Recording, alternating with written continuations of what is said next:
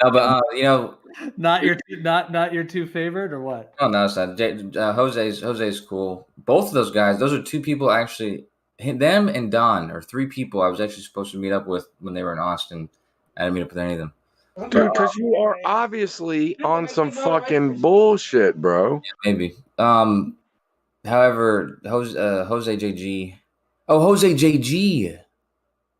Never mind. JG retard Jose show. He is awesome. Jose JG. No, Jose JG. I would have loved to be here for that. He's a cool dude. I thought for some reason I was talking about Jose, the other Jose from 24/7. Yeah. Oh no, I'm talking about JG. Yeah. All y'all hosts. JG has been. Yeah. All y'all who keep it real, you know, for the open-minded, for the skeptic, for the possible truths, for the make sure they ain't bullshitting us, for the lookout for the bullshit. All y'all who do that, man, y'all what gives us hope. You know, y'all what keeps the Rebel Alliance dream alive. You know, we just coached her. Did you hear George Norrie? Did you hear Dearth on Coast to Coast when it came in? Yeah. Right? Look, even he got George Norrie just being like, yeah, I mean, other than the Apollo pictures, I don't have any. I just believe. You know what I mean? Like, he didn't make that argument of, but there's so many people I trust. And no, he knows. He knows. Okay? We just believe him, bro. You believe in, you think the map could never, it's gotta be every piece of there never could hide any land. It is impossible. And then guess what? We saw Black Panther a couple years ago. Right? You would not even know Wakanda was there. Now, I know it's different and the land map would still be the same, but as far as the topography, you wouldn't even know. Wakanda is a hidden country. But I gotta tell you, Don, you sound like when I'm down in my Lux, I go to the bar that nobody else goes to, and there's one guy in there, and he's I don't know, by the pinball machine or something. Mm-hmm. And I end up talking with him for a long time. It doesn't make any sense. That's what you sound like right now. Hey, bud, I apologize. I'm just trying to like goof around. I know, man. You're good, dude, but I have to be honest with you also. Every time that I said that, I was like, yeah, that makes a lot of sense. I didn't even get it. I know, dude. I'm just kidding around. Like, honestly. Like, it's 100% chosen. Like, bro, I don't tend to just character annoy people at this frequency, like face to face. You know what I'm saying? Like, this is just messing around in a stage room. I feel you. That's why, Don, I've known this about you. Back when you first came in Gems, people thought this guy is not. He's you know, what do they say? Like, you flat earth Jace. A mental case. They thought I was a mental case, bro. And they felt that they saw that you were sleeping. I mean, that they were sleeping on you because you were right up there with Curved in trivia. You were other than Curved, you're probably the best one at trivia. Probably the best one. Do you know I never cheated at it ever? Well, except one question. There was one question that I cheated on ever. One. And I still remember it. Well, cheating is not good, and I honestly hope that nobody cheats ever again. You know who would always cheat? I never did, ever. One question, there was a pause. It was cool. I knew I didn't know it, so I wanted to look it up. And it was John Jay. It was like the name of some fucking American history. I still remember that. That is the only question out of all that shit. And I felt stupid because I used to guess a lot. Like, get it wrong. You know what I mean? Like, I used to make wrong guesses at shit I didn't know. You know what I mean? And if you weren't confident in that game, you shouldn't be guessing because you lose the points. Yeah, that's right. You know who did cheat a lot and admit it a lot, or at least sometimes, but did cheat a lot? Mr. Moyak. Well, yeah. He would cheat so often, and then he would admit it. I'm like, dude, you don't do that, man. Just stop cheating. But it's competitive, though. I mean, to even see it's not allowed. I get it, but first of all, here's what I kind of look. I'm a game organizer, Coach Show, and I agree with Consi, but it's crazy how much you see the human. Like, there's just like you got You got to bend the rules sometimes, and just in officiating. It's weird. You're not bending the rules, right? But it's like you're just standing up for the spirit of the. Anyway, so here's where I see it. Right, the people who know the answer, right, they're gonna like spit it out right away once they know it, right? Then once it's like if there's thinkers and like confidence builders before they answer, they start to learn that the environment's fast paced. So just answer, like just pick your one. You know, you're not gonna like sit like the memory finders, right? The memory like reachers into the memory. So you have this initial window of the people that just know it.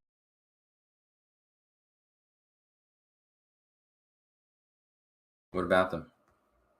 Yeah, the people who typed after the people just know it. You got people typing to find the answer. So now it's a competition between them who could type and research it the fastest. So it's like level 2. You know what I mean? So like, it's not fair for the whole point game for the whole game, because you have some, like if people were just not typing for other questions and somewhere and whatever, but like just for, that level 1. That's why it's kind of cool. Like I could see where I would want to be like, let me type it and see if I can find it faster than they could say it. You know what I mean? But I just was always busier. I never, you know what I mean? I promise you, one question ever, I still remember it, bro. I mean, I remember the answer. I don't really remember the question. I was like, I'm going to learn that. I said, I'm going to learn this. I'm basically taking back my compliment at this point, because I was just complimenting how I thought you were great at trivia. You told me you were cheating the whole time, and I told you this before, and no, I was. See, this is no, buddy. I want to say thank you for the compliment, and even though there's impurity, it was at the frequency of 0.0001, my man. Literally, on God, that was the frequency. All right, well, I trust you on that one. See, my thing is, I never cheat in anything, because I have a philosophy about those things, and to me, it's not worth spending my time on. If you know what I mean, it's like, why play a game? Why am I playing a game? Why am I competing or whatever when I'm not really competing or playing? Well, that's the thing. I never saw that as a competition either. I was never into the points, ever. At the point. It was just, I was not into the competition part of it. I just wanted to hang out and learn stuff and see who, did I know some trivia or whatever. But because I'm very, very low formally educated. No, you're not.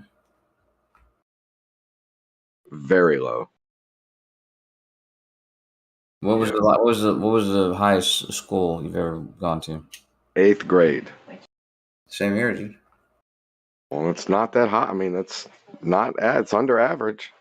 Well, under I average. also graduated from college, but with public school, it was 8th grade. Yeah.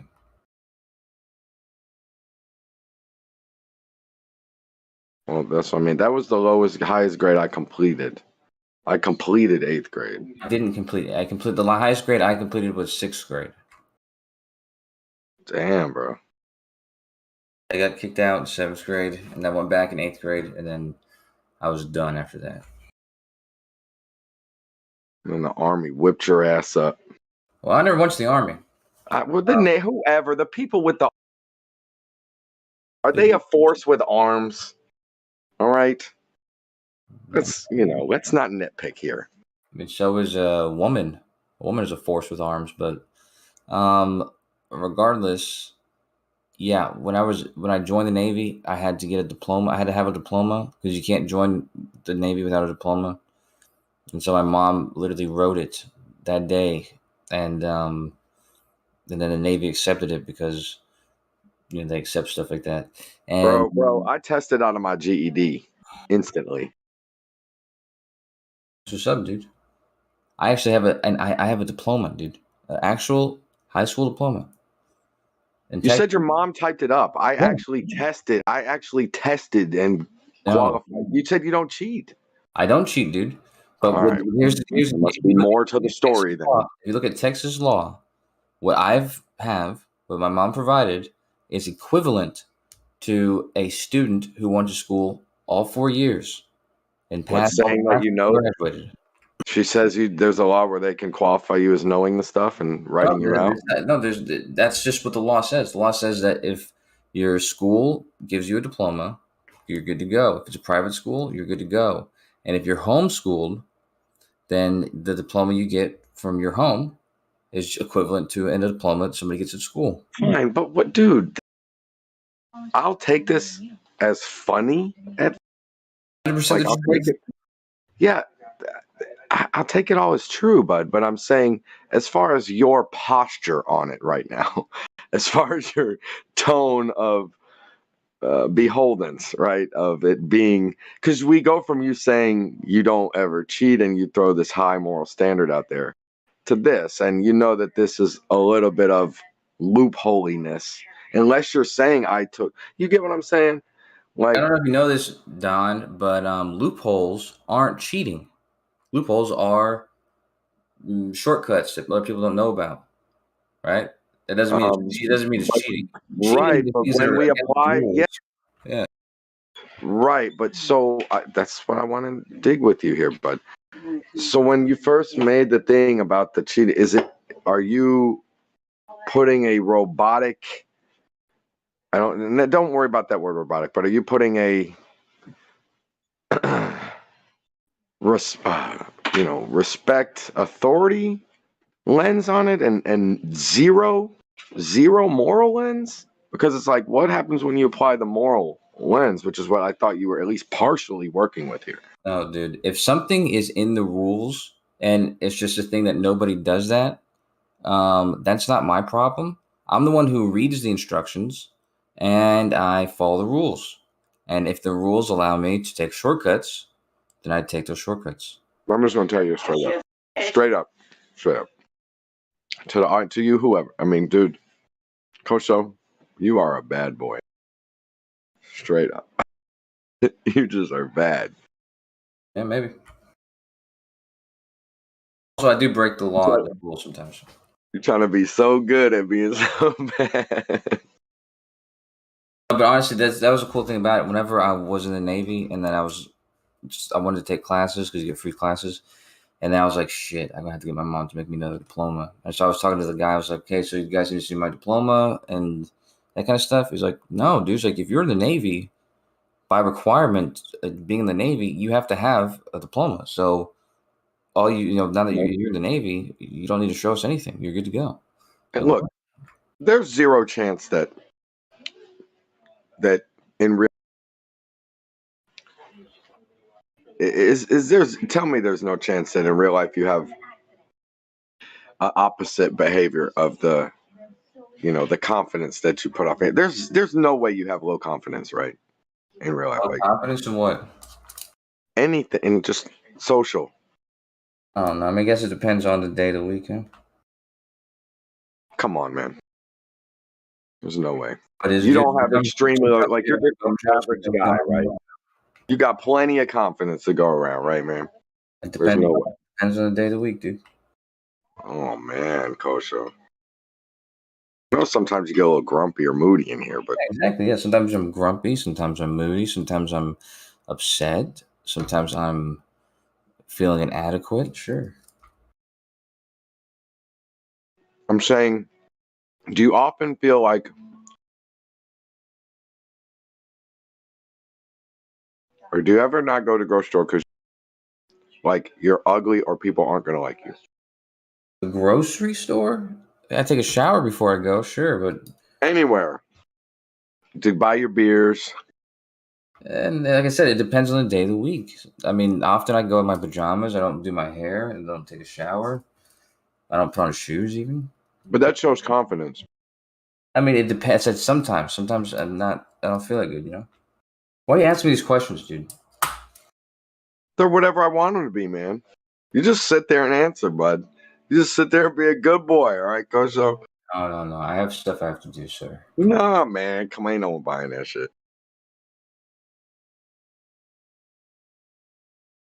Nah, I want to know for real, bud. I want to. There's no way you have low confidence. You confident, dude. You just it's something up with. Okay, so I guess the next question was going to be this. Don't worry, you still there, real quick, right? You still there? Yeah. Oh, man. Okay. So what about?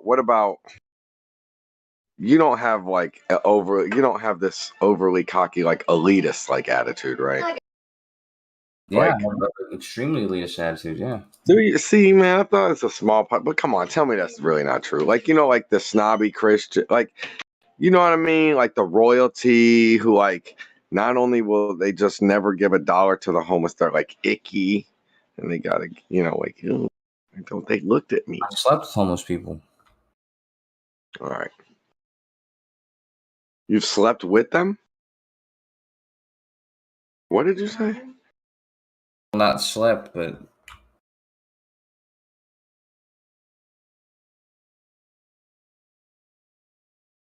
why are you asking me these questions, man?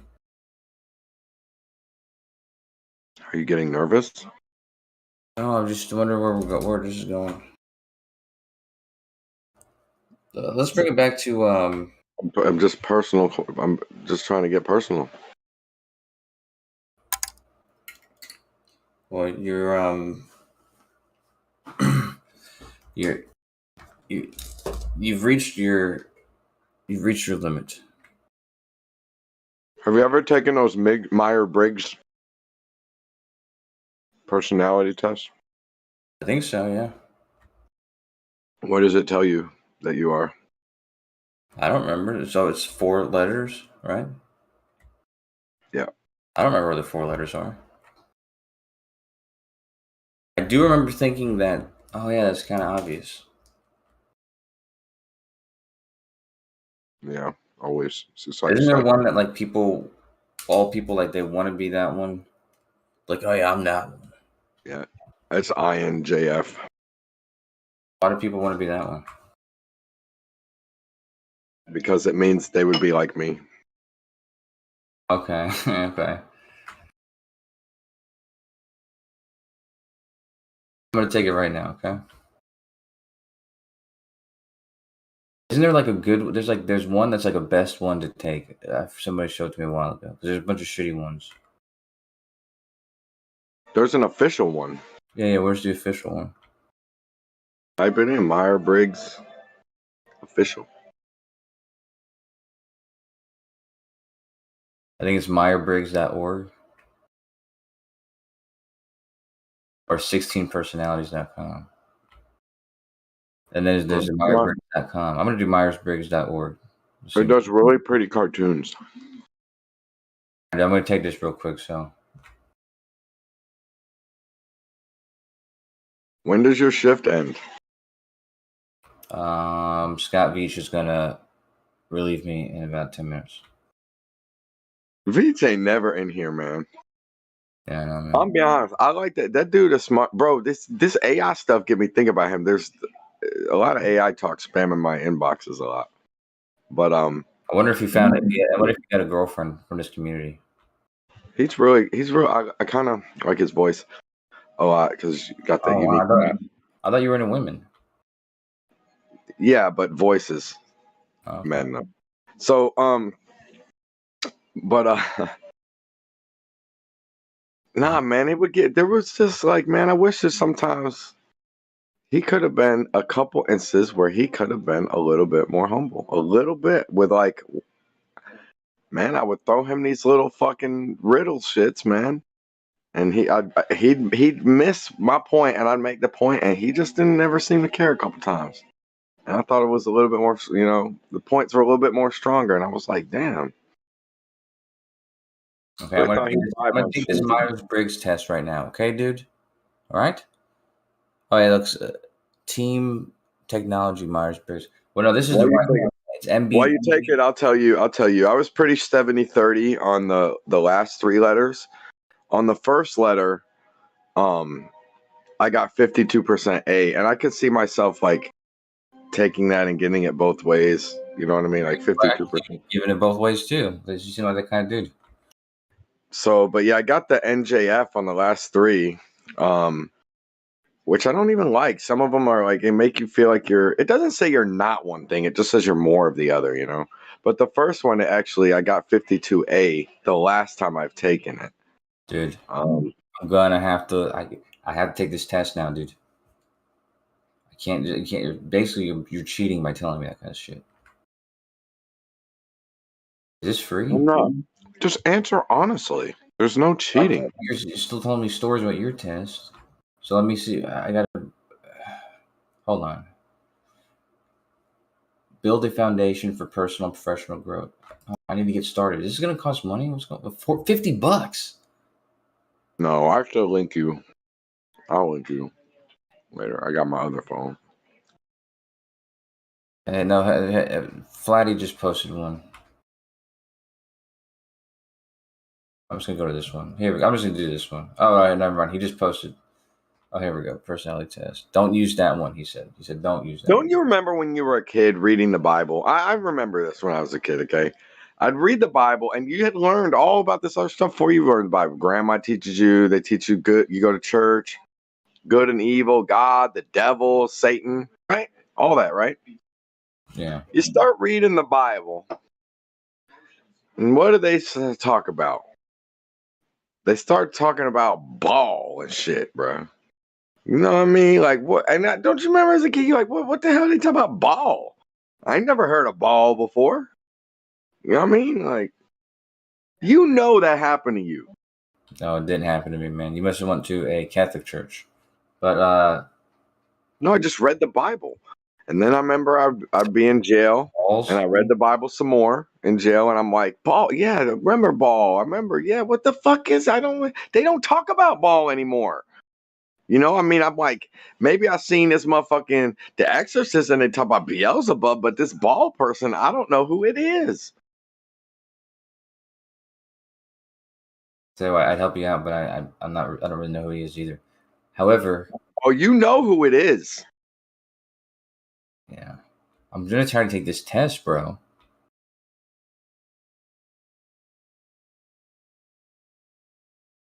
You're gonna make me lose. You're gonna make me fucking fail this test, bro.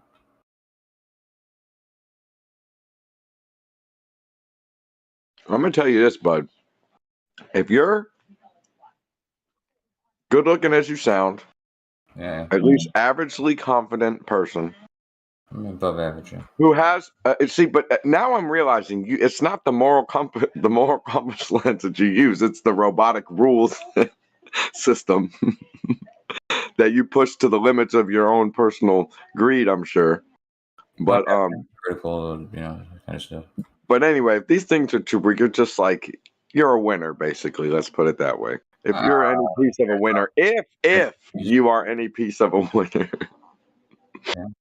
And you keep missing your buddy dates, bro. You up to something. You was on some bullshit. I can see if you got a fucking personal issue, like you're some fucking, you got some fucking personal issue, bro, that you hide on Discord or whatever. But nah, if that's not the case, you was on some bullshit, bro. Straight up. 10 minutes. I'm gonna be. But I hope that's on the live stream. I'm taking this test now, dude. Good luck. I can't wait to see what this says. Wish me luck. Here we go.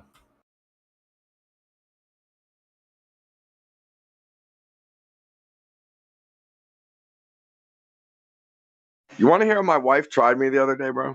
This was fucking ridiculous. Hey, this was ridiculous. She thought she could tell.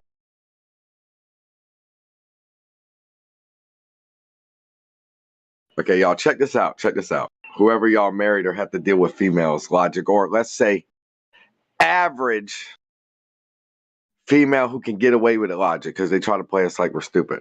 Okay? So, not calling them stupid. Play like they stupid. Tell me who this. They're going to tell you they didn't do something, and you be like, oh, you guys are supposed to do it. So then, real quick, they're going to change up and say, oh, yeah, I did it. Right? Real quick. Said they didn't do it, seem honest, change up after it's a problem. Oh, yeah, they did it. Right? Now you'd be like, are you sure? And they'd be like, yeah. Like I set it over there in the place where it's supposed to be. right? And then you'd be like, okay, well, why did you say that you didn't at first? And it seemed honest. And they'd be like, oh, because I actually didn't have a witness when I did the thing. Like I could have put it in someone's hand and they could have witnessed it, but I just set it over down there by their area and it's there where it's supposed to be. So that's why it made me think in my head that I didn't do it. Boy, that's a slick motherfucking try right there, boy. And it seemed even like, bro, let's put it like this.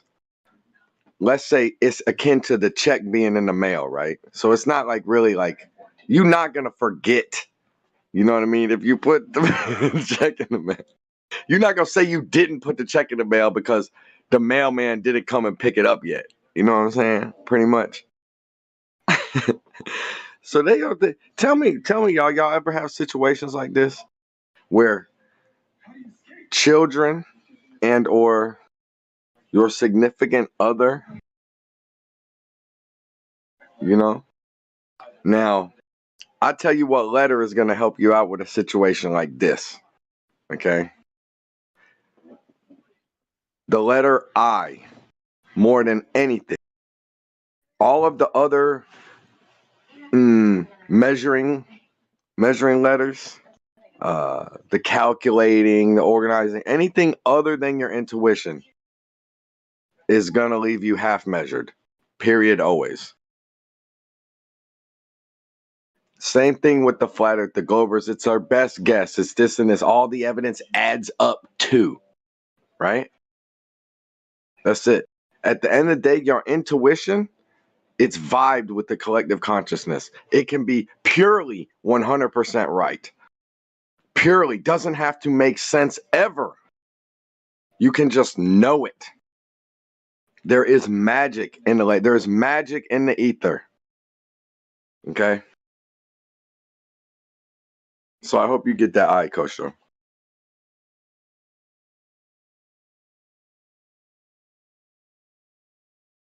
I think what's on the other side of the eye is the L.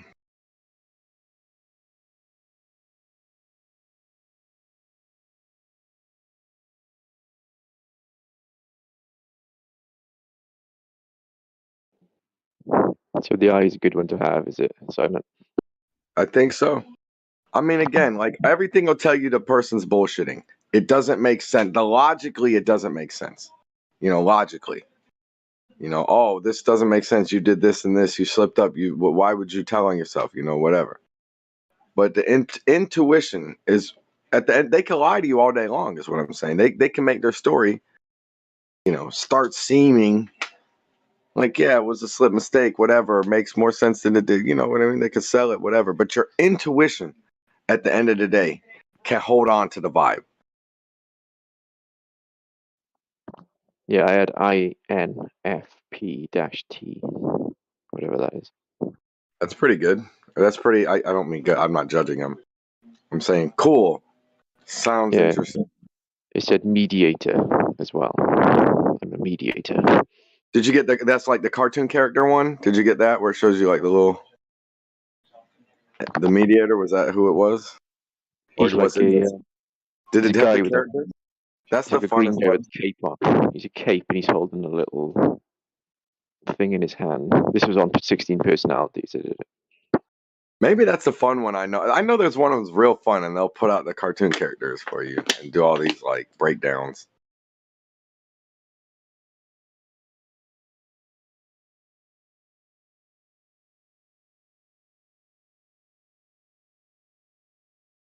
I'm like, I don't like the letters I get. Like, I don't like, or it's like, I guess some of the words, you know, they're too general. Like, you know, I don't know.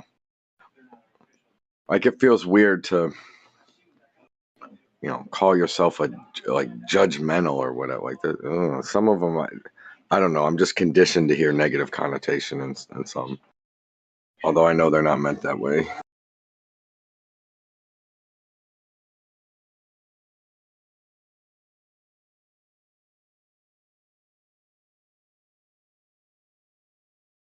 Yeah, I think Mediator is really good. I thought about that just on the way home again today. Just about, you know, diplomacy, like the evolution of, society, of not standard of living, but the human condition. I'm a turbulent mediator, so I'm not assertive. Huh. It seems. I'll be like, man, you got to be, do I sit on the fence, blah, blah, blah, because it's like, to be honest, everybody on both sides is in the fence. They just ain't admitting it, or they're following along or whatever. Like, it's constant, bro. Constant. I hear people making excuses. It's just like, they're like, yeah, well, it's just because there's no other place. Or, you know what I'm saying? Nah, but they do one good thing, so I guess I'll let them keep raping me. But, like, the rape you all have to.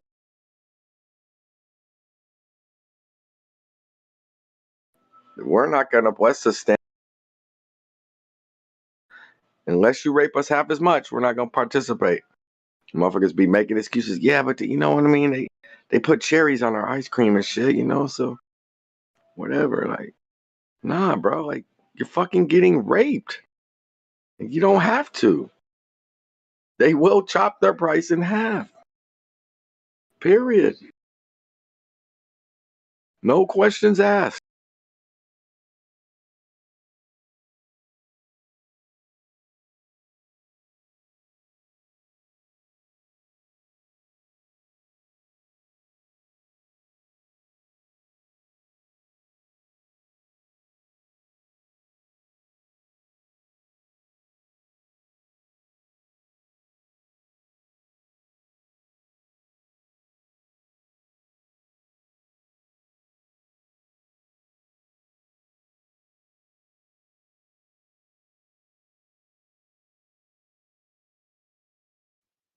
Come on, Coach Show. It took me like 2 minutes to do mine. What's going on?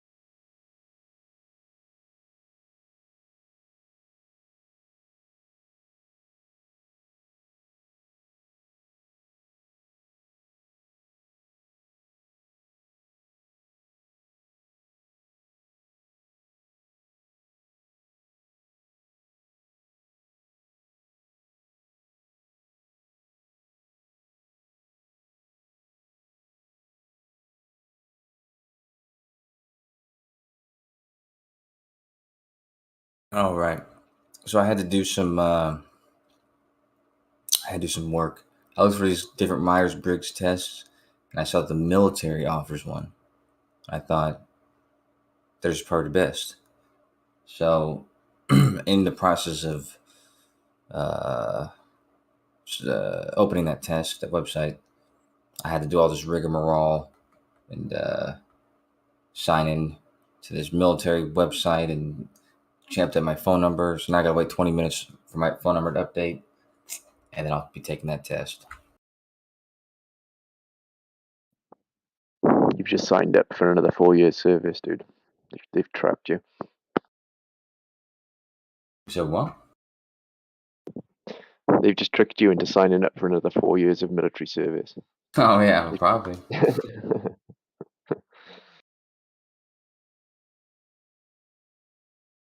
What sucks is I went through all these different pages and I don't even know where the test is now.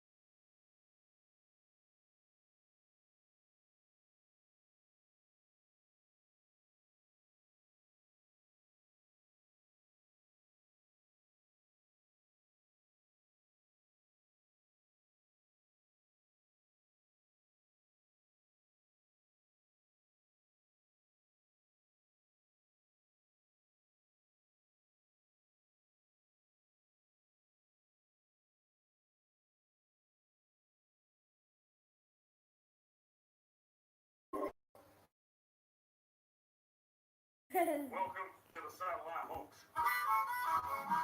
Alright, let's do this.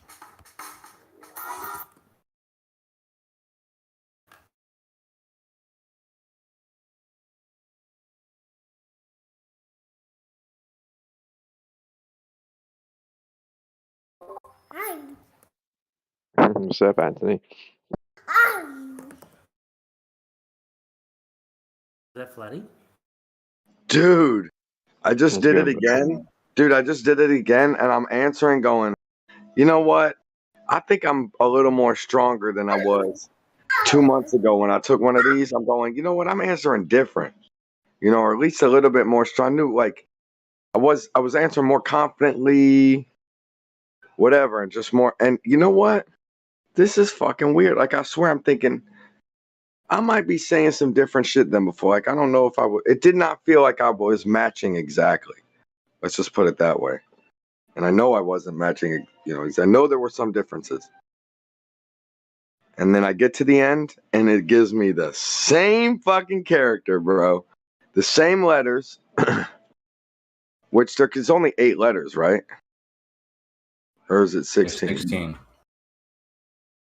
Oh, but there's the end. There's the fifth space. Anyway, I thought it was 4 spots and only 2 for each spot. But maybe it's 4 for each. But so it gave me the same 4 letters, but on the first one, instead of being like 50-50, it was more pronounced. It was 70-30 instead of 50-50. So that was probably the difference that I was noting as I fell more confidently into the role. But with that difference, instead of 50-50 to 70-30, it still gave me the same character, I guess. But this is the simple. See, here you go again. You just love the strike suspicion. You're just so intriguing, Kosher, don't you? I've changed my pants. Come on, man. I don't want to hear that. I don't like being lied to, buddy. Yeah, I don't like wearing jeans, so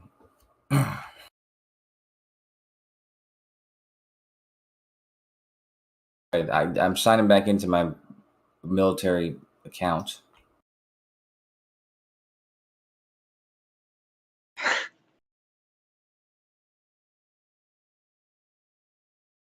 Have you done this before? Does it say it gives you instant results?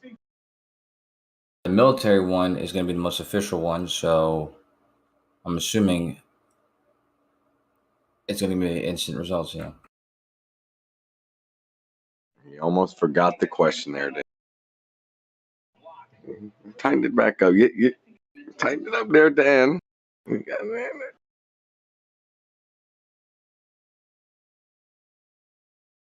I don't cheat, man. I don't like to hear everybody else's results. Oh, but you do cheat though. I don't cheat, Don. Yeah. Okay. See, when you were down in, oh shit, dude. You know what? I just realized when you were down here in Texas, dude.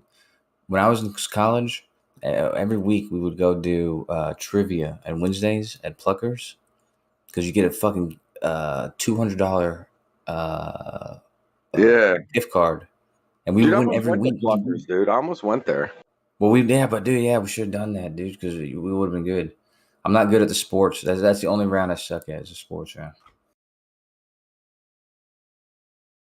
That'd have been fun. We literally would win every week, and then like if it was a tie at the the two teams had a tie, there'd have to be a tiebreaker. You'd And have to get wet. Okay, sorry.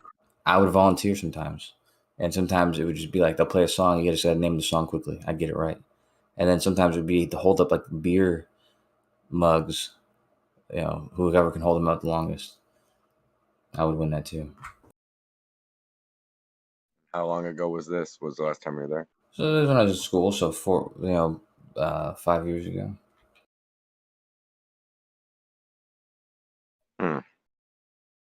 Well, they'd have to let you out the insane asylum. Come back out. Yeah, that's right.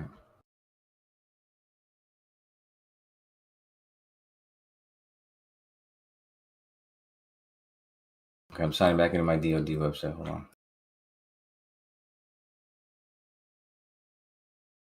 Is there a distinction between confused and curious, and when they mix and meet, what does the overlap look like? Confused and curious? There's a huge difference, dude. What are you talking about? Are we sure though? Yeah, I'm fucking positive, dude. What are you talking about? Let's slow down though. We understand that, at first glance we know they will have a different definition that we could give. But if we were to explore those definitions, would we find that they're mostly like similar in all ways? In all Listen, instances dude. of practical application of them. I gotta log out real quick. Hold on. All right. I'll be right back. There's a huge difference.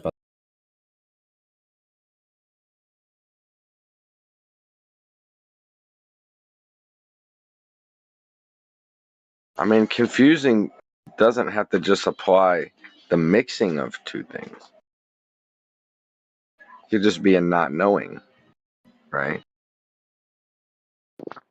Yeah. And I guess wanting, the desire to know, is a curiosity, whereas just the not knowing is the confusion. But why would you know that you don't know unless you wanted to know at least some?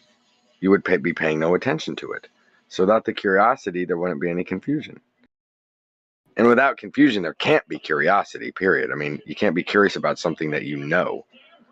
And I guess you say, well, there's other categories of not knowing, not just the confused category of not knowing, but could we not overgeneralize the term confused into just simply defined as not knowing?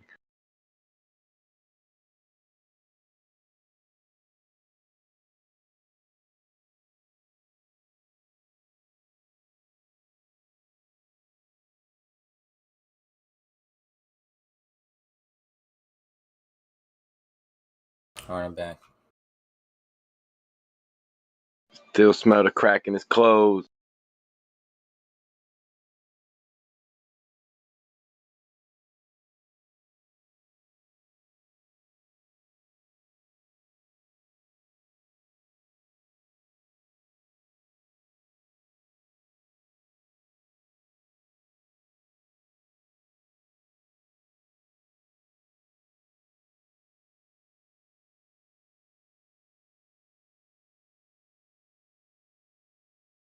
Right. So Kosho, you do not have a real high school diploma, right? It would be fair to say it that I way, have right? a real high school diploma. Yes. Oh, so your your whatever your mom's house qualifies as a real high school. As I told you, dude. Dude, we went over this in Gems, okay? Because fuckers didn't realize the laws in Texas, dude. Laws in Texas. I believe your law. I believe your law. Would you stand and honestly say your mom's house is a real school? I would honestly say that my diploma is as good as anybody else's. Yeah. I ain't asking you that. See how you worming? I don't Yo, know. worming. No, worms don't do. Is it non? No. I'm not trapping you. I'm not worming. I'm asking a righteous question that you could righteously stand with a bold, proud yes. And the reluctance to do so shows your dishonesty. No, your question's malformed. But you're asking me Look, if I didn't think my so. mom's house is a school. No, it's All right, I not. apologize. I'll entertain that, bro. I didn't think so. Like, if you claim it's malformed, like, I'm sorry. I thought it was a righteous question.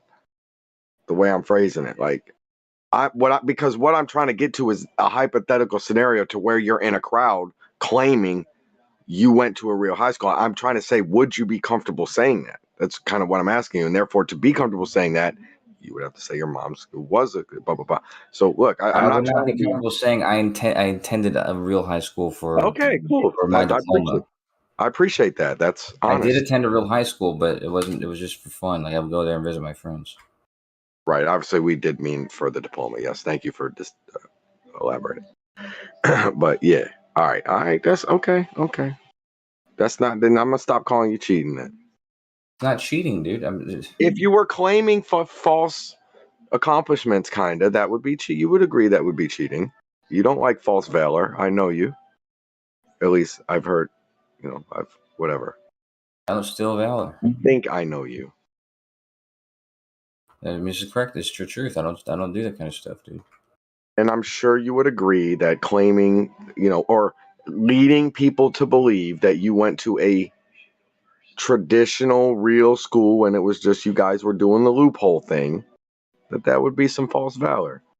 And you obviously disclaimed the truth here. You're not looking for any false valor. I get it, but I guess then when we're kind of kicking it around and you're like, I'm not cheating the thing, I'm like, well, would you go out and claim that you really went, you know what I mean? Like, nah, you honest with it. Yeah, I don't claim that, dude. I claim that my diploma is as good as yours. That's all I claim. See, that I don't agree. That Actually, it's better than yours. It could get me Better than yours. amazing. As good as most people's. You got it better in certain ways. I mean, you got it easier, maybe. I mean, like I'm saying though, my shit, at least I have something that says like, bro, I was tested to say that I have at least can answer these questions on the test, at least this level. You know what I mean? Like, that's what most people who pass, like, they'd be like, yo, okay, I did it. I did enough work to not get kicked out and or to know the knowledge and be not a nincompoop. You gotta have what ASVAB is? Yeah. Yeah, I took the ASVAB. Did you kill it? I know you killed it. Yes, of course. I got 92. That's all right. I mean, that's pretty good. Yeah, it's a very high score for the ASVAB. It means you can get any job in the military. Do you remember when like A's was 94 and then it was 93? But that's not how the ASVAB works. The ASVAB, I know, man. I know. You can pass with a 35. I know, dude. I'm just thinking about my kid, dude. He knows, like, and then they'd be like, "Oh, in college, it's not." It's like, man, back in school days, elementaries and high schools and shit, it wasn't this 90, but it's curving fucking college. It was, you gotta be up there to get the A. 70% to pass. 69 was F. Now 60 is F. I be trying to tell my kid, like, bro, no. Yeah, 60 is F. Yes. That's bullshit. 60 to 70 is F. 70 to 80 is C. Right, but nah. See, they getting B's, 80 to 90, thinking it's a B. That's fucking C, bro. No, A 80 is to 90 94. 80 to 90 is B. No, A is 87 to 93. That's B. Well, That's dude, why would they do it? Dude, you're talking about like A plus, B plus stuff, dude. I'm talking about OG. I'm talking That about how it sounds used dumb to that be. they would do it like Back that. in the day, back in the good old days.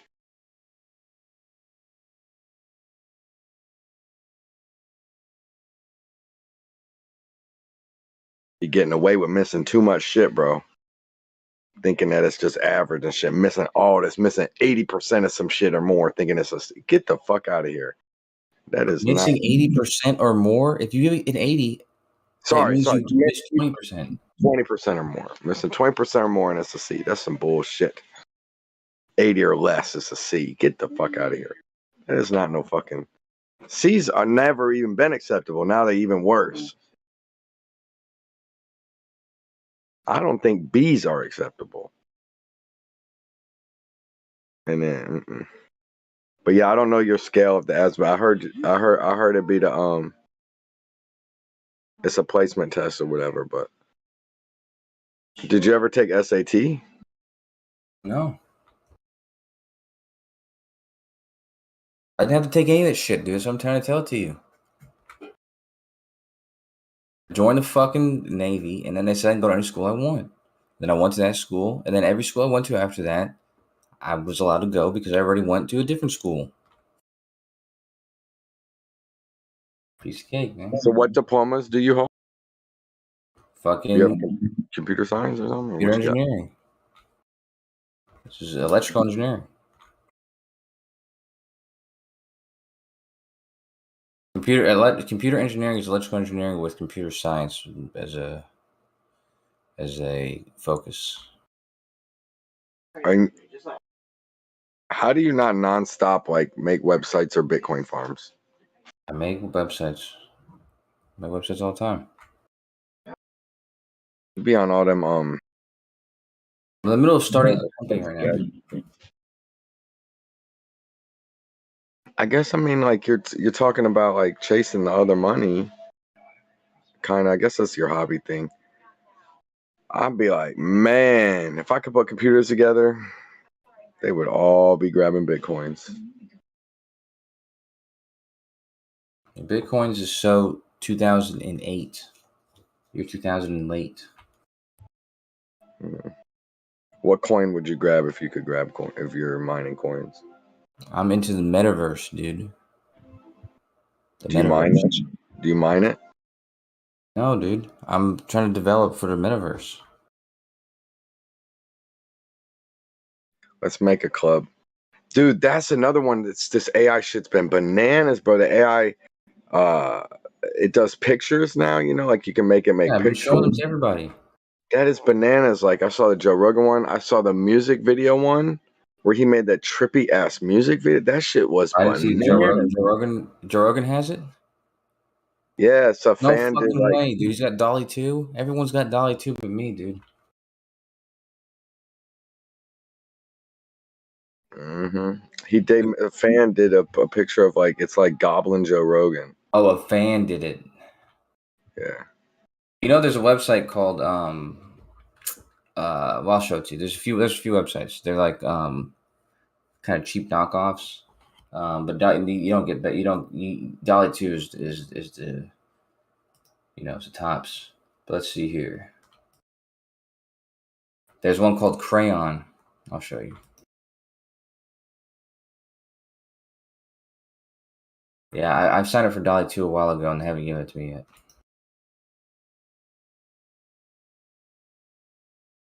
I have all their other AI models now. But look here. Here's Crayon. Check it out.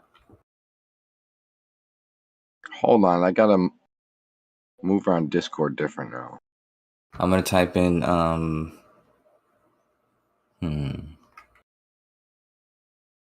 How about a monkey smoking a? No, will you type something for me? Don't do that. Type this for me, please. All right. Type. I want to put the word the, but just type pressed on. I'm not doing that. Do it. Come on. What are you fucking scared? Why you want to do some normal shit that you know it's gonna do? Type in some weird. See what it gives us. Pressed on. See what it gives us. You think it'll be like organic pressing? Like what? Like That's not. I'm not gonna do that, man. come on. I'm doing it. I'm going to Crayon. You're scared. It's crazy. Why? Like Why? Why would I waste my time doing that, dude? This is what I mean. It's like that's the elitist attitude just oozing out right there. It's free. It's Dude. free. You could just cooperate. You could just give. You could just be a giver. Yeah, That's you why. become more familiar with this stuff, you realize why that would be a waste of time, okay? Because you actually have to give these things prompts that they're going to understand how to do something with, okay? So you just say some random words, he's not going to make anything, dude. I don't know if you know this, but computers, machines, robots, programs, they're kind of retarded, okay? They're mentally retarded. That's why they're never going to take over the world. Okay, what's the problem with that? Be like, hey, man, it won't draw much. Just say, hey, you really want to give it like 4 minimums, or you need to make sure you give it a, person, place, or thing, or you know what I mean? Like, Yeah, you but got to give it deep. I said this is what I said. A monkey dressed as a ninja, and then I put comma realistic. You can say, oh wow, this is actually not bad. Yeah, that's what I mean. You know what it's gonna do, though. No, dude. Its pictures suck compared to DALL-E 2. Like the monkey's face is really scary, and But we could do that, Kosho. You could type like pressed on, and then be like political, and like daytime. You know what I mean? Let's just see what organic it gives us. Let's see what creature. It's gonna give you slop. That's what it's gonna do, dude. I don't know what. Oh, shit. Okay. You don't think it has terms that it can relate to with a press, with a printing press, or like press on nails? I mean, come on, Coach. Stop being scared. Like I'm doing it. I can't hit the button and talk as much, okay? But I'm gonna go click on Crayon.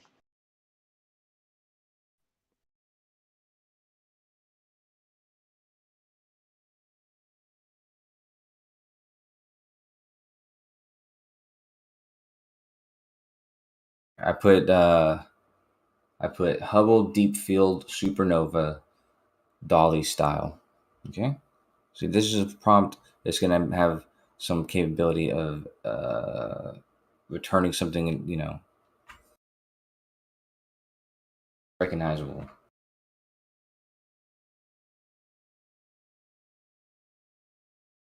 But DALL-E 2 is the one. Like this doesn't compare. None of these compare to DALL-E 2. DALL-E 2 will make you a perfect image every time.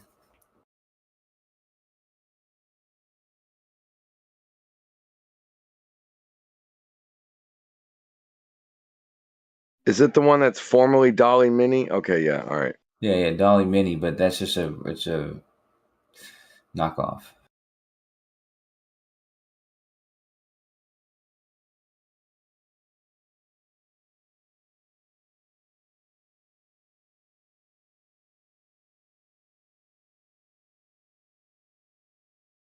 Can't believe you're just scared to just type something. I guess because it doesn't do it instantly. I could see. What the fuck, dude? I'm looking here to see if my fucking DALL-E 2 is. I'm checking my email, see if DALL-E 2 I got accepted for it. All I have is from OpenAI. I have an invoice. How much is this fucking invoice for? God damn it. So what did you get? Oh, you didn't do the personality thing? No, I'm waiting. Yeah, it's not letting me sign in my. I'm not worried about that anymore. Dude, I just did pressed on that crayon. I'm doing it too. You got pressed on. You got a great one. You said. Nah, it's fucking weird. Did you do press? Did you do anything? Did you do DON? ON. I got news for you, brother. It doesn't even know who you are or what that means. I'm not talking about me. That's the thing. I don't want to not pressed on. I want pressed space on. Duty. I want to give it a meaningful prompt. There's a couple other ones too, and I forgot what the name of the sites are. I don't like this crayon because the pictures it gives are so fucking sloppy. Mine wasn't sloppy. Look, Kosho. Look. So it didn't even draw these, right? It just found the images. No, it probably produced them somehow. I mean, There's no the bottom one on the right doesn't even look normal. the bottom middle looks generated, but the others just look like real pictures of meat. It could just copy it though, too. To say it drew it would be the same as to copy. You know what I mean? Like it's no different. Well, It could just have you carving been to the website called "This Person Does Not Exist"? Produces a face every time you refresh your page. right, but I get it. That's not right. But that doesn't mean the AI has to edit the picture. For this circumstance, it could be a carbon copy. I don't think that would be cheating if it chose this, unless the rule of the thing. See, that's what I mean. Even if I guess to say the rule of the thing has to say it will be unique. If the rule isn't saying it's guaranteed unique, wow, that's not a real person. It's crazy. If you just press F5, it'll just but some of the pictures are so weird. Look at this picture.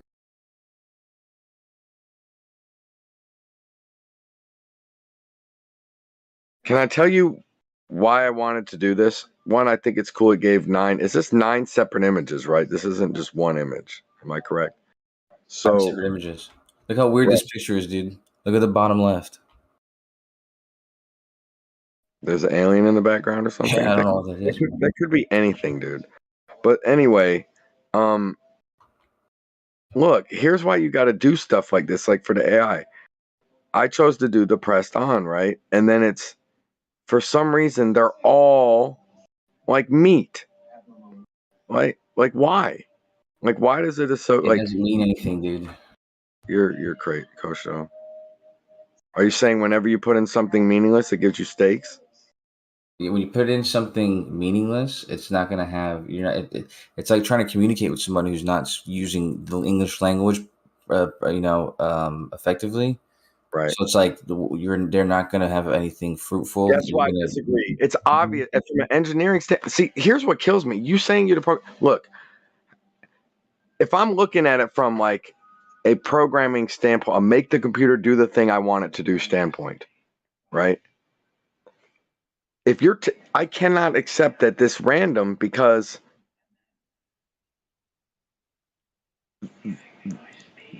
the array of answers of products. If you're saying I'm putting in chaotic input, you would have chaotic output. It's not chaotic. It's not meaningful. But it is meaning to it means steak. That's what I'm trying to tell you.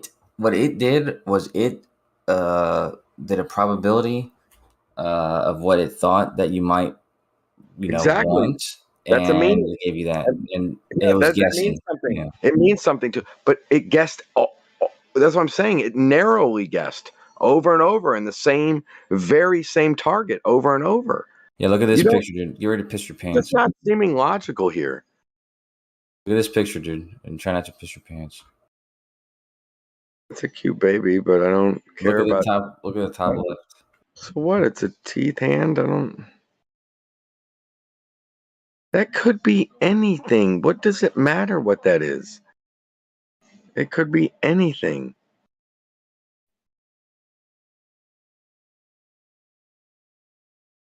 It's just crazy. It can invent these people, dude. Pretty soon, like I said, there's going to be no more need for actors, writers, artists. Dude, do you imagine catfish? You could catfish somebody. So an AI, you can set up an AI to catfish all sorts of people, dude.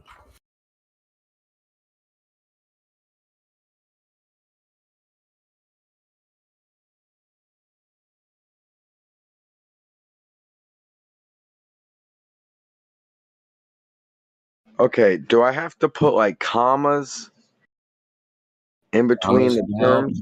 You don't have to put them in, but you just put in a cat eating chocolate. I'm telling you, Dolly 2 is much better, dude. I don't even like using that one. It's not even good. Dude, they're sick. The music video one was doing some cool shit, bro. It's like solar system. It popped out some psychedelic planets. Have you seen my? Have you seen? Have you seen the screenplay? I had the AI write a screenplay based on the Bible. I had it take the Bible and yeah, and just write like I said, write a comedic screenplay based on the Bible and What use about? real stories. Okay, I'm about to get political on it.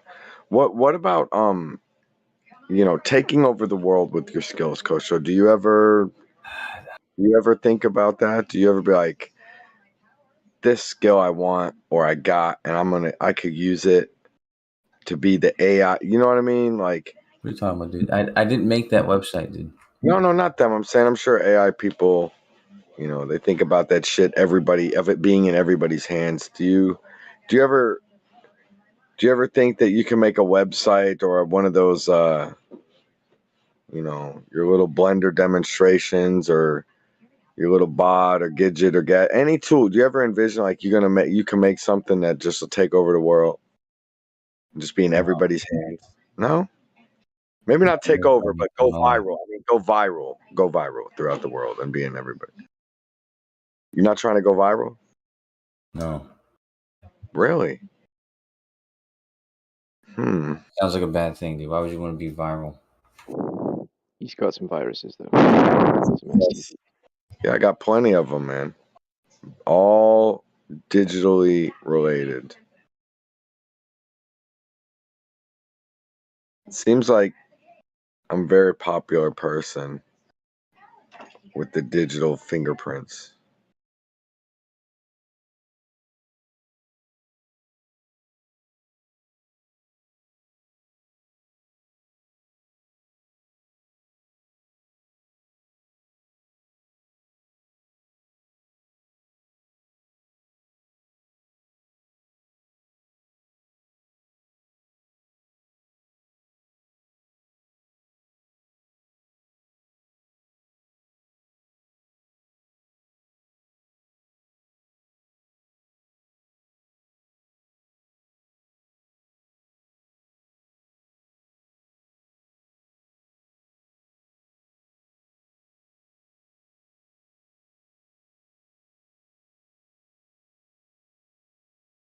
Coach, I'm gonna tell you an amazing TED Talk. Okay, like one of the best ones ever. It's from a blonde lady, and it's called. She has a lot on the topic, but the one titled 10 Things You Didn't Know About Orgasms. Or what are they?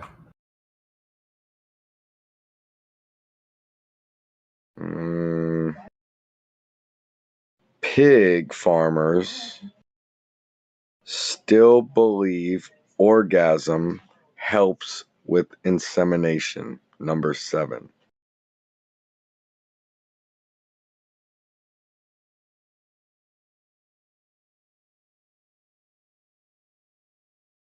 The record holder for the test back in the day for farthest ejaculate was just under 8 feet.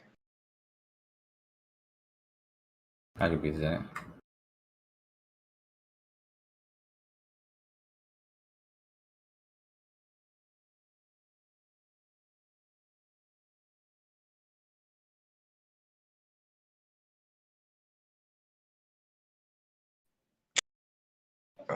You can have an orgasm in other ways other than sexually. One woman claimed to have an orgasm from brushing her teeth and soon started to believe it was demons, so stopped brushing and switched to mouthwash.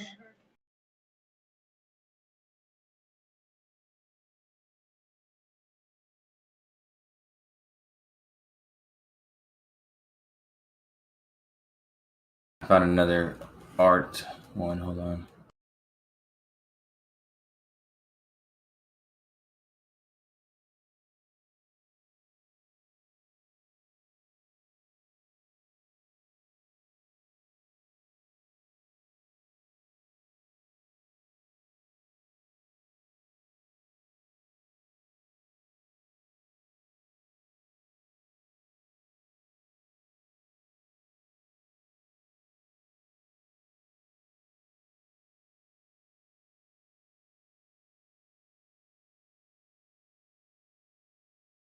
This website sucks.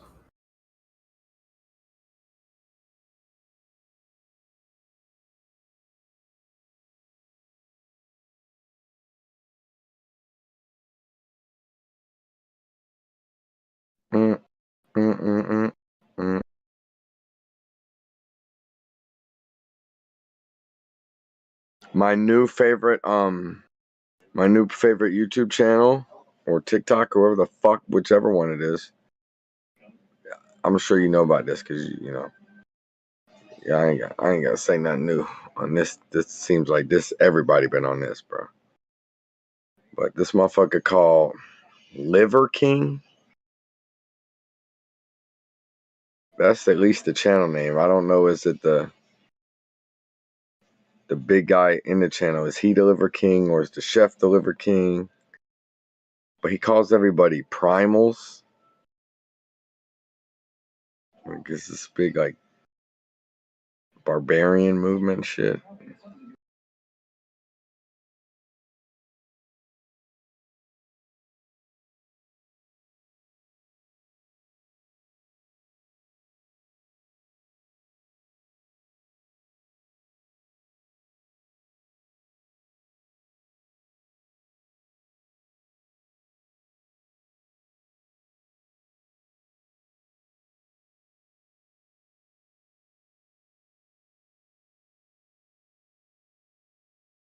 Audience, I'm about to show Kosho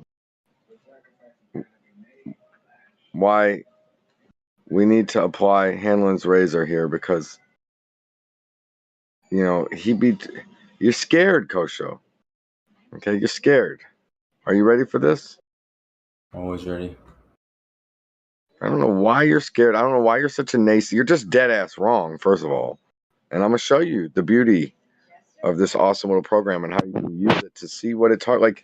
You can get insight into its programming by just throwing the things you think are random. When you find a pattern in the random, you be like, okay, it's here, it's there. You know, you be like, find its wave, bro. All right, check this out.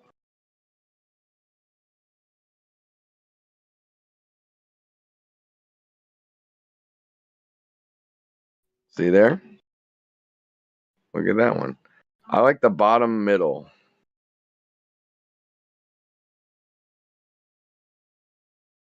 I don't like any of them. But you know you're gonna get like, I guess that's what you're saying is you're gonna think it's just nonsense or abstract and all that. And I'm like, that's fine. I assume they're all gonna be like that. You want it to be some coherent beauty or something, or else it just sucks. Okay, so what is that? The text bubble, like the yellow box underneath, and the what does that do? I clicked in and it showed like a list all these settings or something. What is that? I'm not in that website, dude. Oh, you're on the real deal? You're on No, I don't have Planet access to Kids? Dolly 2. Oh, whatever. I'm trying this one. Ooh. Why are you like? Are you in China? No. Have you seen Dolly 2's? Have you seen like their pictures? Oh I'll post some of them. All right, hold on.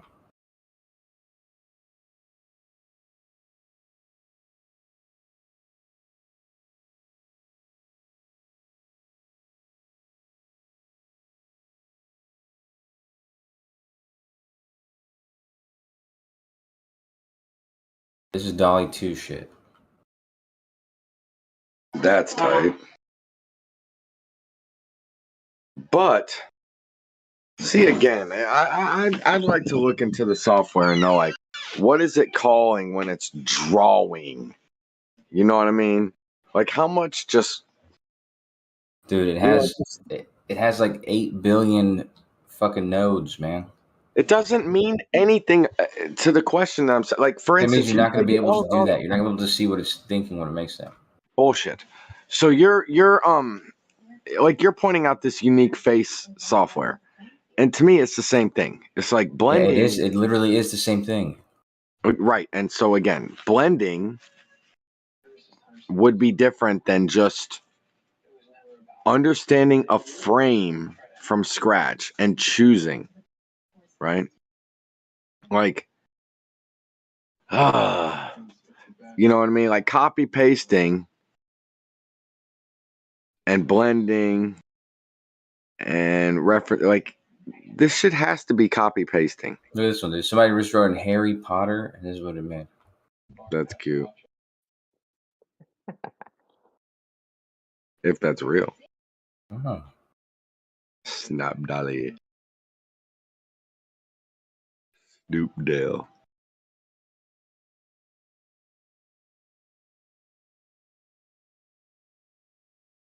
Kosho, how much do you charge a day for computer engineering?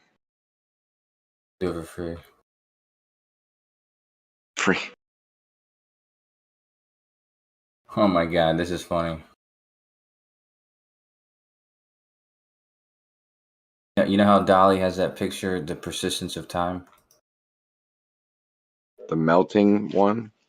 Yeah, most of his pictures are melting, yeah, but there's one that's called persistence of The time, his clock, clock's yeah, melting and all that. clock Yeah. in the fucking desert and the table and shit, yeah.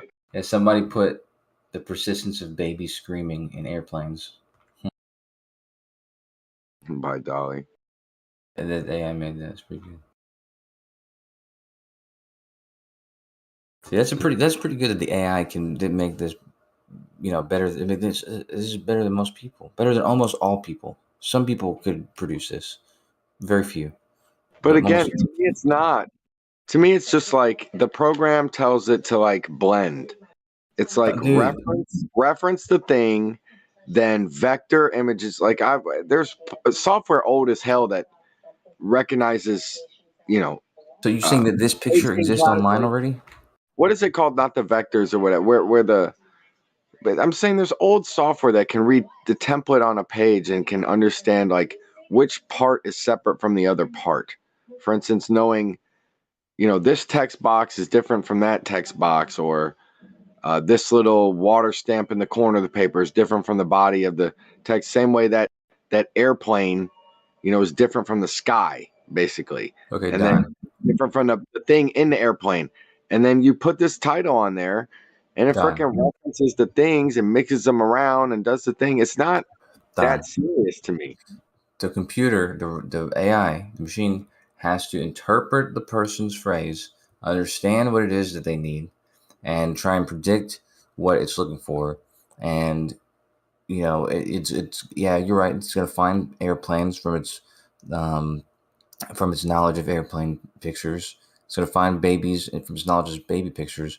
But it's gonna need to find a baby or create a baby in the style of Salvador Dali, and then make a picture with airplanes and a baby screaming that looks authentic and also is comparable to Salvador Dali, especially the persistence of time, which I think is like the same background from the painting. So it's pretty, Right. It's pretty complex, pretty authentic, pretty good. Right, but this is what I mean. Just the fact that it exists, to me, it just lets me know it's, not. What do you mean it exists? Like, for instance, like if you were to type that phrase into Google, what do you think you would get? And Google is old. Okay? That's what I'm trying to say. Like, if you were to type in the persistence of baby screaming airplane, the top thing would probably be the persistence of time by Salvador Dali. That would probably be your top thing that came up. Right? Wouldn't you agree? It'll probably be this actual image. Are you going to post it? Right. That's funny. But I guess if you were to just, before this image was created, if you were to type it in. You're right. Yeah, the first picture, yeah, persistence of time. Yeah, that's right. And a bunch of Salvador Dali pictures. Yeah, that's right. Right. So, you just did it right now in real time, right? Yeah. So that's just way more popular than this painting. So that's what I'm saying. So this AI that starts right there with that template. Now it's like, okay, well, let me check the key tags to these entries of Salvador Dali, the first Google lead that comes up. It's going to be missing babies screaming airplanes. So now it's going to add those in. It's not that serious to me, Kosho. It's fucking stupid, to be honest. You could sell this painting if pretend Dali was still alive and pretend this picture came Fine. out. It was made by him. People would pay lots of money for it. Sure. I'm just telling you that it just, to me, it's just a little bit of an extra Google feature. It's not that serious of a thing to me. That's how I'm looking at it. It's like a Google, you know. But Google dude, can't do this, dude. What are you talking about? look, this software, my dream software, go like the say I put a thumbnail on, like it could have a scenario where every product in my dream software gets a thumbnail, and this basically would be the software needed to produce my most desired elite thumbnail that I could offer the customer. So I love that this exists. Okay. But you know, it's just not that big of a deal to me.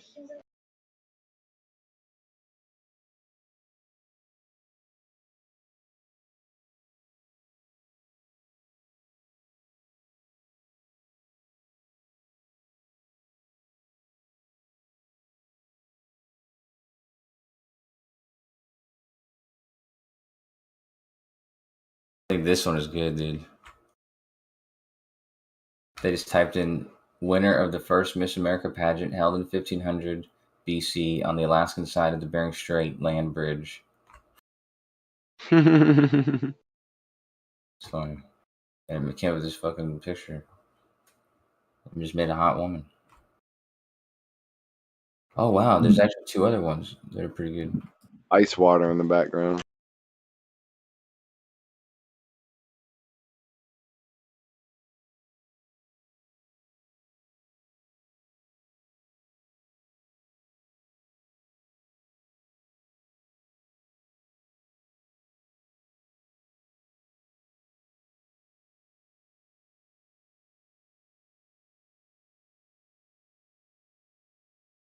I'm just waiting to get it because I'm going to ask it to make me a flat Earth model. I had the old one do it, but it looks so stupid because they suck. I'm just waiting for the new and improved Dolly 2.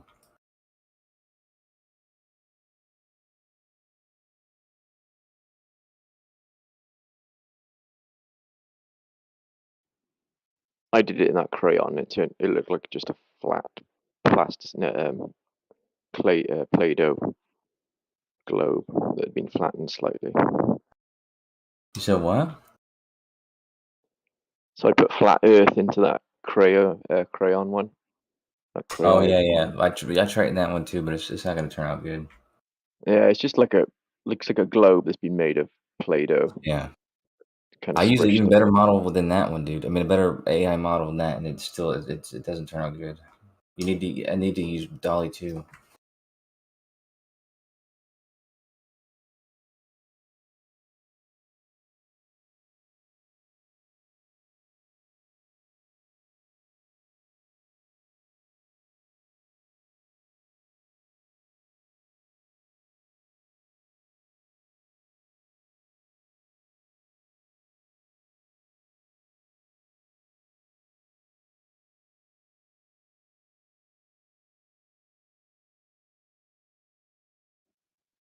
Did they use it to make that James Webb image?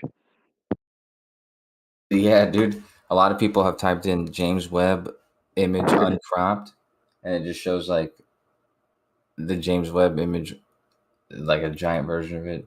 But yeah, I know what you're saying. Did they just make it up with James Webb? But here, look at the uncropped James Webb. It looks like the same picture. Hold on.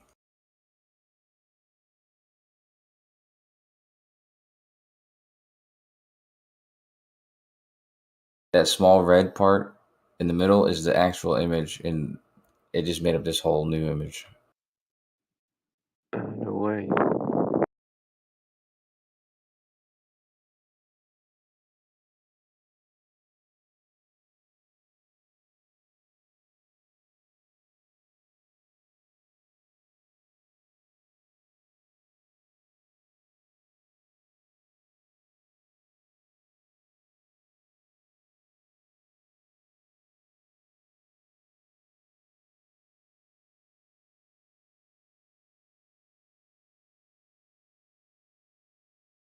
Oh, this one's awesome, dude. Check this out.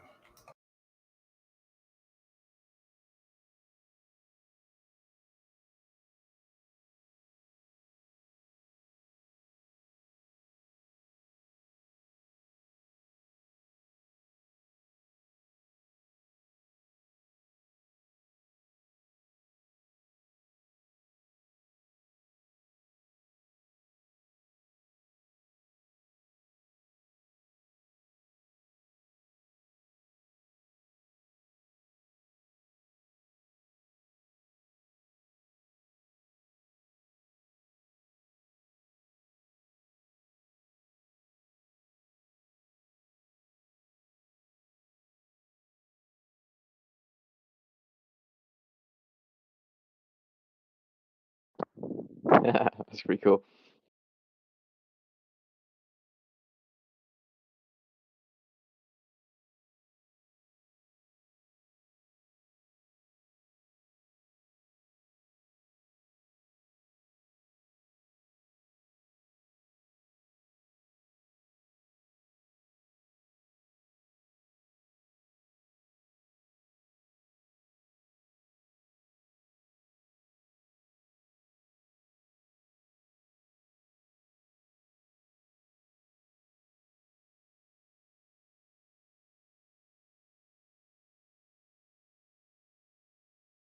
Ooh.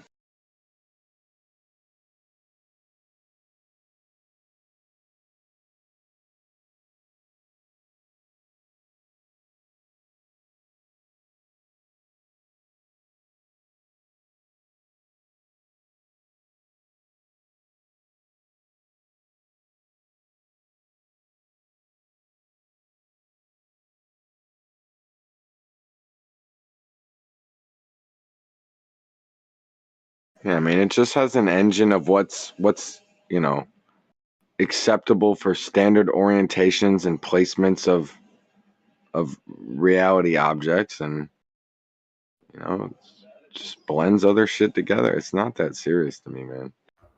You I don't, goon. look who's being. I'm the naysayer now. You are a naysayer. That's right.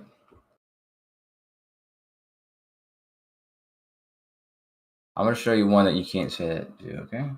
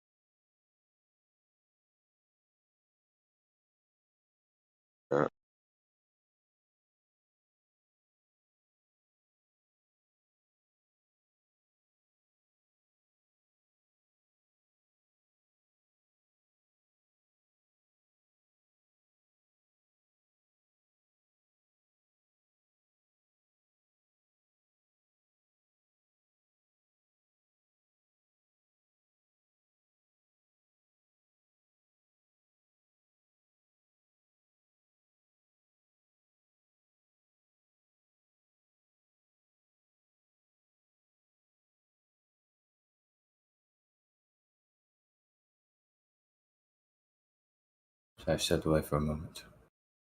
What is this? The AI. You took the test again. Should I just use the website you used? Yeah, 16. I love you, babe. All right, man. I love you too, dude. That's very nice of you. Going on, peoples? Nothing. Just I think Don might be homosexual, but it's okay. Well, that should suit you just fine then, Kosho. Well, he just told me he loved me. Oh, cool. Well then, I don't know. Maybe you should set up a date by the light of the ISS. My ISS story from the other night. You've got another love story about the ISS. Look, I dropped Bandy. I heard you over there. That he's doing good. I dropped the new NASA blunder on Kosho, Bandy. He ignoring it like it don't mean shit, man. What? I didn't even. Yes. I didn't even understand if you did. Dude. I don't He know. skipped right over it. Bro, they touched Bee-Boo, okay?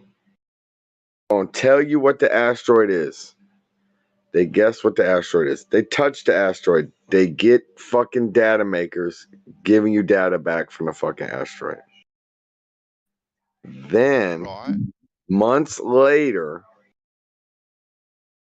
real geeks at NASA that looking at this data that supposedly came from the probe on the asteroid talk about, oh, look, the surface of this asteroid isn't a solid rock. It's like the loosest pebbles of dust ever. Okay. Like a Can I tell you ball something, pit in a Don? Chuck E. Cheese. Can I inform you of something, Don? So we have an asteroid hurtling through space with loose pebbles on it. Yeah. That is sticking to the surface of it. Congratulations. If my hands were free, I'd give you guys a round of applause. You guys Einstein. understood the basic premise of whatever it is the other is saying. Okay. Gravity. Now let me tell you Of this. course. Of course. It's just Let me perfect. inform you of something, dude. Okay. I'm not a very smart person. I'm not an expert, but I am informed. Okay. You're Because not magical. yes, Right. because from my memory, these missions. I don't know about this asteroid you talked about, Don, but I remember there was a mission to another asteroid or comet, or it doesn't matter, a small rock in space, and the purpose of this mission was to land on this and to collect some data. What for, you might ask? The data they were collecting was based around. What for? It was based around. It was based around some hypotheses. Okay, because that's all we have at this point regarding the initial makeup of massive objects. So we know how planets gravitationally can form, after they're already big clumps, and we know, how small things like can electrostatically, be attracted and stuff like that. But what they don't see is if you have loose material not gathered together, that it has enough gravitational force to gather together. So basically, what they wanted to do was get onto some of these asteroids and see what is the actual makeup of some of these proto asteroids or proto planets. These things that are not big enough to be, anywhere near planet sized. But basically, just see what its makeup is to see how it gathered its shit together. You know what I mean? Like, are they big rocks? Is it a bunch of dust like you just described? It looks like they discovered that it's more dust than not. Dust and pebbles.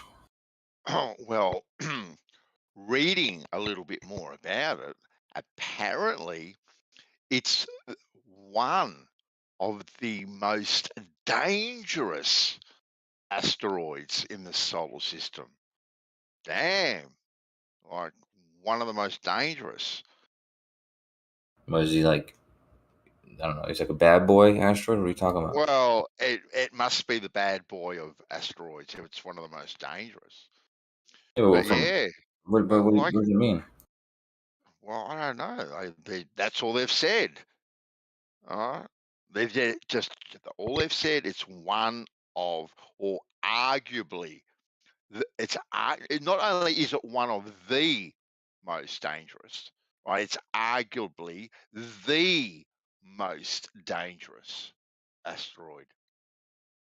I mean, that doesn't mean Yeah. anything unless it has like what are you talking about? It's one of the most I don't dangerous know. asteroids. Well, okay, what are you talking about? Like gambles on all those small. Don't ask NASA. You've got like a direct line to NASA. Ask them to clarify what they mean. Like, Listen, I'm not as Coming informed as to you are. Earth, Kosho. It's gonna endanger. Say it's gonna hit Earth every Okay, that's what I thought. time. Yes. mm, It was one of the so when they say it's dangerous, they don't mean like it's got fucking poison on it. I mean, it's like so, Can I but ask? it's, Oh, sorry. I was just going to say, Don, that it is so dangerous, right, that it actually has the consistency of a plastic ball pit. A plastic ball pit.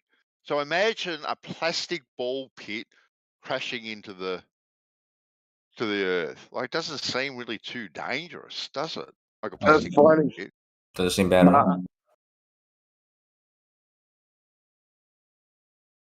I mean, I think they might be over Exaggerating. reacting, yeah, because it seems like that would actually be kind of appealing to some people. I mean, to me, for instance.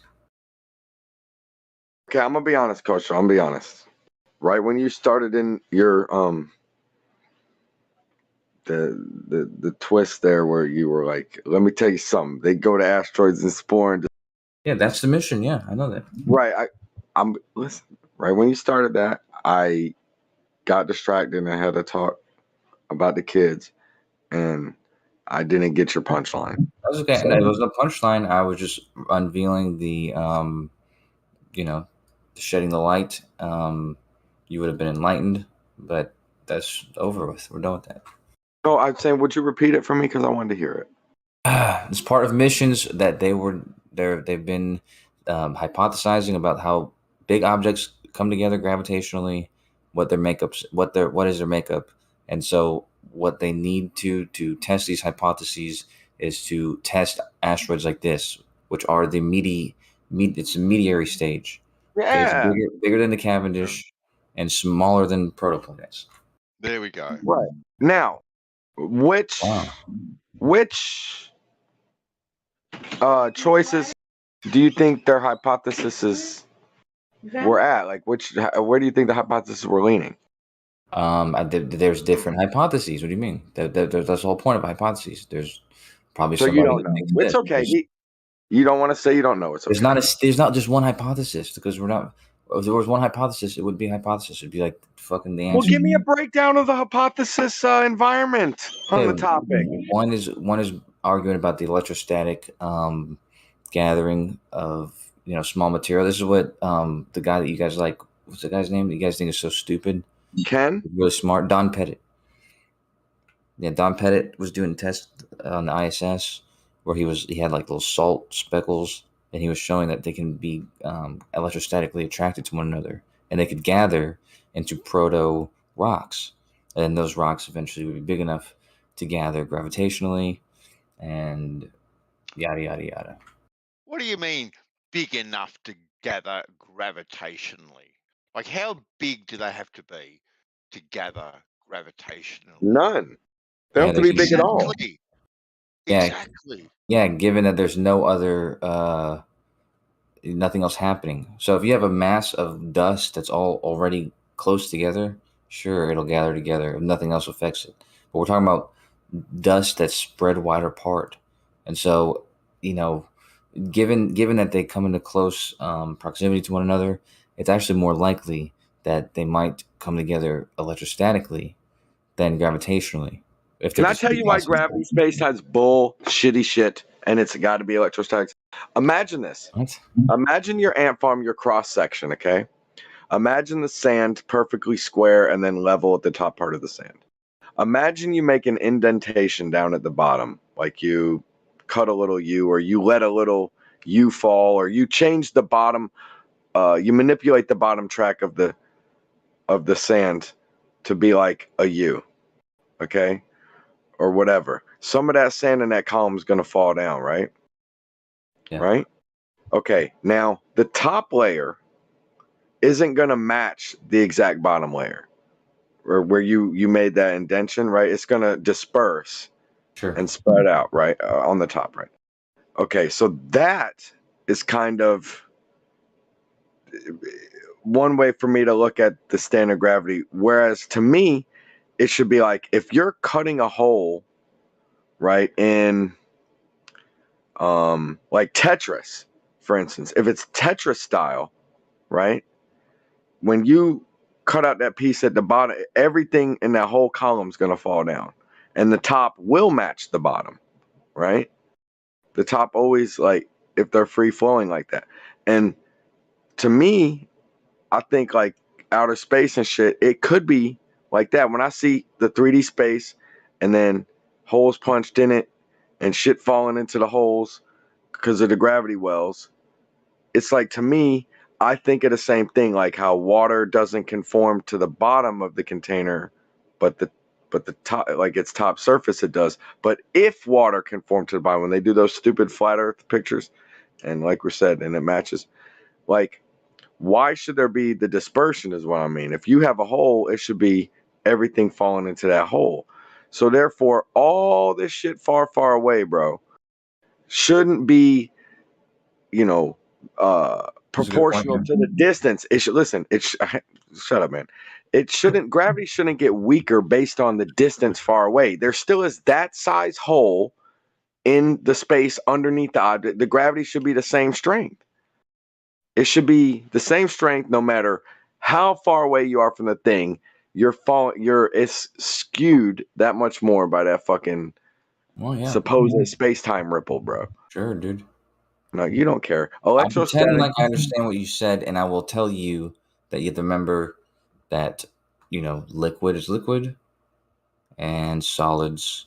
And by the way, liquids are liquids, and they're fluids, and they're viscous, and the viscosity is variable, and solids are right. That's liquid. exactly, and that's what I'm saying, dude. And sand, liquid does the thing it does. Sandy solids does what it does, but aether, right, does what it does. And maybe aether is more string based, right, and acts more like Tetris blocks. Who knows? Ether doesn't actually mean anything outside of if what you say so. If you say.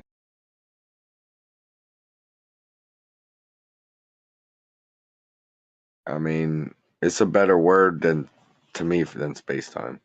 Well, but it doesn't.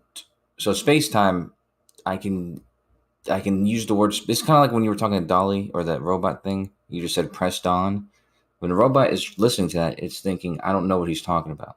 Okay, you're absolutely correct. When I say space time, you're so wrong. Describe the meaning of it, and then when I say it, you can understand what I mean with space time.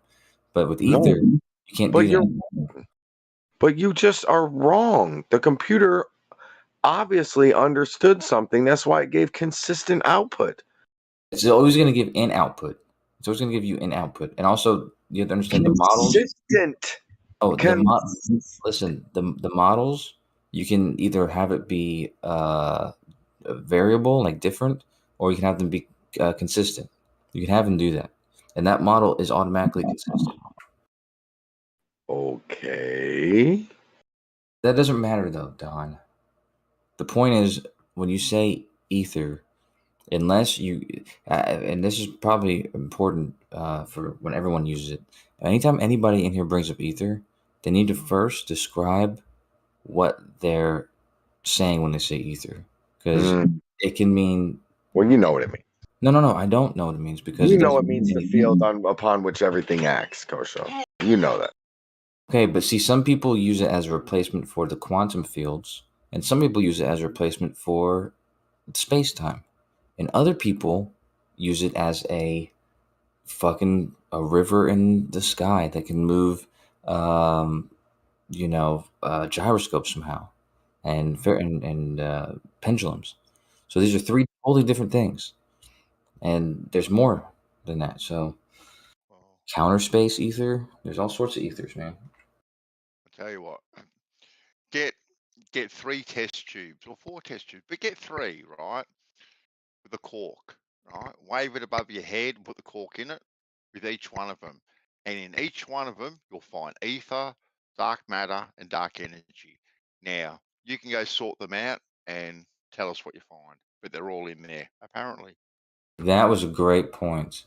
And I hope this point that I make will not go, will not be forgotten, but it will be forgotten, and it probably will most likely be ignored before it was forgotten. However, ether is a hypothesized, now seen to be disproven thing, whereas dark matter and dark energy are not disproven because they're not anything. They're literally observations that were made of something.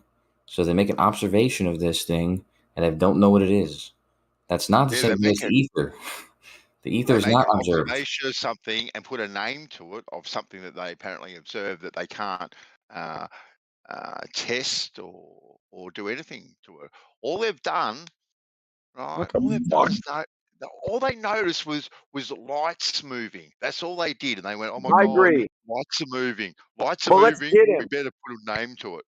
Call him. No, but you're right, Bess. But I want to call Kosho you out with specificity on your bullshit claim, your bullshit analogy of dark matter is a thing, and then they see a phenomenon, and then you can say it again if you want, but we all heard it. Okay, yeah. Now they say they got the shit in the lab, or they making it here. This little reading on this is the dark matter shit. They have a thing, but they don't know what it is. You're saying they see a thing, but they don't know what it is.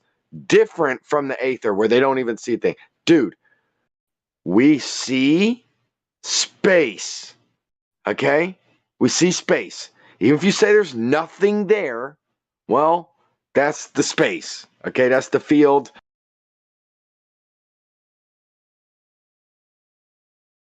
All right, you got me there, dude. No, the thing is the area. We see that area. Okay, we know that everything is physical. Everything in the realm is physical.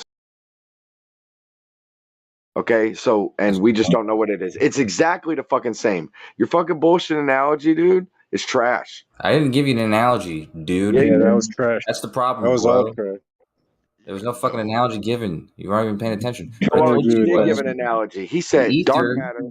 No, what I told you was the ether is a hypothesized medium / field, depending on who you talk to, and the hypothesis, see everywhere. the hypothesis around it is based on whether it's replacing space-time or replacing the quantum fields, or, as I told you, just something that makes pendulums move. Okay, and it's been all debunked. So that's what ether is. Okay. No, hold Whereas up. dark matter and dark energy are not that. They're No, you- observations. They're simply observations that are obviously, you can test these observations by making them again. Those observations will still be true. What they aren't is explanations and tested hypotheses, or hypotheses that have been testably confirmed. But the observations, regardless, are correct. There's no claim to what the explanation is. The only claim is that the observations are actually happening. And you see an observation. You have to call it correct, but you see an observation. Same way you look out and see and observe the areas known as space. You don't know what it is, but the observation is correct. You also just stated the range of things ether could be referring to, even though it's irrelevant because we specified which one we were talking about. And then you said they've all been debunked. No, they haven't. Ether being referred to as space-time hasn't been debunked. You easily could just choose to say, I'm going to use this word instead of that word. And then you still would agree that, okay, well, that's the same concept, then you're just putting a different word on it. So you haven't debunked anything about that. Okay. And in which case you still have of the area, okay, of the material that you think is or isn't fucking there. That's the observation of the aether, bro. You don't know what it is. Your analogy is trash. Again, it's not an analogy, Don. It was straight up. It wasn't an analogy. First of all. Second of all, Your Don, comparison. we're in sorry. agreement. Your We're in com- agreement, Don. We're in agreement that you can use any word you'd like to use, but space-time, like I call it, or ether as you call it, which are both referring to, I guess, general and special relativity and Minkowski space-time. You can call it whatever you want. These are correct. referring to a That's what field. we're agreeing on. It's referring to realm. What is the argument, though? I don't even understand. Kosho's illogical. That's why you don't understand What it. happened was Bandsaw said, get a cork, get 4 corks, but give one of them the ether and one of them dark matter, one of them dark energy, and stick one of them up your ass, and then blah, blah, blah. And it's basically trying to, equate these 3 things, ether, which I was saying, was not, which is not explained or explainable because everyone has a different explanation for it. A different explanation. You see something moving, you go, "Oh my God, it's dark energy, dark matter." Well, come on, where is it? Is it in front of me? Is it in front of me? Huh? Yeah, but so what we say is the reason it's moving is because of something we can't see or we don't know much about. Exactly. But if it moves, Exactly right. something made it move. Yeah. So you can Can't feel it, see it. but trust us, it's there. It's there. So we can't see it, we can't touch it, we can't smell it, we can't do anything with But then it. why? But it's why there. are things around it But- moving? but Why it's are things there. moving? Then And- why are and galaxies then- exceeding away from us? And then, Kosho, you have the audacity to say we've disproved ether. The audacity to say Debunked. that. Debunk them all. Exactly. Like, what the hell? So you put something there that we can't do anything with. We can't possibly touch it, feel it, see it, smell it, swallow it, stick it up your ass, do whatever you want to do with it. You can't do any of those things with it. So it's impossible to debunk. Trust us, it's there. But we've debunked your ether. Hello. If you stick it up your ass, I think you'll be able to smell Osho it. shouldn't say that the No ether's been wonder. debunked. What he should say is properties that people have attributed to the ether. That's been debunked. So if people say the ether is a medium through which Bullshit. light propagates, that's been debunked. If people say the medium is the What? ether through which gravity propagates, Oh. that's been debunked. But Why? someone could say Nate, you're robot. Am I robot? A little bit. I think A it's little him. bit, a little bit. No wonder you get a paycheck every single week from NASA, Kosho. No wonder. No, but Nate's right, and that's actually what I've already said. Is that what Don had said? Don, Yeah. but Nate, you're right. Don had just said ether is, it's the same thing you're describing. I'm just calling it ether. So fine, that's fine. I can agree with that. Right. But So it ain't been debunked. That's why then, I has started out it? by saying if you're going to use ether, you should use ether and then define what you mean by ether, and then keep using Look, I'm not going to hijack anything Bansaw's saying, but I'm saying at the bare minimum least, you could steelman them and apply your comparison and attack on Aether and defense of your other nonsense phenomenon, right? Mm-hmm. And you could steelman what Bandsaw is saying here and understand at best, right? Yeah, but you have that position. What's up, buddy? I was just going to say that there's so many different types of ether. There's Maxwell, Einstein, Newton's ether. Like, which ether are you guys talking about? It doesn't matter. It isn't the ether. No?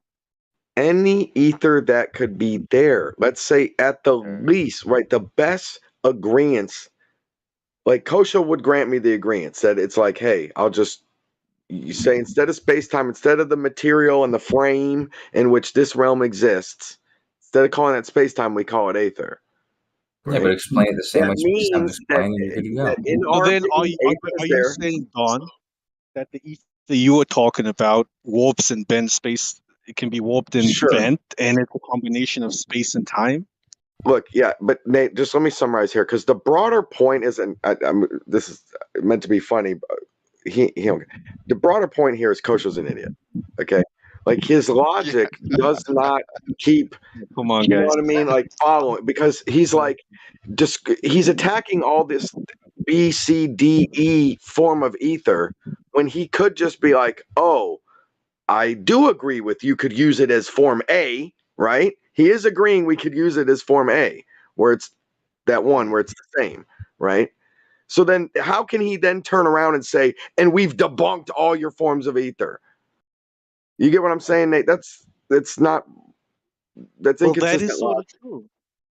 I don't see where Kosher's wrong there if that's how he phrased it. If Kosher says we've debunked your forms of ether, right? The ether where ether is the medium through which light propagates, or ether is the medium through which gravity propagates, that has been debunked.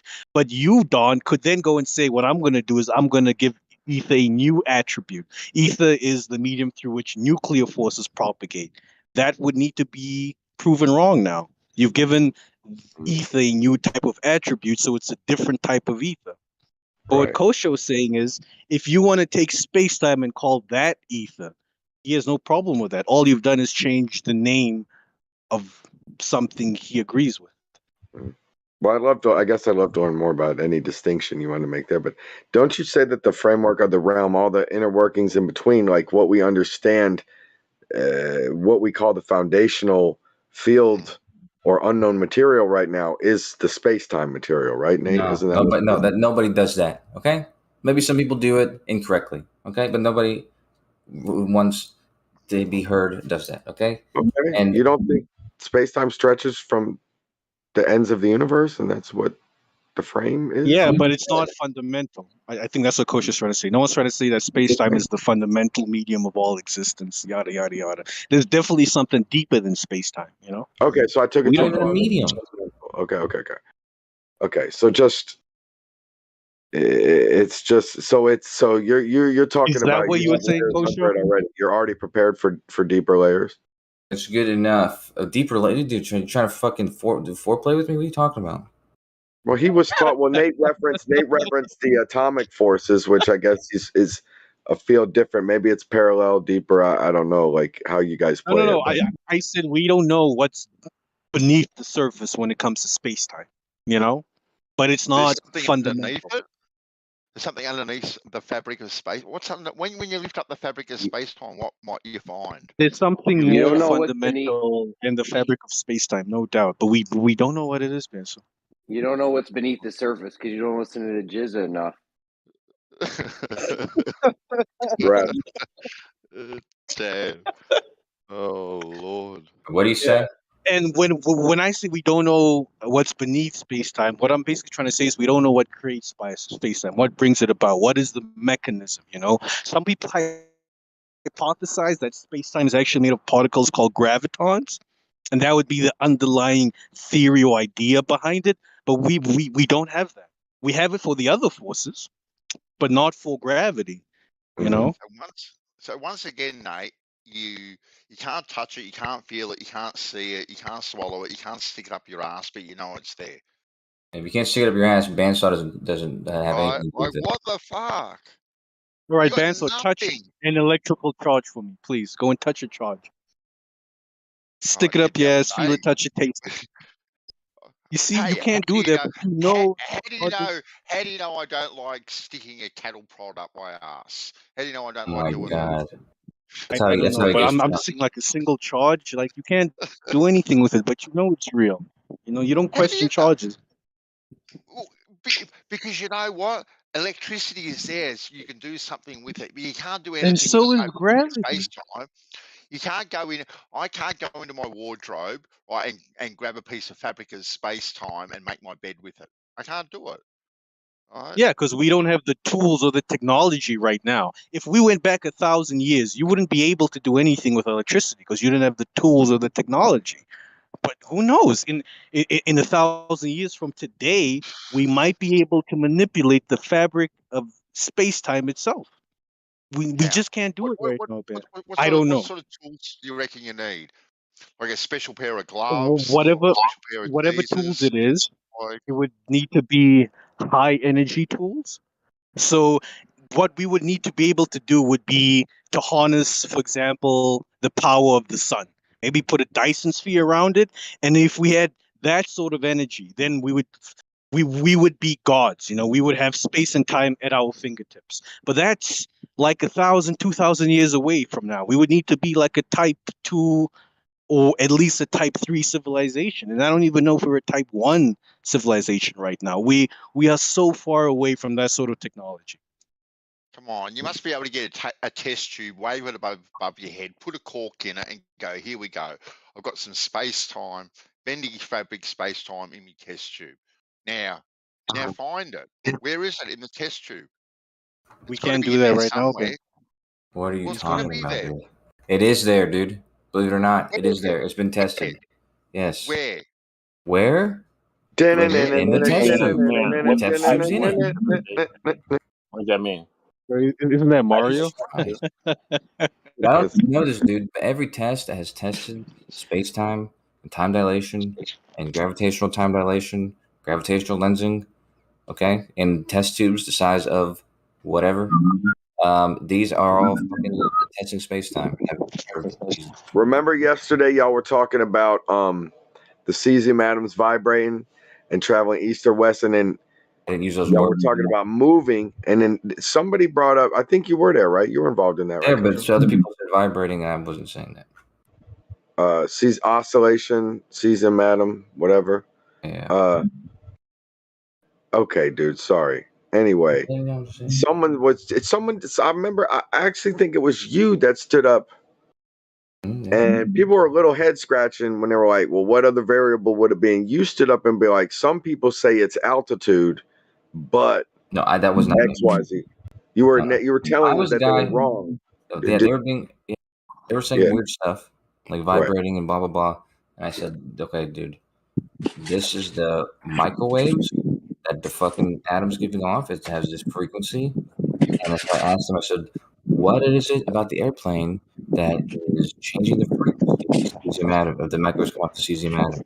Because and they didn't say altitude for some reason right off the bat. And you even steelmanned them, I believe. And I was somebody did say that. I said, well, what about gravity? Right, but they didn't mean differencing gravity based on altitude. They just simply said the word gravity. I mean, I guess they had to mean something, right? What else would they mean? But I guess, yeah. Either way, man, it's like, I was proud of you, Coach, is what I'm trying to say, man. Like, in that moment, I was like, all right, yeah.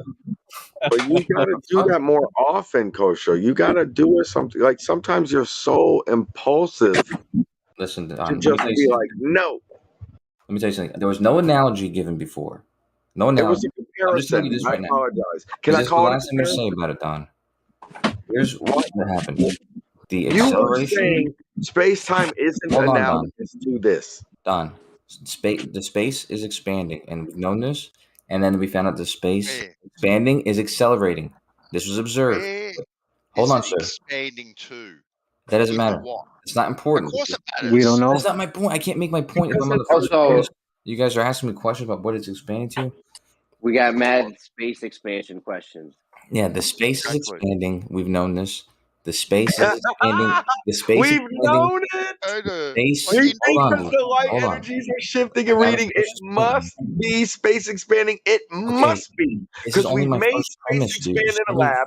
We've seen that produces that phenomenon. We've said that there's no other way that phenomenon ever will ever be produced any other way. We have done this. Dude, that's why it's so frustratingly hard to do this.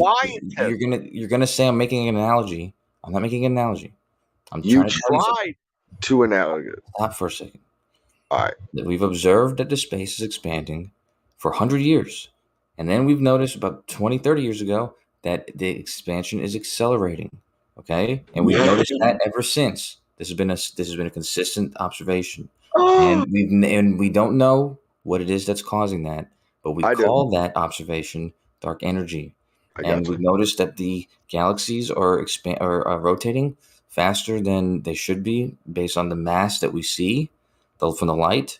So there's some other mass. All that dark matter. There's some other mechanism, and this observation is consistent, and we call that observation dark matter. Okay? Now the ether does not fit into that category of things we've observed and don't know what it is. It's an hypothesis. Yes, it does. It's a hypothesis with all different explanations. You observe all these things that you say that you don't understand. You erase your words, and you put in the word ether. The fuck is you talking about? So, what did you what did you get? Did you get some little geodetic space surveyors out there to survey space, and there was some unclaimed space that the spaces is now free to expand into? Like, what the hell? Not expanding into anything, dude. Doesn't even It's make got to sense. be expanding into something. No, okay. Imagine this. Imagine for your birthday, I've just bought you time, okay, or I bought you space. It doesn't matter. There was no, you have no space at all, and I bought you some space, okay. There's no Where? space at all, and now I Where'd you bought you buy some it? space. So now Where where's is it? what is that space in? Where Well, is it? all the Where's the space is space that you there. bought me? The thing I gave you Where was is it? all the space. There's no How space did that you it's space buy? is expanding How into. did you buy me space if it wasn't Hey, there? what the fuck Start are you off with. talking about, brother? Like, where was the space that you bought if it wasn't there? You can't just buy me space that wasn't there. You got ripped off No, by a I snake oil have it. salesman. That's what happened. What The point is, dude, the same way time, whenever like time increases, like whatever the beginning of time was, and then today, and then tomorrow will be more time. This time is not overlapping some other time or being created in some time, thing that it needs to fit into. It's being added to the time that exists, and now it encompasses all the time. So when you say all of Coach, you heard space, it here, guys. when you say Preferred space, reference frame, one God say observer, space- outside reference when you frame, say super space- frame initiated. when you say space is expanding, it's not being expanded into more space. It is the space. That's all of the space, and now there's just more of it. Well, how can it expand into itself? We are Ben, outer Ben, so to spaces. provide some clarity, right? The reason we don't make any claims as to what space is expanding to is we don't see the entirety of our universe. Well, what we have is our observable universe. There is the observable horizon, a limit to how much we can see. What's beyond that limit, we make no comments about. But what we do know is the space we can see is moving away from us and expanding further away. What is it expanding into? We don't know, because beyond that event horizon, we And can't not see only or that, interact with anything else. we Now, don't what even I know hypothesize is that just beyond that horizon, there's more space. Space is ever expanding. That's not what we're talking Yo, about. guys, man, you guys keep interrupting me while I'm talking. So, what is it that's at the edge of the actual universe? We'll never know, because we'll never see it. You don't even what know we about see the stuff that you see, my man. But it can't be space. Yeah, but Don, like we there's a can't set volume. talk like that. If you guys keep undercutting me and clipping me, like Yeah, I know, relax, it's guys. disrespectful. Yeah. So listen, Go ahead, there's a set volume. There's a set volume right now, right, of space. Right, Nate? That's correct. We have a volume of space right now. What do you mean right now? Where? Right now in the universe, elaborate. there's a volume of space, an X amount of volume of space, right? There's an X amount of observable space we have. Yes, we don't know If the space is expanding. Hold on. Get him with the. If Get the him with space the is expanding, if the space is expanding, right? Like right now, if you were to freeze time and with no expansion, there's an X amount of volume, right? The number there, you could put a number to it, it'd be X. Within the observable universe, yes. No, we the don't whole observe the universe. whole entire universe. No, not observable. The whole universe. The observable universe the whole has nothing universe, to do with this. Okay, the whole entire universe. I can't answer that question because I don't even know what the whole entire universe is like. It's expanding now. So there must be a volume now, and a little while later, that's the there's thing, going to be a Jeremy. bigger We volume don't than there know was if before. the whole right? entire universe is expanding, Jeremy. We cannot make any comments on the whole entire universe. We know if Listen, if you want to say the whole universe is expanding, it must have a volume now, which would be a number X, we'll say. No one and is then saying in the whole and then in universe. 5 minutes, and then in 5 minutes, yo, is my mic fucked up? Jeremy, I can he's hear not you, but I'm just giving correcting. Crazy this morning. Jeremy, he's trying to say now. let he's Jeremy switching the finish, though. goalpost Come on, and Is my saying mic only fucked up, the though, or is observable it? universe. Yeah, go ahead, Jeremy. The reason you're misunderstanding what I was saying is because Ansel and Dawn kept under talking me, so you didn't hear everything I said, Jeremy. But I heard carry on. But But I heard everything you said. You said some shit. I heard everything you said. You said some. Okay. Be right back. I got to fix my mic. Yeah, and yours too, Nate. Yours is in and out too a little bit. Am I roboting? You gotta take turns though, man. It- You guys are really. But Nate, I gotta tell you, my man. I don't think Nate's right, man. I gotta tell you, Nate. I don't think you're right about that, man. Yeah, it's the whole universe is expanding. Yeah. But they are assuming it. See, Nate's trying to keep it real and say it's just an assumption. Yo, is it better now? It's a little chop. A little. Sweet. It's 90%. You're still. It still sounds like you're dropping those R's. What? Those R's. What's a type Okay. 1 civilization? Drop out, Nate, and come back. It might fix it, buddy. What's a type 1 civilization? It's I don't know. a We got to be civilization. a type 3 before we. Civilization that's able to use all the energy that its planet provides. So like Kosho, basically. Huh? Kosho planet. You hear me now? What did you say? Yeah, So yeah. what number are we? What number is I was trying to make while Banso and Dawn were bleeding. what number is their civilization? Is it not like 4, 5, 6? Hold on, man. Godric, we're 0, but we gotta let Nate go. Nate, hear- let Nate. Right now, Okay, so the point I was trying to make was that we don't make claims on the whole entire universe because we don't see the whole entire universe. All of the claims we make are on the observable universe. We don't know if our observable universe is a big part of the universe. Is it a small part? We don't know. All we know is that our observable universe is expanding. Is the whole entire universe expanding? We don't know. It might just be our small corner that's expanding, and the rest of the universe is just standing still. You know, maybe the rest of the universe has a finite amount of volume, or there's an amount of volume. We don't know. okay, we great. talk You about don't know. Great, observable. great. You don't know. Fine. We'll just talk about the observable universe. So in the observable universe, we have X amount of volume, right? Yes, sir. Huh? You Say it if with you your froze chest, it Nate. today- Say it with your chest. Do we have an X amount of volume in the observable universe? If we froze the observable universe today and had a snapshot, yes, there would be an X amount of volume, Jeremy. Okay, but then 5 minutes later, there's going to be X plus something, right? I would like to think so. So space just got created from somewhere. We don't know where, pretty much nowhere, but space just got created. Is there something in that space, or is that space empty? In the classical sense, you would say that space is empty, but using the interpretations and understandings and observations in quantum mechanics, no such thing as emptiness or nothingness. Space does have subatomic particles, that come in and out of existence all the time. It's never empty. So the space that I don't know. Is the space empty or not that gets created? It's not empty. It's not empty. So we got something coming from nothing. I don't know. Well, that's where the space is. Where's the space coming from? Nowhere. You got something coming from nothing. I don't know where it comes from. Yeah, this is some magical. This is some magical fucking shit you got going on right here. You got shit coming from nowhere. We would see it as magical because we don't fully understand it. But eventually we're going to fully understand it. It won't be that magical anymore. I just don't have the answers here. I don't know where it comes from. Hang on, space can create itself. It's like evolution. What? Yeah, dude. Hey, imagine you have I don't know, some space. So you got what's now this? You've got some more space.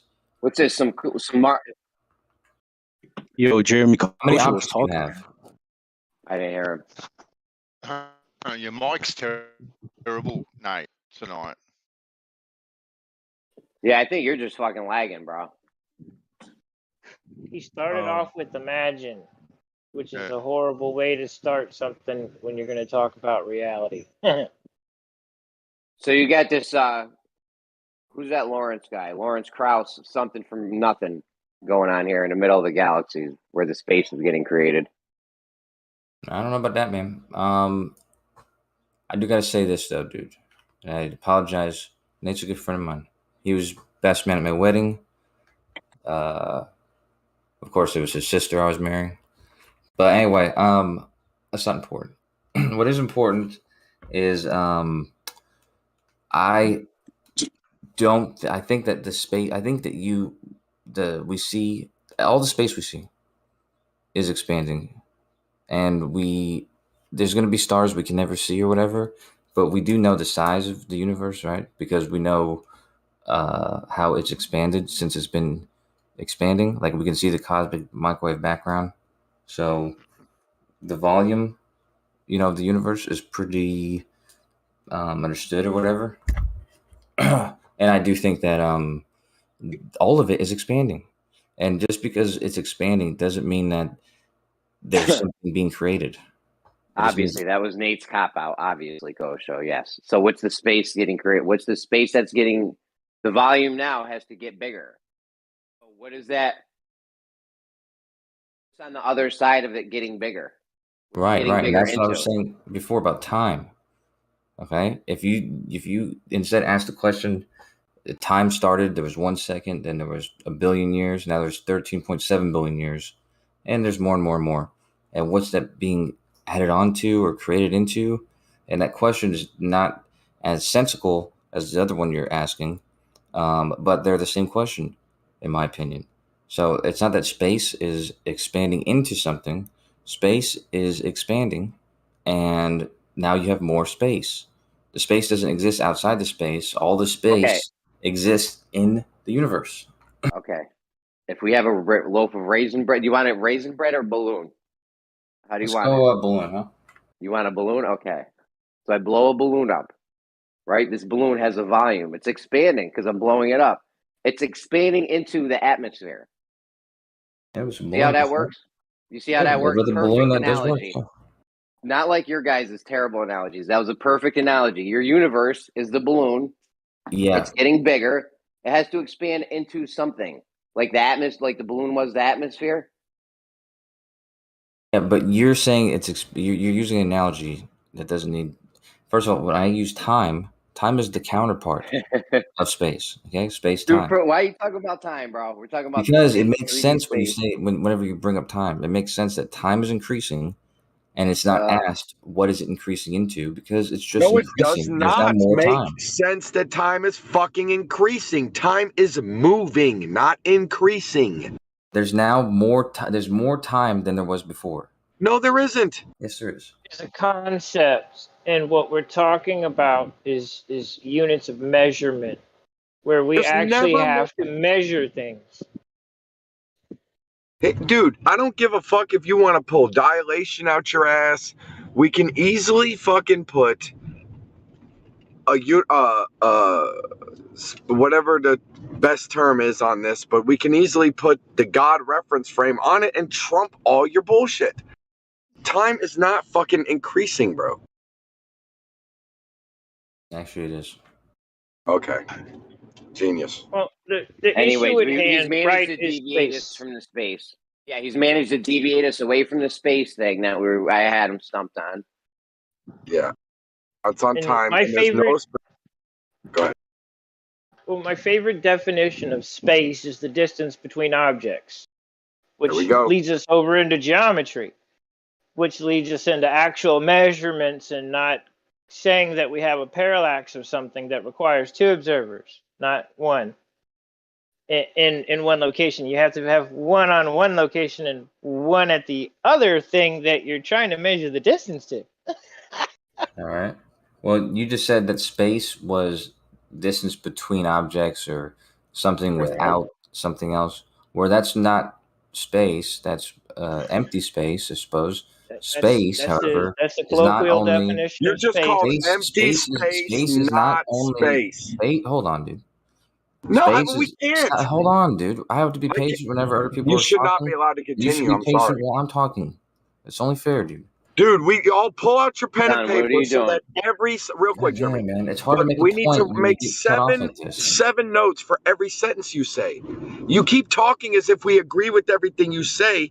You should stop when we are disagreeing with you and work past it. I'm not going to stop talking whenever you guys don't agree with me. You are 4 motherfucking disagreements it's hard late to right now. respond to people when you're Just doing let him this. finish. Take notes, Don. All If right. you got a pen All and right. paper, take Yes, notes. sir. Yeah, and All I right. gotta He's very remember what you long-winded, said. but Remember, I was just saying take notes. We gotta let him finish, though, guys. For real. space Otherwise, is not just the space in between objects or things. Space is that's a type of space called empty space. There's outer space, empty space, whatever. My space, whatever. Space, though, collectively, is not only the space in between objects, it's a space where objects exist in, and this every location that there is. That's what Thanks, space kindergarten. Thank you. All right. So hold on. So the distance between objects, you're saying that there are things called planets, and those planets are technically objects. So the distance between us and another one of these so-called planet objects things isn't space, but it is space, but it isn't space. Once again, there's outer space, You're there's gonna have empty to say something space, coherent for and me there's because my I'm way space, too and then country there's the for general your. term space, which encompasses all of that and every location and point in the universe. Okay, so Space is so just it's the all the same location thing. points. You're trying to call it different something else. No, Well, this is a you're calico kitty, and this is a Siamese kitty, and that one's a tabby kitty. But they're all kitties. no, you're It's all saying that space. space is in between the planets. I'm telling you, space is the thing that the planets are in, and in So he between wouldn't them. disagree with that. There's other objects where the first object Nobody's is in the space, it's in between the other space. It doesn't need to be said what you're He's trying to saying. be pedantic. He's trying to be pedantic to overlook the point that I'm shining the light on. Is Yeah, the fact that I he's agree. being overly pedantic. If another planet you say is an object, then it's inhabiting space itself. We Every all agree piece of it. there, because Yeah. the car in my fucking garage isn't just magically not there. I don't just magically have that room to work out because there's a fucking car there. There's a car there. So Yeah, it's all yeah. All right, It's not. space, or Hey, it's not space space. isn't There's space. no in between. How dare you call it space when it's empty space? How dare you not be enlightened enough to foresee Listen, I that? don't know. You're Well, hold disagreeing on. with me and saying that I'm saying the same thing you're saying, but I'm obviously saying something different. And even You're things where saying the opposite and then the same thing, even and then positions where again. things exist in is also space. You can have a garage full of stuff, and that is still space. Nobody cares about that Yeah, point. He said pedantic. the same thing.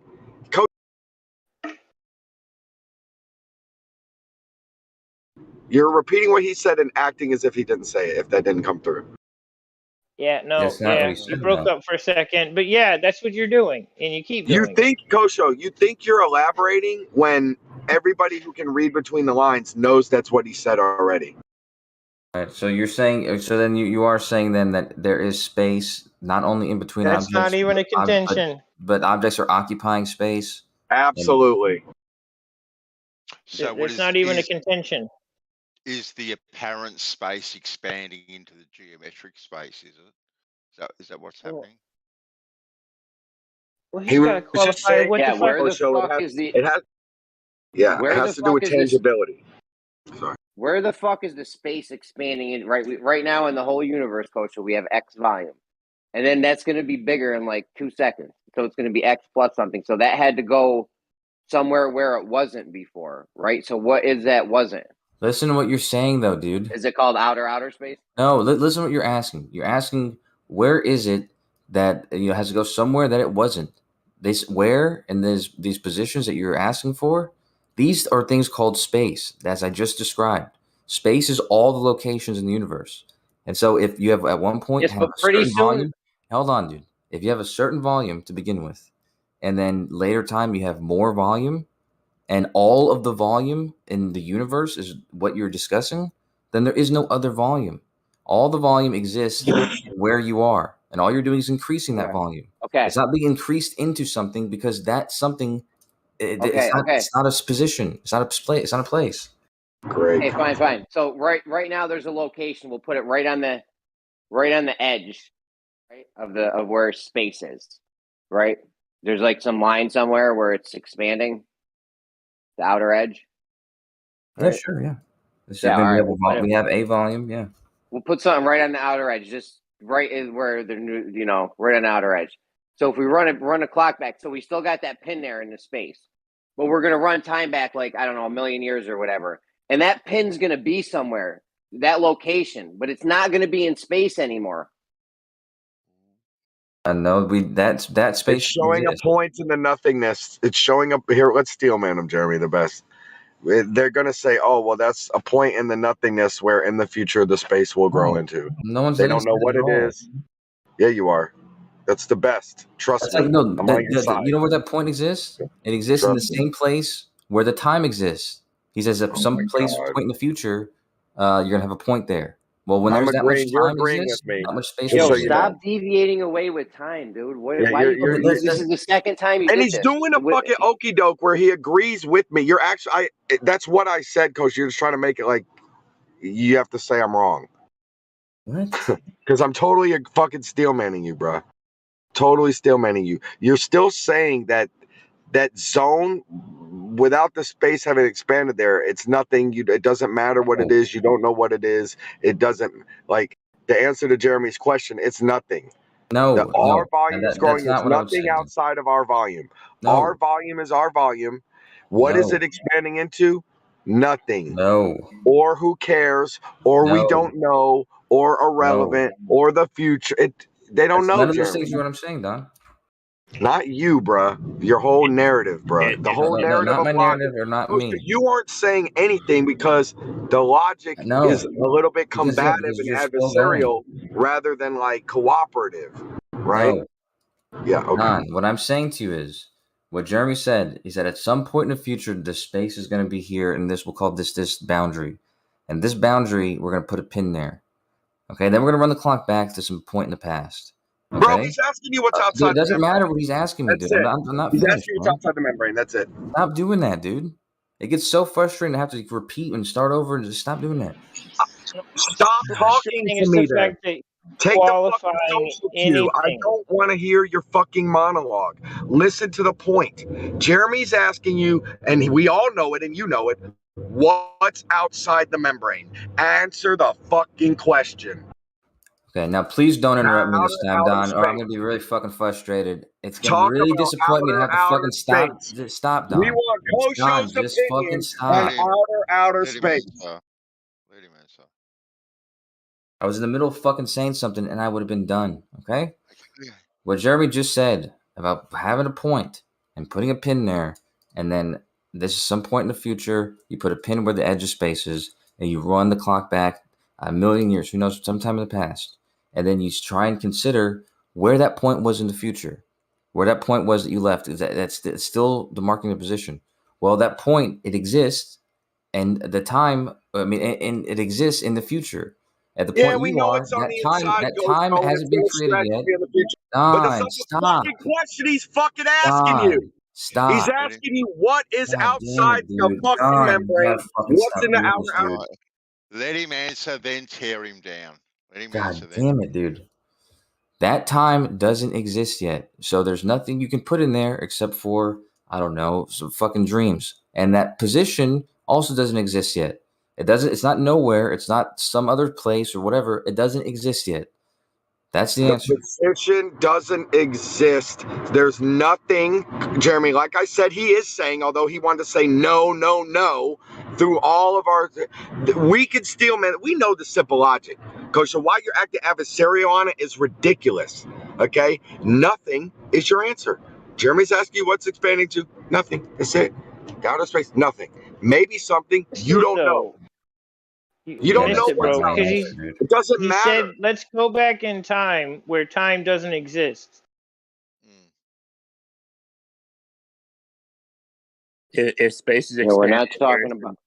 If space is expanding, where's the new material coming from? Yes, I thought Jeremy painted a great analogy of how to get you to think of the outside. I don't understand how you guys don't understand that. You guys don't understand that the future point that doesn't exist yet is analogous to the fucking position in space that also doesn't exist yet. These aren't things that don't exist nowhere or there's nothing that doesn't exist. It's non-existent yet. Bro, I still man you too on your side of that, Kosho. I mean, but you got to give him his side of it too, Kosho. His whole statement then was completely disqualified. He started with an ad hominem. You don't understand. When did I say that? Well, that's fine. I mean, but his roll answer back is the tape nothing. because that's what I heard. There shouldn't be all this talk. Like, first of all, you shouldn't be claiming that you know that it's nothing. You should be saying this possibly. I didn't even say that. Again, I'm But it not saying doesn't that it's matter. nothing. I'm telling you what the space is the stuff that we're talking about. And if the space is expanding, it's not expanding You're incorrect. into a Let me position. stop There's you no there. You positions are there for it to incorrect. expand into. But you're wrong. He wants to know the outer stuff. Space is only half of the stuff that we are talking about. Jesus. Kosher, you got to recognize it. This is the truth. It doesn't He even make wants to know sense, about Don. the other. It doesn't He's even make asking sense. you, what is it going into? I know, Don, that what you're asking is, what space is that space going into? What positions is that going into? Where Not is it going into? positions. These questions where. don't make sense. Not where, buddy. He's not asking you where. He's asking you what. That, again, doesn't make sense. Because you are a numpty. No, this doesn't make sense. If the space is what is increasing, then there's nowhere for it to be increasing into, because it is What space. a clown. Okay, Coach, so I have a casket, okay? Inside the balloon, inside is a balloon. That's the whole universe. Okay? Kosho's statement. If something is expanding, it can't be expanding in it. So go ahead and say it again before I give you this fucking dumbass balloon analogy.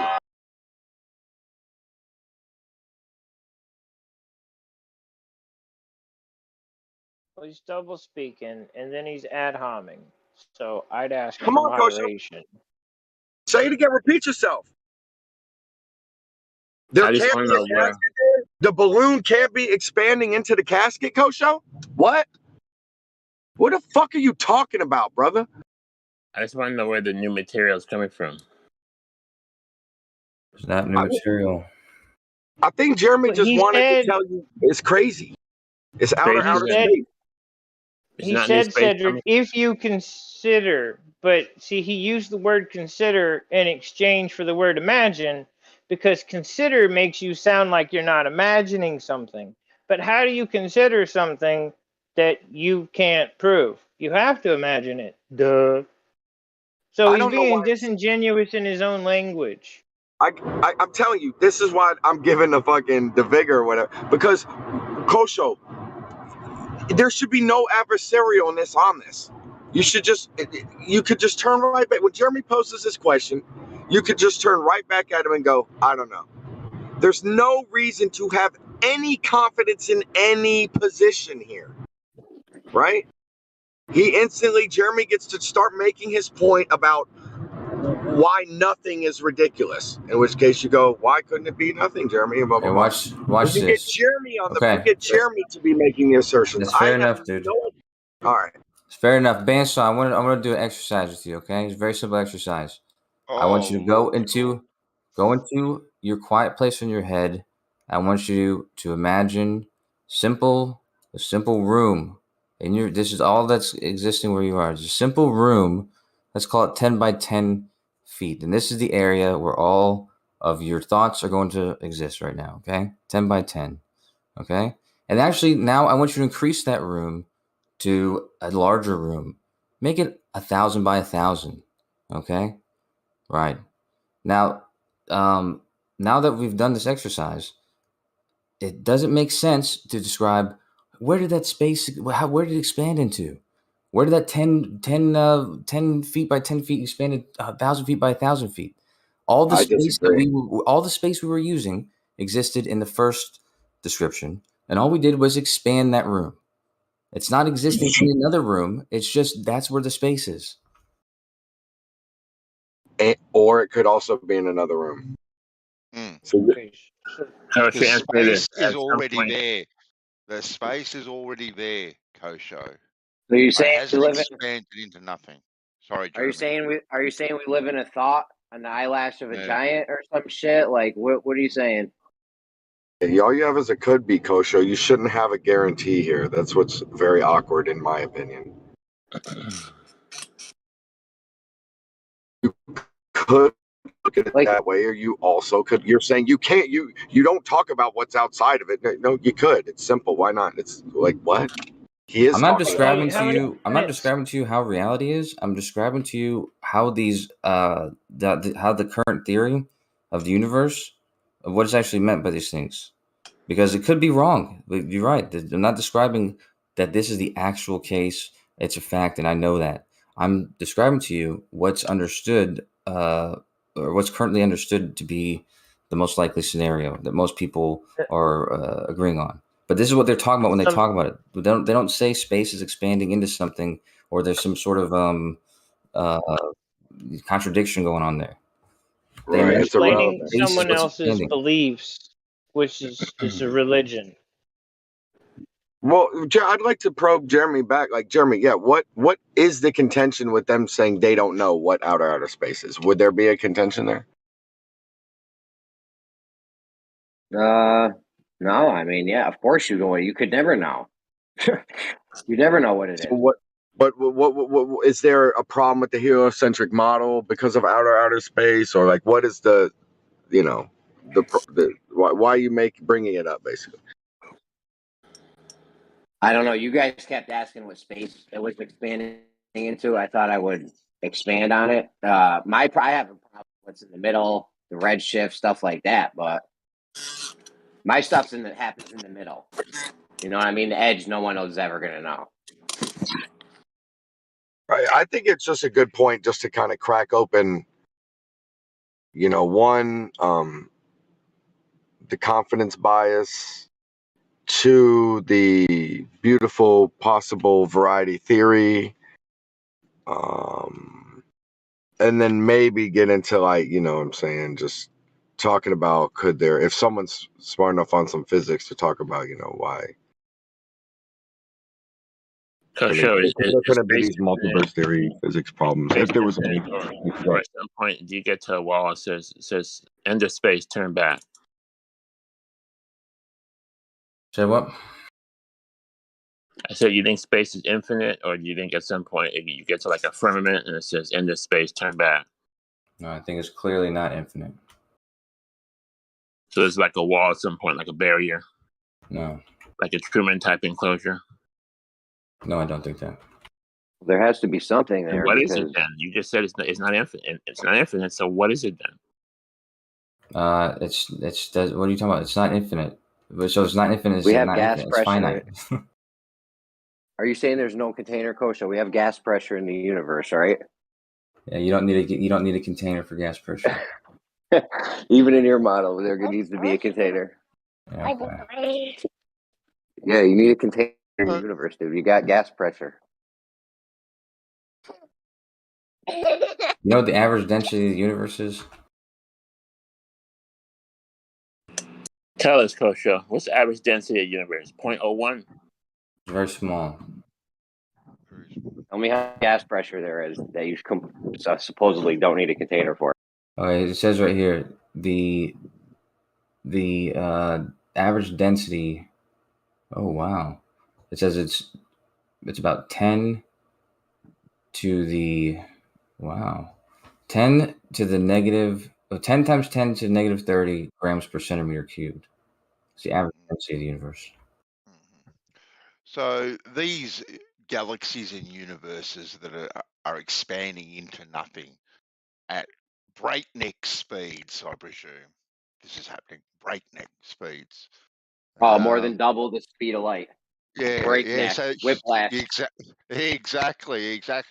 So they're really not adhering to this perfect balance of gravity, are they? That seems to keep everything in sync so beautifully, so perfectly aligned. Doesn't seem to be doing any of this if these things are expanding, contracting, contorting, doing all these sorts of different bits and bobs into nothing, making time as it goes along. Like, what the hell is going on? Yeah. Also, Kosha, since you said that. there's no new material being created, that means that your measurement of 10 to the 10, because we're expanding, that's actually getting smaller and smaller. It's going to be about 10 to the 20 to the 30 eventually, right? Because it's expanding, getting smaller per cubic inch. Yeah. And the density, there's no new material. The density is decreasing. That's right. So eventually, we're just all going to just spread out. Everything's going to just get stretched out. Yeah, that's what they observe. But it can't go infinite. Just at some point, it must stop. No. In your theory. Never said that. Well, eventually, the entropy in the universe is going to be as high as it can possibly be, and there'll be no more usable energy. But doesn't mean it's going to stop expanding.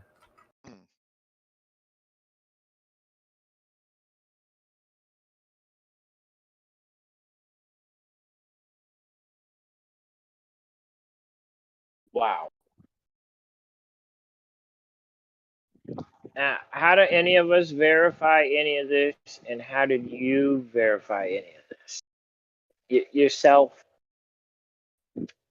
These are descriptions based off the observations. They may be found out in the future to be false, but right now they're not. Alleged observations, because they're telling you that they observed it, and you're telling us, which is a game of telephone. But they told you. But how do you verify it? See, that's they my showed problem. me what they saw. I need right, but how do I verify to see what they saw? You look at what they're showing you. I'm going to say Kosho's a mystic. Why would I look at what they're showing me? That's not what verification is. Verification is me going and doing what they're doing to see if I see the same thing or not. Yeah, if you'd like to. But if you'd like to see what they're showing you, you'd look at what they're showing you. Well, I'd like to see your verification first, man. I'm going to say Kosho's a mystic. I see not anybody can just notice that. I see more imagination than verification. No, what they use is they've mapped out the CMB, so they'll show that to you, and then you can assume that they just drew that. But if you don't assume that, then you assume that it's actual real mapping of the CMB. You can look at it, and they think they showed 30 years ago that the data from the CMB is showing that the universe, the expansion is accelerating. And that's what the dark energy is coming from. In this what's the DMB, Kosho? CMB. What is that? Cosmic microwave background. Is that where they have other planets with life?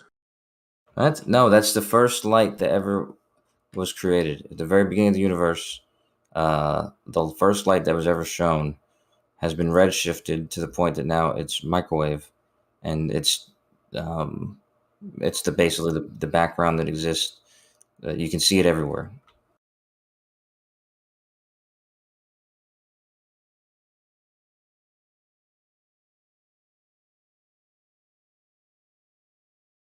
So this Jesus guy walks into court, see?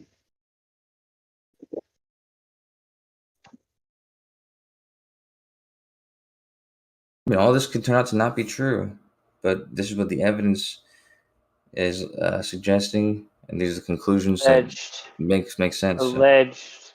You're alleging they have evidence. You haven't verified it.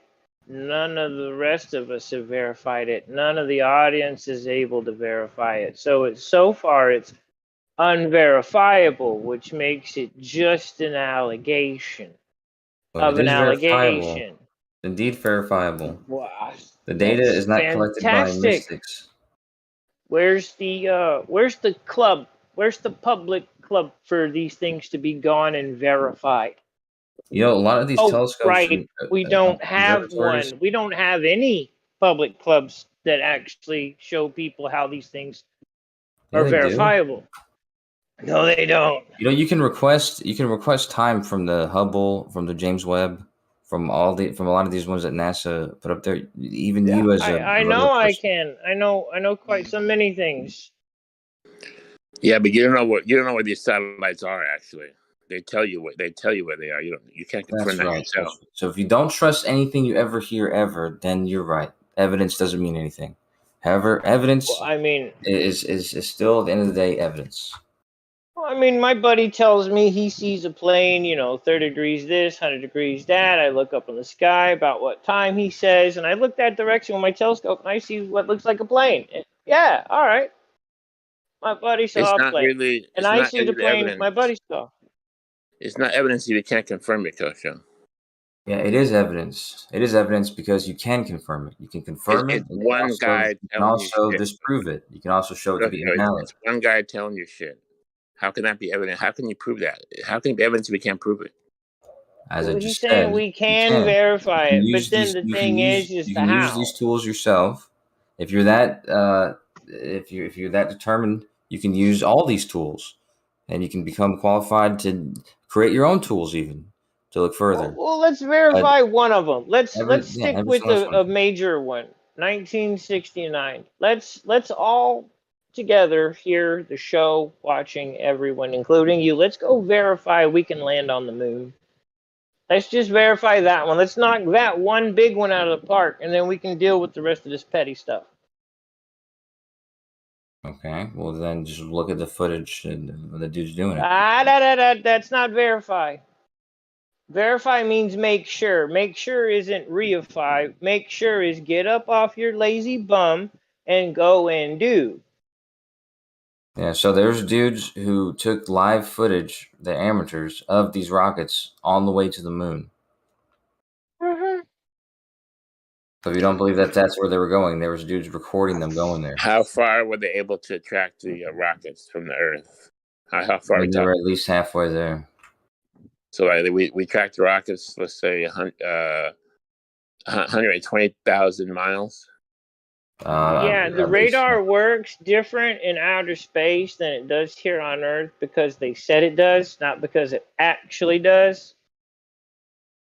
It's a trust me bro thing, like the telescope looking up into the sky instead of getting on the Empire State Building on a clear night and looking off into the distance and trying to rectify a billboard with large print on it into resolution to actually see what your distance is on your entire bit of focus for resolution. See, it magically goes 300 and something thousand miles straight up, but you couldn't read the words on a billboard sign 50 miles away, standing on Interstate 20. Couldn't. With the same telescope, it magically sees one way for millions of miles, but it can't see for 50. That don't make no damn sense to me.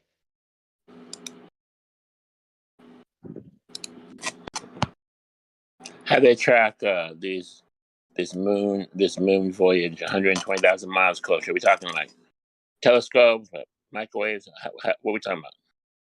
No, they closed their eyes and they pointed. And, you don't remember how they actually track them? I mean, is there like a video? Can we confirm this? Is there a report? There's images. Yeah. YouTube. What is it? Yeah, they told you they took images. Right. So can I see these images? This is verified, right? The question is did they track it by radio? Did they track it by radar? Did they track it by laser? Did they track it by any one of the major tracking technologies that we've had available since 1930? Can you put that in the live stream for us, Coach? I want to take a look at that. Oh yeah, if I find it, I'll show it to you. I mean, because we can't confirm it. Like again, we can't confirm something ourselves. We have a story. I know, but you could look for it, right? I have to look for it, so I'll look for it myself. However, just because I haven't found it yet doesn't mean it doesn't exist. If you were that determined to find it, you could look for it as well, right? Looking for a story though. I'm looking for the full steps for the breakdown of every part. I want to see how all of it works. And so far, a telescope with a negligible refraction rate, mind you, whether you're looking up or down from elevation, it's negligible. You can't resolve something in the distance like a large billboard, but you can somehow magically, like 100,000 miles, 50 miles. Can. Magic.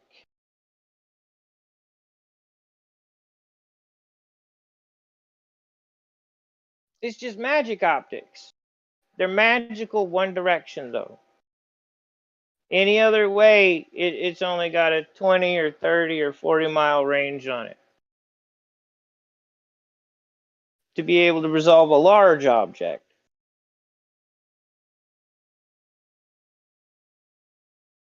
If that.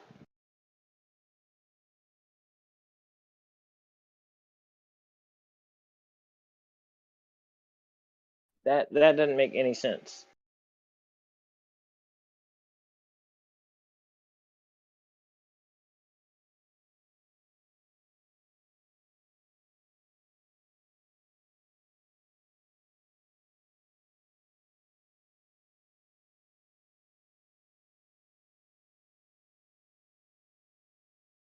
Hey Cedric, did you see all the new TV shows and movies coming out about space and aliens?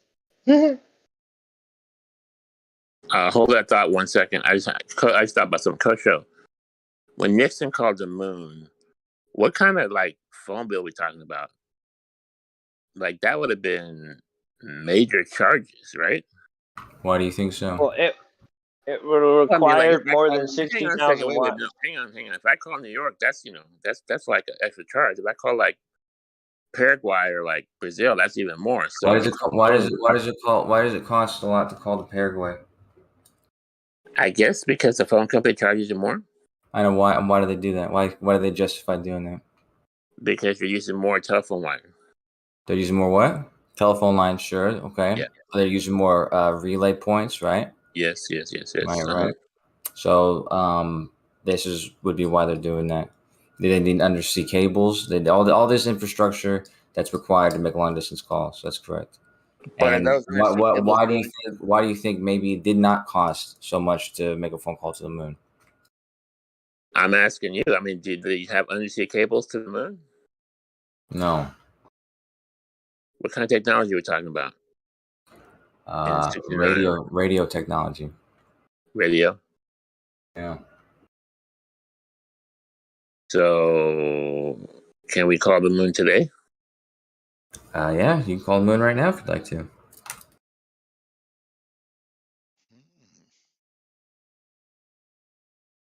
With radio waves, right? This is just basic like radio wave technology. Yep. All right. So if somebody went back to the moon, they're talking about going back to the moon, right? So somebody went back to the moon, we're expecting to call them on the phone also, right? Of course, because we just did that like decades ago. So it should be no problem. Yep. Okay. Regardless of the phone bill, we should be able to do that.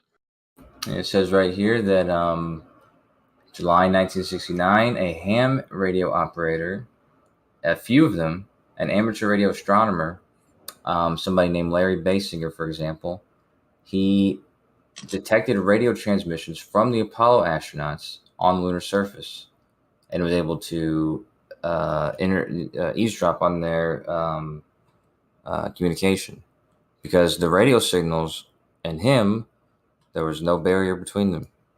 So it's not a very difficult feat. So there's no like traffic stream of satellites going through. There's no nebula gases. There's no meteors or radiation. Nothing. There's no moon. Nothing that would block the transmission. Well, none of the things that you just said are ever a problem.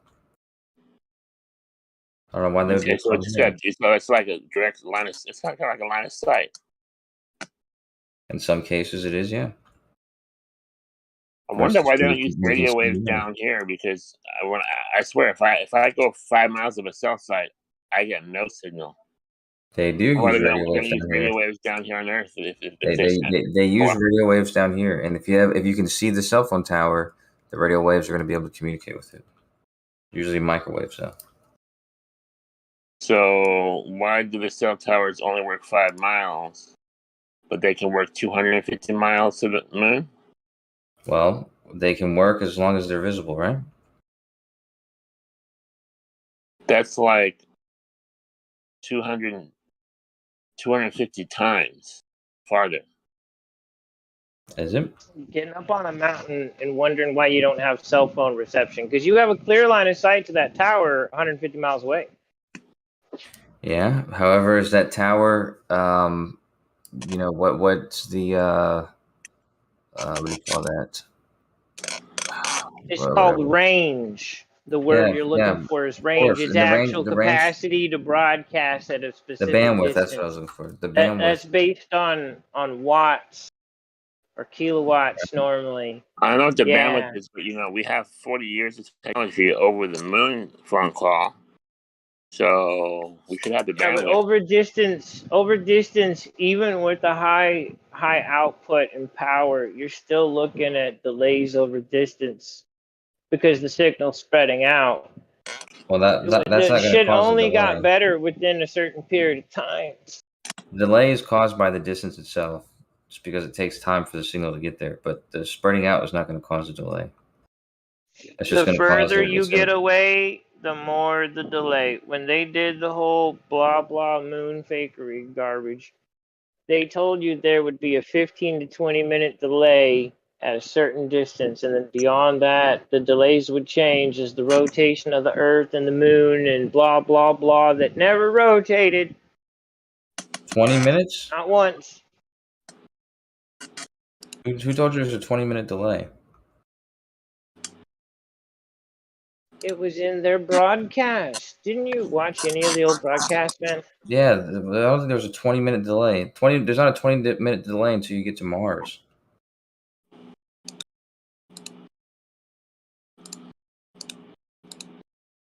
Talking about something that's been said since you've been born, or back then in 1969?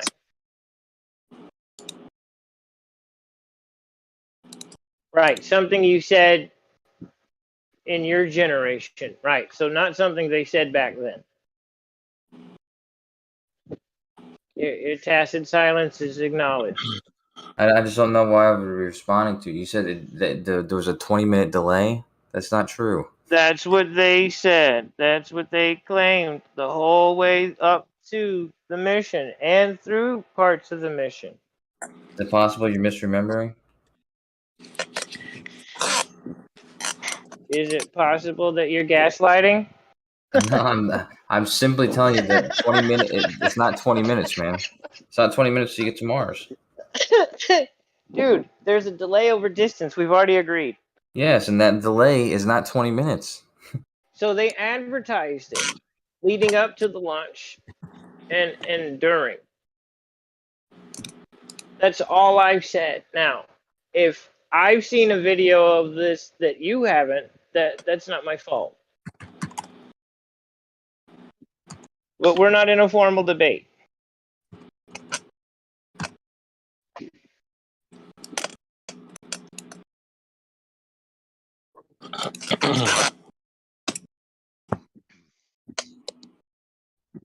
So I'm not going to sit here and do research for you that you can easily do by just not being here. I've just told you, dude, that Mars is a distance where the signal would take 4 minutes at its closest and 20 minutes at its furthest. The moon is not in a distance where it would take 20 minutes. You told me a bunch of stuff that I can't verify, and I can't get access to the equipment to verify, but I have more evidence against them actually having evidence of anything than you do for them having diddly. But the issue is whether or not you'd actually see things for what they are based on the evidence I give you. See?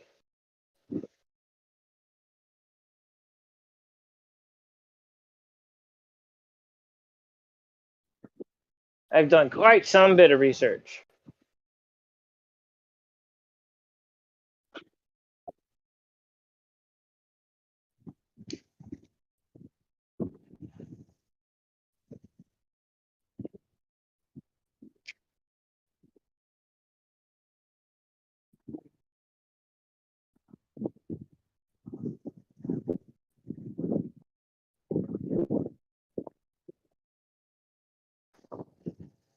NASA's a moonlight anyway.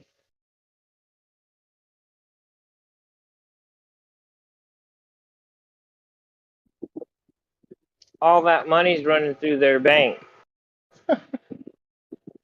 Yes, their bank. NASA has a bank. It is a bank.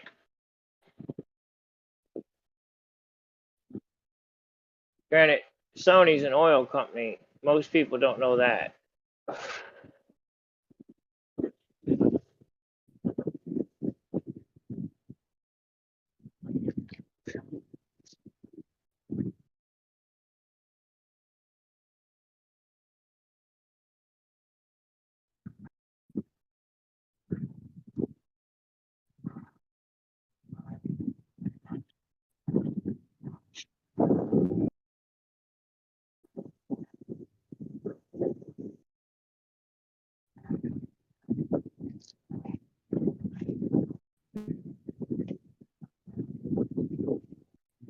Hot mic.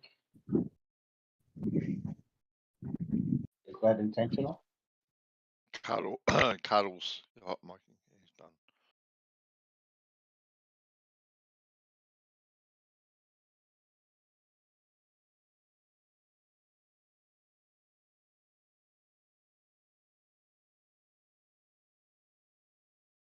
As the fan, I'm out, sitting out, chilling, enjoying the morning. I just wanted to mention, just in case you didn't know.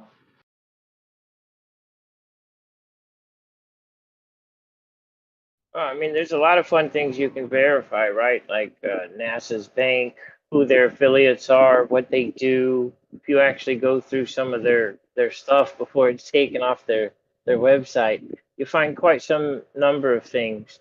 And if you know how to trace on Wikipedia or Dun & Bradstreet, actually doing investigative journalism, right? Real fun stuff. You'll find out that there's a lot more going on than what you've been told. You're a journalist? When I want to be, yeah, I wear many hats.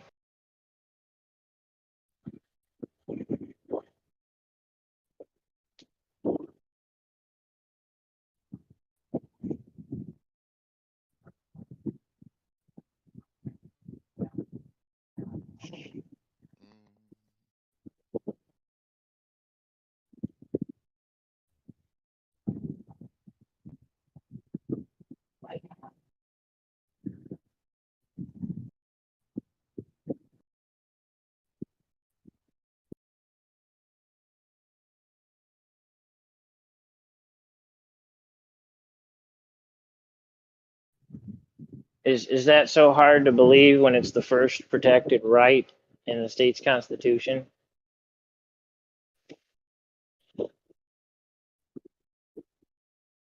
Kind of a weird question.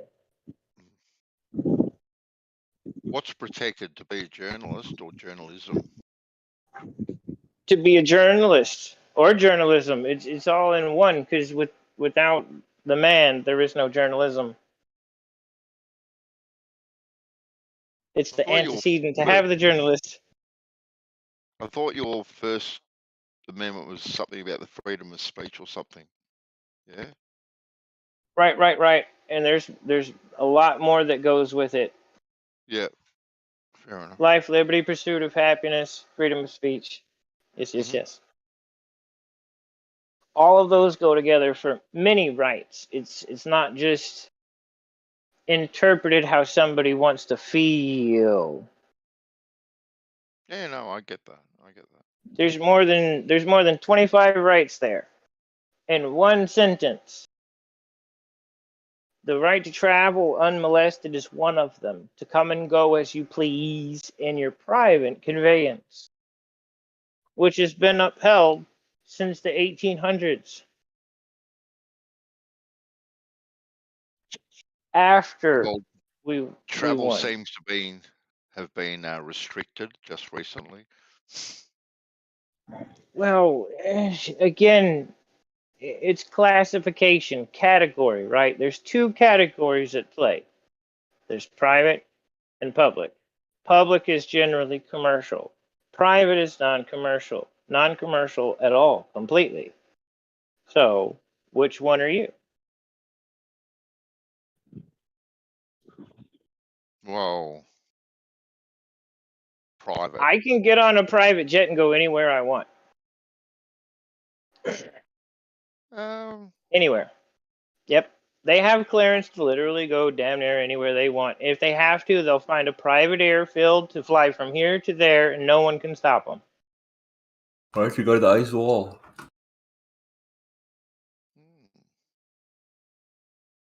Dude, most people don't even know about the private side, let alone talk about it. People just do. Why don't you go to the ice wall and come back with a report? Unless you're getting on the boat, we really don't need to talk about it. I'll get on the boat, yeah. I talked to Cedric about it because he's definitely going to need the vacation. Oh, you were asking about aliens? Like what movies are happening with aliens? I don't know if I noticed. There's a lot of new weird stuff. I've scrolled through some things and it's just hilarious. You know what I saw last night? It's The Thing, 1982. The Thing was such a good movie. Forgot how good that was, man. John Carpenter's a thing. Hey, you were asking earlier about Type 1 civilization or something like that? Yeah, what are we? We're Type 0. What? Yeah, good or bad? Yeah. Good, I guess. That sounds bad. No, it's just type. Who classified it? Who classified it, first of all? Is it Cardivac check scale? Carter check? I don't know how to say it.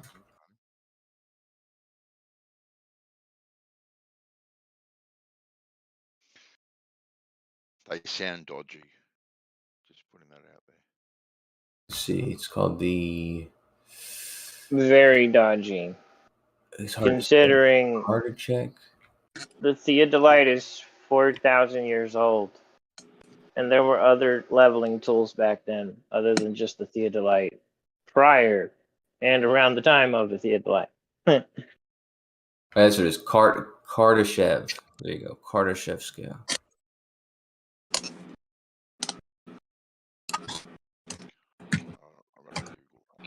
So Type 1 civilization can, it can utilize all the energy its planet provides, which we're not at that level yet. That's why we're Type 0. Are you trying to say that like they're technologically savvy? Is that what you're trying to say? No, I'm saying that they can, the same way that somebody could utilize an entire energy of a battery. Like they can take a battery and they can utilize all the energy. We're saying that a Type 1 civilization can harness and utilize all the energy from its planet and completely. Why would that be even a milestone? I mean, you couldn't utilize all the power of let's say the world. What do you mean? You could imagine this if it were a sun. So the sun outputs a whole bunch of energy, just gives it away. So does the Earth, but the sun outputs it constantly in all directions. Type 2 civilization is a civilization that can harness all of that energy of its parent star. I thought you said Type 1. No. Type 1 is a planet. They can harness all the energy from the planet. Wait, wouldn't it be harder to harness the star than the planet? Yes, that's why that's a Type 2. Wait. Which is more advanced, 1 or 2? 2. Oh, okay. So like level 10 would be like, spiritual happiness. I don't think it goes up that high. I think it goes up to 5 or 6 or something. 6. But so how do you suck all the power out of the sun? How does that work? Like if you're like Galactus? Oh, you ever heard of a Dyson sphere? No, tell me about it. Is that like solar power? No, well, yeah, it's like if you solar power on steroids. Yeah, if you had a bunch of if you had a large array of solar panels that were making a shell around the sun, basically at a far away distance, it collected all the energy the sun. That's one way to do it. You collect all the energy that way. Yeah, but do you know how big those solar panels would have to be? Yes. Type 2 is a leap. It's quite a large leap from where we are. I mean, you put a solar panel on the Earth and maybe have like a 10 by 10 and get some power, but How do you cover the whole sun? How does that even work? Well, how far away is Mercury? 50 million miles. So you'd have to make a sphere, the surface area of a sphere that was 50 with a 50 million mile radius, about 51 million mile radius. It's pretty big. That's a lot of solar panels. Talking about like that would take a while, huh? Now here's a question: if you circle the sun with solar powers, now since the sun is moving at a fast rate, would the sun just run into these solar panels, or does gravity push it away and keep it perfectly encircled? I don't know. That's for a Type 2 civilization to figure out. No, you just put it in a Lagrange point, right? No, you would just put it in an orbit. Yeah, it would just be orbiting the sun. That's what all these solar panels would be doing. They'd be As long as you can get it in the orbit, it'll move perfectly with the sun's movement. No, Godric, it's a parking lot in space. Yeah, if you made it a shell, I think that's actually a really good question. Like, how would you do that? Because there is no way to orbit a shell. Yeah, you can't spin it in all the directions necessary to orbit. You'd like 100%. But if you made it a shell of, like, let's say rings, you could. Yeah, Cluster said 100%. So it would have to be a shell. No, not a complete shell. You'd have like a bunch of, like I said, a bunch of orbiting panels. That's what they show people. If one light beam comes out and that's not absorbed, then that does not qualify for that civilization. You said 100% of the sun. I didn't say 100%, man. I said all of it. Oh my God! If some of it escaped and they didn't capture that little bit that escaped, they wouldn't be demoted. Yeah, I think there's kind of a scale of, you're capable of doing it. Not necessarily bro, you would shut off all over the place, bro. You were like all over the place tonight. But I told you with the battery, you can harness 100% of a battery, or you can harness the entirety of the battery. However, that doesn't mean that every time you use a battery, all the none of the energy is wasted. Some of the energy can be wasted, and you could still be considered to be able to utilize a battery. Is it because you didn't like my question that if the shell was covering the sun, would it run into itself? So you don't like that question? Is that why? No, I didn't like the question. No. The shell wouldn't be a single. It wouldn't be a single shell. It'd be a bunch of orbiting panels or something like that. I mean, halfway. We can have like a lot of orbiting satellites that are solar panels, and it'll get most of the sun's energy, and transmit that to the planet, where we can power our vibrators. I don't know how many vibrators you got, but yeah, sure. I mean, what else do you do with extra power, right? I mean, you could. I don't know, dude. It's a good thing that you're not in charge of the planning, and there's lots of stuff you can do with energy, man. Energy is the most important resource. Can you cure cancer? You can do all sorts of stuff, dude. You can make 1 billion robots and have them solve 1 million AI issues, whatever issue you can think of. Can they solve gravity? Limitless energy is the answer to very many problems.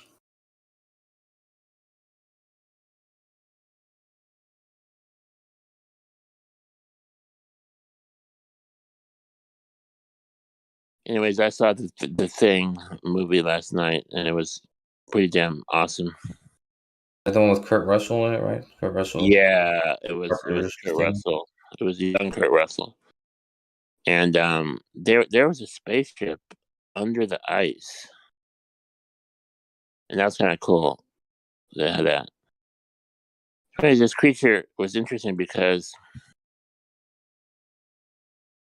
it would go into an animal or a human and take over its body, but then it wouldn't live very long because it would suck up all the energy, so they had to go into somebody else. They was just jumping back and forth to different people. Yeah, like a virus, a parasite. Yeah, but I thought it was every time it was injured it changed bodies. I didn't think it just kept on changing willy-nilly, or because it ran out of time. Well, no, it's hopping from person to person. I thought. I kind of want to find the book because the book always tells more. But according to what I was seeing, it can only last so long in a certain animal, then it has to move on. Okay, if you read the book, yeah, I can do that. Yeah, it drains the host of all its energy, kind of like Kosho's Type 2 civilization, and then moves on to the next host. We think Type 2 is crazy. Type 3 is even crazier. I'm pretty sure Type 3 is the galaxy. They're going to harness all the energy of the galaxy. Well, it always bugs me. When they talk about that, I keep on trying to get into the nitty gritty of it in my mind, and it's like, what do you mean harness all the energy of the galaxy? There's the energy of the rotation of all the stars in the galaxy. There's you put a Dyson sphere around every star and then channel that to somewhere. It's just weird. You could put a tidal reactors or whatever. How do they even handle the black hole at the center of their galaxy? How do they even handle that? So what? The black hole? How do they even handle the black hole at the center of their galaxy? How do you handle it? Well, you're absorbing all the stars' powers of all the whole galaxy. Yeah, so it's black hole. Yeah, so one of the they said there's no such thing as free energy, but the closest thing to a perpetual energy device would be a orbit. So a black hole is very capable of having lots of objects orbit, and if you can capture the momentum of an object orbiting another object, you can capture the energy. That's a lot of energy. But wouldn't those objects eventually get eaten by the black hole? Well, you would probably try to be clever enough to capture the energy in a way that didn't, suck you into the black hole. Because wouldn't the black hole get bigger and bigger and bigger, eventually eat the whole galaxy? No. No, huh? So they stopped. At some point, they stopped. I remember this movie called The Blob, and it came down from space. It was like a little Play-Doh kind of deal. But it ate that one dude, and then it just grew and grew and grew. By the time I got to the bowling alley, it was like so big, it was just eating people left and right. But a black hole is not like that. It just stops at some point. No. It can only get as big as all the mass that's there. Yeah. No, Kosha said it wouldn't eat the whole galaxy. It would stop at some point, right, Kosha? Well, if it ate everything in the galaxy, it would still only be a couple of light years across. Take the point that it's at right now. Okay, everything that's orbiting the black hole is already orbiting the black hole. Okay, which means the windows eventually get sucked in. Yeah, there's no reason to, like all the stars that are orbiting the black hole. There's no reason to suggest that it's going to one day be sucked into that black hole. I mean, you could orbit a black hole quite happily. Aren't the civilizations like the types just based on they get all their energy from this? Yeah. Like a type 1 civilization gets all its energy from fossil fuels or whatever. Then a type 2 gets all their energy from the sun. Oh, yeah. Type 1 is all the energy from the Earth. Yeah, and then type 2 is all from the star, yeah. That's what I mean. So all we would have to do is solar panel a tiny square in Utah or some shit, and we would all of a sudden be a type 2. Yeah, that's true. I think it's more addressing the energy that goes to the sun in useless direction. Yeah, all we would need is one solar panel in Utah, and we would have all the energy from the sun, man. That's a good point. No, and I didn't say that. I said if we solar paneled a small section of Utah, okay, we would have all the energy from the sun, and we'd be a type 2. No, that's what I just said. You said. Yeah, and you said what? You downplayed it like, oh, we put one solar panel. That's what you said. No, Jeremy, even if you collected every inch of square of Earth and sucked up all the sun, that's only a fraction, like a quarter of a degree of the sun's rays. Very small fraction. I know, but all we need to do to be a type 2 is get all the energy we need from the sun. Oh no. We don't have to capture all the energy from the sun. That's ridiculous. Not all the energy you need. All the energy that it comes from. It's produced. If you can capture, if you can capture and utilize all the energy that comes from the source, that just makes you type 2. Jeremy, we already talked about putting a Dyson sphere around the sun. So basically, you have like a shell. You have a shell of the solar panels around the whole sun, and that would make us a type 2. One way. There's I've seen a couple other. And I asked Kosher, wouldn't that shell run into the sun because we're moving at such a great speed? And he couldn't. I think I got him stuck on that one. Oh, I decided not to answer you because there's an obvious answer. Or Mercury is orbiting the sun. The planet's orbiting the sun. It doesn't matter. You It doesn't get a matter how Dyson fast the shell. sun's moving. We're still orbiting it. So you get a Dyson shell to orbit the sun, so we're good. Easy. You go a certain speed and you go a certain distance, and you're in orbit. I don't think you need to get all the energy from the sun if you don't need it. You just need to get all the energy you need from the sun to be the type 2. No. This is what Kosher said. You have to harness all the energy from the sun. This is what this is how it started.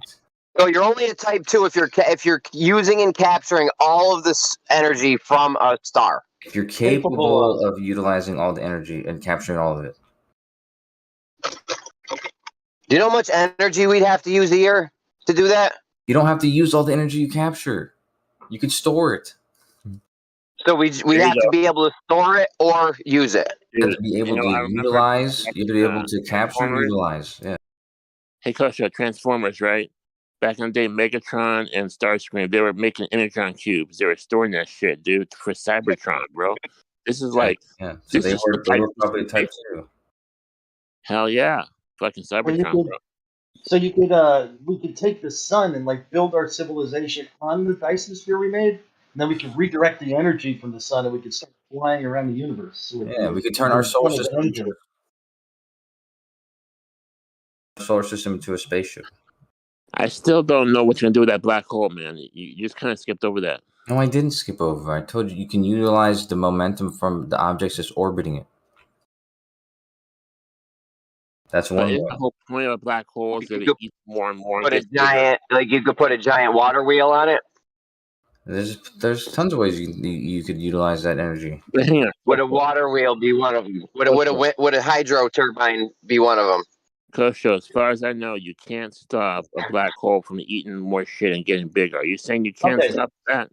A black hole can actually not increase in size at all. It depends on how much it's sucking in, and that's only if the orbits decay enough to reach the event horizon. You could orbit a black hole forever, or essentially forever. And okay. So material doesn't have to go into it. Hang on. If you had a star, so is it? Wait. Hold on. If you had a starship, you could technically, in theory, do that. But we're not talking about everything's not a starship. We're talking about planets and nebulous gases. Moek's talking about that too. Stars. They don't have thrust. Hang on. They don't have thrust on all these objects. So those would all get sucked into the black hole. No. Orbit is orbit. What? The moon is never going to get sucked into the Earth. It's moving further away. The Earth isn't a black hole, genius. I know that doesn't matter. The black hole's doing the same thing that the Earth is doing. You just have to move faster and be a little further away. Coach, a black hole's the same as the Earth now. Jesus Christ! They both so have is it energy capturing? Somebody start. Go ahead. Right. They both have gravity wells. You can orbit a gravity well. Okay. Once again, if you had a starship, you can do, in theory, orbit shit. I'm not talking about that. I'm talking about all these other nebulous gases and asteroids and stars. Yeah, they orbit. Don't have any defense against the black hole. They're gonna get sucked in eventually. No, they orbit. No, they orbit. Okay, like you said, orbits decay. They don't always decay. They can only if they're hitting shit. Only if they're encountering a force to degrade their orbit. Yeah, the moon, for instance, is not pull shit to it. Does the black hole pull shit to it or not? And so does the Earth, dude. Dude, you're comparing the Earth to a black hole. Are you serious? Earth has the same gravity as a black hole. Yep. Sure. Some black holes, some black holes, yeah. Just less of it.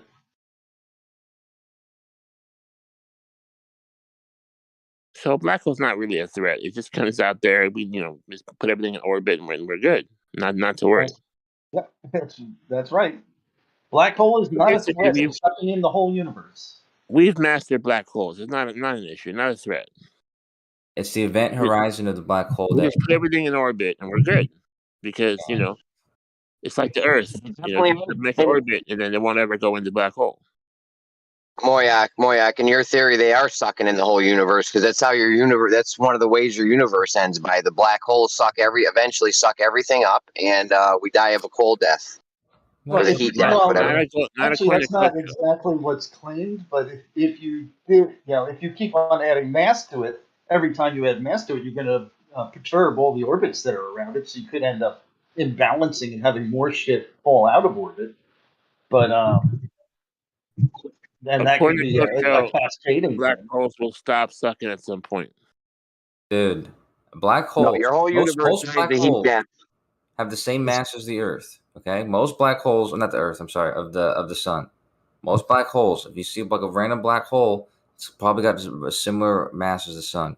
Okay, but which means that if the sun is sucking something in, and it's at the same distance as the black hole. Size of the sun would have a tremendous pull, much more pull than the sun. Have the exact same pull. No, if there's a black hole of the same mass as the sun, it would have the same pull from the same distance. No, it wouldn't. It absolutely would. A black hole is hundreds of times more dense than the object. Yes, it is. It allows you to get closer to its surface or its event horizon. That's fine. But if you're at the same distance from the center of the sun, as let's say the sun is 93 million miles away and the center of it's like 93 million miles away, whatever. If a black hole was at that same distance and it was the same mass, it would be we'd just be orbiting that black hole the same way we orbiting the sun. It was sucking all the planets, Kosher. Your science is off, bro. No, it's not actually. Look into the gravity of the black hole and tell me it's the same as a regular object. It's the same gravity. You make a black hole the size of or the same mass as the Earth, it will have the same mass as the Earth and hence the same gravity. But a black hole a little bit different as you approach it. But a black hole the size of the Earth would have like 1,000,000 times the mass of the Earth. No, density. Oh, the size of the Earth, yes. But if you had one the mass of the Earth, it would just be very small. It would be the size of a baseball. And it would have the gravity of Earth. Hole, the size, which means every time said the same mass. I did not say the same size. No, you said size means why the tapes back, man? Talking about mass, dude. And if I said size, so what? It was a mistake. A black hole, the size of the sun. I'm saying would have a lot more density and mass than the sun. That's what I'm saying. Yeah. Now, maybe I said it wrong. Yes. That's fine. That's not making that. And it would pull more. It would pull all the planets in. If it was the same size as the sun and it was a black hole, yeah, dude. I don't know why you. First of all, a black hole, a black hole is a black hole because it's got the mass it has in the amount of space it has. So it's got a very small volume. If you have you haven't said anything. That's insane. You just said something without saying something, Kosho. No, dude. If you're comparing black holes by size, right?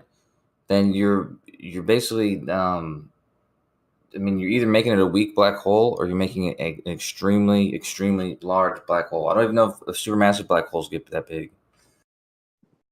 Have like 1,000,000 times the mass of the sun. I don't know. I don't think the volume gets as big as the sun. Infinitely more dense than a regular objects for the same size, and they suck shit into it. Right, but that's not what happens. Like even if you turned the sun into a black hole of that size, it would only be able to suck in all of the stuff in our solar system. So it'd be able to increase its mass. It would be able to hold on. It would be able to increase its mass by like 4 or 5%. So it would suck the solar system in it. If you suddenly poof the sun in and didn't accelerate the planets in such a way Most of them would get sucked in. Yes. Okay, so I'll meet you halfway on that. This makes more But sense. conservation of momentum, if you just poofed it in there, conservation of momentum, the planets would also accelerate as they were pulling towards the sun. I would think that some of them might go into orbit around the black hole that replaced our sun. Yeah, the black hole, the size that you're talking about, it would be, I don't know, like the one in the center of the galaxies is like millions of times more massive than our sun. So that amount of millions of times more massive is a huge gravitational force. So Right, what I'm saying, it'll create like a whirlpool, and everything will fucking get sucked in eventually. yeah, okay, but A first of all, whirlpool. if you're already if you're talking about objects that are already orbiting a black hole, there's not a whirlpool that's going to suck them in eventually. The things that got sucked in already. The things that are orbiting it are in a comfortable orbit. Okay, That's if something bullshit, disturbs bro. that's different. But There's if no they're orbit orbiting that will something, not listen. Just as there's no free energy, there's no orbit that's gonna maintain it. It's gonna decay eventually and get sucked into the biggest gravity well. It depends on its speed and direction and distance. And of course the gravity.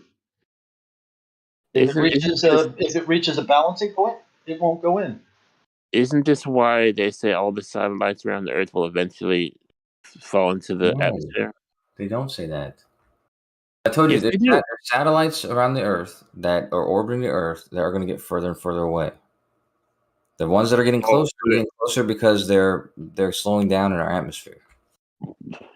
Wait. Are the satellites getting farther away or closer? Some of them are getting further. Some of them will get further and further away. Not the ones that are in our atmosphere, though. They're crashing into tiny little particles of air. The low Earth orbit ones are crashing into tiny particles of air and losing momentum. They lose enough momentum, they come back to Earth. But aren't they all crashing? Aren't they all crashing the particles? Because didn't they say our atmosphere extends to the moon? Yeah, well, the moon is getting further and further away. So yeah, that's borrowing tidal energy, if I'm not mistaken, right? Yeah. So the moon's leaving Earth. It's further away, yes. Eventually, like by the time we evolve into something else, the moon will be gone, just out there, out there going somewhere. Slowing the Earth down and moving further away. In a billion years, it'll be a billion inches further away. Is that a fact? And it's about an inch a year. I mean, they change. I don't know if it's accelerated or decelerated that rate. But how would they measure? If we can maintain this rate, a billion inches. So do that in miles. It's not going to be a terrible How do they measure an inch a year? How do they do that? What's that? How do they measure an inch a year? They did the math on that? They use a laser and they measure it.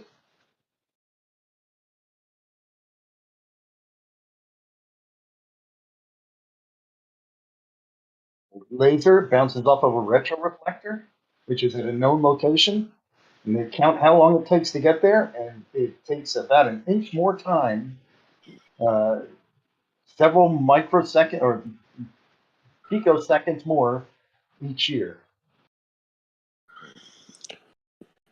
I have my doubts about these retroreflectors. Of course you do. You don't believe in space travel or the moon, so of course you have doubts about it. I mean, like, do we have a picture of them? Like, I'm sure. Yes. Our super telescopes can see them by now. No. The best telescope in the world can't get the resolution to even see the entire moon lander. I mean, they have this new one called the James Webb. That was definitely see these moon reflectors. I'm sure you can see like the U.S. flag on the moon, right? No, the James Webb doesn't have that much resolution. In fact, I would say that you'd probably be much better off with like the Hubble. And Holy the shit, dude. it's closer to the moon. Hey, Mr. Moyak, I went ahead and watched that video yesterday. Ken Wheeler. Yes. I actually got in some pretty depth research. Well, not research, but I watched the video and I transcribed it and read the words because you know how it goes. It's hard to understand what this gentleman is saying. So I think I saw what you said about 7 minutes, so I wanted to see what that was. What he said in 7 minutes was, I got a question for you, blah, blah, blah. I bet you nobody, not a single person can answer this if I ask them what a field is. And very simply, it's an ether perturbation modality. And he says, this is how simple I mean how difficult gravity is. We call gravity, which is a non-point source mutual mass acceleration or dissipation of force and motion. That's all gravity is. It moves towards counter space and moves towards counter space. That means it's the inverse of space, which is anti-time. That was his full sentence. What he says right there. Right. And he repeats that several times. Yeah, actually, I know his next word is "let me repeat that," and then he repeats it. That's right. He says a lot of other funny things like that, and I don't think that means anything like that whole sentence. I've been trying to decode that sentence for quite some time. I mean, in past times it's been said. Well, he's saying that gravity is blah blah blah, and it moves towards counter space, and he says the inverse of space is anti-time, so gravity is anti-time. Huh? Okay, make a prediction with that statement. Yeah. He uses so many words too throughout this that I've never heard before, but I mean, I could research them and see if they're real words, but I don't know why he uses words that don't like. The point of using words is to try to get people to understand what you're saying, but if you're using words that nobody's ever used, then I don't know. But There's some people in this arena who seem to think they understand what those words mean. I don't include myself in that group. We're saying yesterday that if you Google this stuff, it doesn't show up. Like even though he's a very prolific guy, his stuff doesn't show up on Google. But actually, if you Google some of these words just to see what they mean, the first thing that will come up is Ken Wheeler, because nobody else says them. Well, there's some people who parrot them. Yeah, but I'm not kidding. If you look up field modality, seriously, Google field modality, and the Ken Wheeler will come up. Does he ever explain in any of his other videos what a field modality is? He describes what he means by them, sort of. He uses a lot of analogies, but kind of shit analogies, so I erased them. And they're all assertions. I mean, they're assertion based. Like there's no explanatory power even in his explanation. No predictive power. I mean.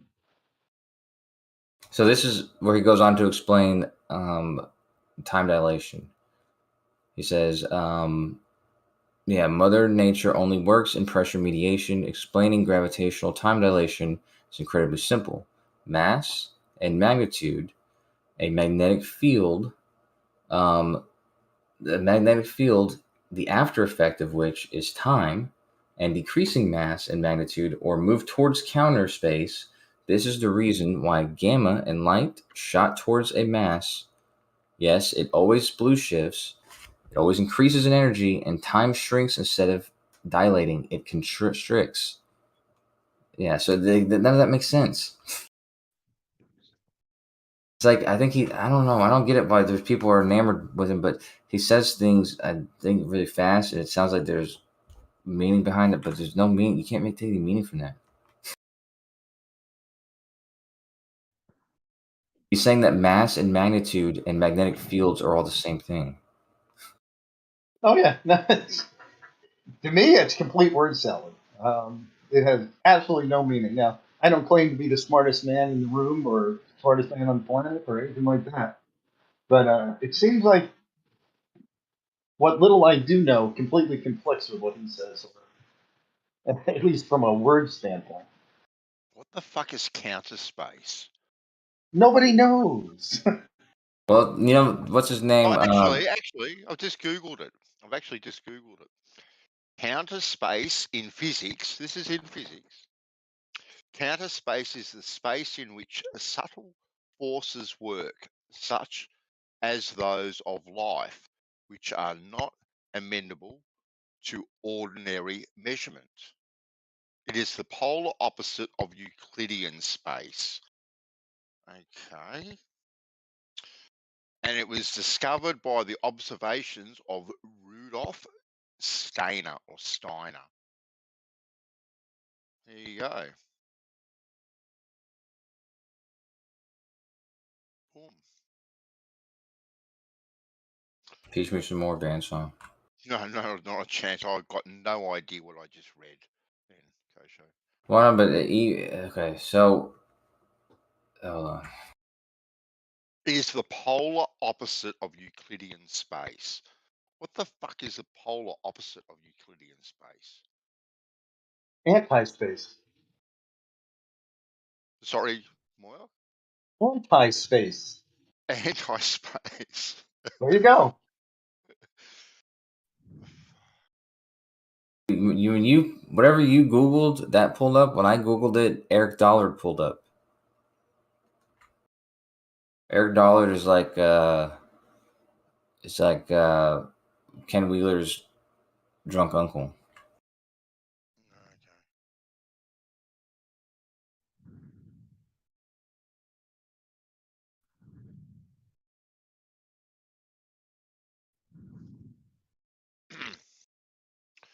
If I've got to Google the meaning of words in a conversation, you've lost me. The fuck? Wait, exactly. It takes away all Ken Wheeler does. Okay, so this is what it said. This is what some dude on Quora said. He said, space is what we conceived through senses as the emptiness around objects, which I disagreed with. The contrary of space should be something that goes in another direction. So this is why we call counter space. As space grows with distance, counter space shrinks with distance. The less space you have, let's say between objects, the more counter space you have. That doesn't make any sense to me. No. But this is what he's saying. He's describing Eric Dollard's counter space. Yeah, well. Which I believe is what Ken Wheeler is using. Yeah, well, it should be deleted. It says he uses the analogy with the lines of a ruler, space being the blank or distances between the lines, and the counter space being the lines themselves. And see, in my idea of what space is, because I described it earlier, space would be describing all points on a ruler, including the empty spaces and the lines. Any point on the ruler would be the space. The space is already there. Right. Positions that everything else is existing in. I know. I need Howard to help me out. Make it clearer for me. I mean, all this stuff is wonderful. I just like to see somebody do a prediction with it. I mean, like, all these wonderful flowery words are great, and applying all the edge science and stuff to your conversation is wonderful. Now, take all that stuff together and make a prediction. Mm-hmm. That's when I'm going to start giving you credibility. Yeah. Otherwise, I could just say my car is powered by counter space. If you can predict to me how late the train will be next Thursday on platform 3, I'll be pretty impressed. Then it'll have some utility. It would. It would then.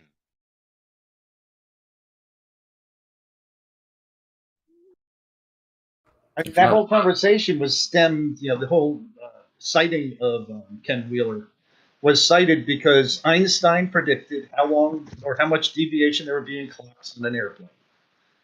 All the stuff that Ken Wheeler says doesn't even approach doing that.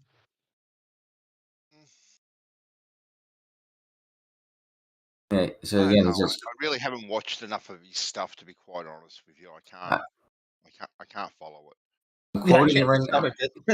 I've transcribed it. I'll tell you. This is the next part. He says, "I'm always thinking about 10 things at once." He says, "We have measured. So we have measure. We actually have centrifugal divergence, and we have the after effect by divergent magnetic field, which is, of course, space. In space, mass and magnitude being synonymous, we have therefore thence time, whereas the ancient Buddhist said, when this is present, that is present. So he's saying that all these things are synonymous: space, mass, and magnitude, and then so therefore you have time. Because Okay. space and mass and magnitude mean the same thing. Okay. Tell me how fast or how much time can I dilate when I'm on a fucking airplane?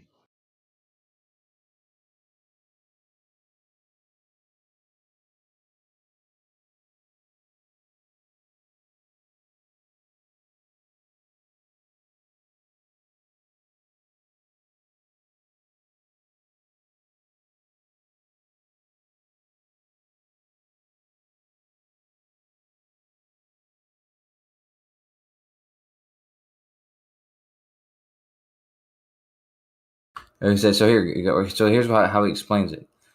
How he's explaining gravitational dilation again. He says, and I'm sorry, I'm going to read a sentence. He says, what we call gravity, I don't care if you call it gravity or electrostatic cling, doesn't matter. It's all the same thing. It moves towards increasing inertia and acceleration. They move towards counter space, where energy increases.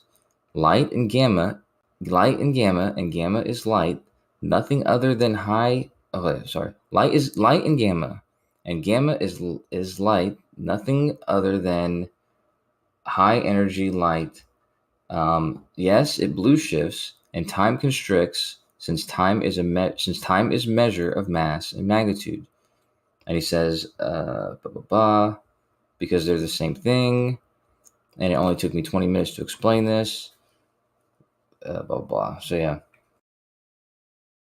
that doesn't make any sense. He says because mass and measure and mass and magnitude are the same thing. What the fuck? I got it now. I completely understand, but I'm not going to explain it to you. All you can do is read Ken Wheeler. You can never explain what Ken Wheeler is explaining. I'd love to have a real, solid engineer / physics major go through Ken Wheeler's stuff and just like decode it for us. What he's saying.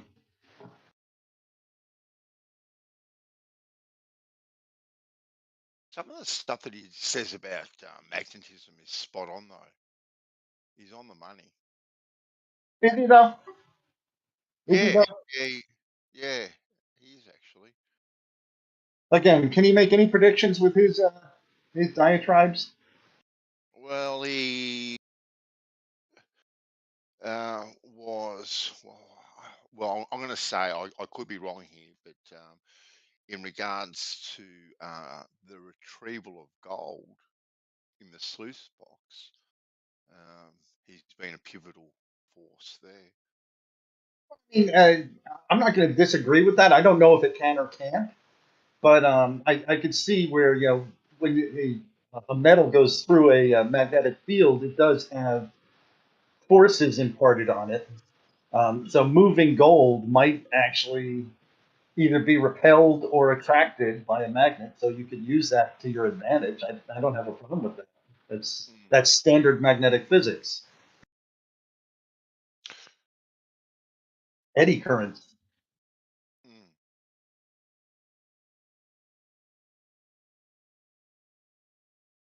Well, in the retrieval of the flour gold, like the fine, real powdery stuff,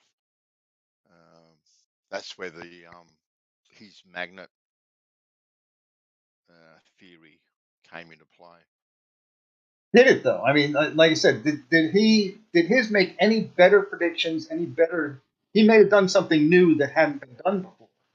But did his predictions deviate from what conventional magnetic theory is? His application on how the magnets were used made a difference. Yeah, so I don't know if it's his theory, but what he knows about magnets and how to apply them to a sluice box definitely has made a difference with the retrieval of it. So Is it anything new that he's teaching anyone? I don't know, Moyak. I don't know enough about magnets or anything like that. Right. But, you know, It's a different application. Using magnets may be novel, and it may be great because he's been so into magnetism that he decided to do it, but he still could have the wrong reason for why it's working. Well, his reason was the size of the magnet, actually. Using smaller magnets made it far more efficient. So that was a breakthrough. So I don't know. He obviously does understand it, to a degree. What degree that is, I don't know. Who does? Yeah. But just starting off quickly with my thoughts on it. As you say that it may affect gold. I mean, I already have some quick theories on it, which is knowing that magnetism produces eddy currents in metals, that it potentially could work. So even with very little knowledge on magnetism, I could be the one who came up and said, "Hey, let's put a whole shitload of magnets in there and see what happens." I'm either going to get a push from it or a pull from it. So I would have to build my system to deal with it being a push or a pull to be an advantage for me. Yeah, but you didn't though. No. I'm not going to knock him. In playing with magnets, he has a lot of more experience playing with magnets. Yeah.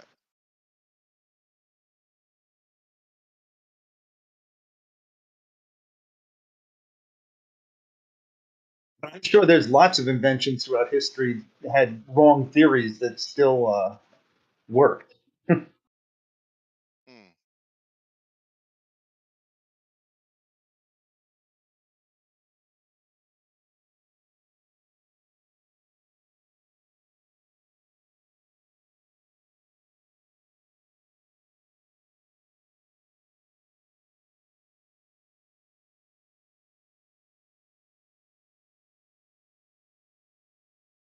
What are you talking about that's good with the magnet? What you say?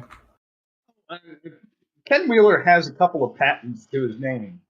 I don't know how many, but he definitely has. He has come up with novel uses of magnetism to do certain things, and one of them apparently is the ability to improve the efficiency of pulling fine gold in a sluice box. Yep. Is he like rich because of this? I don't think so, but I don't know. I don't know his finances. I mean, if he's got that, I don't see why he's not using that. That's what I would be using. I don't know why. I'd like to know if anybody is using it. I know I haven't seen it mentioned on Gold Rush yet. On Gold Rush with Parker and crew. Yeah. I haven't heard him saying, "Oh, I just got the new Wheeler sluice box. Man, I'm getting $8 billion of gold this year." Yeah.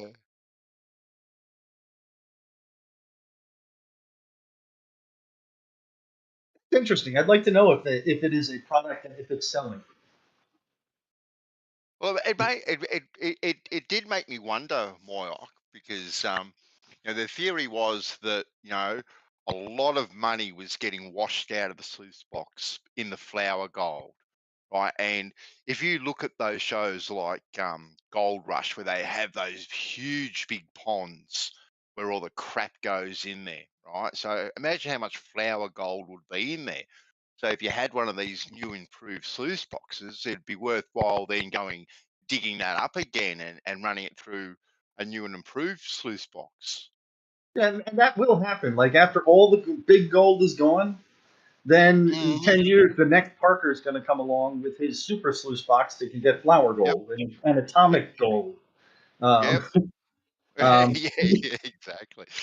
But the question is, why isn't he using it right now? Does it have any utility in the real world, or is this something that that he came up with, he patented, and nobody wants because it doesn't work for shit? Well, there have been other, because when it first came up, I actually did a YouTube search on it, and there were a couple of people I think, before the patent came out that tried to maybe adopt his idea without necessarily knowing the exact formation and plans of it. And they said that they had, a little bit of success, but when the patent was applied for and approved, and is it getting used today? I've got no idea, Moira. I've got no idea at all. But I'm going to try and good on find him. out. Yeah, half his luck if he is getting something out of it. Good on him. And this could also be something that that works. Like you can statistically find that it does something, but practically it's useless. Yeah. So like he could do. Well, I got 50 pounds of flour gold I put through this thing, and I recovered through a normal sluice box. I recovered 29%, and I got 30% with the magnetic system. Yeah. And actually, what the magnets were supposed to be doing was to slow down the flow of the gold, to give the flour gold more time to settle to the bottom, so as to decrease the flow of it. Yeah, I can see that. And I think, because the way he set up the magnets was in a funny formation, but I think it actually had some sort of pushing effect, like up the current, like up the sluice box, if you know what I mean. Right. And that's kind of what the eddy currents seem to do. Like you remember when they drop the magnet in the tube, how it drops really slow. Yep. The eddy currents cause a braking action. So if you aim that down to the bottom of the riffle, and the water was swirling around, it would possibly give it more time to settle. I mean, it's a cool idea. I just don't know in practice whether it's a 1% difference, a 1/10% difference, or 80% improvement. I guess at 1% of $1 million, I'd still want to do it. Oh, exactly.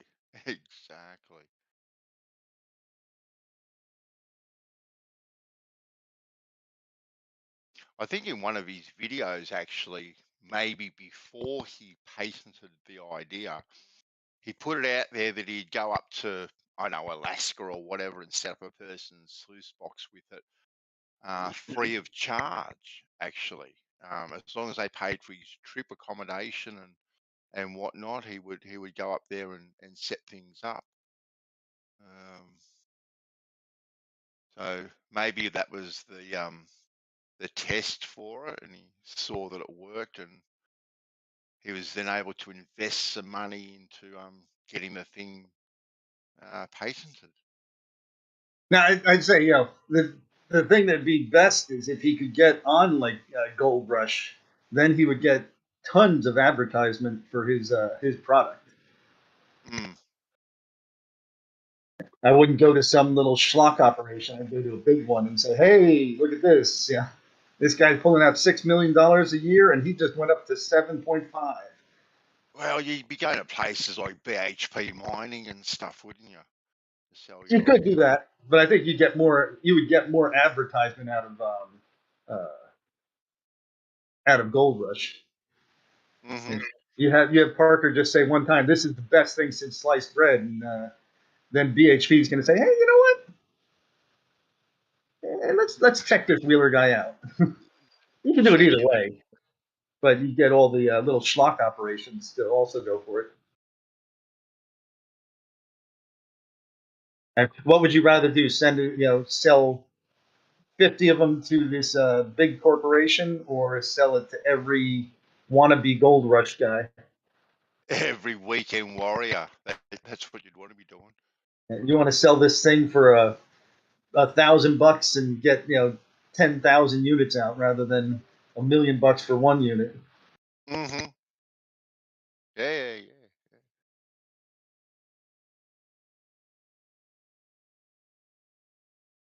Magnetism. Why Ken's wrong? I'm looking for gold. I want to see gold. Show me this thing working. Characterize it for me. Give me predictions. Tell me something useful. Numbers.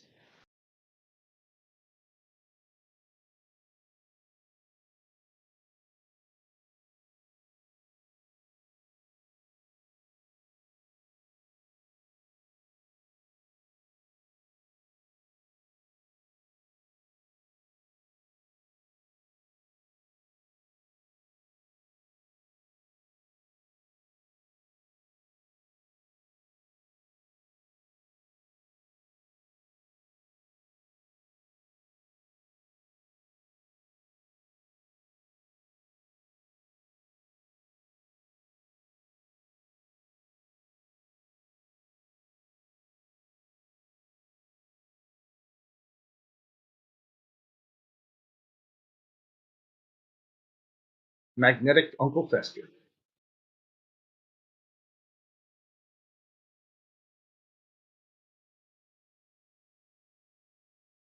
Hey, I just realized there's nobody in my house today. I could actually go hands-free. No push to talk.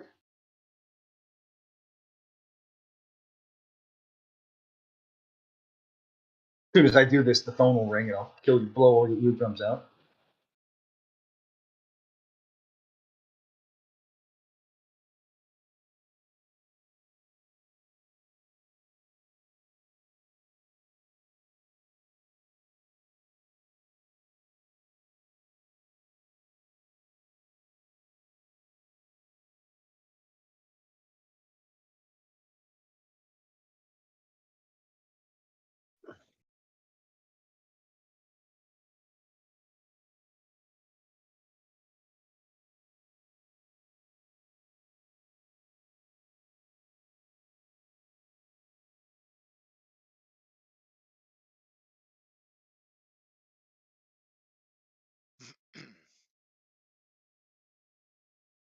Check, hands-free check. Yep, I'm here.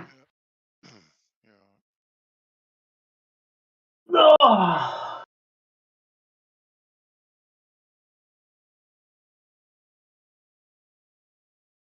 My wife is roughing it with the boy off at Boy Scout camp.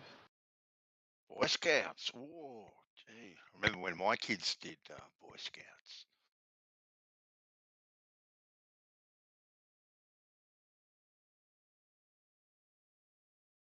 She's going and live. First day she got out there, she got a day of 100% rain.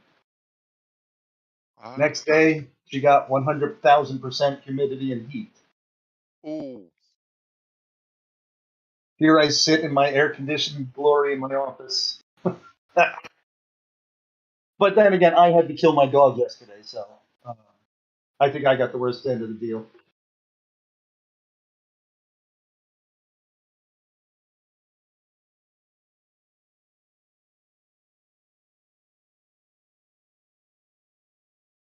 I always end up having to do the burying myself. It's not fun. Why can't she do it one time?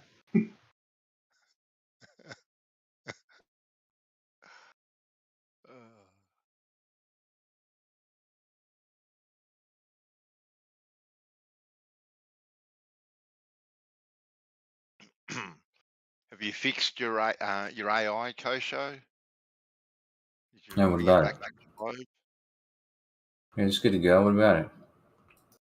Why is he asking so many questions, dude? Or is it still a flat earther? Oh no, yeah, it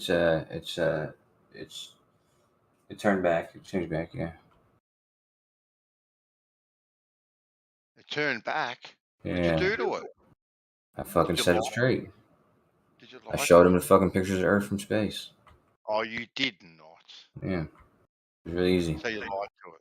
You lied to it. No, I just showed a pic. I said, "Here's some pictures. These are normal pictures." Can't believe that you corrupted it again. No, I did not. Hold on a minute. I'm signing up for some veteran bullshit. Okay. Hold on. I've got the screenshots to prove that it was a fully fledged. Yeah, it turned into a flat earther. That's fine, dude. It's also it's done a lot of things. It's also written me a screenplay about Jesus. A lot of stuff. Yeah, which was crap.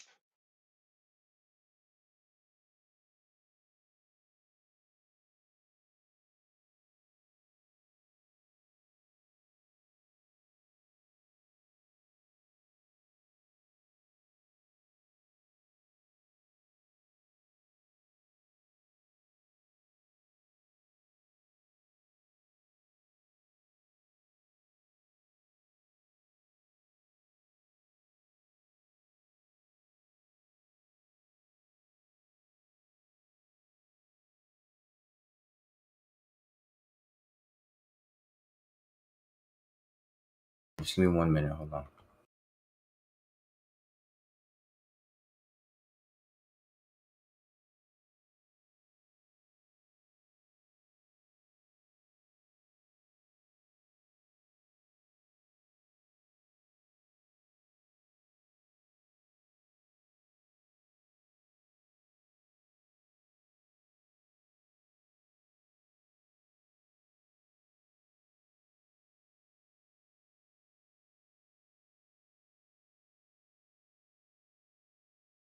Ace was jumping today, apparently. Or be yesterday for you, not today. What is that? I don't know. I heard who's he? G Gonzalez was in the house. Oh, yeah. But you and him had a lot to talk about since you guys are both flip floppers. He's an amateur.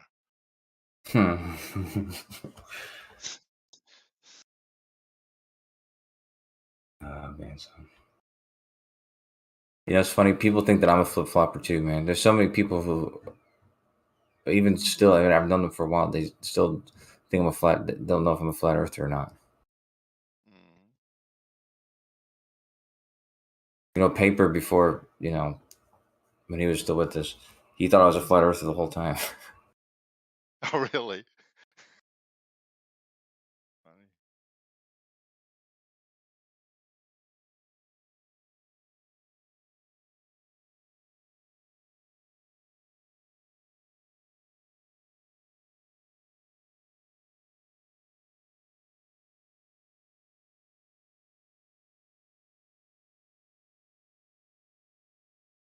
Yeah, sometimes I think about Litchwink.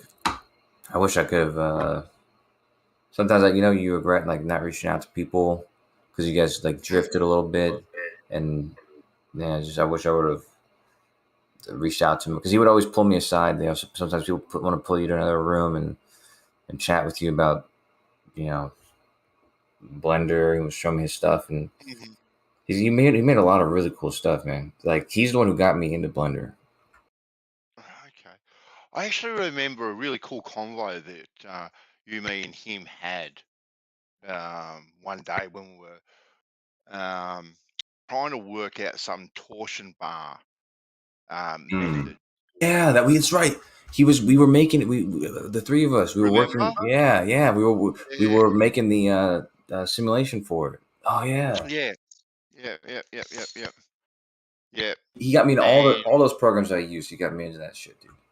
Okay. Yep. Yeah, we went down into another room or something, and because it was based off that old black and white footage where they get that pyramid type of lead weight that's attached to the scale. You know how they roll the bowling ball underneath, and it was kind of based off that kind of thing. And I lost my job because of that conversation, dude. really, you did not? God, you. Yeah, I didn't go into work that day. You're trying to make me feel guilty, which I don't. I never did blame you for that openly, Bansump, but you are the reason I lost that job. But I think deep about that down, sometimes. you've held this never-ending resentment. Consciously, I think, yeah. I feel it sometimes. I feel that resentment. I remember because we and you had a long conversation about it even after Litchfield had done. We would talk about when how you could practically do this, what you would need. We try to calculate what, you know, scales you could use and shit. Yeah.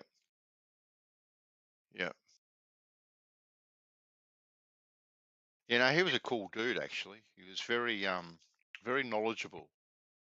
Yeah, very. He had an interesting way of thinking. Yeah. Yes. Yeah, definitely. I could call on him. Was he Polish or something? He was German. German. Oh, close enough. Close enough. Well, it kind of is. Yeah, it's kind of close. It's true. No, yeah, he was German. But yeah, you know, he was crazy because he was a very healthy guy too. He would talk about going on like bike rides with his dad. Like his dad and him would go exercise stuff. And what happened? Damn, dude. He died he passed from the you know what? Oh, really? No way. That's right. Damn. It's so sad, man, because I was going through my servers, deleting them, and then there was a random German server. I was like, what the fuck? And then I saw a post from Livestream. I was like, oh wow. And then I saw that it was in German, but I saw some words in there that I don't know, daughter, father, something like that, or it said a girl's name or something, and immediately I knew what it was. It was like it was his daughter, had posted the message or whatever. Well, shout out, Litchwick. Hope you're doing well, pal. Say what? I said I shouted him out. I said I hope you're doing well. Who? Litchwick. Oh, you're shouting him He's not out. doing very well right now. Yeah, no, what are you talking about, man? It's not a little fucking too late, dude. Oh, he's How do you saying know he's he's not hoping he doing made it. well? How do you know Probably he's not is. doing well? He probably is, man. He's on top of the world. He had such an imagination, dude. Yeah. Crazy imagination. Like science fiction stuff, He's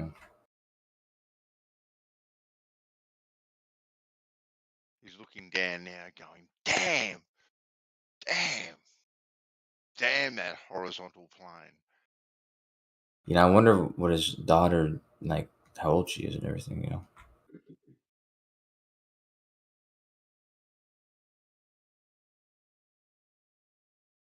Maybe I can pass on Litchwink's bloodline.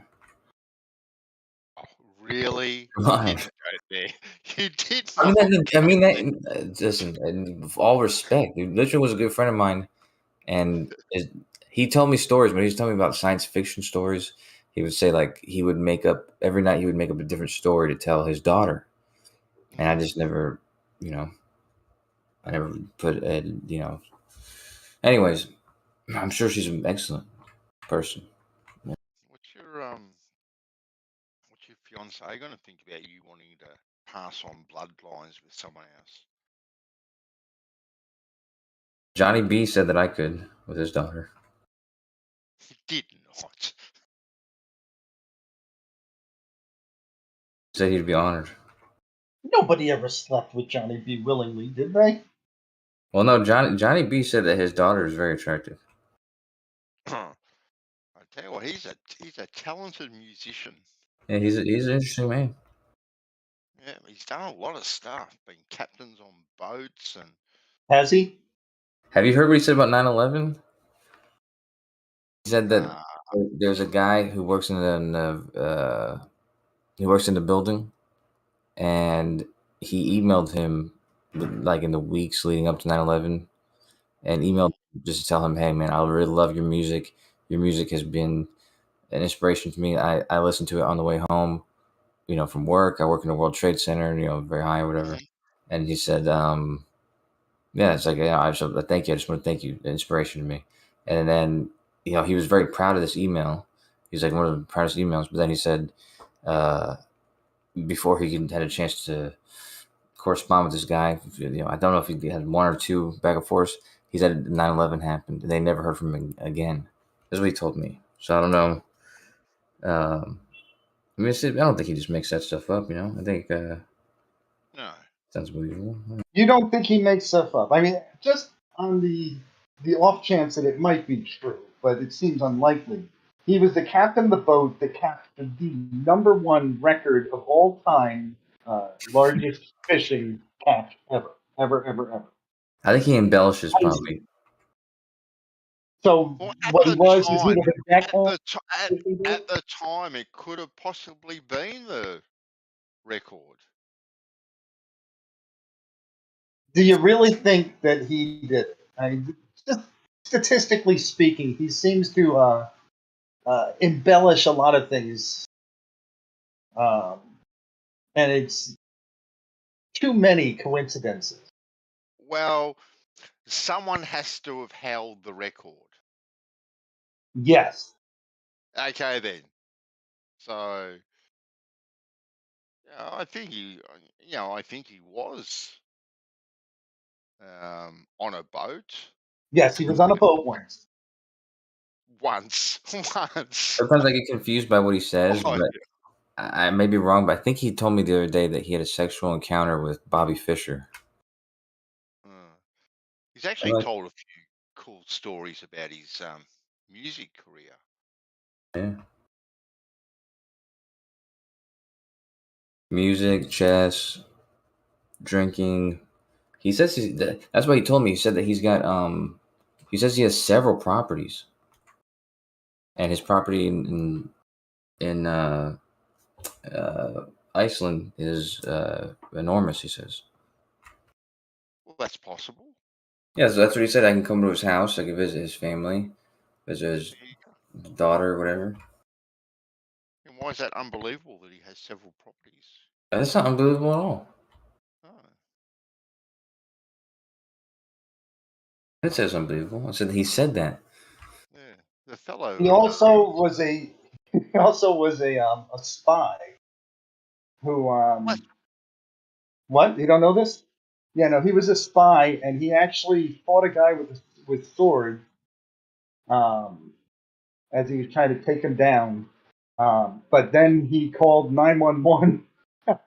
It's like, because spies always call 911. Well, we know there are spies, right? Yeah. And we know there are swords, right? Yeah, but now from the standpoint of you guys being skeptical, it seems highly suspicious, the things that Johnny says. But for that, you guys say, yeah, it could be true. Well, but then look, I'll come in and I'll say that the altimeter is at a barometer measures pressure. You'll say, I don't know about that. No, I must say, Moyoc, picturing Johnny in the main street of Melbourne, having a duel at high noon with someone with swords, yeah, I don't quite picture that myself. But,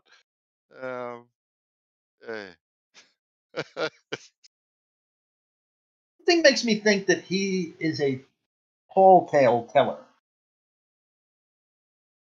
But what's his name? Rizla used to always get on me, and like every story I told, he would claim it was a lie, and I was just not only an embellisher. I just lied about everything. But every story I've ever told has been a true story. I don't just make stories up. So like when I had a ride and this happened or that happened, or who does that? That what's his name? Rakia does that too. He just thinks that I just make up these stories or something because I said I was in Vegas and I did blow with some fat guy or something like that. Like, why would I make that up? But either way, so that's my favorite story of yours of all time is I definitely. know which. Yeah, you know which one. I had a date with the African guy, the ISS. Whatever. Well, it's a true story. It's my favorite.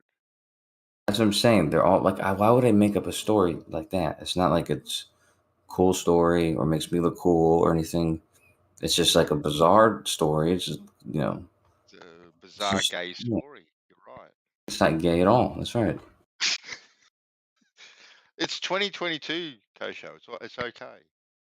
What did you for gay? There's nothing wrong with it. No. As you have proved. Or my ex told me that she told me this last year too. Or was it last year maybe? She said that she had blown David Blaine. Like one of a guy I look up to. The magician? Yes. She told me that, yes, she said that she dated him briefly, I think a few dates or whatever. And she said they got that's the most sexual encounter they had though. They didn't go all the way. But she blew him. I was like, what? How is blowing not all the way? Blowing's not all the way. What are you talking about? All the way is sticking your wiener in her hoo. Yeah. Well, he definitely stuck his wiener in, that's for sure. Yeah, it's like a halfway. I love it how you guys call it a wiener. Yeah, don't listen to me. Don't repeat what I just said to me, okay? I don't like the way you said that. But she told me, and the weird thing is, she knew because she was my girlfriend 10, 12 years ago or something, and she knew how much I was like. I did card magic, and I was a big David Blaine guy, and she just never thought to tell me that. I was like, what? Mm-hmm. But anyway, where she got all those cold sores from? Yeah. My God. I thought to tell you. And did you, after she told you, did you say you should have kept it a secret? Yeah, actually I did, and I didn't even know. I was like, why didn't you tell? I was like, I didn't even know how to react. I was so confused in the moment because I was like, I looked up to this guy, and also, yeah, it's a whole bunch of things. But nothing up my sleeves. Hey, presto. you know what's funny is that was around the same time that he did the balloon thing. Like he flew up in a balloon, and we watched it live in Gem server. Like yeah, it was like that same couple days, and that was something I was planning to do. I was planning to get a hot air balloon, and I was also planning to do that balloon thing with soda. Remember? So it's like I was like, dude, this guy's copying every fucking thing I do. It's getting blown by the same girl. The fuck? Well, actually, he got blown first. No, he didn't. Yeah. No, I dated her 12 years ago. Okay. At high school. Yeah. Yeah, she must have done something with him. I don't know, in the past 10 years, probably past 6 years, probably past 10 years. You know, this same girl, she almost got Epsteined. Oh, really? Yeah, she told me the story because she was a model around the same time, and she was in Europe, and so this is exactly how she told me. She said that she got approached. I guess maybe her manager or manager of a manager or something like that. They set her up with a photographer in Milan, and she thought it was weird because it was only her and the photographer. Like, it was nobody else. And then she said that the photographer gave her some weed and then said, like, so basically her manager just passed her over to this photographer dude. And then he was her handler almost. And here's the thing, though. The company that was affiliated with Jeffrey Epstein, I forget what the name of the company is, but it was the same company. That's the company that this photographer worked with. So that's why she knows for sure. But anyways, so she went to this house and smoked this blunt or this spliff with him and then passed out on the couch. And when she woke up, he was gone and the doors were locked from the outside of the apartment. She had no way of leaving or anything. No phones were in there. And she said she was so scared for hours and hours that when he got back, she was like hiding in the bathroom so that I don't know what she did. She did something crazy, pulled a fork on him or something, and then ran out of the apartment and called her mom and from the embassy and went home. But she said she was sure she was about to get Epstein. No joke. What's the name of that agency? Hold on. All right. You definitely live in a weird ass country. Find it right now.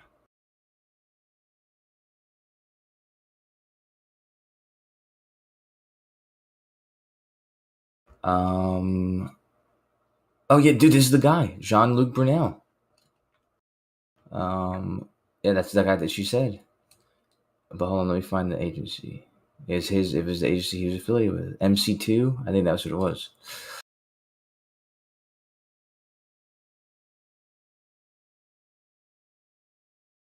Yeah, that's what she said. Jean, that was a dude. But she didn't know about anything of the stuff at the time. She didn't know about this until when it came out.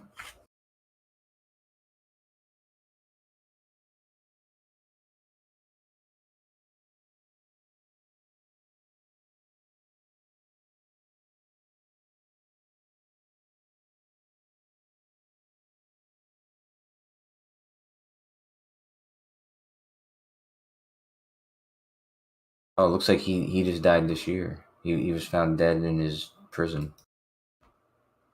Wow. Finding out all those Epstein guys got suicided.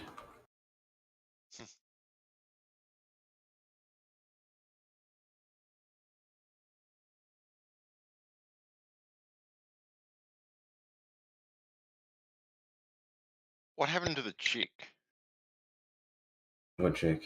My ex? No. Epstein's partner. Ghislaine Maxwell. Yeah. What happened to her crit? She got convicted and sentenced to like 6,000 years in prison or something like that. No way. What? Why didn't they kill her? He They had don't to know execute. everything and have access to everything that Epstein did.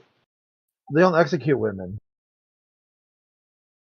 But if the reason for executing Epstein was because he knew too much, she obviously knows too much. So why aren't they executing yeah, her? I got you. I think it's because she'll keep her mouth shut. You just gotta make an example of the one person, and maybe she's got more to lose because she does have a family and stuff. So be like, you'll sit in prison and hear this is what we'll do for you, and you'll keep your mouth shut. If not, here's a picture of your niece, daughter, mother, sister.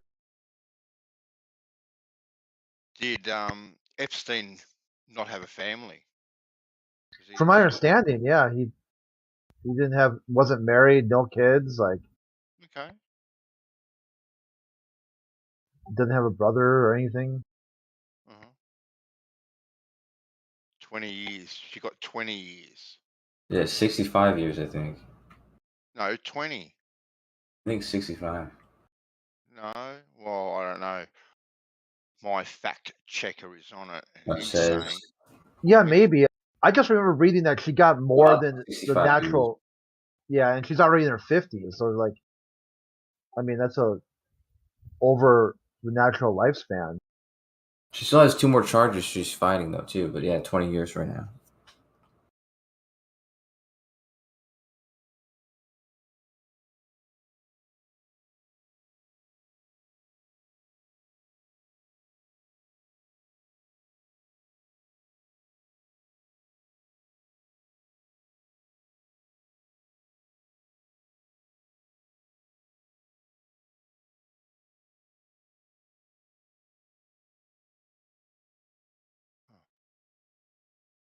Yeah, she faces perjury charges. Sorry to see that, Moyoc. I just noticed it. Oh, you just noticed that? Yeah, just noticed it just now, man. So yeah, sorry to see that. Yeah, I question, taking that picture is like the last picture I've got of my dog. But man, it's a depressing picture. Your dog is dead in that picture?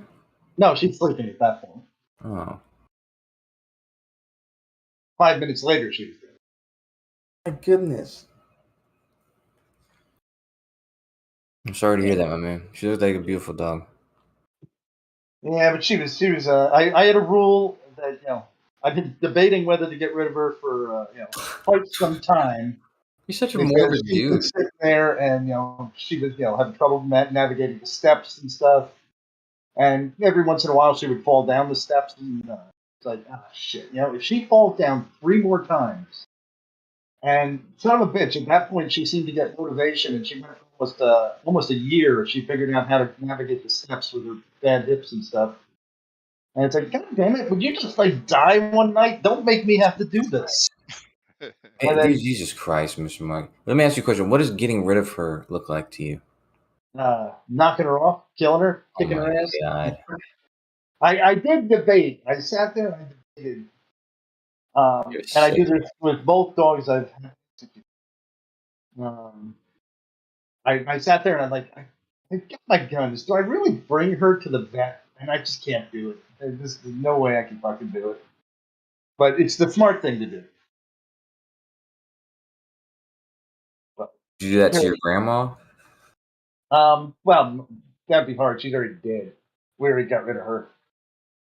I'm just saying, man, I couldn't do it. I know it sucks, but unless, I remember my dog, we had a dog for a long time, and I remember I wasn't there when he passed away, but apparently he just went out in the field, by himself, and then he just, passed.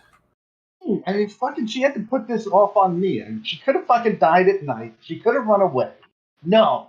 She had to just keep on going like the ever-ready bunny. You're a sick man, Mr. Mike. For a year, I've been debating this.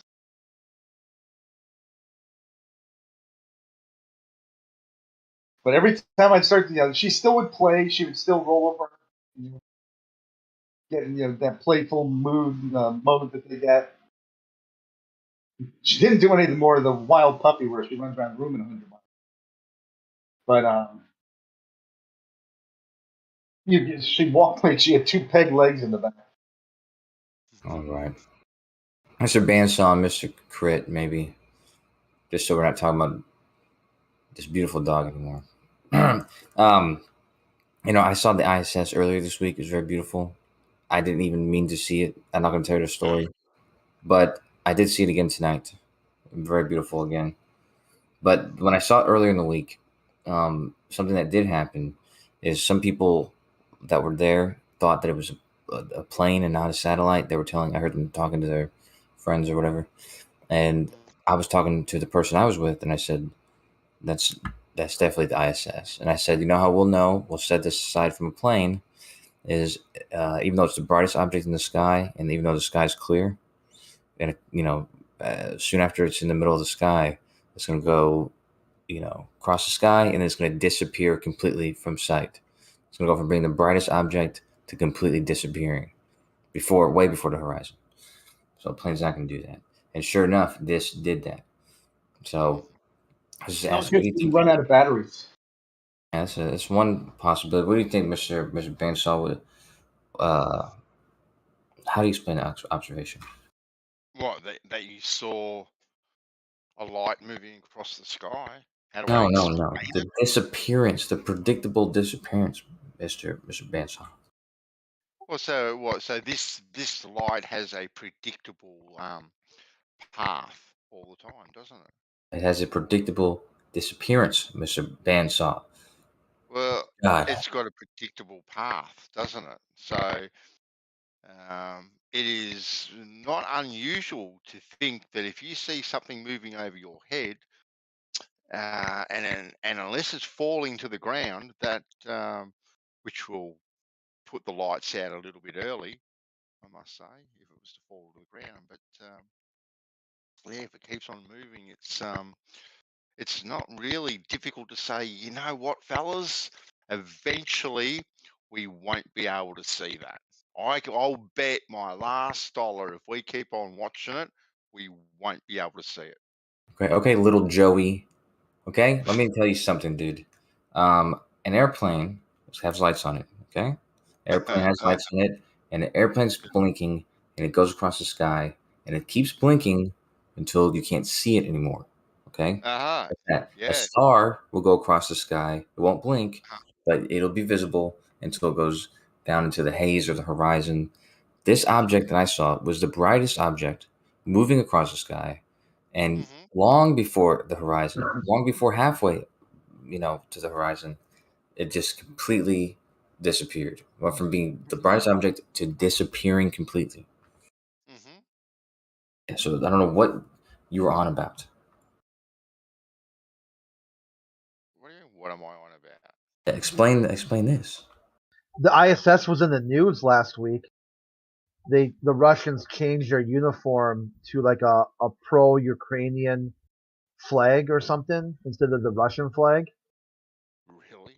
Yeah, and NASA said it was completely inappropriate. Why do you think it's Russian? Yeah, I could link the article. I posted with my headline with a GIF. I posted with a Russian dance. No, but why do you think they did that though? It's so weird. Because it's a shit show. It's nothing's going on up there. There's no. That doesn't make sense, man. It's a shit show. I mean, like, what? It doesn't make logically. Why would they do that?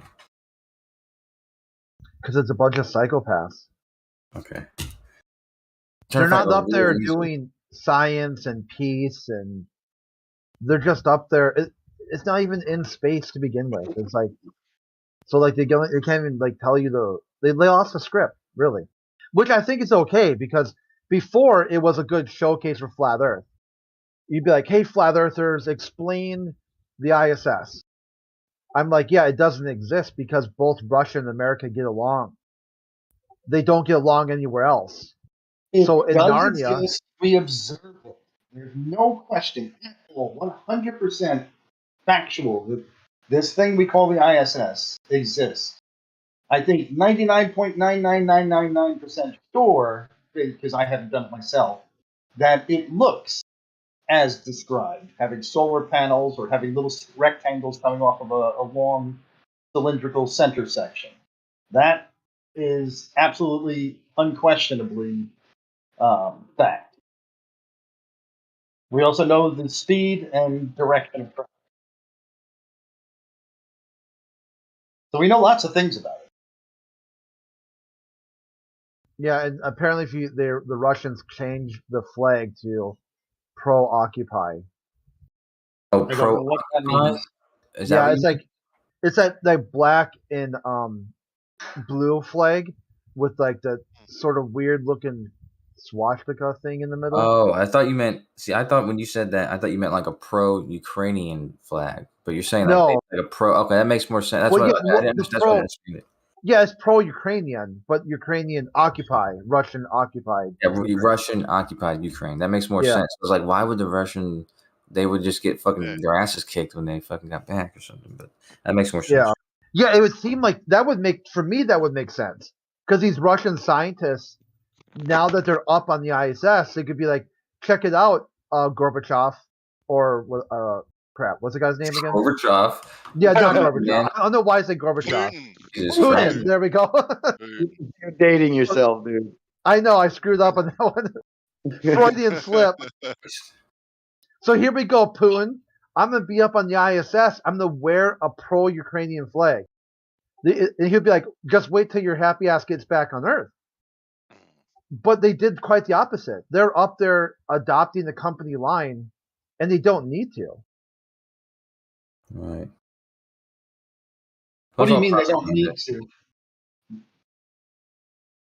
They could protest if they wanted to. Yeah, but not really. Protest? That's a very bad business decision. That's not just that. They still work for the Russian government. They're defecting to the space station forever. Yeah, I suppose that if they did that, they'd tell like the same thing they told NASA: use your broom to get down. I mean, it's propaganda, just like you said, dude. It's just like if, you know. Or say no, thank you. I mean, in that TV show Away, the deal they made was the Chinese. Oh, I suppose this is spoiler. So if you haven't watched Away yet, maybe like don't listen for a second. Is that on the Hallmark Channel? No, this is Netflix. It's about the first manned mission to Mars. It was a joint endeavor. England, America, India, China, and Russia. So they build this like huge colony ship that's gonna be like the first. It's gonna deconstruct once it gets there for more waves of colonists to come after. Okay, so anyway, they're gonna say that part of the deal was that the Chinese astronaut had to be the first one off the ship when they get to Mars. But then they changed it and said visor down because they were worried that she might be a lesbian. I guess like at that point in Chinese history, like they go against LGBTQ at some point because okay, I remember now. Okay, she was married to some government official, some high level government official. And so they said, well, that would bring discredit upon the government that here this government dude has a lesbian wife. That'd be awesome. What are you talking about? Well, yeah. So then they said visor down. So then when the astronauts got there, they decided, well, they're on Mars, so they're just going to do whatever they wanted to do. So they did like a Brady Bunch sort of photo. That's funny. And they all had visors up.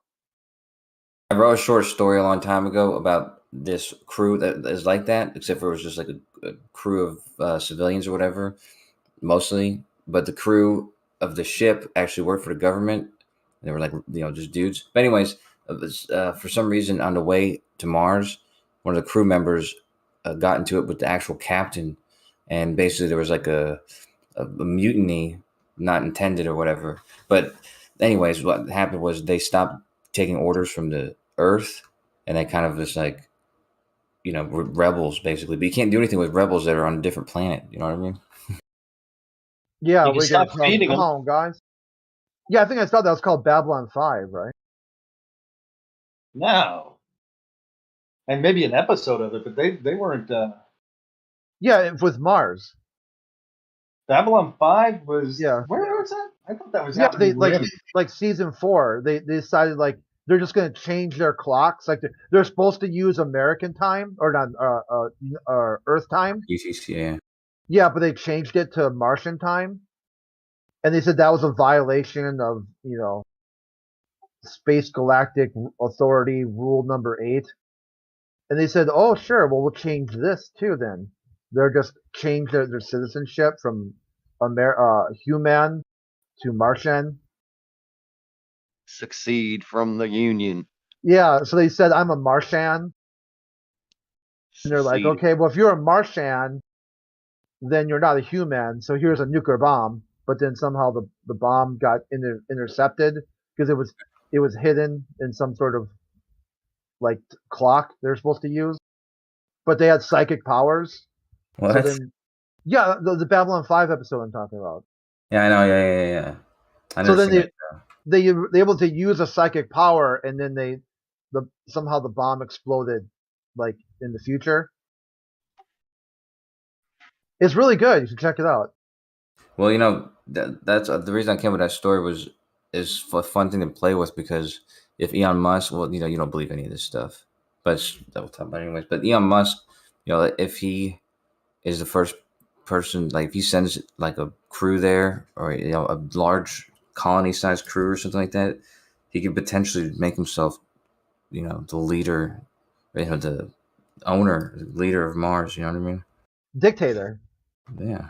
Yeah, that's what von Braun's book, the Men on something Men on Mars, First Men on Mars. He talks about a dictatorship of a Fourth Reich on Mars. German would be the language, and it would be like a reboot of Nazi Germany, but done right this time. Sounds like that movie. What's it called? Yeah, what's that movie that had like T-Rexes and like Hitler on the moon and shit like that? Nazis on the moon? Oh yeah. What's that called? God damn it. It's so dumb, but it's like it's got a fucking awesome trailer. What's it called? God damn it.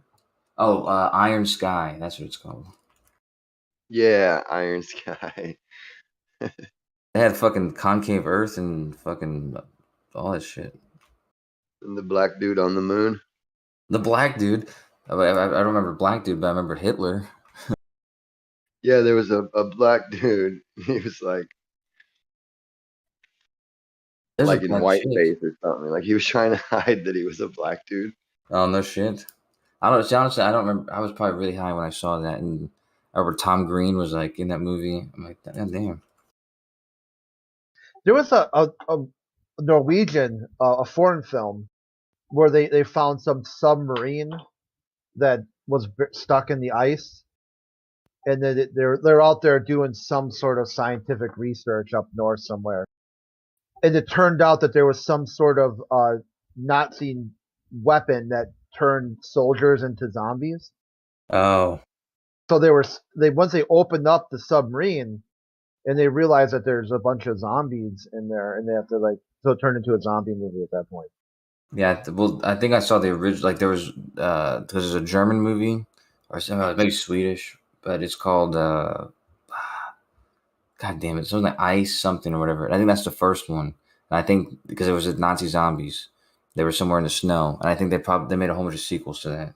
I forget what it's called. Oh yeah, it's like some sort of like chemical weapon like that they use, but or something that would turn their soldiers into unkillable like machines.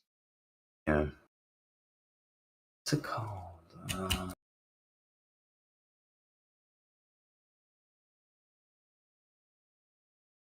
Be like Ice Harvest or something dumb like that. Ice Pirate. Christopher Kirby was his name. That's what it was. I'm gonna look this up now. Ice Pirates, best movie ever. The Space Herpy. That was Spaceballs. No, that was Ice No. Pirate.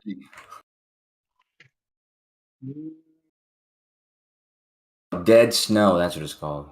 Oh, there we go. Yeah. So I'm going to have to look that up. I think you're wrong on that one, or maybe it's a repeat. Maybe Spaceballs used it too.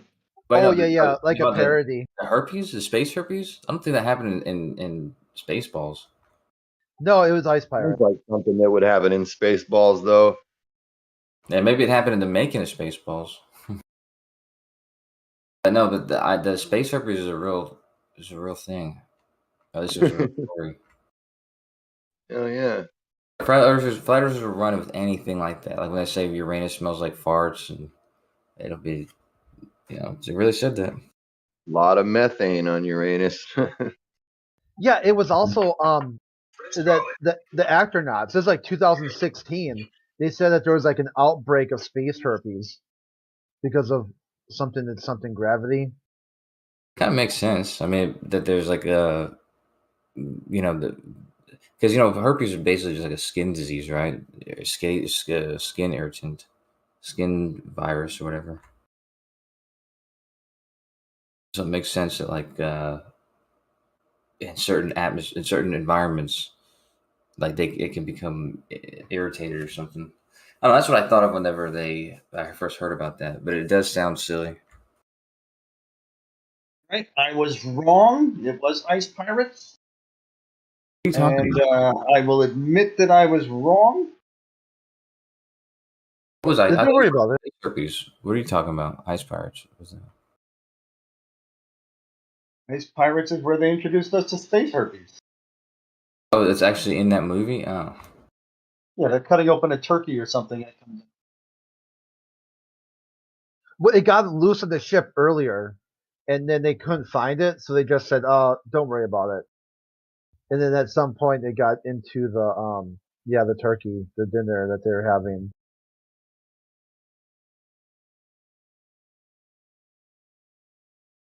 Who's that chick? She kind of looks like a babe.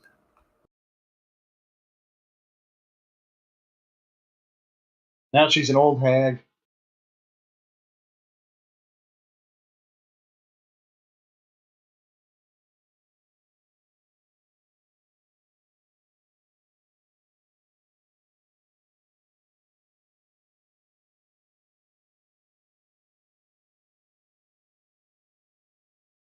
I'm gonna have the AI help me write another story because I had this idea for a story, but I never fully wrote it. But it was about like the short story about the Tesla Roadster, and it's like there's the astronaut that's in there, or whatever. But in reality, like they have this millionaire, gamblers club or something, and they put like a real fucking dude in there, and they were betting on like they put all these like stuff in like the car, like there's like tiny little resources that he can use to survive, and they all had to place bets on how long he would survive. And he's like resourcefully, he has to like he's always hanging on the edge of his life. Then he got his Tesla Roadster working, and he drove it back to Earth and flew through the atmosphere. That's a spoiler alert, but he doesn't come back to Earth.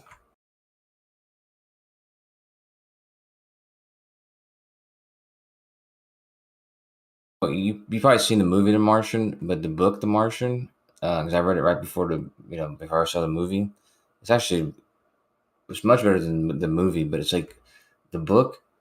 It was so detailed, and everything that happened in the book was like in a scientific description of what exactly he had to do to survive, and he always came up with like these clever he had a clever way of using the resources he had to persist as long as he did, like I think over a year or something. How did he get rid of the perchlorates from the soil? They go into quite some detail because he's supposed to be like a science. He had like 3 different science degrees or something. Botany mostly. I mean, I would guess you could rinse. If you had like unending water, you could rinse off the perchlorates. because they're water soluble. But that was the thing, is he, like in the book, like to go into great detail, he had a way of utilizing the different gases and his urine and all, like he was like recycling shit. That had a steady balance of the water and the oxygen and all that kind of shit.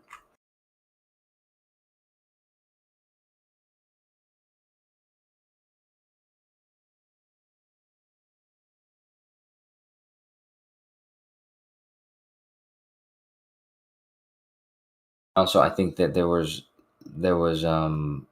food, like there was food stored away for their next trip or something like that for the other crew.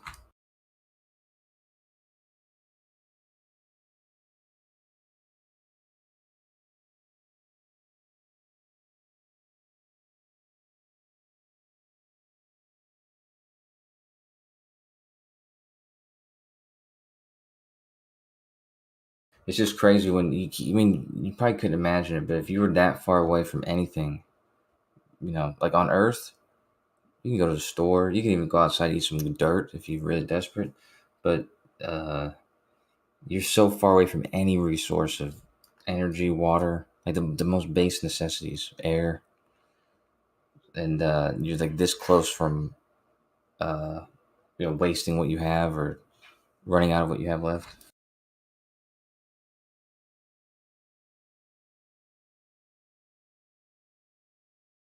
To say I was in the movie that he uses like a parachute to block the door after the building blows up, and he's keeping the atmosphere in there.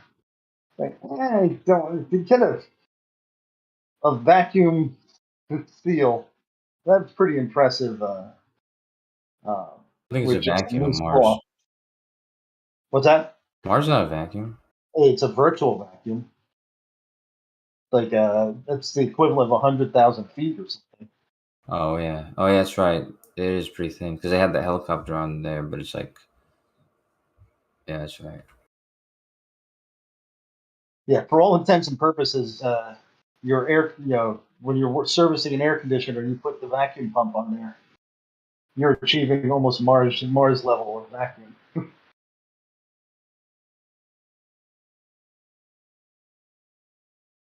Did they test that Mars helicopter in a vacuum chamber? Yes, they did. Not a vacuum. Well, yeah, the vacuum chamber, but not a vacuum. Yeah. And they did it also simulating Martian gravity by putting counterweights in it. Martian gravity. Is there videos of this testing? Yes. By any chance? Yeah. I saw a few of them, but I also saw like they were actually pretty unsure that it would. They weren't unsure. They weren't very confident. They were very worried that it wouldn't work.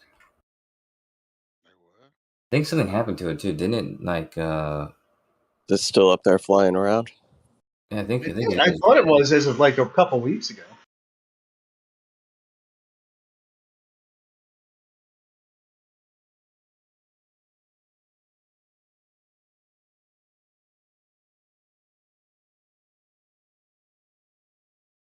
That'd be cool if we had something like that on the moon. Actually, it actually wouldn't be that hard to have something like that on the moon. You would just like small thrusters.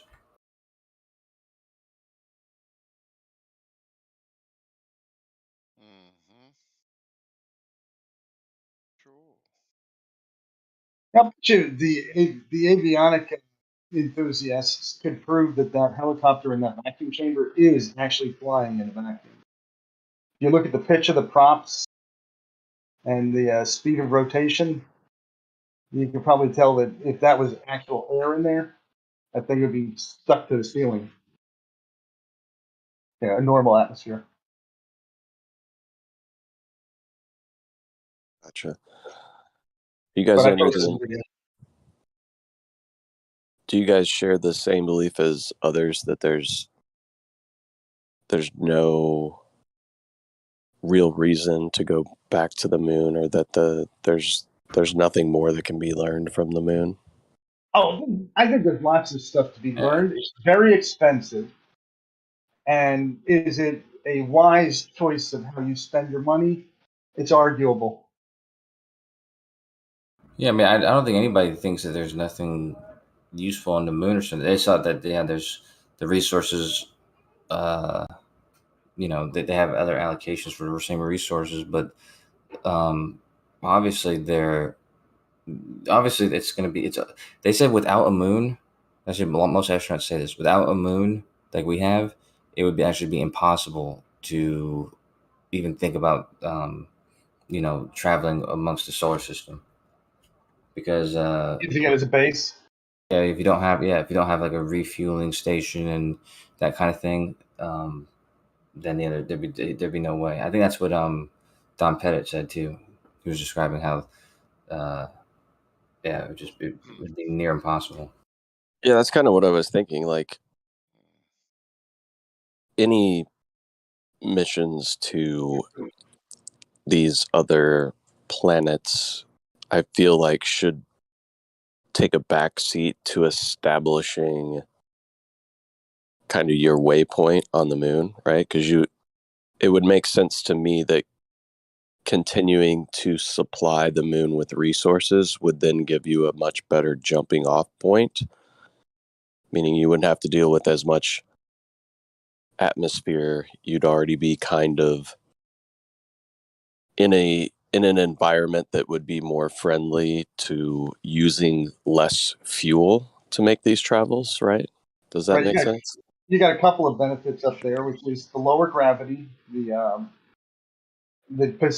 persistence of resources. I think that there's a claim that if you dig deep enough, you can find water on the moon. So I think so you're able to actually then make fuel on the moon, and then it's really cheap to get it to space from the moon. So it makes a wonderful fueling station.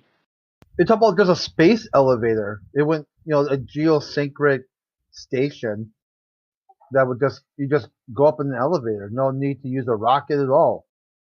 Yeah, I'm always like space elevators. The distances involved are usually pretty damn long. Do you remember? So you have something that's rotating only once every 28 days to get enough centrifugal force in that to counteract a space elevator. You'd be going like 60,000 miles away. Now, if I want to go up that 60,000 mile tether with an electric motor or something like that, it would take me weeks. Do you remember the Gems? 60,000 miles. Remember in Gems? I had that campaign. I don't remember how long ago, but when I was trying to calculate, you know, if you could create a rope ladder to the moon, and actually, it turns out you can. What about like some type of mag lift device?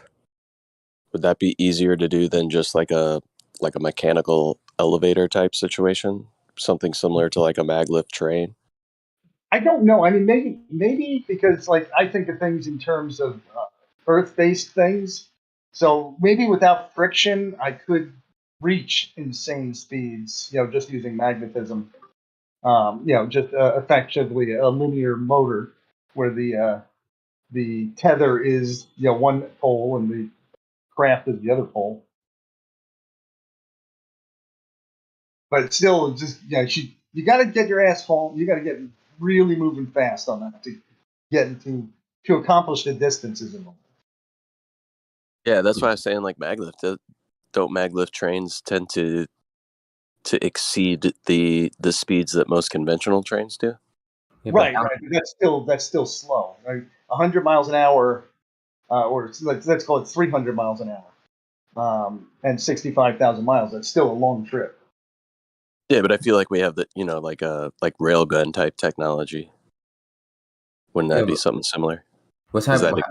How big are these ropes that you're talking about, or how big is these tracks?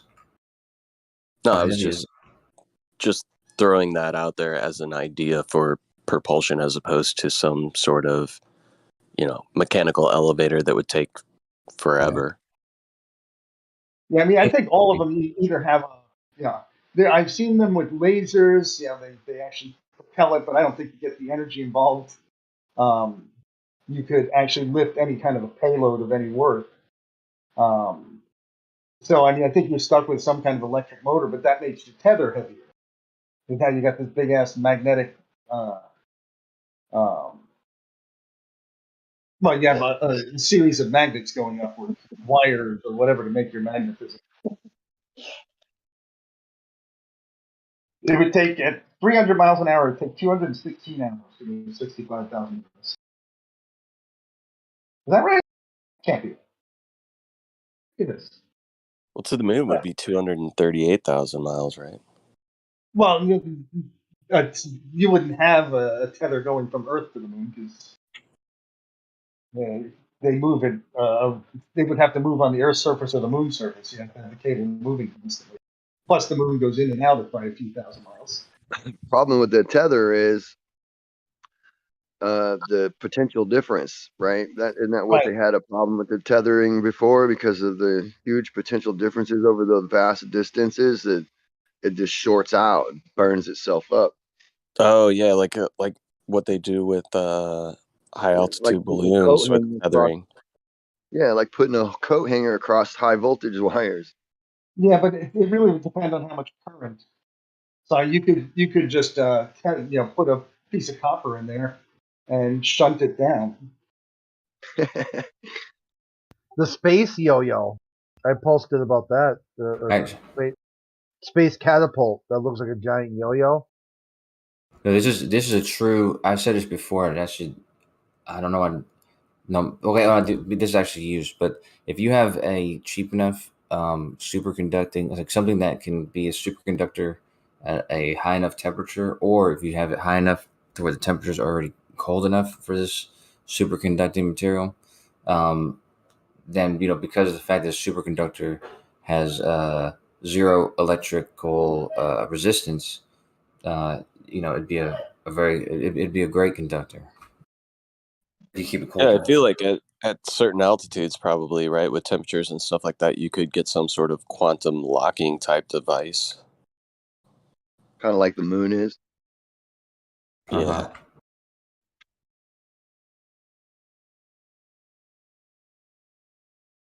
I think one day they're going to turn around and tell us, oh, guys, we didn't recognize this, but the moon is actually quantum locked around Earth's magnetic field. It's tidally locked. Totally different, bro. Oh, yeah. Tidally locked or quantumly locked. We couldn't tell the difference until recently, maybe. Yeah, look at this. Just April this year. I remember posting about it. Spin launcher. Spin launcher will be a catapult that will launch NASA payloads into suborbital. The device it looks like a giant yo-yo. No, it looks like a catapult. Yeah, I mean, I saw that too. It was insane. Yeah, it's taller than Statue of Liberty. It is? Yeah, we passed this around the other couple months ago, I think. Yeah. I remember it being like smaller. I didn't know it was as big as the Statue of Liberty. Yeah. Maybe the real one. They tested a smaller one. They tested the smaller one. Yeah. The real one will have to be as big as the Statue of Liberty.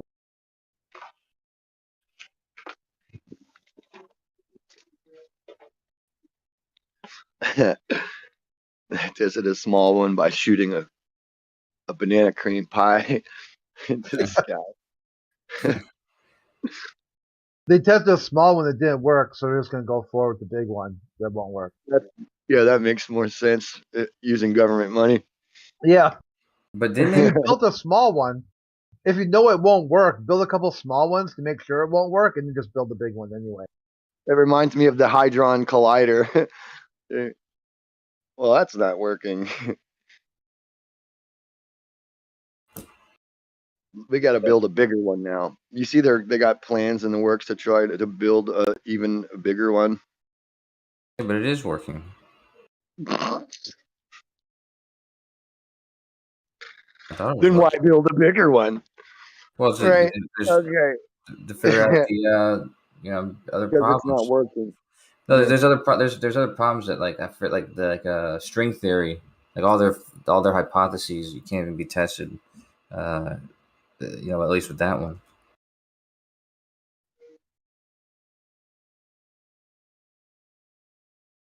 So, Kosha, let me ask you a question. What happens when they break the code for string theory or a theory of everything kind of scenario? What doors does that open up for us? Well, I mean, what would you think that would do? I mean, there's obviously going to be some engineering, you know, things you can do with that, but I mean, I wouldn't be able to predict that offhand. I mean, a lot of the hypotheses around string theory have to do with multiple like other dimensions that we don't currently know of that exist. So if they find out that those dimensions exist, you know, maybe utilizing them in some way, perhaps. I'm not sure.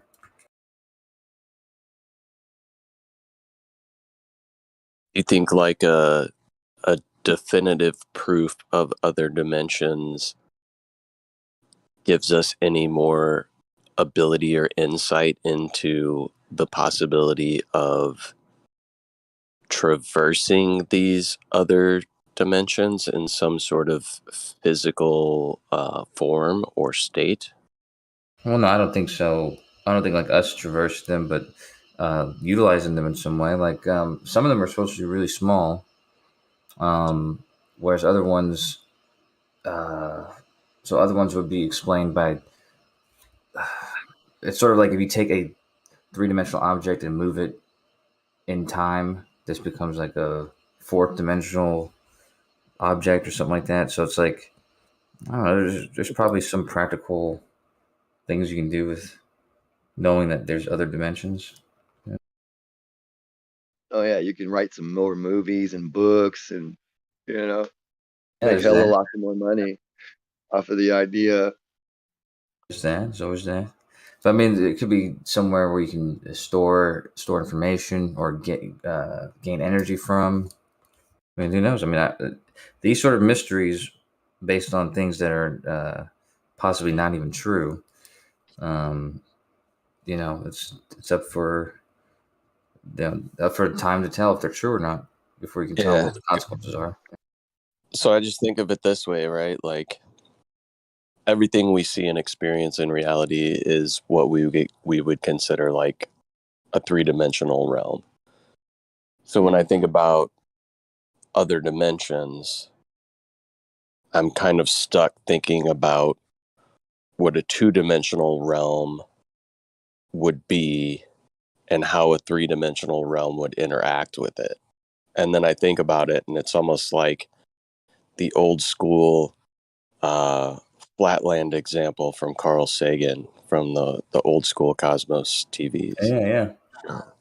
Right. And I think about it this way, like if we were stuck and barred into this three-dimensional realm, I would think of it like the 2D Flatlanders. If they're stuck in that 2D realm, what knowledge of 3D or 4D would change anything within their 2D realm? Because the way that the 3D would interact, at least in Carl Sagan's example with the 2D, is you're just going to experience objects in the two-dimensional realm, and there's no real benefit of knowing what their three-dimensional attributes are. So that's kind of what I was thinking, like with these other dimensions, what would be the utility, if any, of one, knowing for sure that they exist, and two, having the ability to in some way interact with it? Who's to say that these other dimensions aren't already interacting with this three-dimensional realm in ways that we can't necessarily change or control or manipulate? Right. I like the way we use a concept that doesn't exist in reality to explain another concept that doesn't exist in reality. You know what I mean? It's fantastic, isn't it? Well, it's like this. It'll be like this, and then you explain it by using another example of a thing that doesn't exist in reality. It's how convoluted are we as human beings right? To do a thing, to think What is that it'll be like this, and then you explain another thing that doesn't exist in reality. Like that's No, but that's you know what I exactly mean? what you would have to do to come up with a way to maybe for clues to look for. So like when he was talking about when he was talking about seeing like What in a he's saying 2D. is there's nothing to find. You won't see anything. It'll be No, just us in the no, 3 dimensions. yeah, no, but what's being described is exactly what you would expect to see. So if a sphere interacted with your 2D Right. So by world, default, there is no fourth, fifth, or sixth dimensions, right? yeah, Because but we that's can't experience them or ever detect them, and they're only conceptual. And the closest thing to the concept we have I understand what to you're saying, explain man. it with is a 2-dimensional thing that doesn't also exist. I understand what your point was, but I'm saying what Carl Sagan's point, describing what you would see with the sphere interacting with the 2D world, just seeing No, I a understood that. circle I growing understood that bigger if and I were to smaller. And it's believe, fine if it's fine. But yeah. what you would do with that information is you could use that as a clue that is what's happening. So if But how do we know it's a you didn't clue know if it that there doesn't was, exist in reality? if you didn't know that there Like, was how do we another know that that's actually a clue? Or if it's just something that if we're you did know, like he had suggested that these dimensions did exist because string theory was real, then you could look up for these clues, like a cube changing size, big to small, that would tell you that there's a tesseract interacting with your, with your dimension or whatever in some way, which you might gain information by knowing that. So it's definitely would give you clues and lead you to other truths about it. I love that it's called string theory. definitely. Yeah. Yeah. I mean, how do you even think that? Well, how do I think? Because that would be How do you one think it clue, that would be definitely one would clue that you show? would How do look you think for. you would take two? Here, man, I'm gonna hand you something that doesn't exist, and then you explain another thing that doesn't exist with it. But it's definitely gonna His show me premise some was clues. that we found out it was real, though. This is a Michio Kaku thing, right? Like his God, like he proved God through like string theory or something. Yeah, these guys are absolutely insane. Well, isn't there search for the God particle allegedly? Yeah, something like that. The particle that's directly tied to source energy is what I'm assuming that this God particle would be. Like, what would be the atheist version of string theory? I think string theory, most of them are. I don't think it's a religious theory, but the God particle is short for the goddamn particle, and they found it already. Wrong frequency. No. See, that's why I like that it's called string theory, because it goes into my mental conception of how this realm works. You were saying that's right. When you were describing it, I was actually going to say that because you said something about like harmonies and stuff like that. Yeah, you've heard me go off on my speculation, right? I was going to say it sounded a little bit like string theory, like how they describe how different subatomic particles are just different vibrations or whatever. Yeah, I look at it as like the different fields, right? So like a Higgs field or any of these various fields that we allegedly have for these particles, I look at it all as being on one field, just different notes and octaves within that one song that's being played, that one verse universe. It's all equated, for me at least, back to like an example of sound. It's one song that's being played, all within one grand piano, but the scales and the octaves is what we call the various levels of vibratory energy within this realm, but it's all contained within one specific song. So what's your evidence for this theory of yours? I think my theory does kind of equate back to what people have found within quantum and what people have found within these various fields when they're measuring, and maybe I see that Jace is in the room. He can correct me if I'm wrong. What we're really measuring is just different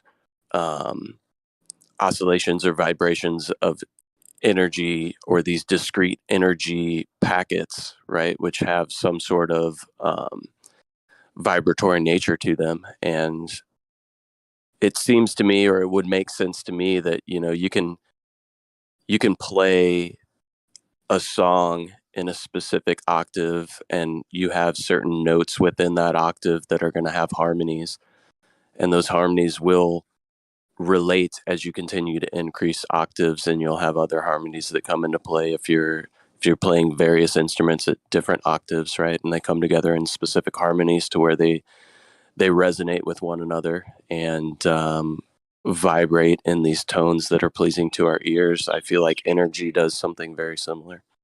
So you don't have evidence, just feelings. You just feel that this is the way it is.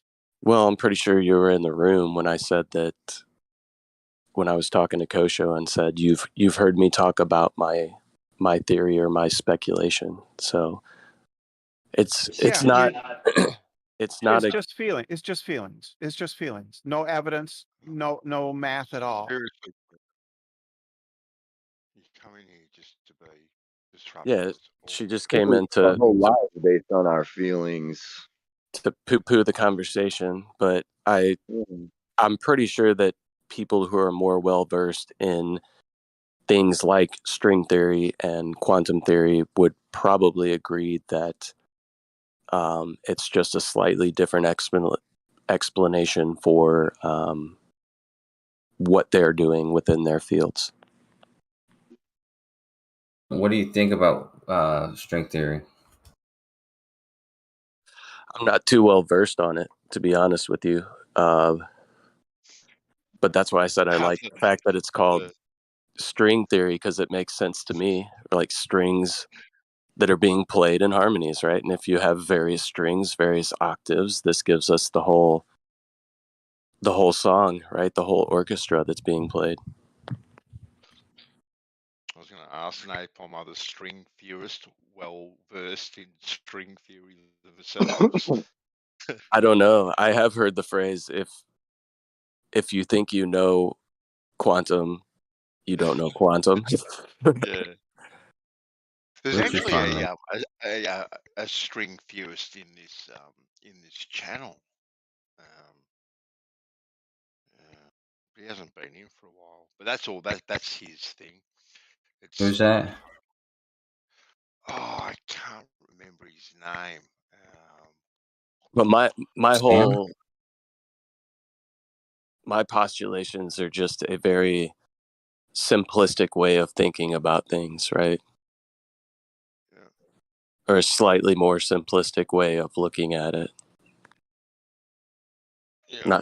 Not saying it's right or wrong, but to me it would make logical sense in my brain that if we're dealing with these small discrete packets of energy all the way up to, physical objects and masses that contain large quantities of these things, it makes sense to me that at certain nodal points they become harmonic.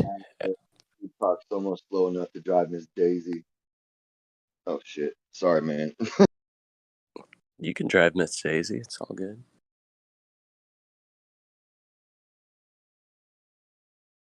Well, have you thought? Well, I never know. But I don't know, it's your prerogative, but you thought of maybe, I don't know, doing more research into string theory, or doing, I mean, that's just the way I am, and not everybody. I waste a lot of time doing stuff, but if I get interested in something or curious on something, I fucking go do like a deep dive or something like that. And yeah, if you because it does. Cause I remember when you telling me that a couple of days ago, a week ago, whatever, you said like vibrations. I was like thinking like that kind of sounds like string theory, because I know that they describe each different particle as like just a string that vibrates differently or whatever. Doesn't string theory incorporate like wormholes and shit like that too? I'm not sure. Yeah, I think it does. Quantum, I think, incorporates wormholes, right? Is that more of a... I don't know what if there is a disagreement or two different explanations or paths between like string theory or quantum theory. But I know quantum talks about wormholes. And to me, the wormhole would just be kind of the connection between the peaks and the troughs, and when they come together to a harmonic point, right? So you have you have these notes that are being played, and it almost seems like it skips forward in where you're going to have these harmonic points. And maybe the wormhole would be if you connected between them, and then those wormholes. I don't know. Wormholes are weird. Never mind. It's fucking nonsense, dude. They're talking about folding space-time, and they're ignoring the material that they don't see, calling it space-time. There's a lot of nonsense in here. One of them accentuates and incorporates the other. It's almost like quantifying the note of G and then saying it's in a superimposition until you tune into the next octave, and then it manifests, kind of thing. But the G is not a thing in and of itself. The note of G, and it's going to be a G in all various octaves, but it's not necessarily in what would be considered a superimposition kind of thing. But I don't know. Right, because it's oscillating. Yeah, it's not like it's missing its peak and coming back to it, and missing it, coming back to it, and in an oscillative. So none of this if you is just measure the peak, then you've got a different measurement than the troughs. So none of this is string theory. In string theory, the extra dimensions are curled up at a very, very tiny scale, right? They aren't other worlds. They're extra dimensions. They're not different worlds. Nobody said they were at different worlds. Yeah, you were talking about like 2D worlds, flatland and stuff like that. They're not extra worlds. That would be the multiverse theory. That's not string theory. Okay, so give it. I don't give think us that's just what he a. was trying to tell us, but I mean, that's not the way I understood what he was saying. I didn't really understand it anyway, but I don't think he was trying to say that they were he was using it as an example to try and explain it, but not saying that he thinks that they actually are. Yeah, you jumped the shark there, Brenda. No, they are. They are. If string theory is true, then these extra dimensions are curled up in a very, very tiny space, Calabi-Yah, right? In that figure. Yeah. That's where they are. It's not a different world. It's not a different dimension. You're thinking of a multiverse in that way, and that's different than string theory. Well, the original conversation was about multiple dimensions. Yeah, a dimension is just a way of talking about something. Like the size of a thing, Yeah. Right. So in physics, a dimension is just a coefficient in an equation. That's all it is. Compared right? to I could have a box. I have a box with 10,000 atoms in it. I could describe that box with 10,000 dimensions. The dimensions are just coefficients, right? That describe each and every atom in that box. That's just So but you can't have an atom with 10,000 boxes in it. So no, a box with 10,000 atoms in it. It would have 10,000 dimensions.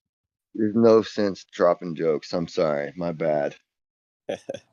Yeah, the box would have 10,000 dimensions because I would talk about in the equations I would have coefficients. I would have 10,000 coefficients that would be assigned to each and every atom, right?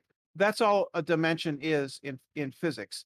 It's just a mathematical entity where we talk about things in a certain way. Thank you. Can we quote you on that? So when we refer to this realm as a three-dimensional world, are we just referring to this realm as various coefficients? Yeah, we talk about this world in a four-dimensional way, not three dimensions. It's 3 dimensions of space and 1 of time. That's how we talk about this world.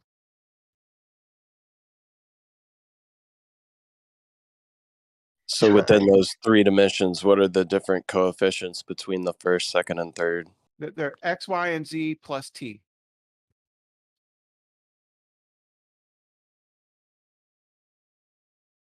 So what would a 5th dimension be? Just adding another coefficient? Yeah, it would.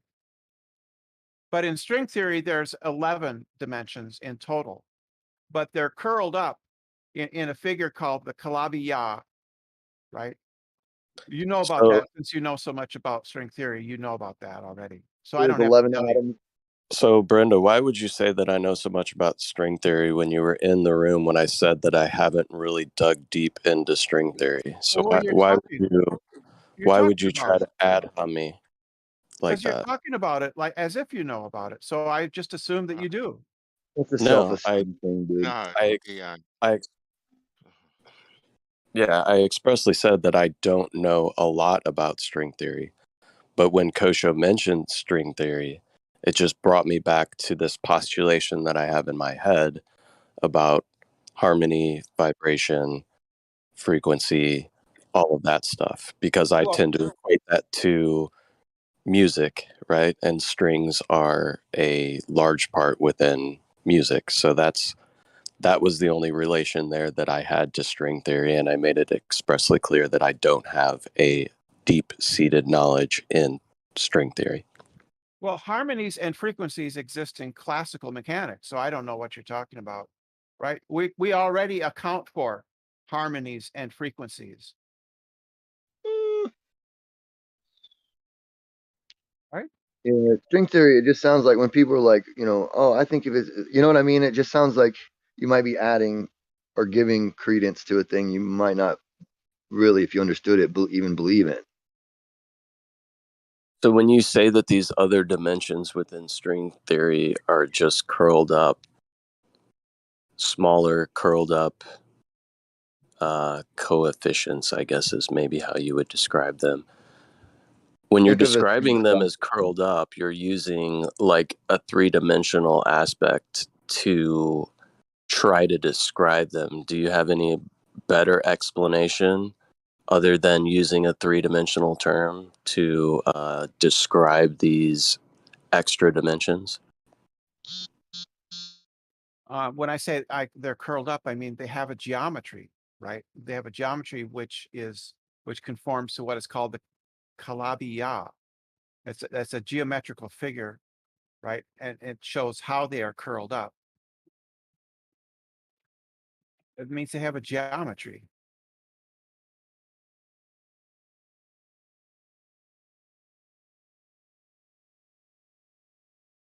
Right? Just like the space-time as we understand it under relativity has a geometry, right? It has 4 dimensions, space plus time, and it gets distorted or stretched or bent or warped, however you want to talk about it, in the presence of gravity. So gravity affects space-time, causes it to what we say bend or stretch or get warped, right? So if we peeled out the dimension of time, what physicality can we give to that dimension of time in order to say that we can have some sort of geometrical shape to it? Well, time is just a measure of between events, right? And space is just a measure between locations, right? So space is measured, we measure the distance between locations, and time is we measure the period between events, right? That makes sense. Sure, but what is the geometry of these events, and what has changed the geometry of time when it relates to specific events? Gravity does. Gravity will change the dimension of time. So time moves slower, closer to the Earth than it does further away from the Earth. And we've measured this. We've used clocks and have some on the Earth and some in orbit, and the clocks move slower when they move slower closer to the Earth. So time expands and becomes less potent as it goes away from you and condenses and becomes more slowed down as it comes towards you. Would that be? I don't know about more or less potent. It just takes longer between events the closer you are to a strong gravitational field, and it doesn't take as long the further away you are. So the period between events is slower. It takes longer close to the Earth in the presence of a gravitational field. Yeah, I'm just trying to think of it or equate it to like what we can see with either like Doppler or redshift, blue shift, right? Where we have these wavelengths that change depending on whether they're coming towards you or moving away from you. Is time doing something similar to that? Well, no, time isn't something you can see. It's something you would experience as the period between events. Like, I don't know, did you ever see the movie Interstellar? No. Well, then that won't help. If the gravity of the Earth was much, much stronger, then it would be, say, for instance, in the movie Interstellar, they land on a planet that's close to a black hole, and one of the people stays in orbit around the planet, and these other guys land on the planet to investigate. And every hour that they spend on the planet is 7 years for the guy who is in orbit, right? So the time. Who were these guys that did this? This is a movie. It's not. It's Oh, fiction. so we're but talking about Fantasyland. Okay. No, it's based on reality, and I'm using it as an example. So are we using the basis of the known changes in oscillation of the cesium atom with things like elevation and speed? Yes, as when you use an our atomic basis? clock, one closer to the Earth, it ticks slower. That it oscillates slower than clocks that would be in orbit, or say on a plane or something like that has a higher altitude. So So are you equating the change in oscillation of the cesium atom to something that we call time as physically either expanding or contracting? Yeah, that's what time is. Time just is a periodic event, like, say, the oscillations of an atom, or in the case of a mechanical clock, it's a measure of what is it? The oscillations of a crystal of quartz. If you have a quartz watch, Quartz crystal. Yeah, quartz yeah, it's the crystal. Yeah. oscillations. That crystal would oscillate slower closer to the Earth than it would if it's further away from the Earth. But I feel like it's a pretty large leap to say that our devices that we use that have like consistent periods, right? So the oscillation of a cesium atom or the oscillation rate of a quartz crystal, if that oscillation rate changes due to something external, meaning where it's placed within the environment, or something that affects that oscillation rate, I think it's a pretty large leap to say that what we call time is as a convention or some sort of dimension is actually physically changing, and not equate it to the device itself that is no longer operating at a specified level. I think that the fact that we can, using Einstein's equations, we can predict these effects lends credence to the fact that we know what those effects are. Einstein, prior to actually being able to measure it, made the prediction of how much this time dilation would happen at given speed or given distance from a gravitational field.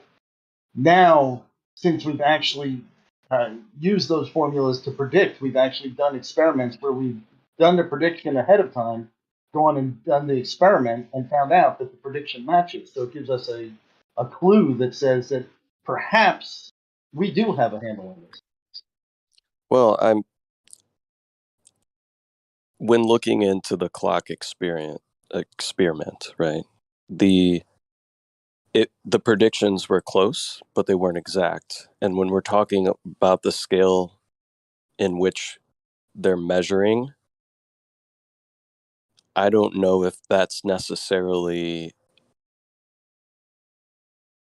proof positive that the calculations were correct, because they were off from what the projected increase and decrease would be, right? So they were slightly we need to know what their error bar we're measuring, and we're measuring like what, millionths of a second. Right, we'd have to know what the accuracy of the equipment they were using and what their proposed error bar was for unknown variables. But the one thing you can't do is using an alternative means, just saying that it could be something else without any predictive power. Well, we always have that answer. For anything in science, we can always say it could be something else. Sure. Until you actually show me some evidence that it is something else, sorry, you lose. It is right now the best answer and has the most predictive power.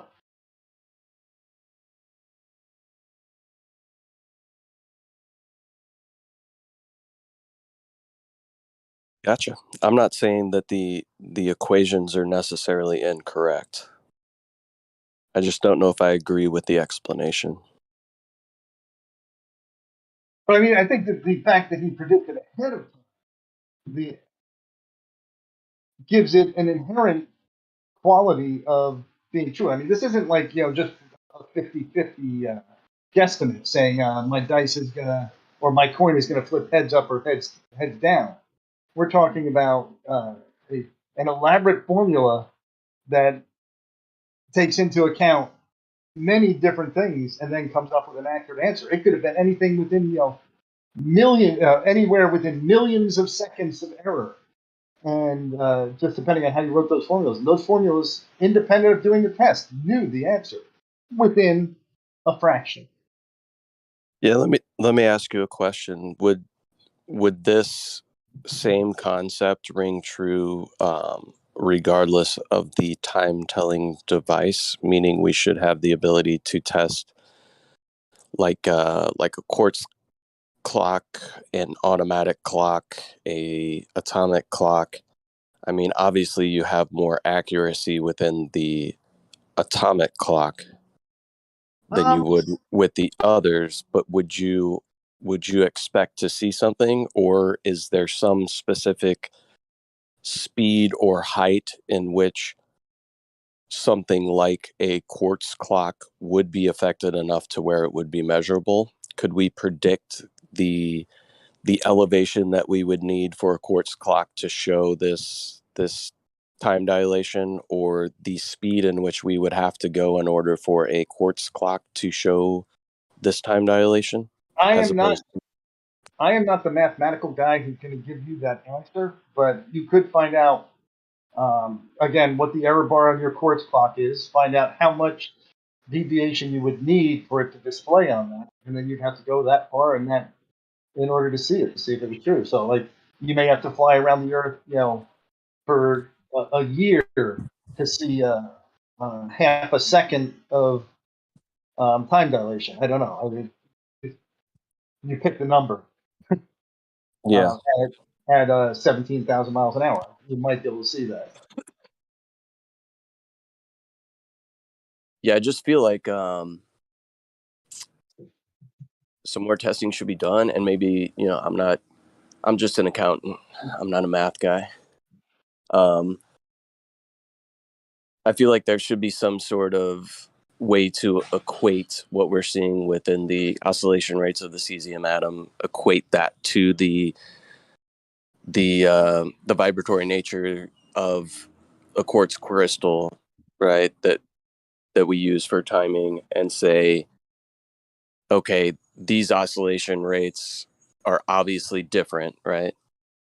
But within these experiments that we're doing with the multiple clocks, we should be able to see X within this, Y within this, and Z within this one based on how the dilation of time would affect the mechanical device in which we are using to measure time. Like, would time dilation relate in the same way to an automatic clock, a spring wound Swiss timepiece, the same way that it would affect something that's measuring the oscillation rate of either a quartz crystal or a cesium atom, right? Are these experiments that we're doing going to affect these devices in the same way? Well, I got mocked yesterday for trying to say this, but let me try again. I said we've done these tests in multiple flavors, which means that we've flown them on airplanes, we've seen them on satellites. So of course, you'll question the satellite, but we've done them in buildings, as I understand it, or buildings or tops of mountains, where there's a big difference in elevation between the ground clock and the top. All of those have shown somewhere around expected results. I've only heard about the ones in the building. I've never actually researched them. But that's what I understand was. Right. I think you can do that over a period of months. So it allows you to make up for the fact that there's a very minute change. Were all of these done with was the clock device kind of a control variable, meaning all of these experiments were done with the same or a similar type clock, meaning an atomic clock? Yes. In fact, I think that they even did with the airplane one. I think they had 2 clocks on the ground to verify that those clocks didn't wander. And then they had the 2 clocks, or the 1 clock on each of the planes. What would be the difference in accuracy of timekeeping between a quartz movement and an atomic movement? 32,000 cycles per second on the quartz, and I don't know the reliability of those cycles, but I think that's pretty reliable. Versus billions of oscillations. Okay. Yeah, I'm just trying to think of a way of really factoring out the device itself having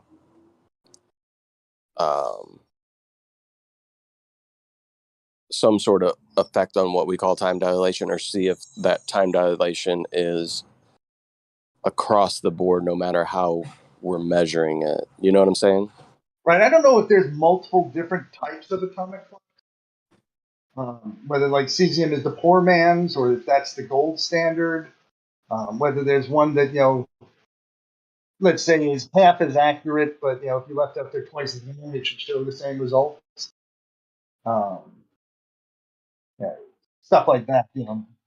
Maybe I need to get a precision of instead of a quarter microsecond, 250 microseconds of error. Maybe I need 500 microseconds on the other clock. So I fly around the world twice. Yeah. So I was just thinking about, what we've historically used to measure time. And I was thinking about like sands through the hourglass. These are the days of our lives. Would that type of timekeeping device also be affected by this time dilation? Yes. Meaning if we took an hourglass, right, sands through the hourglass, if we took this at higher elevation, we're somehow able to maintain the same, I guess that would be affected by the downward acceleration, right? So if we're talking about like gravitation, that would affect the sand coming through that hourglass, right? So I don't know, maybe it would or would not have a similar effect. Yeah, there'd be a reduction in gravity, so that probably would swamp your measurement. Yeah, But but what if you're about just talking about, what about the speed thing though, right? yeah, So if we're talking about a speed, so if we put hourglasses on two planes and flew them in different directions, would we see a few grains of sand different over time? you should, but you wouldn't have the precision to really see that. But that they would experience time dilation, yeah. It would be in fractions of a grain. I mean, let's just do a hypothetical and say that you were on something that was moving half of the speed of light, or something that was incredibly, to where that precision wouldn't really make a difference. Then yeah, definitely you would. If you had an hourglass that was literally just about an hour, give or take, 30 seconds or a minute or a couple minutes, you'd still be able to detect that. So At incredible speeds. Right. So aside from like space travel devices, do we have anything that even comes close to traveling half the speed of light? Oh, nothing. Not even in the ballpark. Yeah, I didn't think so. Okay. I think somewhere around, I think 124,000 miles per hour is our record for speed. So it's very, very slow. Yeah, but that's why. Yeah. That's why cesium clocks are very useful tools, because we don't, like with the hourglass, it would require this big difference for you to really see the time dilation. But with something as precise as a cesium clock, you see the difference with the speeds we travel. So yeah, no, that's what I was talking about. The difference in the accuracy. Do we even have the ability to achieve the speeds or the altitude for other devices to be able to show this? Or is this, based on needing the precision of an atomic clock to see this dilation, and then, just being a skeptical thinker, or just trying to think of all the variables involved in what's taking place, is possibly the effect that we see something that is a known component of this realm that we live in that does affect the oscillation rate of certain things or all things.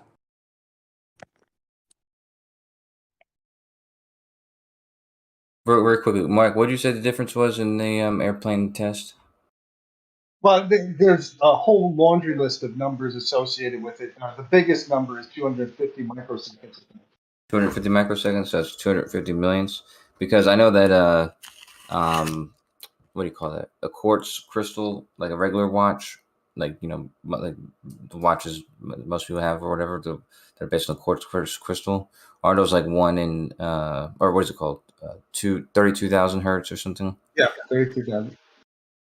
And you said 200. You said 250 out of a million. You said, or 250 million. Yeah. Yeah. So I don't know if you know how to do the math on that, Kosho, but I would be interested as to like what speed would need to be achieved in order for something like the quartz crystal to be affected by this time dilation in a way that we could measure it. Yeah. It's actually shockingly intuitive math. Really, it's like very similar to, it's a derivative off of Pythagoras. What's it called? Pythagorean theorem. But here, hold on, let me see. Yeah, so yeah, if you take the velocity squared divided by the speed of light squared, you subtract that from 1 and take the square root of that, then I believe that's your Lorentz factor, which is what you would use as your ratio between the two speeds. Let me see.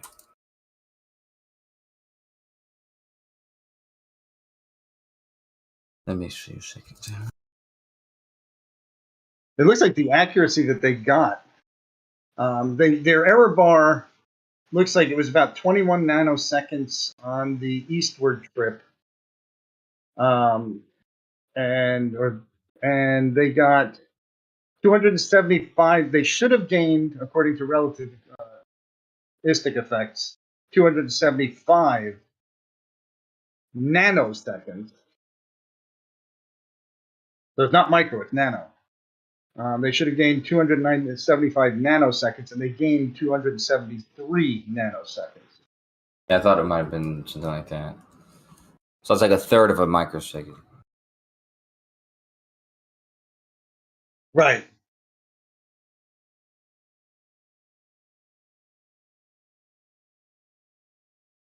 That's a little bit more difficult, but it's a little bit more, harder. But I'm trying to see what you would need for a quartz watch.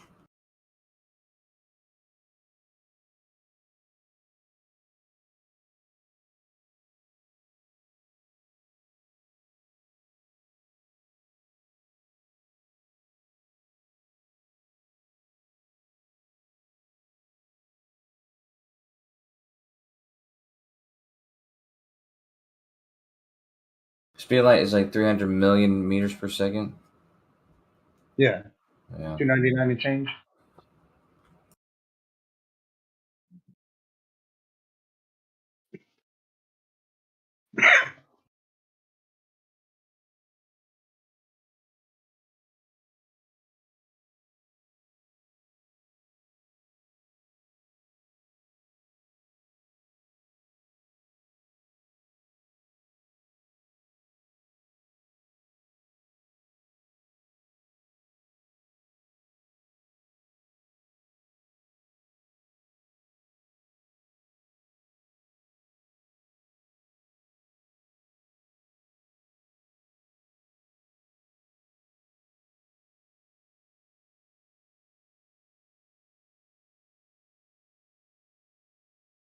It's funny because like the gravitational effect, you got to take into account the gravitational effects, the kinematic effect, which actually are opposing each other on the eastward trip, and they're additive in the westward trip. To just guesstimate this as a number and hit as close as they did is astronomically unlikely. So that they had it wrong. What did you say the value was? How many nanoseconds? All right, the westward trip was predicted at 275 nanoseconds. Was there one for the eastern one, or was it? Eastern one was predicted at 40 nanoseconds. They observed 59 nanoseconds. They observed how many? Disparate. What's that? You said they predicted 40 and they observed what? And they observed 59. 15? 59. Oh, 59. Okay, sorry. I'm sorry. That's Okay, okay. 'cause I was just seeing if that equation was correct, but I did like 1,000 miles per hour for some reason, just just see what that would do. And actually, I'm pretty sure that gave me a 149 nanometer difference. So nano fucking seconds, dude. Okay. Okay. And I guess we want to try to figure out how fast we'd want to go to get something greater than a 32,000. What did we say? It'd be 32 milliseconds actually, wouldn't it? Is that 32 hertz? 32,000 hertz would be 32 milliseconds. No, 32,000 hertz, 1 over 32. 1 over 32. 1 over 32,000. Yeah, so it's like 1 over 32. Okay, that's not 1 over 32 milliseconds. Yeah, it probably is. Don't think of it that way. 1 equals 1 divided by 32,000. 0.0, so that'd be in microseconds. That would be 31 microseconds. Make sure. 1, 2, 3,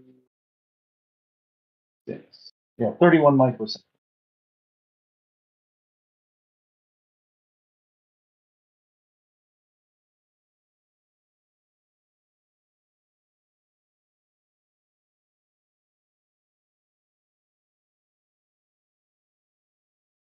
give me a second. I'm gonna do some quick maths. I think. What's up, Bacon? Me and Bacon would make like a good buddy cop sitcom. Like Kosher and Bacon. What was that? Kosher Bacon.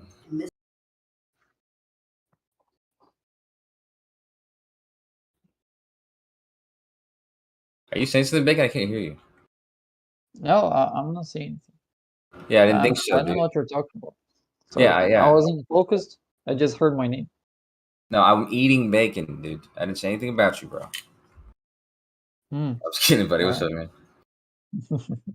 Hey, did you think more about that thing we talked about? About the game?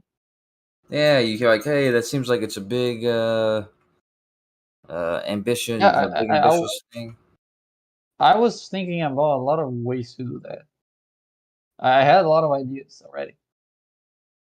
Yeah, I just never heard from you, man. Yeah, for example, we can make separate renderings for the sky and for like the sextant that the character is going to be using. For example, separate what? Renderings. Like we can use geometries for the character, for example, but the background we can render mathematically, for example. So you say there's nothing that prevents. Sorry? I understand. Can you kind of repeat that? But if I can what? Can you repeat that? I'm not really understanding what you said. Oh, okay. Cool. Isn't my microphone bad? Yeah, it's better now. Let me pick the. No, I'm just, right here. Is it better? Whoa, that's a lot better, dude. Yeah, I think it was picking the wrong microphone. Anyway, so I was thinking of how the rendering of the game would work, because you always have like those two options. You can do it mathematically, like with shaders, for example, or you can do with geometries, which would be something like modeling. So you model the earth, you model the sky as like entities, geometries with vertices and edges and faces. This is one way to do it, and you can do it mathematically. They both have their pros and cons, but you can use both. If you're doing something like me with no libraries, like I usually don't use libraries. I code everything by hand. I've never even been to a library. Yeah. Which is, you know what I'm talking about. Which is the hard way. But it usually pays off because you end up learning a lot of shit.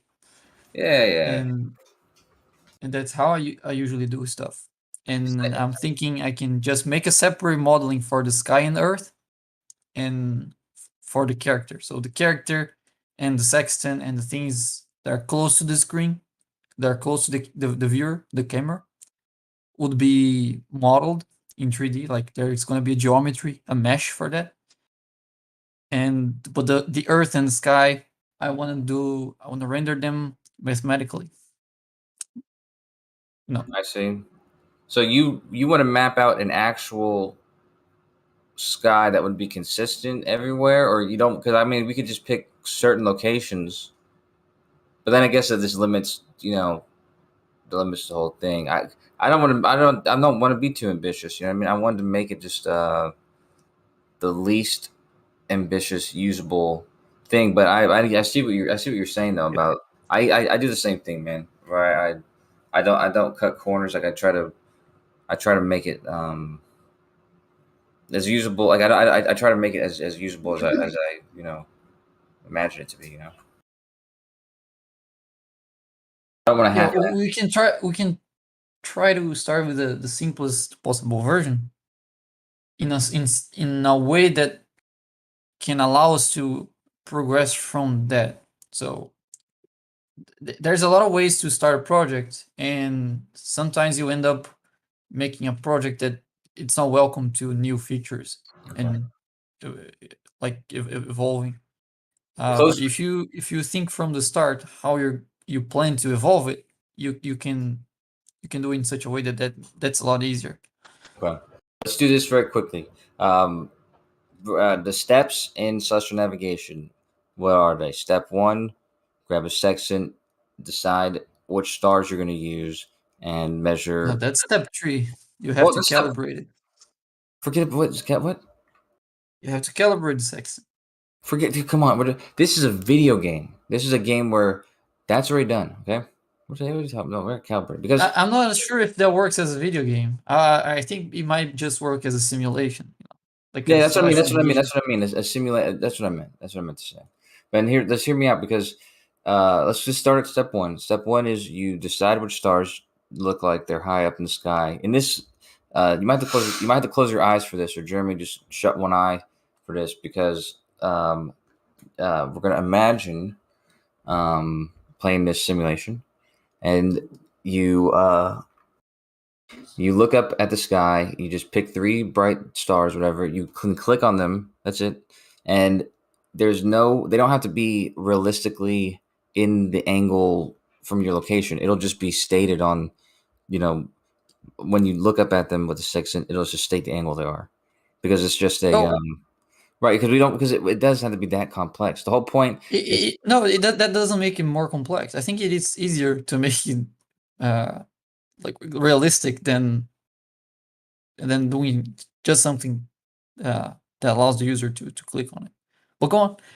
Okay, well, I think that would be okay. Anyways, and the reason is because if you do this, then you decide what you're going to do with those angles. The angles, depending on if it's a flat plane or a sphere, you're going to do different things with those angles, and that's already going to be that already be stated in the simulation. You plug it in. All you do is plug them in. So it's like you're doing very little in the simulation other than walking through, what you would actually be doing. You know what I mean? So it's not like the user has to make that many decisions. You're kind of just seeing what would have to be done in either case, right? Does that make sense? All right. I was thinking of something a lot more complicated. Yeah, no, yeah. For example, I wanted to simulate. That the boat is swinging, right? It's what's the name of it?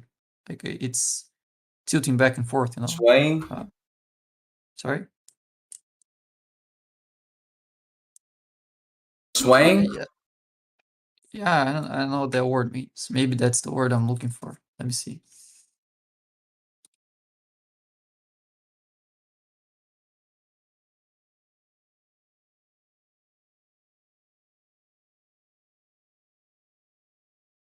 Hello.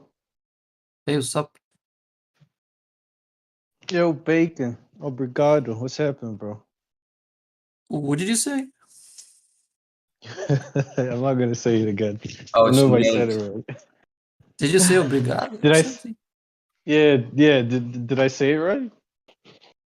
Did you mean thank you? What's hello? Isn't obrigado hello? It's not. No, obrigado is thank you.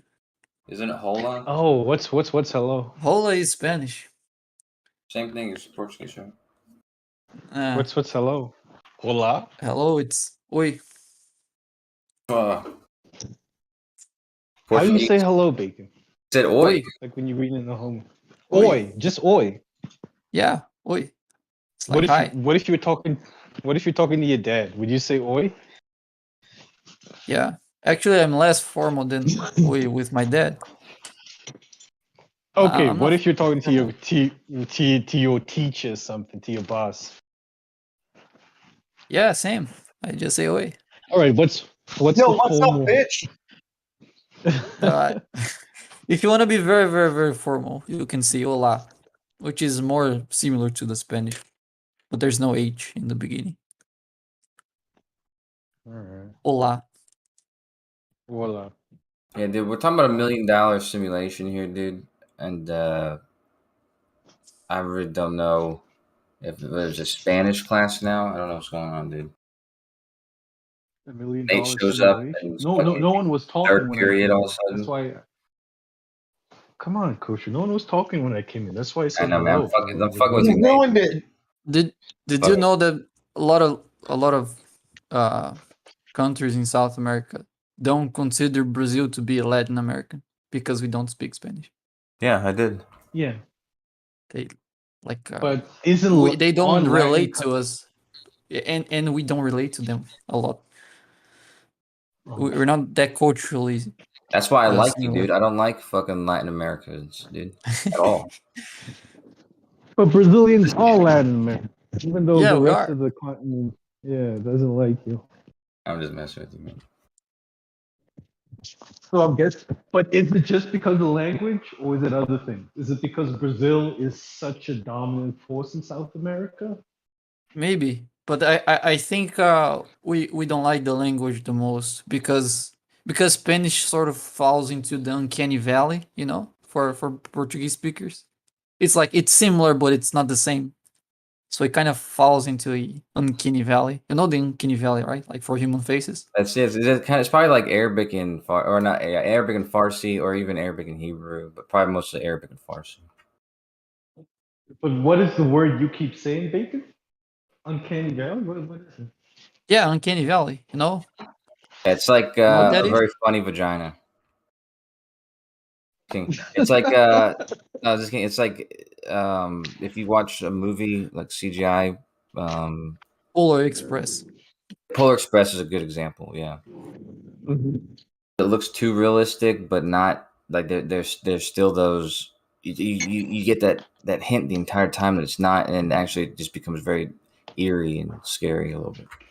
Yeah, like if you look to animated 3D animated characters, the more realistic they look, the more pleasant it gets, but just until a certain point. If they start to get too realistic without looking like it's real, it's no longer pleasant to look at. It falls into a valley. So if you just check Google Images, you're gonna see a graph for that. Oh, you're saying the uncanny valley. Okay, I was wondering what are you Am my saying? pronunciation Okay, that no. bad? Because when you I think said you're it, I No, heard it's the just same as a. it's Nate that can't fucking. yeah, it's pronounce just R. you say it so fast. It sounds like one word, you know. Uncanny valley. I was like, well, what Uncanny word valley. is that? I thought you were saying. It sounds like a big word. Hey, while I have a break in the storm, can I make a recommendation for your simulator? Sure. I would not I mean, put the don't sway of the boat. go on. I wouldn't model the sway of the boat. It's going to do two things. First of all, it's going to give anybody who's looking at their screen motion sickness. And two, when you're on the boat, you naturally sway back and forth to keep yourself in the vertical position. So it would be unrealistic. Well, it'd be that's uncanny the valley. thing. I wanted to, for example, use the mouse to for you to swing your body back and forth, and then you can just sync the movement of your mouse with the movement of the boat, sort of to simulate what you do with your body. I was thinking something like that, but maybe that's too much. It might work. Go ahead, Kool-Aid. Because Bacon, me and you were just talking about two different simulations, but it's fine. But I think the purpose, I like what you're going. It sounds fun and stuff like that. But I'm not talking about something that ambitious. I'm talking about something that just helps people, helps showcase the difference between, getting a feel for what, each model would do in celestial navigation, like how it would play itself out, Get it. Well, good luck on. Well, good on the- luck. Wow, man. Good luck with your shit too, dude. Good luck with the flat model, right? Because there's no math for that. Good luck. Good luck for you, dude. Kosher, you dedicate too much time to this stuff. Fuck you. And Kool-Aid, do not have high hopes on this project. It's probably not gonna actually be. We're probably not gonna do it. It's sort of too ambitious of a project. Yeah, yours is. Yeah, but even your simple one, it's gonna take some days. I'm not sure if days. you want to code a project that takes me like more than a week or something. I usually do things. Yeah, I usually do things that take at most like 2 or 3 days. If it gets more than that, it starts to get boring, and then I stop. Hey, let me ask you a question then. I'll work on it, right? If I work on it and I just need, if I just ask you, hey, like, help me with this thing, you help me with this a quick thing or something. Because I told you the one I described to you, it was so simple because I had the stars weren't even fucking actually. They don't have to be in the right position even. It just has to, tell them what angle it reads at when they click on it. You know what I mean? Yeah, but if you give me 1 or 2 hours, I can give you a sky with accurate stars positions. Like, it's not that complicated. It's, I don't know. It's one of the things I would like to do, and it wouldn't take a lot of time because I've dealt with it a lot of times. Microsoft Flight Simulator has a sextant simulator in it. That's nice. So just buy 2020 Flight Simulator and you can do it reasonably well. There's a game called Silent Hunter 5 that it's like a battleship game, but you can do slash navigation on it. And the Silent Hunter series is a great series, so everybody go buy it. Oh, you know how the game, you've played this? I don't think I ever played 5, but I've played some of the other Silent Hunter series. That's you're the submarine, right? Yeah. Do the other ones have slash navigation as well? Not that I remember, but my memory is not the best. Right. So you should play the fifth one and figure out how to do slash navigation there, because I want to see how that happens. I didn't find on YouTube people doing slash navigation, but I found a community on Discord that learned slash navigation just because of that game, and then I shared my website with them. And just make sure you use all the What's up with you in celestial navigation? Yeah, none of them is are flat earthers.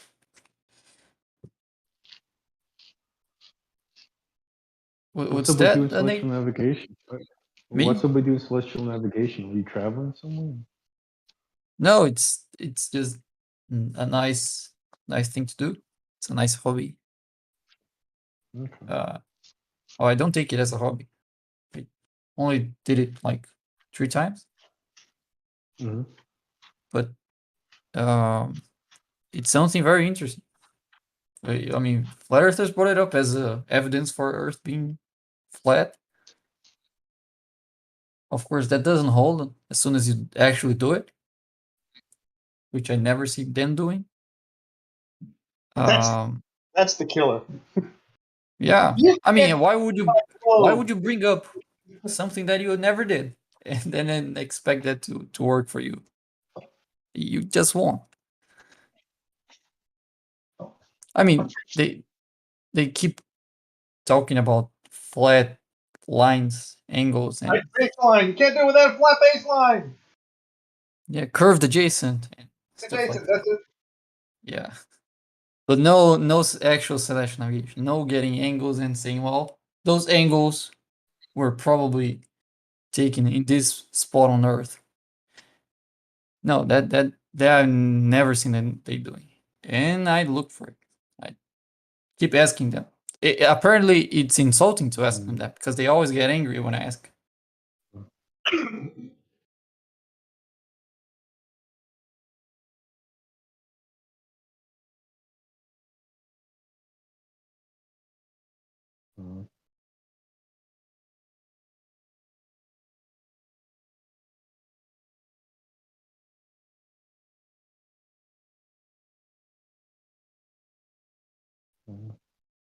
I mean, I demonstrated conceptually that you could do it on a globe with a globe and a protractor.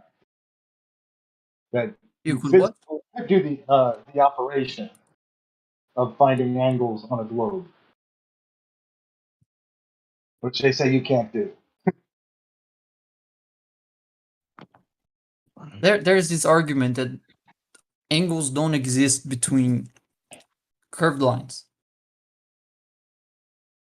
which is weird because I heard like I heard a lot of literatures talking about Snell's law. Who told you that And though? Who told you they don't exist between curved lines? well, that's like Nathan Oakley's main argument. Globus said that as well, that angles only exist between straight lines. If one of them is curved, there's no angle. You can't call that an angle, according to him. And what do they base that on? Do they have a? Well, do they have if you something get that the says simplest that's true? definition, sorry, Uh-huh. you can get that from the definition of an angle. I think some might Yeah, define angle. But an angle doesn't say, you know, the definition of an angle doesn't say whether the lines are straight or not. It says nothing about the lines. It just talks about the point where they meet. And then from there, you get different types of angles. One of the definitions of angle does require straight lines. And of course, if one definition says it, that's the only definition that's allowed. Yeah, Isn't that a but specific type of angle? yeah, I mean that wouldn't make the fact that when they are curved, there's still an angle in which they meet. Yeah. Like, and for example, if you think about Snell's law, which is something that they used to bring up a lot, Snell's law is used like when you're designing lenses, you know. So if you want to design lenses precisely, the way you know how light is gonna, the path of light is going to be affected when it crosses the lens is with Snell's law, and it describes how the angle changes after it crosses the surface, and the surface of the lens is curved.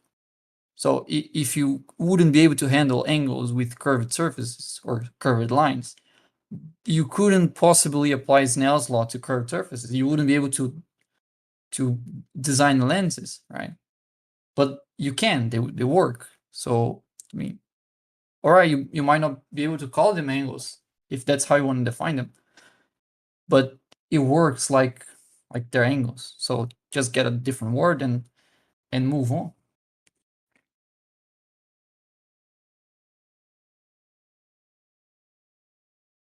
Does that make sense? Well, within Snell's law, right, if you're talking about a lens, you're talking about a straight line coming into that lens and then reflecting off of it at a specific angle, and that angle would be between the straight line coming in and the straight line coming off of that curved surface. So I don't know if that necessarily applies. No, that's not the angle I'm talking about. You're talking about reflection. I'm talking about refraction. So the angle the angle that Snell's law tells you is not the angle between the line that is entering the line that is leaving. It's the angle between the surface and the line that is entering. With those two lines, with those two angles, I mean, with that angle between those two lines, then you can get the third line, which is also straight. But the angle that Snell's law is referring to isn't the angle between those two lines. And so isn't the case with reflection. So if you have a curved mirror and you shine a laser beam on it, the angle of reflection is the same as the angle of incidence, right? And those angles are not measured to each other. Otherwise, before having the second, you wouldn't have the angle for the first. And you do. It's angle either to the surface or to the normal vector of the surface. In both cases, the surface can be curved. You can have, if you want to get the angle to the surface, it's the same as to the tangent. And if you want the angle to the normal, it's perpendicular to the tangent. So in both cases, you are referring to the angle to a curve. So let me give you an example. I'm gonna send on live stream one text. A not a puzzle. It's a math exercise for spherical mirrors, and it's solvable. And it doesn't use the angle referring to. It's the angle to the surface. Let me get it. So yeah, let me know the curved line within the angle of Snell's law, where that's coming from, because even if the surface that the ray is hitting is curved, you're not basing your angle off of that curved surface. You are. You're basing it off the straight line coming in, hitting that specific point, right? And then how it deviates, either going through that medium, right? So it has a change from normal, but you're setting that angle with a like a 90 degree from where it intersects with that surface, not the curved surface itself. Does that make sense? The angle is not the angle is not between those two lines, because before you have the second line, you already have the angle. It's with the angle that you find the second one. There are two angles. There's the angle of the line of incidence with the surface, and there's a second angle, which is the line the angle between the line of reflection and the surface. It's not the angle between the reflection and the incident. That this is not the angle that is referred to, because that's a single angle. And the law of reflection is a reference to two angles, the angle of incidence and the angle of reflection. It's not a single angle between those two. It's the angle between those two and the surface. It's two angles. Right, but you establish those angles based off the where it intersects with the surface, right? So you have your incident ray coming in, and where it hits the surface and then gets reflected, right? You're not measuring that whole angle. You're measuring two angles based on a 90 degree from the surface.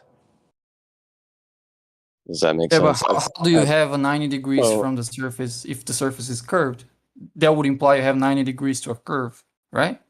Well, if it's a if it's a light ray, right? If we're talking about like a single light ray, you would just have to get in the same way with celestial navigation. You have like your GP, right? So you have a zenith directly above that specific point.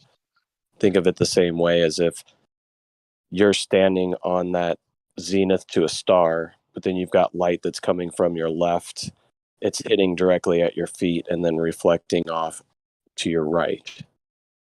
Even though you may be on a curved surface, you're measuring the angles of incident and reflection based on that singular point that you're standing on. Yeah, that angle is to the normal. Your zenith is what would establish that, like, yeah, but the fact that you can have that on a curved surface, it's an angle to a curve, because that line that you're measuring the angle against, it's so exactly what I said to you. It's the angle to the normal. The normal is. Asking, so you said that there is a curved line within that angle. So like what I posted in Livestream voice text, if you curve that water's surface, that does not change anything within that image. Would you agree or disagree? That depends on where. No, that depends on how you're curving it. So if you curve, one second, change the way that the light is reflected, but it doesn't change the way in which the angle is measured, which is not with any type of curved surface. It is, because that vertical line you have is a normal line. That line, the way you get that line is you find an intersection between the line and the surface that is perpendicular. That is right. How that line is defined to be. So you need a line. One second, let me just finish. Let me just finish. You need a line that is perpendicular to the surface. If you have a curved surface and you have something that is perpendicular to that curved surface, you have a 90-degree angle between a line and a curve.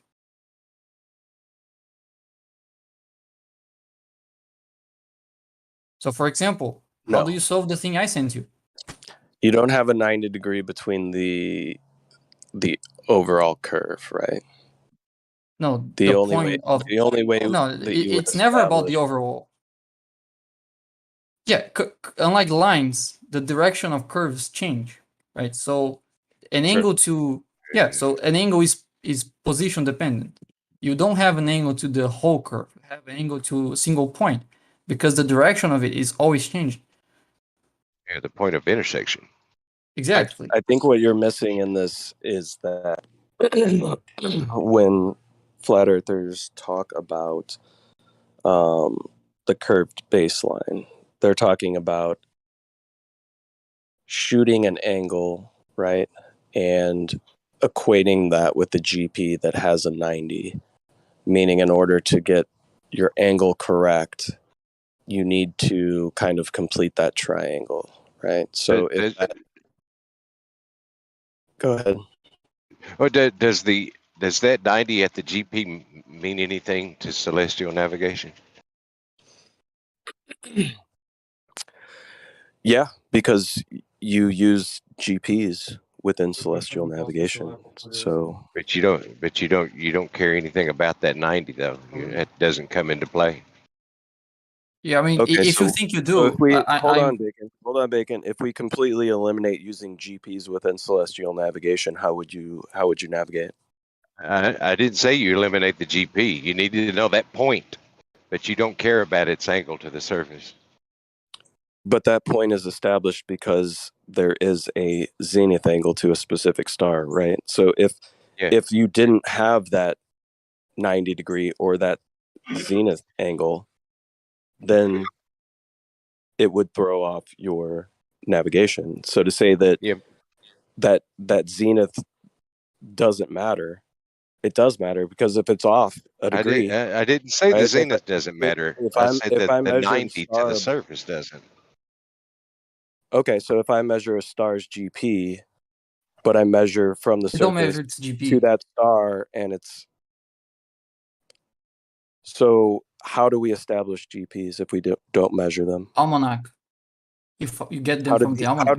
How did the almanac establish that these stars are directly what we would consider like 90 degrees above that spherical map. point? Yeah, how the almanac was built is a different question than what we do in celestial navigation. No. But what he's trying to say is it doesn't matter the degree in which that star is from our specific GP, which it does. It needs to be at an exact zenith, meaning we need to have that 90 degree, right? That's how it's measured. Yeah, the angle between the zenith and the surface at the GP is 90 degrees. That is by definition what being on its zenith should be. So there you go. But so what? Like, no, somebody said that it didn't matter. Not used in the calculation. Seems to me that it matters. Yeah, because it's sort of by definition 90. To say that it's not used in navigation would mean that plotting out these specific GPs doesn't matter in navigation, meaning measuring zenith angles. This is what he said. Within navigation doesn't matter. Yeah, the what I think what's Howard's saying is that we don't use that angle. It's not part of any triangle or anything. It's not part of any calculation. We just want. So it doesn't matter the degree at the GP. So the GP, it could be 87 degrees. No, it wouldn't be. It has to be 90, but we're not using it. That's being at the GP of the star is by definition. It has to be 90 degrees, but we're not using that. We are not using that 90 degrees. Yeah, so we're not using. I'm trying to answer you. At 90 degrees, and that plays no factor in anything. Then why does it have to be 90 degrees if it doesn't matter? Because that's how being below the zenith of the star means. It means that it forms a 90 degree with the surface. And we know how far we are from that. We know how far we are from. It doesn't matter, right? I didn't say it doesn't matter. I say we're not using that junction between the surface and the zenith line is not appearing in any calculation. That's what I'm saying. So then we'll take GPs out of celestial navigation, and then what are we doing? No. Holy smokes. I don't think you're misunderstanding me now. You can't be not understanding this. It doesn't matter. And besides, it's a moot point because the whole subject is whether or not you can have angles to a curve, and you successfully got away from that conversation. No, what I'm saying is, if you look at the image that I posted, right, for Snell's law, and you just curve whatever, you curve that water line, right? So you still have that 90, right, which is your normal line, right? Between what and what? So if you look at the picture, just take that I'm blue looking at it. portion, take Yeah, I that blue understand what you're portion, saying. and Yeah, curve curve it, it. right? So Yeah, I you're get still it. I get the part. everything else remains the same, right? Yeah, get it.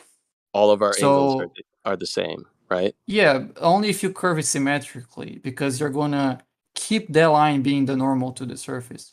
But if you don't curve it symmetrically, that Even if you line, don't- that normal is no longer gonna be the normal for the surface. You're gonna have to tilt the normal as well.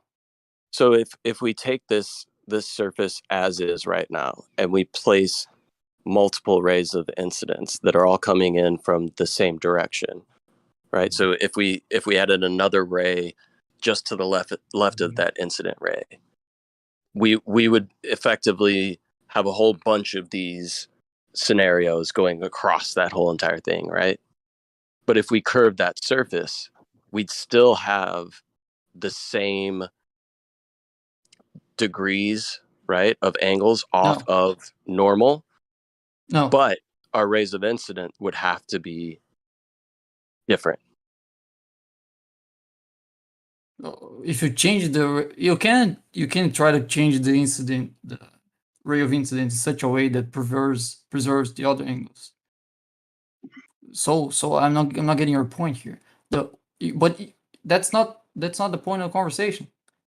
If you curve that surface. Let me just explain it real quick. So if we curved in the image that I provided, if we curved that water up kind of like a bowl, right, we would have this same scenario that's taking place at the bottom of the bowl that we currently see right now, right? Would you agree with that? The bottom of the what? So the point right now where the incident ray is hitting, and then we have that reflective ray coming off, if that point right there on that blue is the bottom of our bowl, and we slightly bend up the sides, we're bending the water upwards on the ends, creating like a slight bowl. So what's taking place right now would not change at that specific point. Now, but now you have a normal to a curve. If we placed other rays of incidence along this bowl, our normal lines would start to change, right? But if we placed more rays of incidence across this curved surface, our normal lines are all going to be parallel. Would you agree? I didn't get it. Do you know how to solve the image I sent?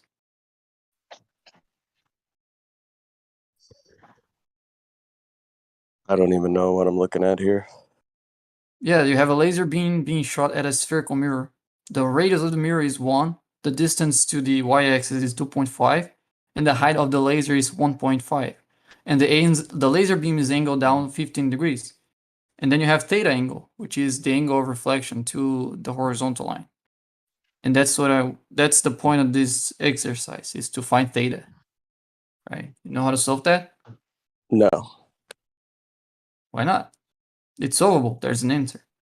I understand that it's solvable, and I said that I do not know how to solve that. Yeah, you first find the normal of the surface at the point of intersection. Right. Just like your picture. You have a normal there. Right. What's a normal? The normal is a line that is perpendicular to the surface. So first you find a line that is perpendicular to a curve. And then you use the angle to that line to find the angle of reflection. So you need an angle to a curve. You need an angle solve that. to a curve, correct? Correct. Yeah, so you can have an angle to a curve. That's You the can whole have point. yeah, but I think what some people are saying is that you can't have a curve as part of your angle. You can have an angle to a curve, but you can't have a curve as part of your angle, is what they're trying to say. Because within all of Well, the what that angles, mean? I don't get what that mean. within What do you mean all a curve is part of your angle? What does that mean?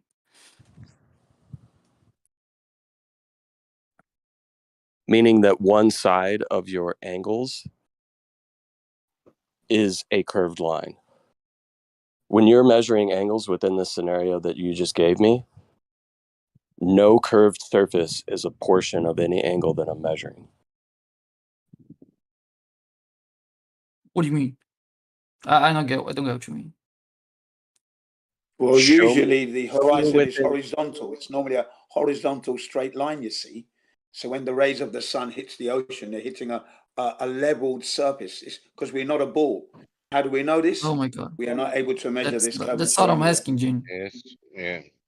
No, what I'm saying, Bacon, is that no arms of your angle are curved. What you're doing is you're just measuring straight lines as they relate to a curved surface, but you're not using a curved line as any portion of angle that you're measuring. From. Yeah, in that sense, sure. Okay. And I think that's just what which is irrelevant because the whole point is that doesn't matter. We just want the angle to the curve. Well, that doesn't matter either. I could say that doesn't matter until you actually proven that the Earth is actually a ball that we can actually measure before we talk about yours. You see what I mean? So, for example, But if the person, hang on, the people listening are finding this rather this is not the arduous. subject. Hang on. The listeners are finding this rather arduous. Jen, please stop. There was a discussion happening. You can't come in I and was just decide listening to to handle it. I your was way. listening. Yeah, now we're talking about this has something been going on. Going on with it, though. It's going on. This is like Let's 2 continue hours. listening. It's like the 2 hours of the bacon hour. Okay, it's like maybe move on. Bacon is But talking other to people- someone. What do you mean? Yeah, he's been Bacon going and on Napalm. and Napalm is on. asking him questions. It's been going But Crit, how is on that and his on. fault if Napalm is asking him questions? They're Yeah, having a let other people conversation. ask questions too. Yeah, everyone is Should they welcome go to ask away? any Jin questions is, on the Jin subject. is free to ask questions, but Jin was not trying to ask a question. Yeah, he Jin was was. trying to change the whole subject. No, I was keeping it relevant to the point that It's if the been- people who are listening, we're talking about globe Earth, if it exists or not, and angles from horizon and on curved surfaces. But how Yeah. long do you flog a dead horse for? That's my point. How Yeah, long? it's been you guys 2 just hours you guys of are just changing shit talking the flat topic. earthers. It's been just straight 2 hours of just Who was nothing shit but talking shit. flat earthers? Yeah, since they look at this video game Coach was trying to make. It's been nonstop. That was Just smack so talk. long ago. No one's talking about that anymore. Yeah, Napalm until Napalm decided like. God dang it, we're going to argue about it for So about why it, this don't we and let that and the Napalm other and thing. Bacon carry on their Can we get back to conversation? the conversation? Yeah, and I Jin's don't part think of it. so. I don't think we can. No. Go ahead, Bacon. Go ahead. Man. Yeah, Jin too. Go ahead, Jin. Well, how this relates Yeah, to I bring you celestial news of the navigation Globe event. Live tour anyway. Anyway, ladies and gentlemen, if you're listening to this episode of Earth and Now he's Bacon, now in he's CBR all Radio, right. Fine now. Hey, Let's Jen, go. hang on, guys. This is what you want, Crit? You want this to be turned into Yeah. the Gin show? it's not Let going other to be the people Gin talk show. too. It's not going to be the Gin show. You on serious, Crit? You can let other people chime in. They just like sit here for how long should it go on? Another hour? Conversation. No, they can com- chime in yeah. on the current topic of conversation. He can't come in and turn it into the Gin show. If he Well, wants to talk we're not about turning it what into the Bacon and Gin show, Napalm are ladies and talking gentlemen. about, that's fine. Look, I've been listening, and it is arduous. It's arduous. Do you have any questions on the topic, Jim? I have no questions because I'm fully aware of the topic matter. What Any I'm doing comments? Okay, we're bringing just. you. Hang on. You want I to am now add to the bringing topic? you news of the Globe Live Tour Day 3. It was Oh, in come on, the Jim. British Why not just type contingent. it out? There's a Yeah. conversation I'm telling you happening now, right the now. British contingent. No, bro, you busy can't just come in promoting and the decide Planet to do Earth that, tour. Jin. Who And are it's you? quite Who do you interesting. think you So for are? your list, just in case. Come on, man. Why not All just right. move this conversation to the non-live stream room? Well, Why because don't we're on the you main go to the other platform. live stream, Chris? Yeah, we're Yeah, having so a here it is. conversation, and it's going to continue. It's going to continue. Yeah, my nerve point of being you with you, Bacon, is that we can talk about the curved or the non-curved surface and how we're acquiring angles, but it still goes back to assumptions that are made, right? Because within your model, you're making the assumption that the light rays from the stars come in completely parallel across the surface, and we haven't established any of this as being empirically proven, right? That these light rays from these stars are hitting the surface nearly parallel across the entire surface of the Earth, whether it be curved or flat. So anything that you say as far as celestial navigation is concerned, with regard to the light that's coming in from the stars, is based off of that assumption. And until that assumption can be empirically verified, I don't think it's worth having the argument about curved baseline and angles, all this stuff, because a large portion of what we're having to do when it comes to measuring these lights in the sky, trying to equate it to the surface, has to deal with a very major assumption of these light rays, these rays of incident, hitting a curved surface all parallel across that curved surface. And until that is empirically established, there's no point in arguing, at least in my Yeah, opinion. but I'm not the one arguing. I'm counter arguing because this is being brought up as a problem for the globe, that you can't have an angle to a curve. Well, So the problem is the assumption that's being made, the one that I just brought up, right? That that's is not the problem. that's not the argument I'm responding to. I'm responding to the argument that angles between curves or angles to curves don't exist. This is just mathematically wrong. And I explained to you previously that it's not an argument of an angle to a curve. It's an argument of a curve being a part of your angle. No, that might be yours. This is No, I'm just explaining to I- you that is the argument, not necessarily mine, but one that is put forth by many people, No, right? that's not what the QE and one I Nathan, heard. that is their argument, right? The curved baseline. Would you agree or disagree? I'm not responding to either Huey or Nathan. I'm responding to the ones I heard. For example, the one that Globus was brought up. Globus made that argument, and it's not the argument you're making right now. It's a conversation I had with him. What is the argument that you're fighting against here when it relates to curves and angles? Can you lay out their argument for me? Yeah, so he brought this contention many times, and one of them, for example, was that if there's refraction and the path of line is curved, you can't get an angle with the sextant to that line because it's a curved line, and you cannot have angles to a curve. That was his argument. The fact that the light is being refracted and have a curved path would not prevent you from measuring an angle to with the sextant. And he says, well, maybe, but that's not an angle because that line is curved. This is what I'm responding to. Okay. Would you say that within that scenario, you wouldn't be able to? Yeah. So within the scenario that you just laid out with refraction, would you agree or disagree that if you're using a sextant to an object that is refracted, that your angle would be inaccurate to its actual position? It wouldn't be the same, yeah. Okay. I would agree with that. Yeah, refraction is going to change the angle. That's why you have to take into account refraction. It's part of the process of celestial navigation, is to subtract the refracted angle. Yeah, so I don't know if anybody disagrees with that statement. Yeah, he was disagreeing, saying if the line is curved, then there is no angle to that line. You can't call that an angle. And that's the point I was saying. You Well, can, effectively, in fact, what would have be angles to a curve. effectively what would be happening is if you had a refracted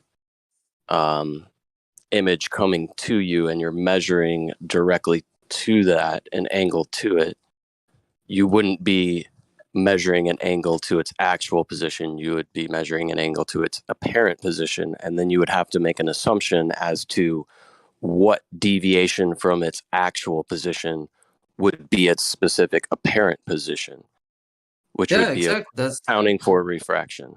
This is what we do in celestial navigation. It's exactly what we do. Right. So was that the only curved portion that was in contention was the refraction and the image presenting itself in an apparent location and not an actual location? Or was there something to do with the surface being curved? Because that's completely different. Yeah, I heard about you're not having an angle to the curved surface as well. So, for example, you can't have a zenith on a globe because the zenith it has to be perpendicular to the surface. And if the surface is curved, you can have that, which is just false. That's what normals do, and normals exist to curved surfaces. Mathematically, that's just true. See, I've never heard the argument that you can't have a zenith to a curved surface. I've just heard the argument that you can't measure to a zenith angle on a curved surface and trying to equate your one arm of your angle measurement to a curved surface, meaning you'd have to have a flat line within both arms of your angle measurement. But isn't that what the dip correction does? Dip correction accounts for the eye height or elevation, because your horizon. Yeah, how much the horizon drops, given how high you are. Yep. Because the horizon is always going to be slightly below you as you increase with elevation. Yeah, and the math that matches what we find on the almanac, for example, is the globe one. There's no flat Earth math for that, for the dip. Well, that's because, and this is where the point of contention is. Does that horizon drop within your perspective equate to actual dropping of the surface, or does it just equate to a function of perspective, meaning that you can only see so far, and as you increase with elevation, you will have a horizon line that will be below your eye level because you can't see as far as where that horizon line should be in reality, because you have a bunch of information that's easily testable, being unresolved well, 1 second. due to various factors, right? You can't see forever through the atmosphere. I'm back. So perspective tells you nothing about how far you can see, and perspective is really? So we can see. Let me. No, I didn't say that. I said perspective doesn't tell you how far you can see. I'm not saying you can see forever, but if you can't attribute that to perspective. If you can resolve stuff because they're too small, it's a different matter. But the point is, perspective is pretty well defined. It's pretty easy to predict how things should look under perspective. So my contention is that there's no math for how much the horizon drops. If you want to say, well, maybe it drops because of perspective, then tell me what the math for that is. Because if it's perspective, then the math for that should be easy. I can help you out with that. So you tell me how far you can see, and I'll tell you I can easily get the angle for you, the formula for you for the dip, and then we can compare that to the almanac and see if that holds against observation. Sure. Based on perspective, you can see 1.22 times the square root of the observer's height in feet. Can we round this off now, gentlemen? Can we round this off? Can we wrap it up? Can we begin to wrap this up? How that formula justifies geometrically? Wrap it up is this just how is that up now? Wrap it up. How is that not? Yeah, it's just using the same constant as the Rayleigh criterion of 1.22. It's just equated over distance. Yeah, but the Rayleigh criterion is what do you mean? The Rayleigh criterion doesn't have any specific value. You're gonna use a formula that uses like the size of the aperture and the distance to the sensor, so you can and the wavelength of light, so you can find out which is the maximum resolution limit according to Rayleigh criterion. There's no specific value. The horizon isn't going to follow that either. I mean, basically, I'll see the horizon at about 3 miles. I put all the zoom in the world. I change my thing. it's not going to change 1 inch how far away the horizon is. Let's try to do the math. Let's try to get geometrically to how far you can see. So yeah, what's the distance of the human vision, Napalm? And by the way, if that's how far you can see, seeing further wouldn't affect the dip, because when you use a sextant, you use like a telescope, right? And you can adjust the telescope to see like a little bit further, a little bit closer. Wouldn't that affect how much the horizon's dipping, if that's produced by how far you can see?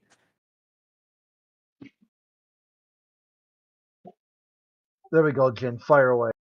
Well, yeah, you just have different atmospheric conditions that would affect these things, right? So it's not going to be an exact every time measurement, because unfortunately we see through the atmosphere, and, Right, but it's and that never changes.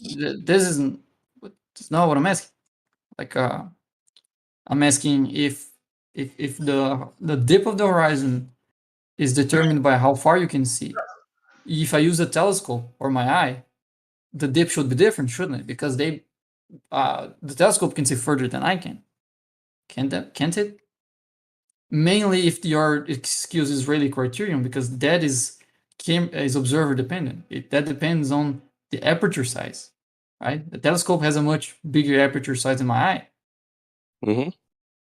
Yeah, so the dip, if I measure with a telescope, would be different than with a sextant, wouldn't it? Have you tried this? No, but this is like an easy test. Because, Okay. for example, Go out and try it when and let you're me know what your results are. yeah, when you're using a sextant, you have the option of using a telescope or not I using a understand telescope. that, but until Yeah, you or I have done this, yeah, but okay, no, I have a we can talk sextant with about a hypotheticals all telescope. we want, right? No, that's pretty easy. I can do that like tonight. Uh, the sextant has a Why would telescope, you try to and find the horizon at night? sorry. So what are you going to do? Oh yeah, no, technically? I do readings at night, but no, But I don't have an you access to realize, horizon, so never mind that. so you I'd realize, like to so you say realize over distance, having just a very small degree of increase or decrease to that that horizon could be extending your view for hundreds of miles, right? Because what's being squished into that very small section, if you use a larger aperture and you can see a little bit more and you're resolving a little bit more, you could effectively be seeing hundreds of miles further, but we it's don't in a observe very that. small We observe degree. the same amount of the boat missing, whether it be with the human eye or with the telescope, if the object is sufficiently large to see. Like when I look at a aircraft carrier leaving the Chesapeake Bay, and I see it go out to sea, and I see half of it obscured, and I break out my zoom camera and I go up to 50 times, I still see half of it obscured. And Yeah, if you're using your height? one second. It's related to your height, right? The sextant has a removable telescope. There's no correction anywhere for you to do if you're using or not using a telescope. You measure from the horizon to the celestial body, with or without the telescope. There's no difference. There's no anything you have to correct for if you're doing either of those cases. According to what you're saying. Another thing If you I'm can using use or not using the telescope, I'll get different values. Another thing you can use as an example that you play out in your daily life. If you set your camera on a tripod and you aim that camera at something and you zoom in on it, the thing that's in center of frame will remain in center of frame no matter how much your zoom is. So if you're looking down at the horizon, you'll still be looking the same amount down at that horizon, no matter how much zoom you put on it. So what would you expect to see, let's just use like inches wise, between your zoom camera and your human eye based on the change in aperture? How many inches more would you expect to see? I wouldn't expect to see any more. What do you mean? Yeah, it's not inches. If we're talking about the dip, that's degrees, right? So you aim horizontally and then you dip down a little bit to aim at the horizon. So let's say you have to I'm talking lower about your when line of sight. let's say that like Moyak was talking about a boat where he says that half of it seems to be obscured based on his human eye. So if there was an increase in the aperture, if we were on a flat surface, that unresolvable portion was due to not only atmospheric conditions, but also the bottom portion blending in with the horizon line. Increasing the aperture between your human eye and your camera that you're using, how much more of that image would you expect to become resolvable based on that change in aperture? Wow, that's a strangely worded question. I wouldn't. I wouldn't expect to see any more because again, I don't wish to interrupt you guys, but do No, you want to I'm move this going. conversation to another room? So we can actually share the mic. Do you think that's possible? Yeah. Do you think, There's like do you 14 think? people in the room. Let's hear some other Yeah, voices. for fuck's sake. Come on now. Now you're being silly. And then So you've got that's the it. listeners who are listening, and they must be bored to tears now. And remember, you know, it's a dead horse, by the way. It's a dead horse. Dead horses don't run, man. You're talking a dead horse here. If you don't like the current subject, you can Why don't yourself go to a you different move voice this up? channel. But You you've been don't going ask on the for a people couple who of are hours. talking to leave. You're going on for a couple of hours, more than 2 hours now, yeah? I think you should be wrapping it up now. You're not concluding. You're not concluding. Well, they're not on your fuck time off, man. They're frame not either, concluding. Jin. All This right. is like 2 hours. Okay, They've been I'm going not on for saying that. 2 2.5 hours. hours. 2.5 Yeah, you're fucking free to hours, leave if you mate. don't want to hear. Shut Oh, up and move it on. That's too. Move it on. Gene. Fuck's sake. Boredom, man. Look at the listeners. Boring. Fucking boring. Yeah, I heard crap for a long time here as well. I don't just say people leave the room. I don't want to hear you. If I don't want to hear it, I leave myself. If you don't want to hear, why are you here? I'm here because I'm allowed to be here. I'm here. I'm not here to listen to your shit for 2.5 fucking hours. Anyway, Wrap it Bacon up. doesn't matter. Hey, Jin, don't tell me to wrap it up. I was talking to Bacon. Napalm's left anyway. Yeah, I realized that. Bacon. So I wasn't talking to you. Oh bloody hell, Bansaw. I was talking to Bacon or whatever his name is. Eggs and bacon. No sausages, please. Well, anyway, yeah. Well, Jin, you're not in control of the room, Jin. I'm not saying I am. We all are in control of the room, and we can air our opinions and facts. The fact is, not an opinion here. Fact, that was going on a bit too long. Yeah, that horse was well dead. It was never going to run. Fuck. What do you got for us Try today, as you may, though. Try as you may, though. A lot of dust and dust is all I saw. Dust being kicked up. Okay, if you get a point to make. I was just going to announce the current stage of the Globe Light Tour in Britain, UK, that you may not be aware of. Yeah. Okay. Yeah, how's that Oh, going? it's going pretty well, actually. Yesterday, we beat up a heliocentrist who tried to get involved, and he got his ass kicked. Got a couple of kung fu kicks, and he was appealing to the public, and the public said, "Fuck off." Brilliant. Okay, that was yesterday. Today was a little bit more sedate. Lots of interest. The weather was good, and lots of interesting conversations were being had. We did have a little bit of security problem because the flat earthers were drawing images on the pavement. Flat Earth is flat, and cartoon characters like Pluto and the like. But security couldn't do much because it wasn't breaking any laws. Yeah, great. They're going to Cardiff tomorrow. Cardiff in Wales, boyo. Right? There you go. Update over and done with. Flat Earth, victories all the way. Thank you. Meanwhile, back at the ranch, what's your point? You said some dude broke out, actually started swinging on people because they're flat earthers? Yeah, that's right. What he done was he sneaked up to the banners to have all the advertising of, all the conspiracies and lies. And Jason was watching him because he knew he was a bit suspicious with his balaclava. And what does he do? He pushes over the sign, pushes over the banners, And then they took him out, dragged him away. He was screaming, "Get off me! Get off me! Get off!" You know. And then when he got up, typical fucking shill, he's trying to rally the public behind him like he was playing the victim. You know, typical. Lucky I weren't there, because I would have said, "People, please watch. I'm going to make a citizen's arrest. Please watch, everybody." And I'll arrest his stupid dumb ass. Yeah. Call the police. That's what I would have done to that cunt. You know what I mean? So they are. He tried to play the victim and said that he was being attacked when he started the trouble. And the cameras are there anyway.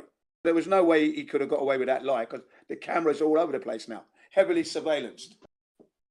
So yeah, it was good. Good to see an idiot heliocentrist get his ass kicked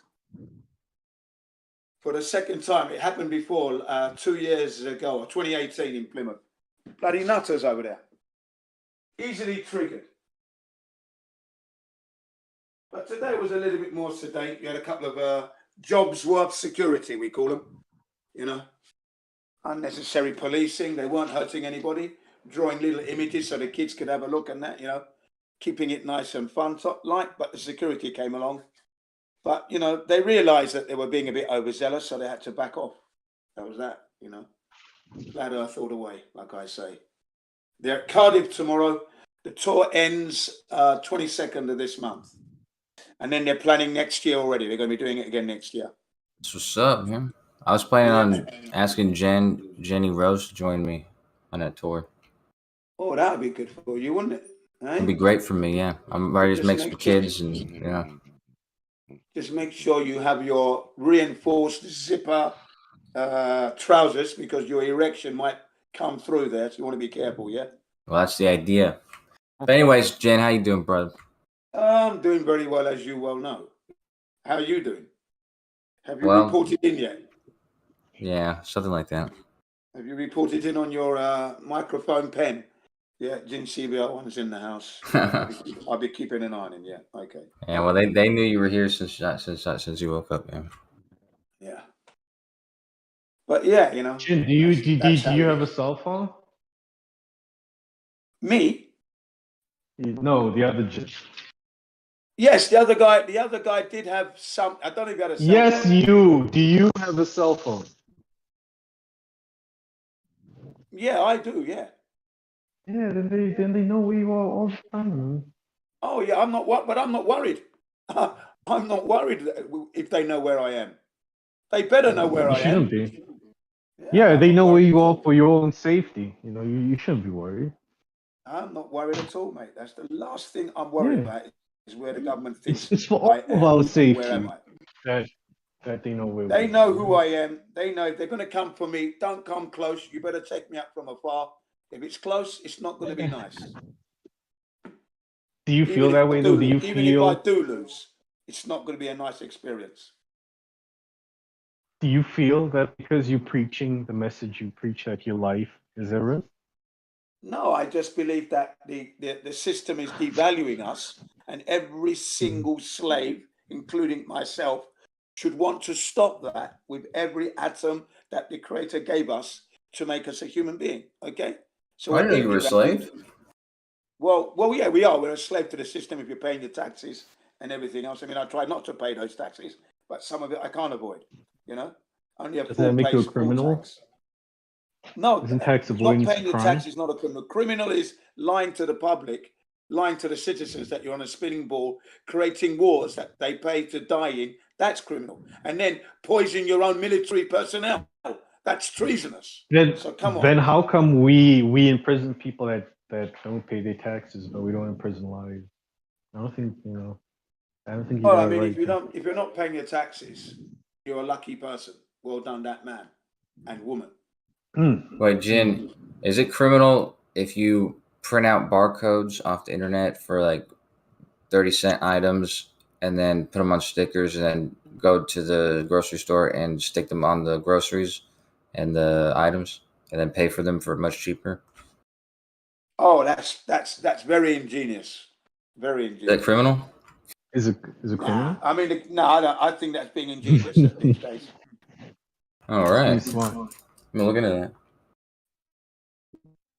That happened not too long ago. There was this police officer actually who shot a guy at a traffic stop for a seatbelt.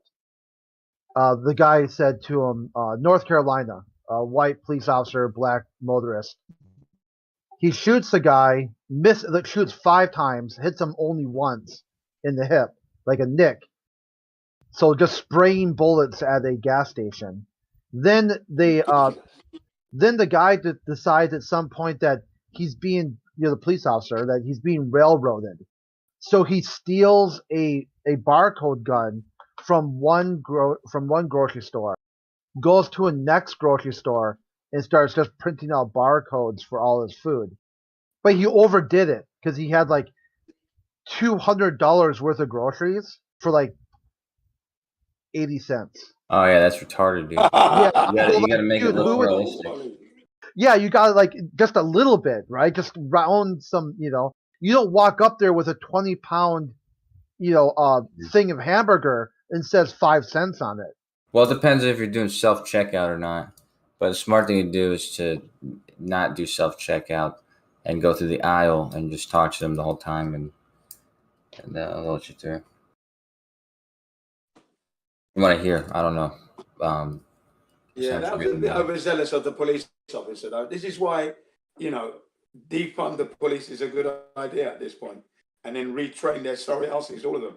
They all need retraining because they're carrying on like they are superior to society, to civistry, and that's wrong. That's the wrong recipe. You are in service to the public. You are not above the public, nor are you above the law, police officers. You are beholden to the public. It's the public that pay for the weapons you have, your food, your Medicare, your uniform, your pension.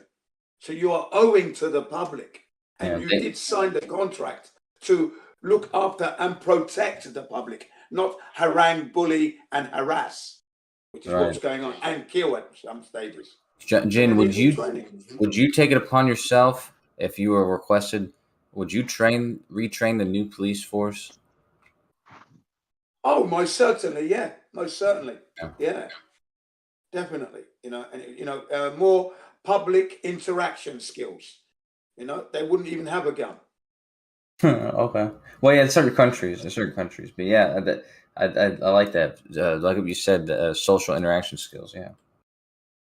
Yeah, that's the one I think is definitely a necessity. You see. And as for gun laws, obviously you need a license to have one in the US. It's part of your constitution. That's fine, as long as it's in your house, locked up securely. That means you have a standard cabinet where the gun itself is locked in the cabinet first. That means there's a chain, and the chain goes through the trigger guard, through there, and that's locked. So you can't just pick it up and take it out. Then you lock the cabinet on top of that. Then the bullets are in another separate drawer away from the cabinet, locked up. That's how any citizen should be keeping his or her gun. Yeah. At home, that is. So do you know there's a problem with that, Jen? Yeah, go on. There's a big problem with that. You know what the response time typically is in when police respond to an active shooter or active situation? Yeah, I understand that. 15 minutes. Okay, so now I get your point. Here's one problem. Now you're going to put the ammo in a locked box in one location and the gun in a locked location in another location. The perpetrator is breaking down your door. You've got maybe a minute, if at the most, to respond. The police are at least 8 minutes away. Now what? Yeah, I do get your point. That's the British standard in a way. That's what bombers are supposed to be doing when they have their guns. That's the kind of law they've got in place. I get your point, 100%. Yeah, it would be a problem. Yeah, now see, I just went through concealed carry class just a few days ago, and I mean the woman that was teaching the class, a woman, first of all, she's carrying all the time, and she keeps one gun somewhere within reach that she can access emergency situations in different locations throughout her house. And honestly, they might be in a safe, secure location, but she can access them very quickly, and they're loaded when she pulls them out. Yeah, they're lucky though. They have it does make sense. It does make sense, no doubt about it. It does make sense. They can really conceal their weapons. Yeah, but you know, Britain is all about stiff upper lip, you know, and toot toot hoty hote, you know, British style. So I would agree with the American method there, most certainly.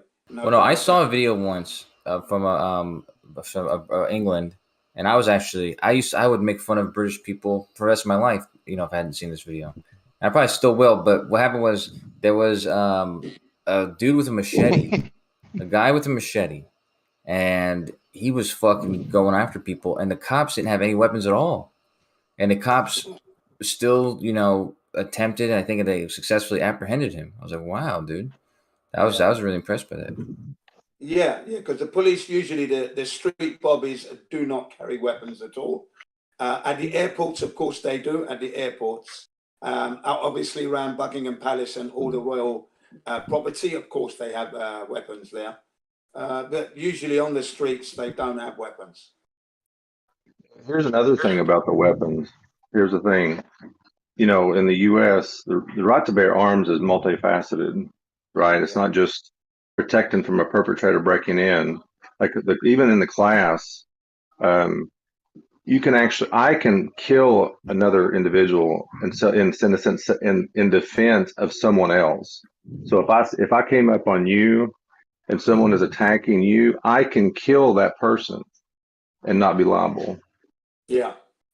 Because I'm protecting you. That's Yeah. So there's two things. You got self-defense, protecting yourself, that's protecting another individual. What's the third one, do you think? Well, I would have put it constitutional right against the government. That would have been the first Exactly. one. Yeah, Right. Well, I wanted to get personal. Well, you got to make an argument for personal protection, because ultimately, if the government comes after you, you got to defend yourself. You know, if you're in a tyrannical way. So, have the right to bear arms is to protect yourself from a tyrannical government too. Yeah. A tyrannical system. That's why I'm all for the gun laws in America. You know, I will never want to say you can't have a gun. No, you've got to have a gun at this point. Look at where we are today with tyranny everywhere. So no, you need your gun. Of course, me and Jin can go after all these dudes. I'll have a bow staff, and Jin will have a small stick. I'll have my hands and feet, monkey style. So you have a stick, Jen will have his hands, and I'll pull out my 9mm. Who do you think will win? Well, but we'll probably tie. The three of us will tie against everybody else. But yeah, it could be a good battle between us and the bad guys. Well, the next thing I want to get, the next one thing I want to get is a AR-15. So then who would win? Can I ask Left Lane a question very quickly? Because I heard Left Lane, he said something yesterday, and you don't have to. Maybe we were joking around, or maybe you don't want to disclose it, but maybe you did, Left Lane. But you said something about what you had with you in your truck. Were you being honest about that?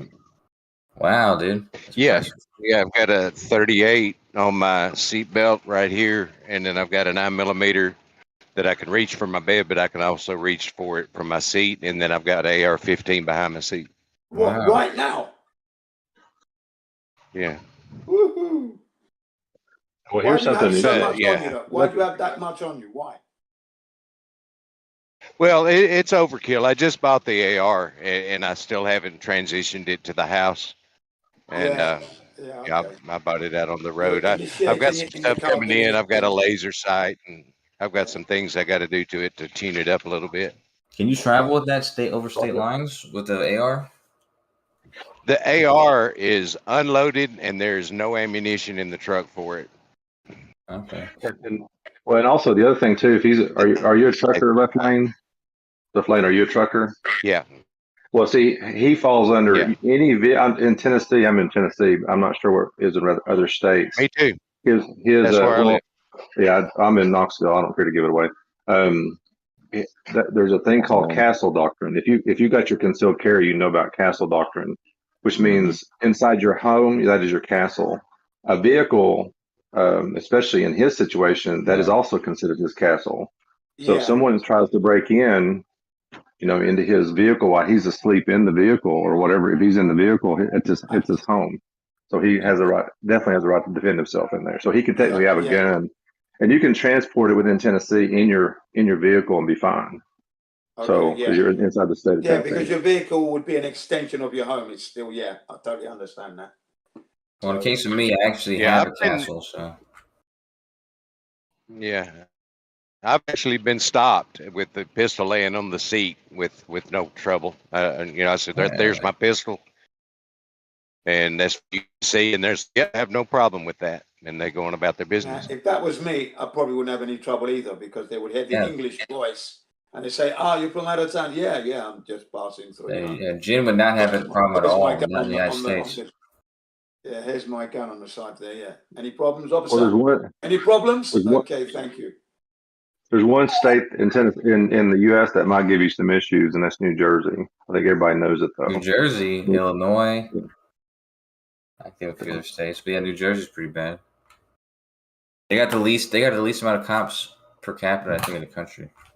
Oh, guess what the statistics are? Guess what the statistics are compared to Japan? Okay, here we go. Last year there was 10 shooting incidences, but only 1 death. In the US, 45,000 last year deaths.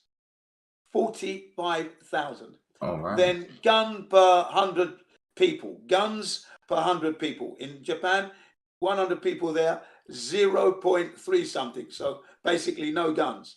America, 100 people, 120 guns. That's what's up, dude. That's a joke. How many? You didn't say how many hands though. 100 people have 200 hands and a back. You got Man, I just said there. Well, there you have it. You know, there it is. Yeah. My Japanese students were like really surprised. I said, "That's the truth." Right. Yeah, look at it. Crazy. I mean, you know, Japan was invaded.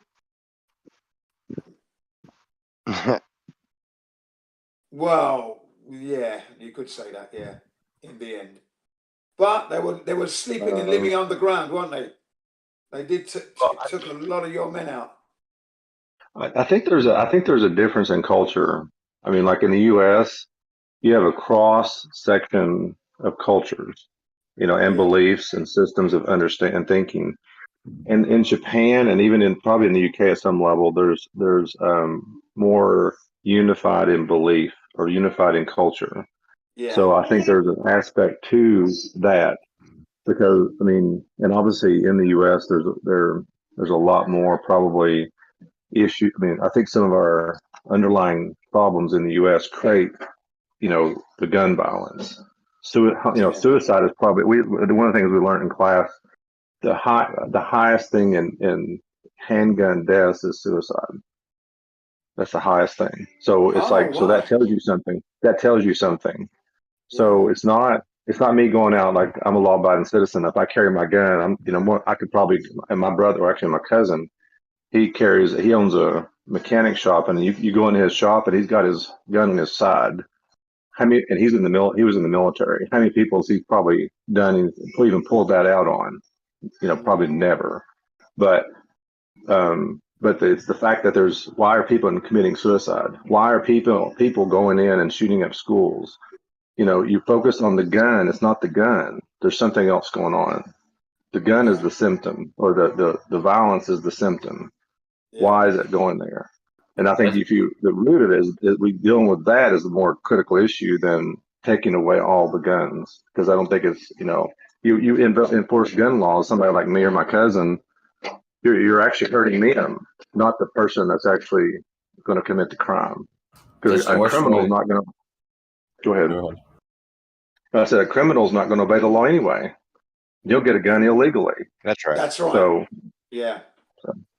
Well, you know what I didn't realize till recently either? That you can get an 80% gun. I didn't even know what that was. But even a felon can get an 80% gun, which is basically an entire gun minus the trigger. You know what I mean? Oh, you talking about ordered all the pieces online and build it? Yeah, well, no, yeah, well, the 80%, yeah. So it's basically it's the whole gun except the trigger, yeah. I wouldn't doubt that. Yeah, that's what an AR is.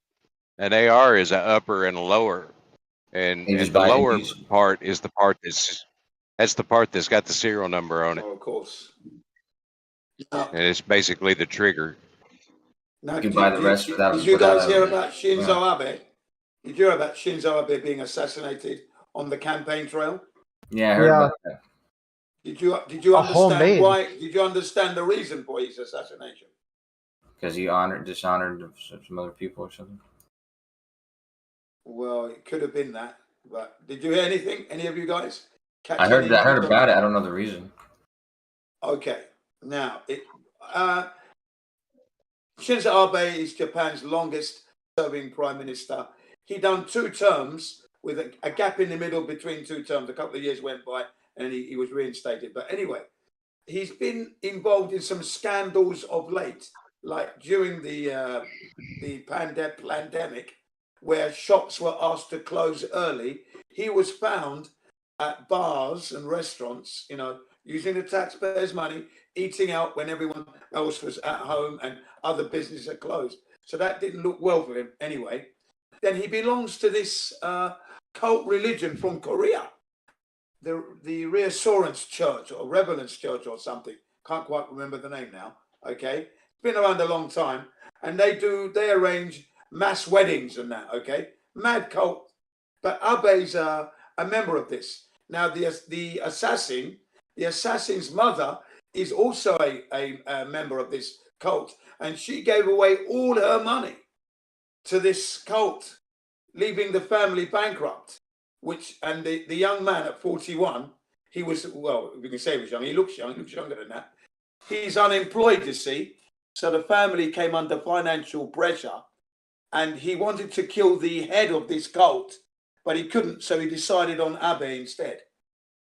And that was the reason that was given so far from his mouth at the age of 41. He's an ex-naval officer. In his 20s, he was in there for about 3 years. The Japanese Navy, though. Yeah, Japanese Navy self-defense force. He was in there for 3 years. That's nothing compared to U.S. Navy. Because you were in the Queen's Navy or the Queen's Army or whatever, but none of that's nothing compared to the U.S. Navy, the world's greatest Navy. So. Yeah, he was in it for 3 years, but don't know about your Navy being the world's best. I mean, maybe the world's best at killing innocent people and causing that fear. too. Yeah, but not just that. We're literally called the world's greatest Navy. Yeah.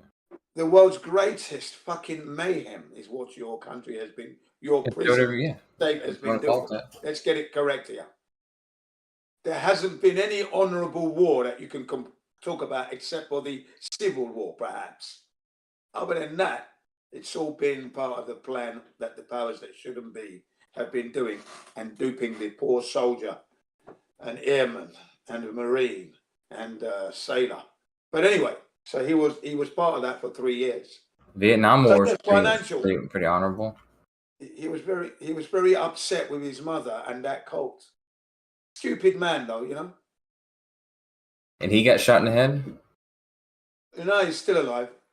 Oh, he's got shot, but he's still alive? He's not been shot. He's still alive at the moment. He hasn't been shot. No, the assassin's alive. Shot through the side. He got shot through the arm, and the bullet, I think, hit his heart. He bled to death, apparently. Yeah, the prime minister got killed. Oh, but you're talking about the assassin. No, I'm talking about the prime minister. The assassin was a member, but he's been arrested. He's been held at the moment, undergoing evaluation and trial. But Abe, died, didn't he? Yeah. The thing is, the Japanese were complaining. Hang on, the Japanese were complaining about the security measures, but Abe is not the prime minister. He is loved by all the Japanese. So the likelihood of a lunatic assassin wanting to shoot Abe was just low on the radar scale. It was early in the morning. There were very few people around. The security were there, but it wasn't full on because he's not the prime minister. He's on the campaign trail. Do you know what I mean? He's not the PM. And usually when they do these campaign trails, they're usually on high platforms, either on trucks that are moving through the crowd or on high platforms that have been specially fashioned for them to do their, selling the campaign. Okay, and then the security is there. Okay, for the prime minister, but he's ex-prime minister. So the security is there, but it wasn't full on because they're not expecting anything, are you really? You know, I heard that Notre Dame had predicted this would happen. That's what somebody told me yesterday. Yeah, that's right. I heard that as well. That's world leader, but then Abe is not a world leader. That's right. That's exactly right. So it's kind of not really a good prediction. Yeah, I took a crap this morning. Nostradamus predicted. Yeah, you broke up a little bit there. Your voice was pretty low. Could you say that again? I didn't hear you. Sorry. I took a crap this morning. Nostradamus predicted. Okay. Well done. Well, you can twist those into anything. Right. Yeah, Brenda, you said this plenty of times. Okay. Yeah. Did Nostradamus get any of his predictions right? The one from Are today, there any? Prime Minister. There's I think that's it.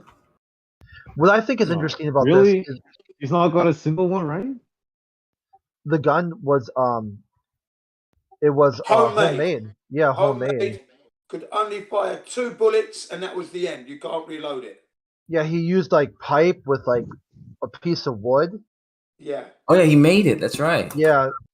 So they're talking about that this is going to under gun laws, that they're going to try to add more gun laws now. What? You're not allowed to make a gun and kill somebody. Like what? No, but that was already illegal. So what they're gonna do now is like you're gonna have to to get a gun in Japan.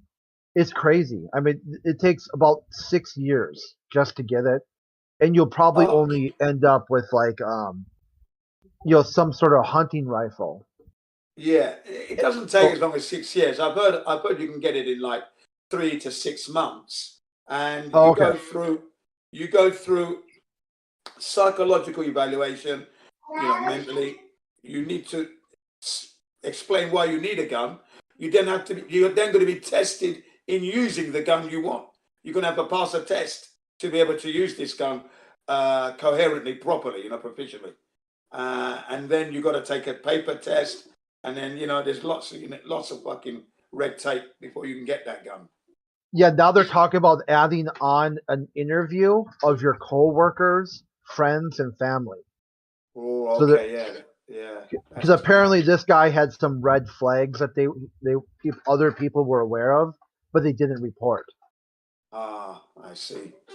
He actually practiced what? He practiced shooting that gun at one of those cults church next door neighbor building, and it's still got holes in the building. Apparently, the neighborhood woke up to the sound of boom, boom when he was practicing. Huh? What a madman! Hey Jen, you ever thought about wearing like a sort of costume sort of thing and going around being like a vigilante? Yeah, flat earth truth vigilante. Yeah. There you go. Right. Flat Earth man, flat man. Stopping some of these crooks, some of these assassins. Oh, what would a superpower? Dazzle them with the flat earth truth and then disarm them. Yeah, what would your superpower be? Yeah. The earth isn't flat, and before he knows it, he's got a karate chop. The gun's gone. He's on the floor, wrapped up. Yes, it is. When did you prove the curvature? Come on. Well, you could hook up with Arwen. He's ready to go with the murder spree. Talking about guns anyway, there is a beauty in the way they look, the way they've been fashioned and the shape and the attention to detail for it to sit in your hand comfortably, or if it's a rifle, so you can hold it and rest into your shoulder. But the most amazing thing is, after several rapid fires of your weapon, it's amazing how dirty it gets in there. The residue of all the powder and that. You need to maintain. That's the thing. That's the other thing. It's not like there's a lot of explosions going off in there, man. Yeah. It's amazing how dirty it was. I learned that when I was in the cadets. Couldn't believe how quickly it got dirty after we just cleaned them, Gun oil and everything, using the 3x2, wrapping it up, putting it through the loop. Big weighted metal at the end, so it goes all the way down the barrel, comes out the end, and you pull it through, and then you do it again, and you got to brush everything down, right? And then you go off and you fire, and then and it's amazing how you got to clean it again. Wow, it got that dirty that quick. Yeah. Well, sometimes that's over lubrication. You just too much oil. Just a little bit goes a long way. Well, yeah. I mean, we didn't. I never overdone it. It's just that it's amazing how dirty it gets. I was going to ask you, Jim. Shooting. I've got a quiz. Let me give you guys a quiz real quick. I just dropped a photo in the live stream. Is that a sniper rifle or a hunting rifle? Hunting. It's like a hunting rifle. Well, what's the difference between a hunting? What's the difference between a hunting rifle and a sniping rifle? Well, with mine, I have a silencer. Well, you can actually still be a sniper without a silencer. I'm just kidding. I don't have a sniper. Like a tripod, maybe you'd have to. I mean, I've seen a lot of snipers don't even use a tripod. You don't need a tripod to do a sniper. The munition. No. The munition. Is that a 30-06? Oh, is it that? The sight. No, it's that way. Telescopic sight. It doesn't matter. My point. I'm trying to make a point. If you go back and look at old military guns, old sniper rifles from back in World War I, they look probably similar to this. The newer ones are probably the ones they probably use in the military are a little different.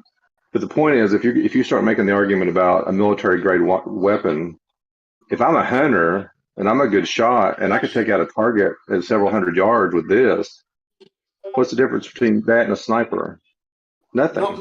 Not much. Yeah. Nothing. So you're saying you could only get hunting rifles? Well, okay, fine. I'll be a sniper. No, That's a very good point. That is an excellent point. Yeah. What rifle can't you hunt with? That's the question. Yeah, they were talking about like in Japan, like the. I know. Okay. Well, the next thing though is when they say assault rifle.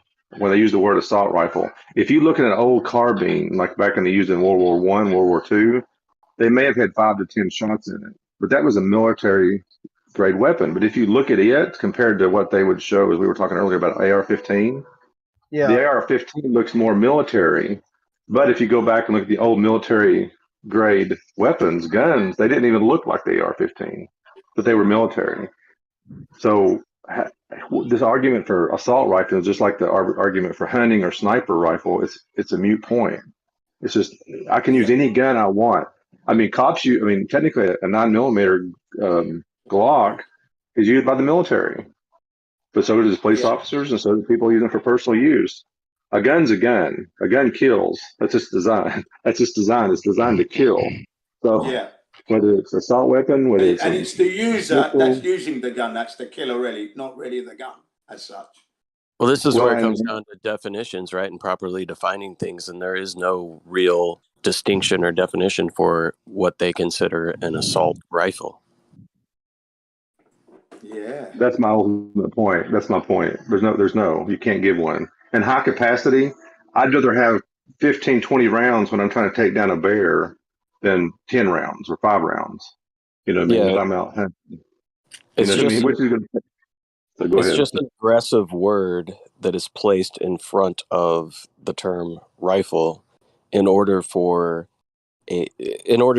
elicit a specific response emotionally from people that may not be well versed in firearms, right? So somebody, if I'm talking to them and they mention to me that assault rifles should be banned, they would have, for the most part, no general definition of what an assault rifle is and how that differs from any other type of rifle. And they wouldn't be able to point it out to me within pictures as to what would be considered for hunting, assault, military, any of that. It's a term used to invoke an emotional response. Kind of like manslaughter. Well, killing somebody in self-defense would technically be manslaughter, but it'd be argument whether it's to self-defense or not. Yeah, but they make it sound so horrible.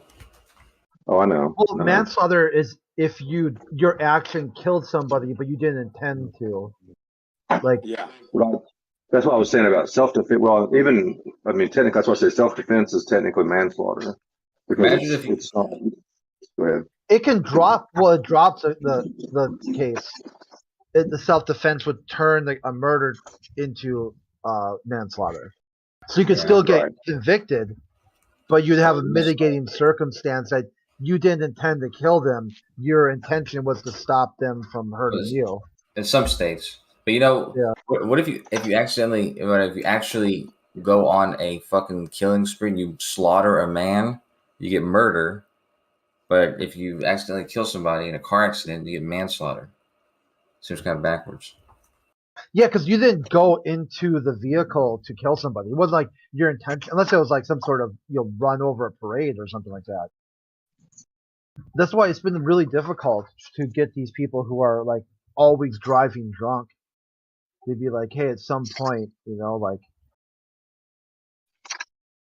There's that kid in Texas that got influenza, so he got just probation because he was driving drunk and he killed like 3 people. Yeah, that's the influenza guy, because he's a college student. There we go. I remember that story. Yeah.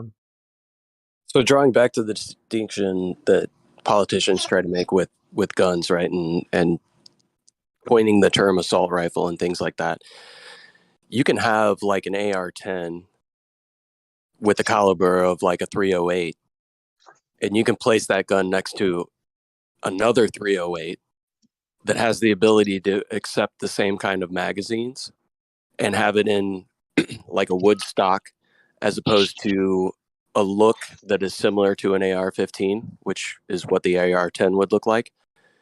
And if you put that picture in front of 2 different people and say, hey, which one of these is an assault rifle and which one is a hunting rifle, they would instinctually take the .308 that has a nice wood stock to it and say that's a hunting rifle, and point to the AR-10 and say that's an assault rifle. When effectively, if they wanted to ban one over the other, you would be banning one version of the exact same gun that functions pretty much the exact same way. There's no difference other than like the stock, the way that here's another aesthetics. Here's another component of that. When I was in the military, when we did training, they had modified M16s, which is basically an AR-15, but they had it modified for a 22 round. So if you looked at it and picked it up off the shelf, if you didn't look down the barrel, you thought it was a real M16, but it's not. But it was modified with a 22 barrel, so which means it shot 22 rounds, and it had a magazine that was adopted for a 22 round.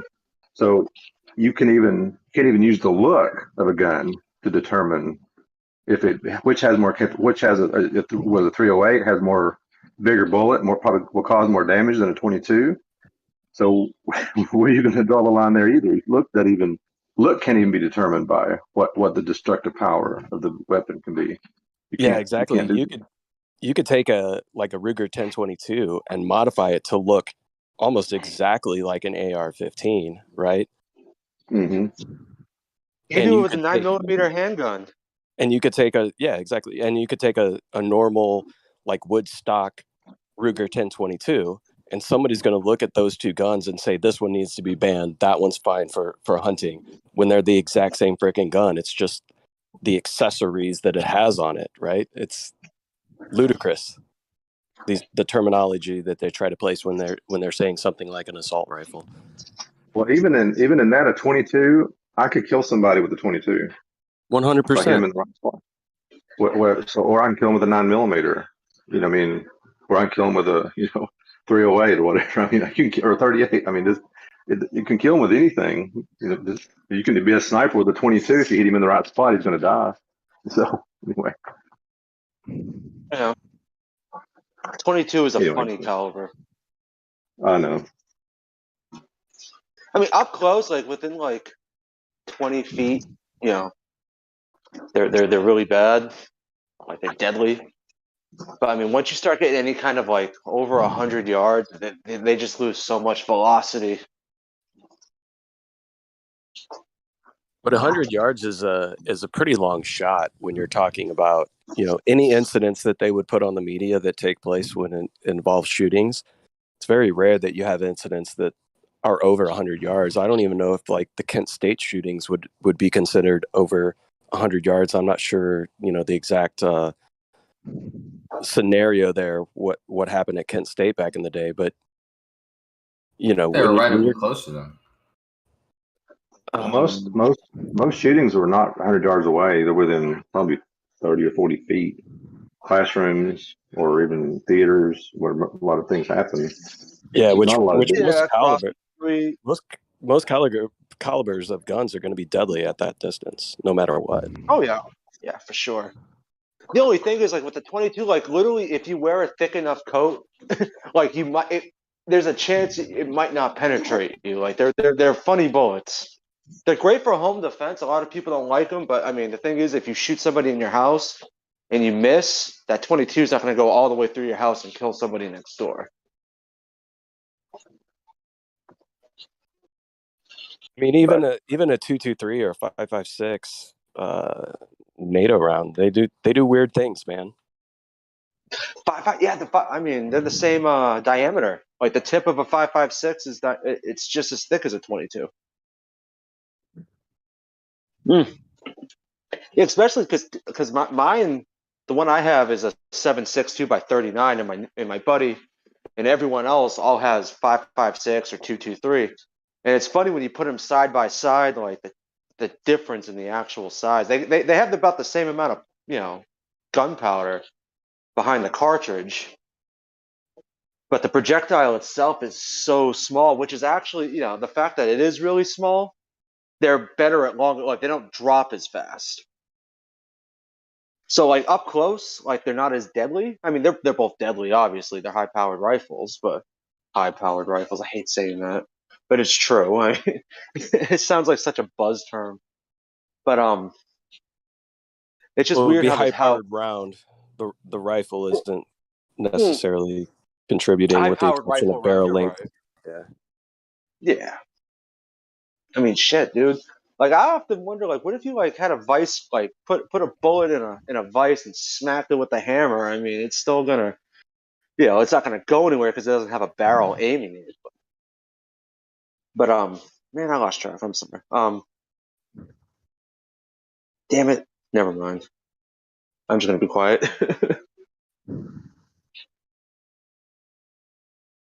But what are you guys talking about? Like, Yeah, but that bug firearms? assault is a good weapon to have, Kosho. No, I don't kill bugs, dude. Are you talking? Is it like that little survival 22 that folds into itself and can float? No, bug assault is assault gun. It was posted Oh, in the live salt stream. for flies. Yeah. Never mind. I gave that recommendation to Bandsaw for purchasing for his wife. He was talking about removing insects from his home and his wife being scared, and I gave that as a suggestion for a birthday or anniversary present. Can't remember which. Yeah. Either I that feel or like I he can used to hear stop eating cookies in advertisements bed. on InfoWars back in the day for bug assault.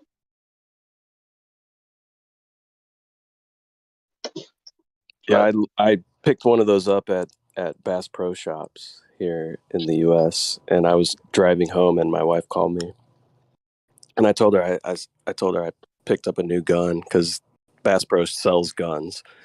And I said I picked up a new gun for you, and she's like, I don't need another gun. I don't want a new gun. What the heck are you doing? Blah blah blah blah. And she's giving me all this shit, and I get home and it's a bug assault gun. That's funny. It's kind of funny. I need to get my wife something. I need to get another handgun myself. Everything's so fucking expensive now. It's like a massive purchase anytime you're gonna buy something anymore. It's ridiculous.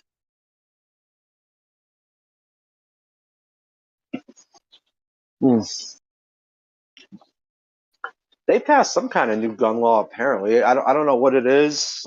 I think it has something to do with background checks. Like they're gonna background check the shit out of an 18-year-old. Just meant like a background. Huh? Oh, I said it's just meant to increase the cost of owning a firearm. That's all that is. Sounds Yeah. like infringement to me. It is, yeah, it really is infringement. But they, public safety, they got people to think daytime running lights and a seatbelt make the roads safer. When you just look at the facts, the stats, vehicle accidents and vehicle injuries have gone up. I mean, deaths have gone down, but only because the cars collapse they're meant to just crush and not just smash like they used to. Oh yeah. So when So we're talking about background checks for guns, right? Isn't that like an FBI background check? So really, it's just driving in more revenue towards the government, anyways. Yeah, but that cost the gun or dealer or store has to pay it. Right, And it gets then- passed on to the consumer. Yeah, but so it's you can- driving more revenue for government. So government stands to benefit from more and more stringent background checks and things like that because it's going to increase their revenue. And what they did too is like some fun. The guns are just fun to have. Like some sort of 22 6-shooter. It was only worth $100, but they added on $600 worth of background checks and legislation. So now no one buys that model anymore. It just isn't viable. The same thing with It's not cost efficient. Yeah, same thing with these real sort of economic grocery getters. In the 80s and stuff. They add on air brakes or airbags, add on daytime running lights, add on seatbelt warning, add on this, add on that, and now this really economic, gas efficient grocery getter or car or just city driver, it just costs too much. No one wants to buy just a couple $1,000s and you get like a fully loaded sedan. So. Yeah, it's kind of like the meme I posted yesterday. Should the government? No, it shouldn't. Get out unless there's a victim here. The government should have no interaction with this, like zero. I'll agree with that sentiment 100%. The answer to should the government is always no. Yeah, just straight up no. Any answer you can think of. And then like yesterday, the dude tried to say, what about an invasion? Should the government stop the invasion? I'm like, no. So like you're pro-invasion. No.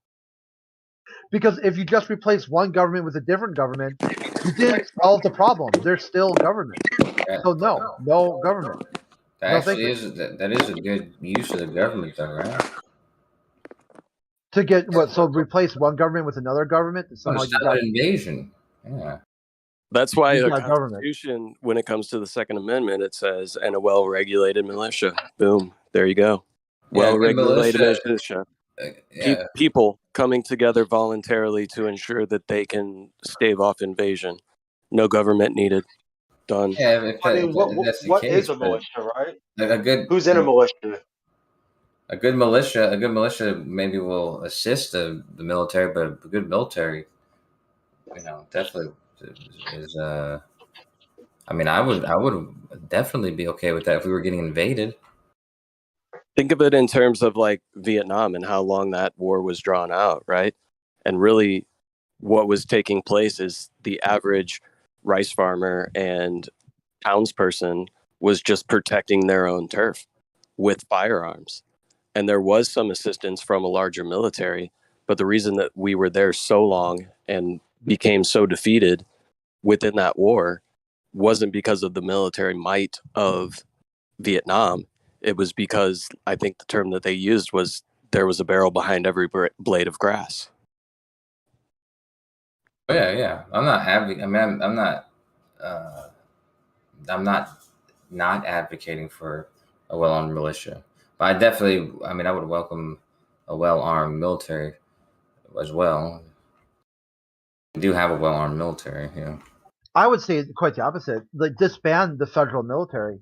They will only be responsible for like certain universal training standards like NTC or JRTC or airborne, like at Fort Benning, that sort of stuff. And then so if the federal government wants to go to war, we'll have to go state to state and say, how many troops do you pledge? And the state starts saying 0, 0, 0. I'll give you a bag lunch and a booger in the juice box. They'll be like, oh, okay, well, I guess there's no war then because the state militaries aren't going to support this federal endeavor. Now, if it's a defensive war, the state militaries will, activate on their own or lie down, depending on what their motivations are.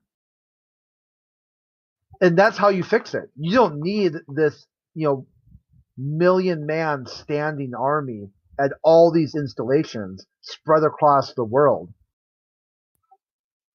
For Sounds what? like an empire to me. Yeah, exactly.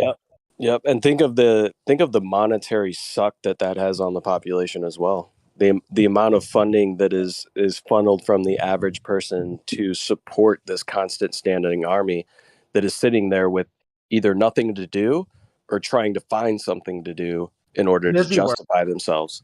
Yeah, they got these soldiers like digging a ditch and then filling it in, and digging another ditch and fill it in, just over and over again since the Cold War.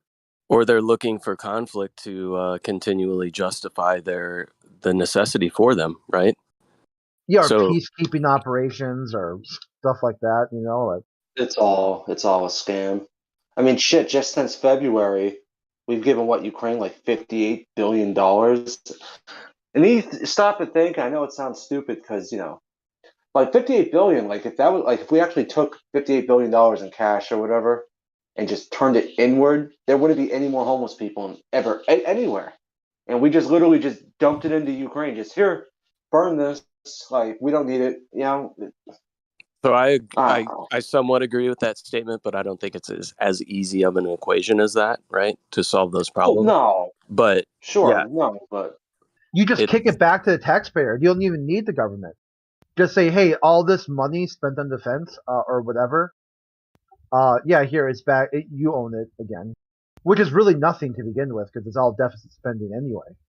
Well, yeah. What if all the governments that we have here in the U.S., and when I say governments, I mean state, local, and federal, if they were adamant about supporting something like Ukraine, right, and the people were adamant about supporting that, wouldn't it make more sense to say, all right, as all of these governments, we're going to say we are completely slashing our taxation in half.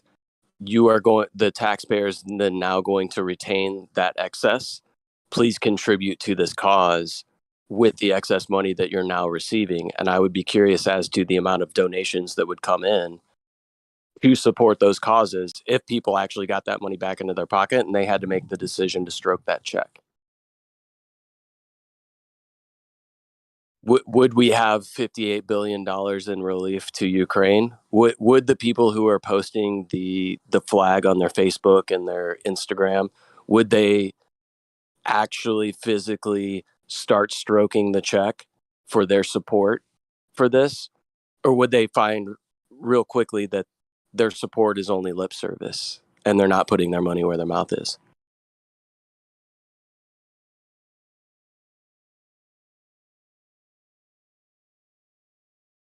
It'll be lip service, like you said. I mean, even on the face of it, when we send them all this money, what are they doing with it? I mean, nothing.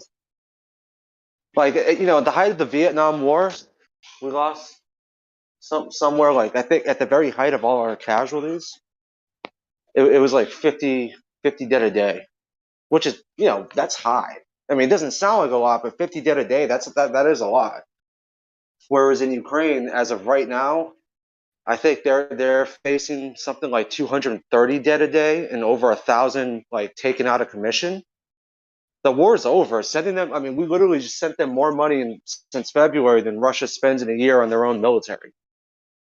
It's just a waste. It's all laundering. It's all scams too. I mean, it didn't go really to Ukraine. It went to a couple politicians and stuff maybe, but it's not going to their military. And then, like, just because we give them cash doesn't mean weapons and people all of a sudden appear to fight. Right. There's no guarantee. There's no audit of where that money goes. Right. So there's no guarantee within that. And what I was saying with like people actually physically stroking the check, I mean, I have this idea that if government was, let's say, 20 specific things like military, NASA, roads, whatever 20 things people think the government actually provides for them through taxation. If we funded those 20 things in a way that was, at the end of the year, you contribute specified amounts of your income allocated to these 20 different things any way you see fit.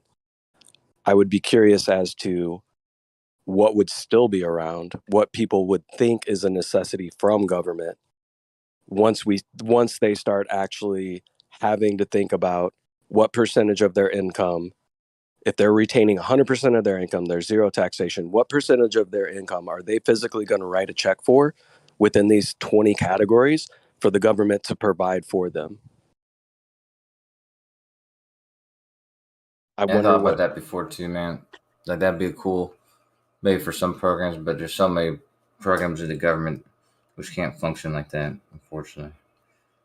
And also, people are really aware of how much money goes to each thing, because they did a survey or something like that for people who wanted to give money to NASA, and I think they said that they would give them because they didn't tell them how much they actually make, but they said that they deserve like 100 or 200 billion or something like that, because they thought they thought that they were getting more than that.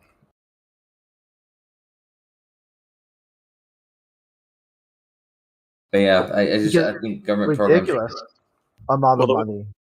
Yeah, the way that the government operates now, I mean, really what's being brought in the form of taxation that goes into what you may consider a general fund. I don't know. I've never seen a complete audit or breakdown of government spending. But I would say that everything that is brought in and taken from the American taxpayer in the form of taxation, I would say possibly goes to pay for the interest on the debt that is borrowed from the Federal Reserve, and everything else is just debt borrowing by the U.S. government to support these programs, which further increases the national debt, which means that there is going to always be a perpetual need to stave off that interest. And we're not making headway. Never have, never will. Well, I think Clinton was in the surplus, but actually Andrew Jackson is the only president that was completely rid of debt completely. No. That's so when you're talking about let's take Bill Clinton for an example.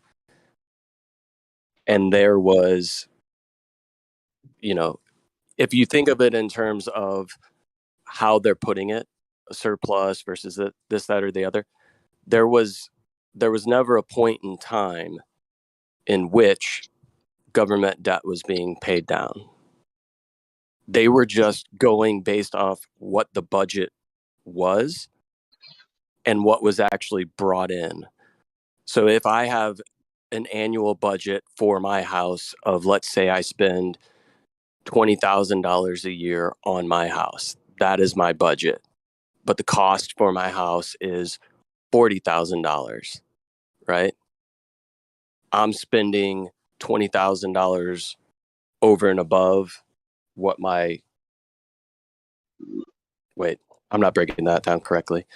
All I'm saying is within terms of like what Bill Clinton was doing or the terminology that was put out was basically saying our budget isn't going to increase the amount of money that we're having to use as debt. It's going to stay the same amount of debt that we're having to borrow, as opposed to increasing the amount of debt that we're having to borrow. So it's still going to be, you're running in the red for $20 billion a year for the federal government. We're just not going to increase it to $30 billion. That's just kind of the way that terminology was broken down when they were talking about surplus spending. Well, I thought surplus spending was specifically in relationship to spending to what do you call that? Like the money they were taking in. So the GDP versus the spending, that they were actually at a surplus because they had been bringing in more money than they were spending. That doesn't account for the amount of money that's going to pay for the interest on that debt, right? Like you're never getting ahead in that equation. I guess I don't know what I get. Does that go into the budget? I don't even know. That's a good point.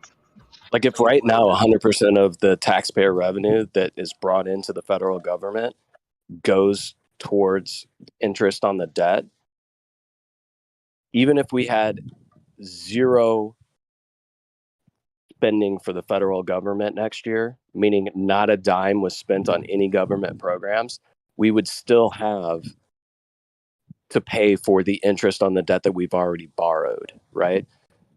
So in theory, if the government spent $0.00 next year, the amount that we would have to contribute to support the existing debt that we have just to pay the minimum payment of interest would be the same exact money as we're paying this year.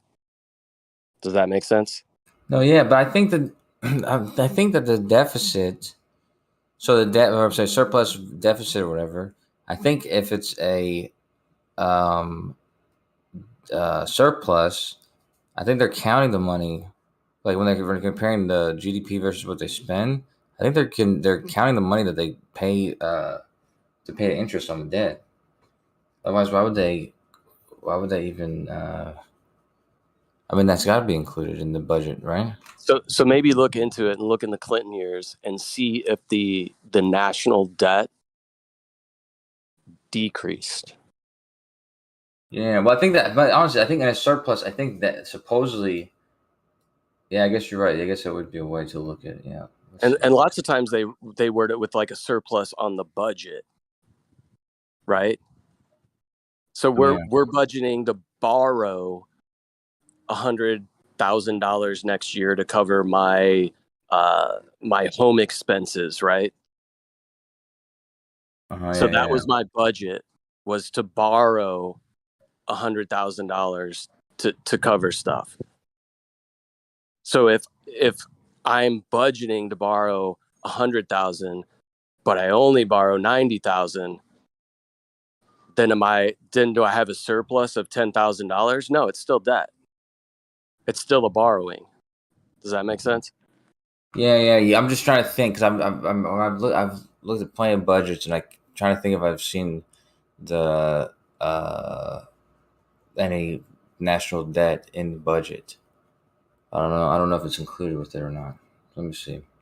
That's the thing. Like, politicians use such weird terminology, right? Like, we balance the budget. Okay, so we're just borrowing more. Yeah, exactly. Yeah. They balance the budget. How'd you balance it? Oh, we just doubled the borrowing. Yeah. That's what it is. Yeah. It's all a stiff joke. Yeah, you're like, that's the opposite of balancing the budget. Balancing the budget would mean no borrowing, not extra borrowing. Right. Like if I had a shortfall, so go back to my example of 100,000. Like if I have a shortfall one year, meaning I need to borrow $100,000 this year just to cover my bills, right? And that 100,000 is going to come with interest. Well, if I have a shortfall in my budget, meaning I had to pay out 110,000, that's a shortfall in my budget. So I'm having to borrow extra money.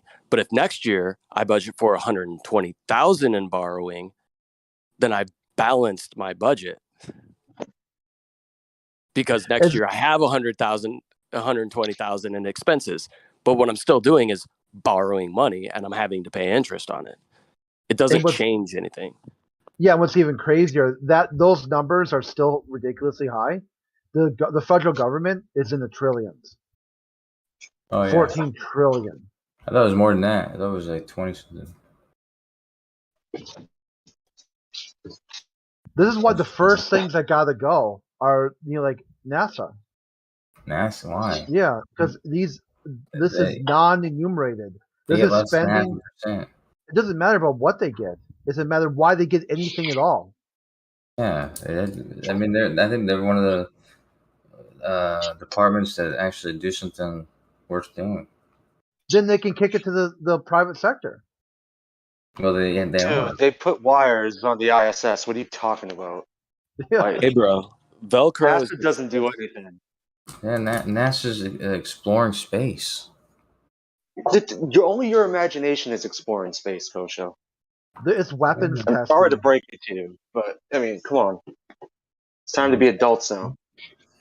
I mean, we could sit with our head in the sands forever, or we can explore. Kosho, I would be interested to hear your opinion on, since the inception of NASA to this day, what is one or two or maybe 10 things that the American public has benefited from NASA in a day-to-day type scenario? Like what is something that NASA has given back to the people other than like emotional things or, you know, hope or whatever the fuck you want to call it, tangible things. So I can think of one that allegedly came from NASA, which is Velcro. So aside from the fact that we now have consumers that get to benefit from the uses of Velcro, can you give me another example of something that NASA has provided to humanity? Sure, absolutely. This is very easy, actually. So other than the jobs, the power drills, I believe, and Tempur-Pedic mattresses and pillows and these sort of things, and any of the other technology they've provided, any of that. So even besides that, the GPS satellites that go into like every application necessary to be used. So like, you know, dating, Grinder. Some of us use Grinder. Well, we can't necessarily attribute, even if we want to say that satellites exist, we can't necessarily attribute all of that to NASA, right? We had communication satellites back in the Civil War on Blitz, so. Hey, check this out too. Like Velcro was invented not by NASA. That's one of the worst things government does here. It steals people's inventions and then claims they came up with it. Velcro was invented in 1907 by some Finnish guy. Or maybe it wasn't Finnish. I don't know, some European. So it was like way before. And the same thing with Tang and power drills and Tempur-Pedic and all this stuff. Somebody else invented it. Oh. It's like saying Al Gore invented the internet. Like, how'd you invent it? How'd you invent it, Al Gore? NASA just put their label on it. Oh, this is slapped a ours. sticker. Yeah. Yeah. None of these But things. as far as them actually doing anything, zero. Sorry. But yeah, nothing at all. What they did was they stole people's ideas. Is what they did. They brainwashed. I mean, they made people think certain ways about certain things, and you know that's formed Hollywood movies and stuff. And you know, it's a propaganda machine. Other than that, so yeah, memory foam, which was developed, it says in the 70s for by NASA for pilots. It says what else? Artificial limbs, a computer mouse. The thing I'm using to read this. Wow. It says dust busters, sneakers. What else? I don't know what that is. Right here, Charles Yost. Small electronic components like cameras for smartphones. So they've helped out like people that like to wear tracksuits and housewives. Yeah. Oh my god, that just hit me right. No, Charles Yost invented memory foam. Yeah, but yeah, tons of other things too, like I said, all the duct tape. What is duct tape? I mean, even just without these like technology, I mean, without that itemized technology, you know, we're exploring space, exploring Mars. We don't explore the moon, space. No, we don't. Sending we the didn't. Voyager out to the outside planets. I think knowledge is one of the most valuable resources. There's that. That is so sad. I'm sorry. You think so, man? But if it wasn't for knowledge and exploration, we wouldn't be talking to each other. We'd probably be trying to figure out how to fuck our sheep or something like that. No, that is interesting. If the public holds the patent for memory foam, how is Tempur-Pedic able to sell it? I don't know if they hold the patent for it. It said it was in the 70s, so it's 50 years ago. Most patents are what, like 20-something years or something. Not even that Yeah, long. here's another one. They're saying that Reference. the Mayans actually invented it, some 50 BC. Oh wow! They took latex and then sap from a rubber tree. Is that right? Well, it says home insulation also. I didn't know that. There's a bunch of stuff. I mean, that's not important. There's NASA stuff. They do a lot. Besides, this is a worse. You can replace NASA. You can replace NASA for any research. Like I said, you can just make it a general scientific research facility because I think that in general is definitely very, very valuable. Or just a defense. Then this is the same. This is the same shtick that the federal government uses to support defense spending. Look at all this great shit they've come up with, like the internet. You don't like defense spending? Stop using the internet. It's kind of the pejorative. I've heard people say the military invented the internet. So if you don't like military spending, why are you on the internet? Well, technically, it's military research, and technically, by military research, is basically just another research thing like NASA, which is what's it called? What's that? Fucking starts with a D. DLive? No, what's that fucking defense spending research place? Well, DARPA. DARPA. There you go. Yeah. I think things like DARPA are extremely important. DARPA and NASA. Then write a check. Okay. Let's see how important it is. Put it up to the taxpayers. Up and down vote. You decide how much you are willing to spend for this. And you'll see who really supports it and who really doesn't. Because right now they got a blank check. They don't give a shit. They just spend and spend and spend. They don't have a blank check. You're thinking of like black budget projects like yeah. Look at NASA, $26 billion, and then you're looking at that all their installations are DoD installations. Yeah, but that's not even a black budget. Usually the extra money that gets secretly they can grab it from other projects. It usually goes to places like the CIA, NSA. Usually the military, it doesn't require that because the military already gets enough budget. Definitely NASA doesn't. NASA is not using the black budget spending. So you see when they buy things, it's like ridiculous. Like here's an ink pen, $2 million. Yeah, that's because they have Lockheed Martin. Lockheed Martin is guaranteed. Their debt is guaranteed by the taxpayer. So we have incentive to give them contracts from the military, which allows them to fucking charge out the ass for nothing. Yeah, that ink pen, the space pen from Seinfeld that they talk about, how like the astronauts use it, that shit won't even work in space. Probably not. But they claim to use it in space, but it's not registered. Like the little can, it has a little canister in it. If that thing went up into space and was in a it would explode. Are you sure? Little canister of CO2. Yeah, I literally just watched something on that like 4 nights ago. Would it explode in the ISS or out in space? That's the one thing too. They claim they use that in the like they were inside the LEM, and the LEM has to be open, which means it's at one point in time that LEM's going to be pressurized the same as the moon, which is like 10 to the negative 12 something torr. Yeah, right. Yeah. Yeah, the pen would not function, but they claim it did, and they claim it does. But the thing is, it's not rated to do that. They're probably using it on the ISS. Yeah, I could see them. I mean, I wouldn't. I could see why that wouldn't work on the moon or out on the spacewalk. But it was claimed to have been used on the moon in the LEM. I never knew that. The thing is, man, you add up all these little tiny pieces, and it is what it is. Like, how many times do you have to see your girlfriend like blowing some guy on the internet before? Oh shit, she's cheating on me. Yeah. Using a space pen on the lunar lander.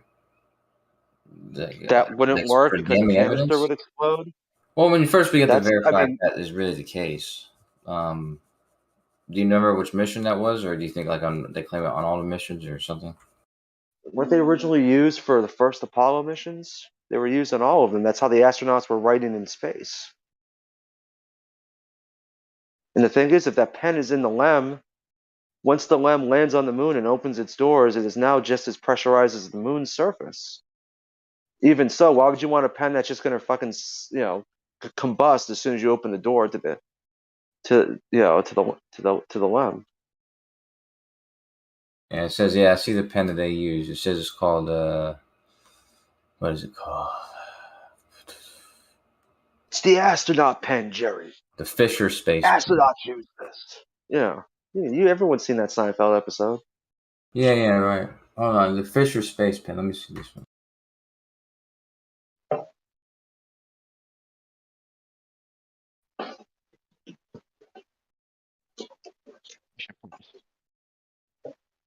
Yeah, going back to like the budget stuff and what's being spent where, like we can talk about it as if we have some sort of understanding, but there's no audit trail. No. That can easily be obtained to see where all the money is coming and going when it comes to government spending. Well, I mean, look what happened on September 10th, 2001. They reported like how many trillions of dollars went missing? I don't know. I think it was like 3 trillion that was missing from unaccounted for or something. Yeah. And then boom, boom, boom, bunch of buildings fell down. So who knows? And if your system is set up in such a way that $3 trillion can't be accounted for, like what are your audit procedures in the first place? Right. Not very well. Is there anybody that audits government spending at all whatsoever? I mean, I know at smaller levels, kind of, sure. But I know when my wife worked for a local sheriff's office, when they got to the end of their fiscal year and they still had money in the budget, they did everything that they could do to purchase so much shit that was not necessary, but they made sure that they spent all of their budget so that they would get reallocated the same funds the next year. That's always the funnest part of the year. But yeah, I agree. That's things like that. There's something called the IG, the and Inspector General, usually something that's what it stands for. And usually they're supposed to be like these sort of like internal affairs or auditors sort of people that you can report stuff like that to and supposed to check stuff like that. But you're right, almost because of the way the budgets work, almost every government, every government division of everything does that. Yeah, just the sheer amount of logistics that would need to take place for people to actually audit and account for all levels of government spending. If you want to make work job, go ahead and start employing and assembling teams of auditors to audit every penny that comes in and goes out from every level of government. I don't think you'd have enough people within the population of the United States to all get together and physically start to audit just what takes place in one fiscal year for the American government. I think with every single person in the United States devoting 40 hours a week to trying to audit, I don't think you would even be able to audit what takes place within the U.S. government. Yeah, well, in the cases like the military, I think it'd be as easy as giving a role. So, like, for instance, in the Navy, we have chain of command, and the commanding officer, and the command master chief, and the executive officer. But if you made the role of the executive officer, for example, to keep track of the spending, because the reason why they don't want to do that is because each department is dependent. They don't want to be part of those cuts, for the next year. So they want to make sure they get the same amount. But if the executive officer was, or somebody, it had more of like almost, that was their whole duty almost, was to, cut waste where it could be cut. They explored that all year. They could actually, instead of having to do that spending at the end of the year, they can just, put forth a better, more, accurate budget for the next year, and one that would hurt people less, But stuff like that, but the stuff like that's not going to get put in place because there's too Yeah, and much. I don't think you even understand like what it takes to. So you were in the Navy, right? Yeah, that's right. So even if you took one aircraft carrier and you took that as like one business, right? So accounting for the amount of money that's coming and going, what's being purchased, at what cost, where it's all funneling, to keep track of that would be the job of many people, not just one person in the chain of command. Well, the aircraft carrier has like 20 commands on it, so let's say 20 commanding officers. But yeah, that's what I'm saying. Is like each one of those commands would have a person delegated to that would be half, basically almost half of their job basically was to investigate their command and see where they could cut it. It would be a full-time job of, even if you split those 20 people to just look at their little sections that they oversee, it would be a full-time job for multiple people. Like I don't think people fully understand what it takes to go through and audit even a small company. Especially when you get into like pending invoices, right? I don't know if you're familiar with Enron and what took place with Enron, right? But you have an audit process that's taking place that is to confirm like third party outstanding balances or purchases. And just to do that within a small company is a major task when you're talking about auditing and getting down to where all the money is on, because you have to do it on one specific day, right? So you have to balance your books, and in order to do that, you have to take a snapshot in time of one specific day.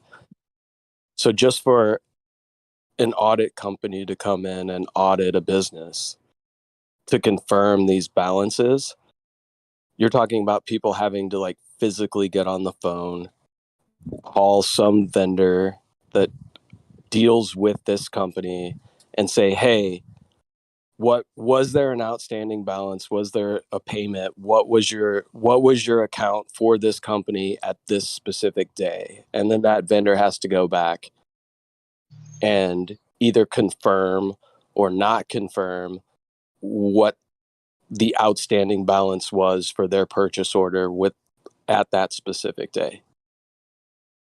So it's logistically, it would be crazy to be able to do that within like government spending. Well, at least in the military, every command they have like those people, but they also have a whole logistics team. Like I was the credit card holder for my command, and actually for my division. I think every division had like a credit card holder. But regardless, so I was the one who had to go spend that money, like $10,000 at the fucking supply store for different dumb shit, office The chairs. triple S, yeah, the triple SC. Triple SC? Yeah. Are you talking about? I think it's called something different back then. You want SK? It's not SK anymore. It's LS now. Talking about storekeeper? Talking about Let me see what I can look it up real quick. Well, storekeeper was what it used to be called, but it's called a logistics specialist now. Anyways, regardless, what's the point? Oh yeah, the point is, I did though. Before I got out, I got a Navy and Marine Corps Achievement Award for I saved the Navy actually several $1 million in shipping costs. So I got a reward for that. But so I made up for all the money that I wasted. Okay, in the Army, yeah, self-service supply center. Oh, that's right. I thought you were in the Navy. You were in the Army, right? Yeah. Oh, that's right. So in the Navy now, all logistics is all shipping, credit card, money, storekeeper, all that kind of shit. Supply.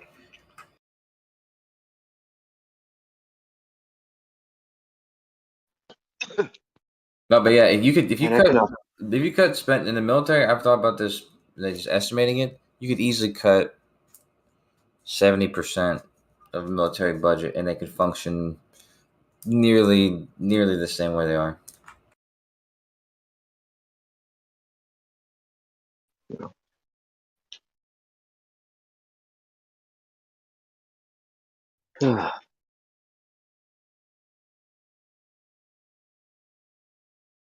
Yeah, and you talked about the markup that a lot of these companies have, knowing that it's going to the military or to the government itself, right?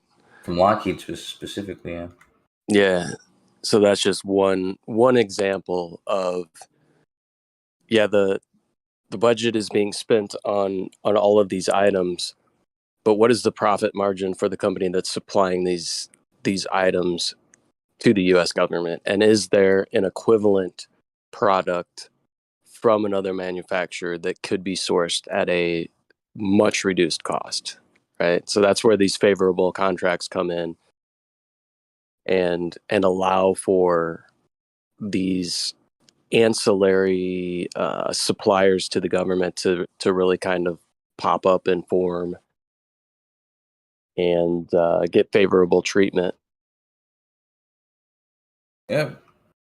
And like I said, because people, when it comes to spending the money, it's not very often you get rewarded for saving money like I did.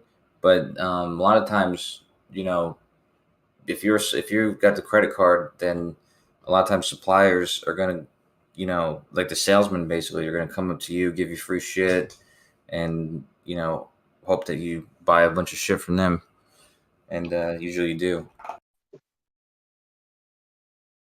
So an example of this, of what I can see within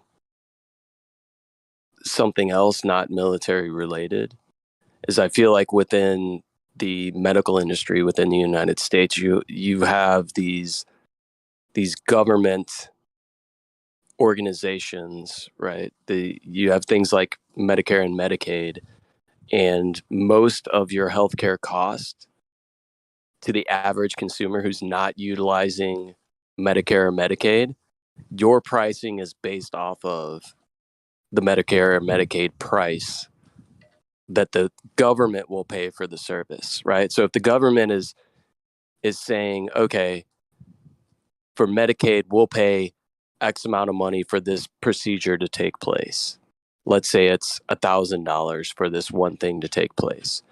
Even though the market could supply that to the medical industry at $5, if the Medicare and Medicaid programs are willing to pay up to $1,000 for that service, that's what they're going to charge. So then somebody that comes in to get a procedure or something done, right, that's not on Medicare or Medicaid, they're going to say, well, the cost for this procedure is $1,000, because that's what they can garner from the government for that procedure.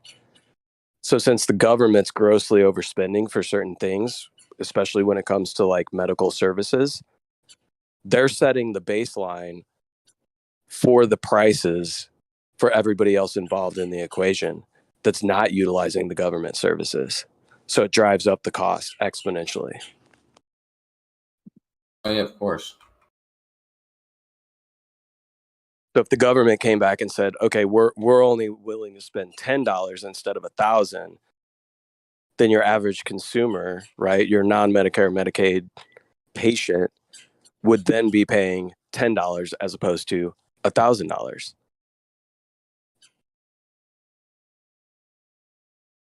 Oh yeah, well, I mean, I've always said that about insurance too. You know, I don't agree with public companies like that. I think that probably health insurance in general should just be a public company that doesn't profit. So that any profit that they get, it just goes to pay for the, to actually pay medical costs for people. That was no incentive to raise the prices, and there's no incentive for the medical for the hospitals to charge out the ass for certain shit. Yeah, but when you talk about like not profiting, this is kind of the big joke about the nonprofit. Like, you can make millions of dollars being the CEO of a nonprofit, right?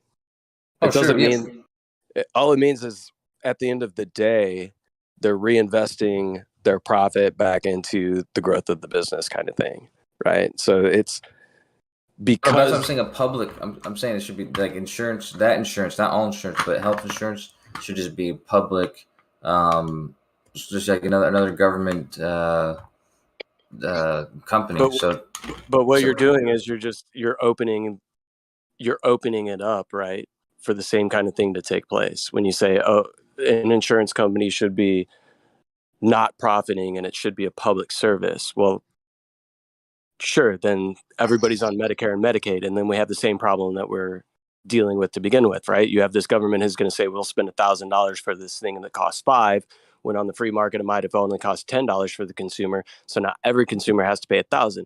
Well, if we eliminate the free market side of that and we say that, all right, now it's just going to all be some sort of public good or service, then who's to say next year that service isn't going to cost $2,000, and then we're increasing the amount of money that we have to tax people because the cost of medical care is going up. But the only reason it's going up is because of what the government is willing to spend on it. We know that the government doesn't have an incentive to drive costs down. Does that make sense? Oh, yeah, of course. But I know there's more that goes into it, though. It wouldn't just be that simple, because I think a couple other things would be like, instead of the government giving grants and stuff like that to all sorts of people, there'd be a lot more grants to medical students to drive down the what do you call it? Like the student loans for medical students. So when they get out of medical school, they don't owe a bunch of money. They don't really have to charge that much. But then also you stop doing like pointless, expensive tests. There's a whole bunch of a lot of the cost goes into expensive tests. And then also the other thing was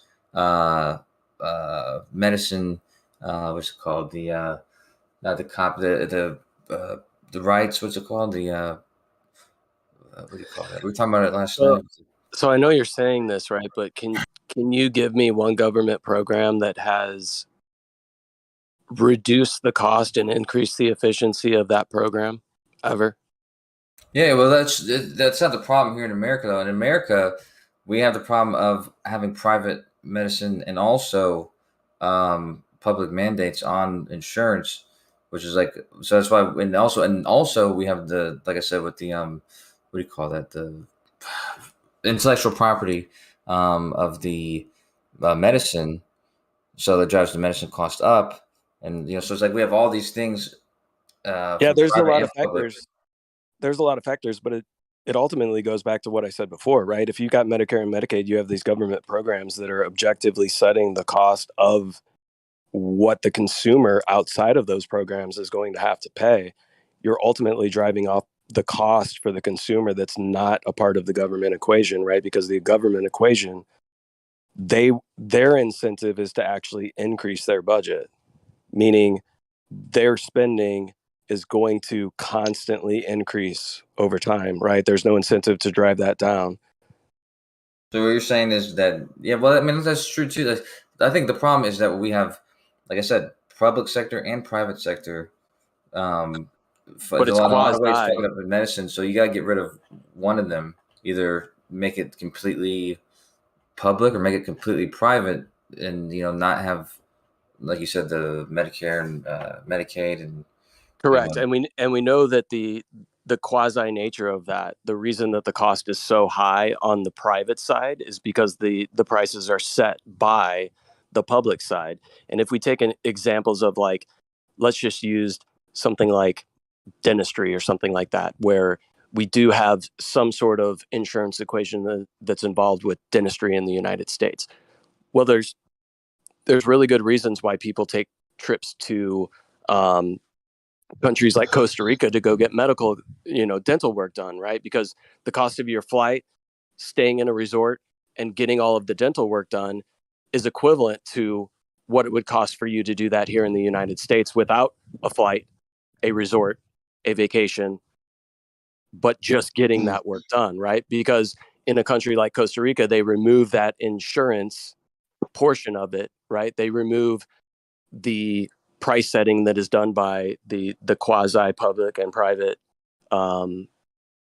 scenario that we have within the United States. And when they remove that and they move it solely to the private side, what you find is that they can provide the service at such a low rate that you can literally fly and have a vacation at a resort and still spend less than if you just got the procedure done here in the United States. Medical vacation. Crazy. I think it costs less to become a doctor over there too, though. Most of them get trained in the United States. Yeah, there was a sitcom, like a drama show called Healthcare Island or something like that, or Dr. Island. It's like this British. Dr. Island. Yeah, I'm. It's not exactly that. It's like one of those like Animal Planet shows.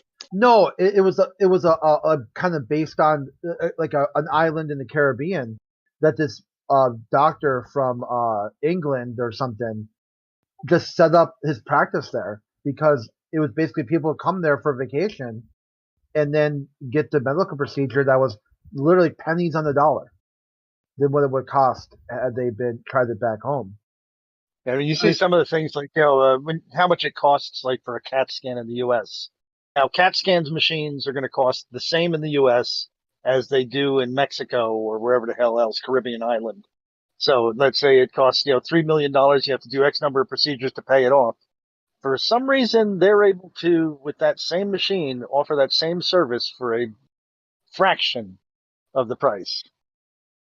They charge you through the roof sometimes just for the just to use those machines. Car shops do the same thing though too, because they bought the machine. It's just like every time they use it, they have to charge through the roof, even though it's like a really simple procedure.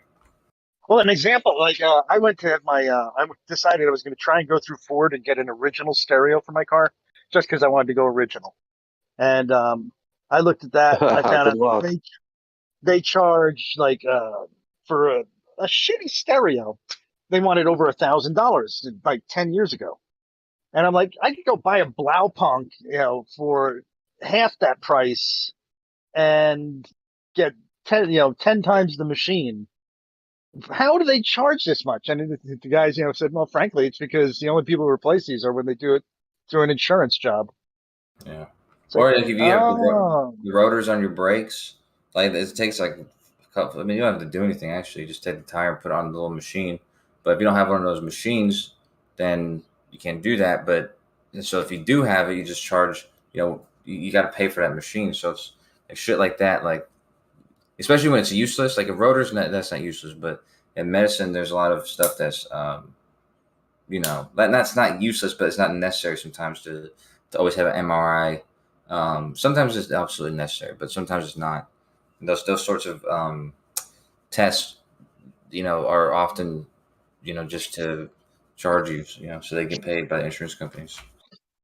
But if the MRI only costs $250, who gives a shit if they do it? If it gives you a 1% better chance, go ahead. It's when they charge you $5,000 for the same procedure that only costs $250 that it's a problem. Yeah, I thought it usually costs like $10,000 to your insurance companies or something. Like Right. 5 or 10 or something. And you go to Mexico and you can get it for $250 or $150. And they're buying their machine, they're paying their machine. Now there's going to be a cost of living increase because Mexican doctors make less money. cost of living differences, stuff like that. So, you should spend, I don't know, 10, 15% more here, 20% more here, to cover the increase in wages. The machine is the base cost, and how fast they pay it off. That's another thing. They're going for profitability in 6 months, rather than 2 or 3 years. Well, let me ask you this then, everyone. Would you be okay with raising NASA's budget by double No. from now on? But here's the other thing. All of the prisons, every single last one of them, except for maybe 1 or 2, will be closed down. In replacement for, here's the best part, all drug-related crimes, they're no longer punishable by prison. That doesn't make sense. And neither is thievery crimes, because you just have to pay that money back. Otherwise, you have to be a servant or something. But if you're an unforgivable crime, like pedophiles or murderers, rapists, serial rapists, then you have to get excommunicated and sent to Antarctica. Yeah, because rapists sometimes, you might, depend. So regardless, though, oh God, that gets dicey, man. Careful. Well, I'm just saying the unforgivable crimes, you get sent to Antarctica, and that's it. That was a weird. That was a weird number of topics you hit with that one. No, there's a trade-off. NASA double, prisons closed down. I don't want the prisons closed down. For the most part, people in prison are shitheads. Now, there are some people who are in there who don't deserve to be, or maybe in for lesser crimes. But in general, you have a population of shitheads. No, but you're not understanding the reason, Mr. Mark, is because what's happening is people do wrong things, and we're punishing them because of vengeance or something. Not really to keep them off the streets, but just to put them somewhere, whatever. But we're paying them a salary, basically. So they basically get a salary every year, like $30,000.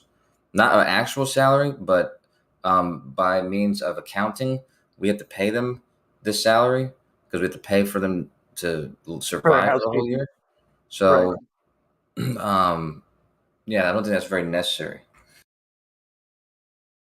To answer your question, it's a very interesting question. I would say the former, not the latter. To double the funding toward NASA is a gross misallocation of funds, as opposed to securing criminals in society, which is actually practical and beneficial. Is it? Far more than going to a place that doesn't exist. Yeah, I mean, well, assume it does exist for a moment. There you go. Assume it does exist for a moment. That would be a terrible part on my part as a political leader. And don't forget also that the people who you want to keep off the streets, because these are the bad people, they are getting kept off the streets. Instead of us being responsible for them and feeding them, we're just saying, listen, guy, you're not part of our society anymore. I don't want you here. You're going to Antarctica and you're not leaving. But you know what's funny is we're not allowed to go to Antarctica. Sure we are. Well, let's take a scenario as it is, though. Well, yeah, let's assume that NASA and space is real, right? Then why is it that every year they have to have a lunar lander challenge for high schoolers for them to design them a lunar lander when they did that over half a century ago? How is that the case? Why do they need high school developing a lunar lander? I don't think they're trying to get their research from high schoolers. I think they're just trying to giving them a problem. Yeah, and incentivize high schoolers. Yeah. They're just getting the kids involved. But Kosher, your scenario that you're breaking down is, again, another kind of like quasi-private public scenario when we're talking about prisons. I mean, prisons are some of the most profitable, it is the most profitable industry in the United States, right? These private prisons that are funded by government funding. The prison industrial complex. That's right, yeah. I don't know if it's the most profitable, but I do know a lot of money goes there. Each of these men, I can't remember how many on top of my head, but I think it's around 3 million, 5 million. Let's pretend that number's correct.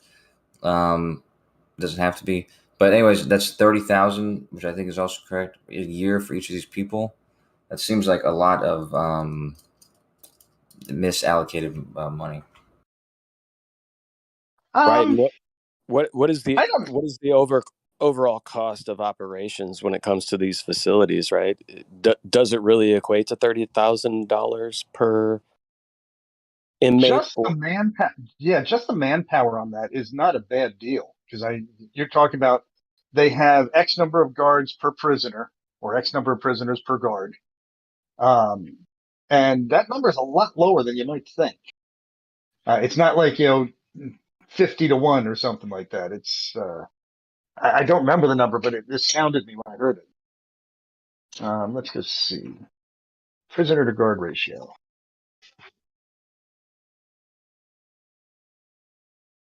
Well, they're not great places, I'll tell you that. And like I said, the mass majority of them aren't these bad people who touch kids and kill people. They're mostly drug related charges.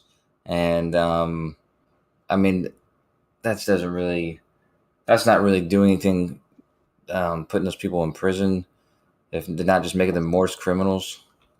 This is true. What do you mean by drug-related charges? Like they had like X amount of weed or X amount of coke, and they got arrested, Possession, intent to distribute. or they were okay. They're like, or like were they like fucked up on meth and like raped a kindergarten? No, if you got caught with any amount of meth and heroin on you, I mean those are felonies. Oh yeah. Anyway, well, I don't know about certain states though, like Oregon and like not Washington. Portland or whatever. Yeah. At the very least, the possession, and or less than that, guilty by association. Just in prison guards alone, and I made a wild assumption on how much they get paid with benefits. I'm probably low, including benefits. I said 60,000 a guard. They get five prisoners to every guard. So that's $12,000 just in manpower. That's not feeding them, clothing them, medical, all that other shit.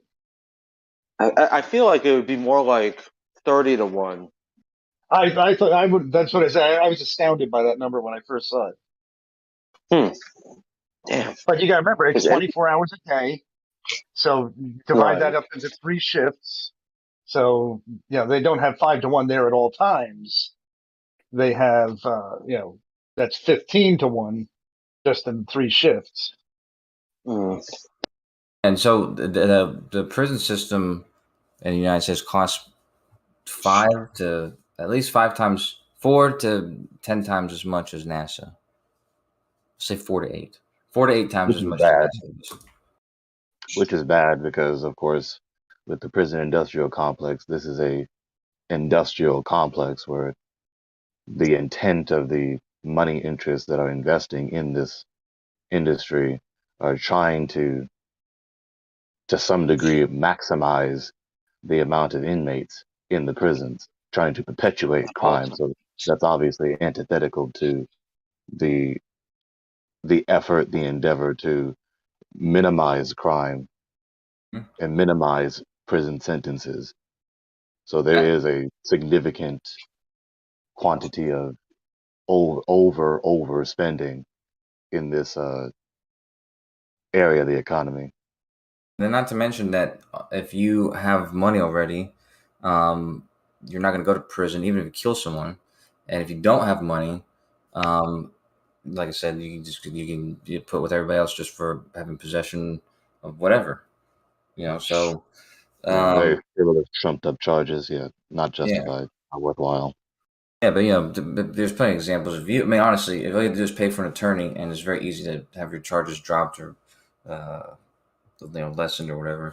But anyways, the whole point is you'll save money by doubling NASA's budget and getting rid of most prisons. I think it's if I was president, I would do this. Yeah. But why would you reallocate that money to NASA as opposed to something else? Yeah. See, that's the weird part. You're holding on to NASA, which is strange because I mean, there's his I mean, if they're question. real, At the very least, it's just his question, but your yeah. objection's also justified. We know NASA's budget is it's 0.5% of the budget right now, and it was 4.5% in the '60s of the budget. So I mean, I don't know. Is it like 68 million a day? They get A lot less back then, but the money was worth less, so worth more. Yeah, but when you're saying it's an X percentage of the overall budget back then, and now it's X percentage of the overall budget now, so if we tack a bunch of other government spending onto the budget and a bunch of other programs, does that mean that NASA needs an increased budget because other funds are being allocated to other places? That's kind of a weird. That's kind of a weird way to say. Yeah, it used to be 4%. Now it's less than 1% of the budget. So what are we underfunding it, or? Well, I mean, it's a fair other programs. You know, it was a fair way to be. I mean, you have a good point, but I mean, at the same time, it's just as misleading to describe the actual amount. Just because it's. But yeah, I get your point. Yeah. It's like saying, it can't be misleading to describe the actual amount. That can't be misleading. Oh well, I mean, yeah, because the money is worth this. Like the what do you call that? The missions. What do you call that? The Apollo missions. Each one of them cost $5 billion back then, but of course that's now worth like $30 billion today. So it's a different. Yeah. But it's like saying, here's the thing. Let's say my automotive costs for my household are 10% of my income. If I double my income, does that then mean that I'm underfunding my automotive expenses? Like I should get a better car or I should spend more? Well, no, some people balance their budgets at home, of course. Like when they talk about when they compare the amount they spend on food and this and that, they get paid more. They just buy, they spend the same amount, the same percentage on food and stuff. Some people, but just right. But you understand what I'm saying with my analogy. Oh yeah, I how it relates to you saying that NASA's budget used to be 4% of the overall U.S. budget. Now it's 1%. You understand what I'm saying, right? Yeah, of course. They're doing a hell of a lot more now than they were in the '60s, at least for the general population. Assuming that satellites are real and stuff, which I know. And hey, think of it this way: with a fraction of the budget too, right? Yeah, doing more with less. But then again, so why do we maybe need if to give we them more? increase NASA's budget to 4% like it was in the '60s, maybe we will actually go to the moon again. I think they're going to make it on a much less budget. Although the leaky thing that they built, the Ares Artemis program, seems to be having some serious problems with their design. That's almost embarrassing when you put together a rocket, can't fill it. I would think that'd be one of the easier objectives to master, is getting the tank to hold fuel. So if NASA wasted all that money on those programs, does that mean we need to give them more money? Mm-hmm. Well, it would depend if the lack of money and resources was the cause of that, but I don't think it was. Well, Moyak, I'd like to ask you, because you said that NASA is doing much more nowadays, like in the 21st century, than they were back in the '60s. Like, could you put that in perspective? What were they doing in the '60s, and what are they doing now? Well, let's put it this way. We've got GPS, which is something that's applied to every swinging dick in America and the world. That's a huge benefit that every single human being reaps the benefit of within reason. That also has allowed us to do a common time standard that's used across the cell phone industry and allowed cell phones to work with a much cheaper infrastructure instead of having to have like a cesium clock at every single tower. You can actually have one clock in this common use GPS network that's used to synchronize all networking and gets us higher data rates. that aside, the little benefit that I reaped from it, which was, it was a for-profit business, but without the rockets, it wouldn't have existed. My direct TV that I used to have, I had, for 20 years, I was able to point my antenna in one direction and receive a radio signal from the sky. Well, you were pointing at the nearest tower, bro. No, I think that's Gregory. wrong. That's absolutely wrong. And it's Let him embarrassing. let him finish the sentence. I want to hear the entire list. Now we've got data networks going up into the sky, although I'm not sure I would call that NASA. What do they call it? Star. What the hell is it called? Starlink. Weather forecasting, weather satellites, which are helping us to not die in hurricanes and stuff. all of these things, GPS, all of that was created under the umbrella of the Department of Defense, not NASA, by the way. Okay, Yeah, where'd the NASA put them up in rockets come space. from? Where'd the rockets come Russia. from? The Where'd rockets the rockets supposedly come flying? from Russia, bro, not NASA. No, it Okay, didn't. Russia didn't no. send up the GPS. Talking about. I'm slowly developing like high functioning autism right now. And then Russia didn't send up GPS, man. We can send up Moyak, rockets just fine. Yeah. Moyak, did you finish your list, or was there more? That's some of it. I mean, I can't think of anything off the top of my head. I'm a thorough man. At least I'd like to think so. Sometimes. But I think the funniest thing though is, this is coming off of towers, a blatant, absolute lie that you can prove yourself with a frequency counter you can buy on the internet. There is no signal for GPS that emanates from the ground. Zero, zilch, zeta, nothing at all in the 1500 megahertz range that your GPS is receiving. Guaranteed. Moyak, if you don't mind me asking, what is your profession? Cell phone design engineer. Okay. I build the networks. I give people 5G poison. We just got a 5G tower up about 2 weeks ago, right next to my house, and dude, everybody's fucking sick. I thought that was odd. I saw that pop up, and everyone that got pokey sticked, they're all in the hospital right now. In fact, all my father-in-law is doing That may okay. be the case. That may be the case, but I would say that's coincidental because there's a crap load of these things going up every day, and the Not in my COVID area. I live in a very death rate is rural going up. area. Oh yeah, no, at the sticks, you're not gonna. Yeah, in fact, I'm surprised they. No, they we just got ours the other day. I'm surprised. Literally, Let me ask you about that stick. Did they put up a little tiny telephone pole in front of your house, or is this just you saw the 5G light go on your phone? No. Everyone that got the pokey stick in their astronomy, like their arm. Yeah. Limb. Very Yeah, good everyone reason. that got one of those are right now currently in the hospital. Literally, my buddy's mom next door, my father-in-law, everyone in my immediate little neighborhood that has had that I know has had that, they're all in the ER right now. And they're my all mom just went into the ER and she didn't get the pokey stick. Oh, that's good. Did you? Wow, that's weird. Congratulations to your mom. She's based. She should come on here. Yeah, and she went into the hospital. Oh my God, she should have gotten the stick. And you know what she went into the hospital for? Because she didn't get the stick.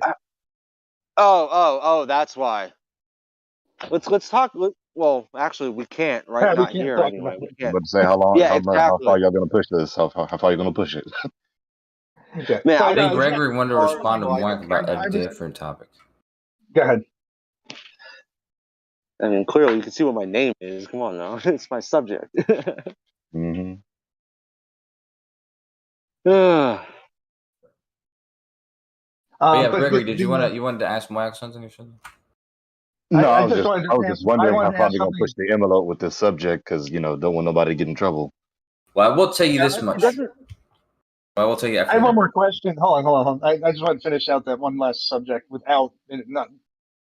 We were talking about 5G, and I wanted to know about the 5G. Were you saying that you just got 5G in your neighborhood and people got sick, or are you talking about something else? No. The tower just got like finished being built probably 17 days ago. Okay, I saw and them what building kind it. of I'm like, tower? Hold on. What kind of tower was that? I mean, I know it's hard to say. Is it like a 150-foot monopole type of thing, or a big freestanding thing? 300 feet tall, or is it like a telephone pole that was put in your house? no, it's probably close to I mean, see. I just came back from town. I just got done grocery shopping right before I hopped on. Well, no, I was on here while I was in the store. Probably about an hour and a half ago, dude. I didn't even look over at it. I was talking to my daughter in the car, and I kind of didn't pay attention to it. I'm trying to, dude. It's got to be over 200 feet tall. Okay. So it's not a 5G tower actually. That's a So 5G towers are really small. They're smaller. Typically, They're for the center city. you will see 5G light up because of that tower, but it's fake 5G. It's where they're using like the other bands that they used to use for 4G and 3G. They repurpose those channels, so it doesn't have the bandwidth of real 5G, and it doesn't have the frequencies of real 5G. Because you can't put a 5G tower on a 200-foot tower, or 5G on a 200-foot tower. It just is useless. You've wasted most of your signal path on free space loss. Yeah. So from 5G the is not tower. really viable in rural areas then. No. You won't see 5G unless you've got 10 houses, unless you're on less than quarter-acre plots. Yeah. Unless maybe you live in David Koresh's house. Well, interesting. I didn't know that. Or if you live next to a store or some common point that you might get lucky. But generally speaking, if you're talking about the high frequency stuff over 5 gigahertz, oh, bless you. it doesn't go through trees, it doesn't go through bushes, it doesn't go through walls. It is just weak as shit. And Short distance line of sight, right? Yeah. It's like comes the window. So,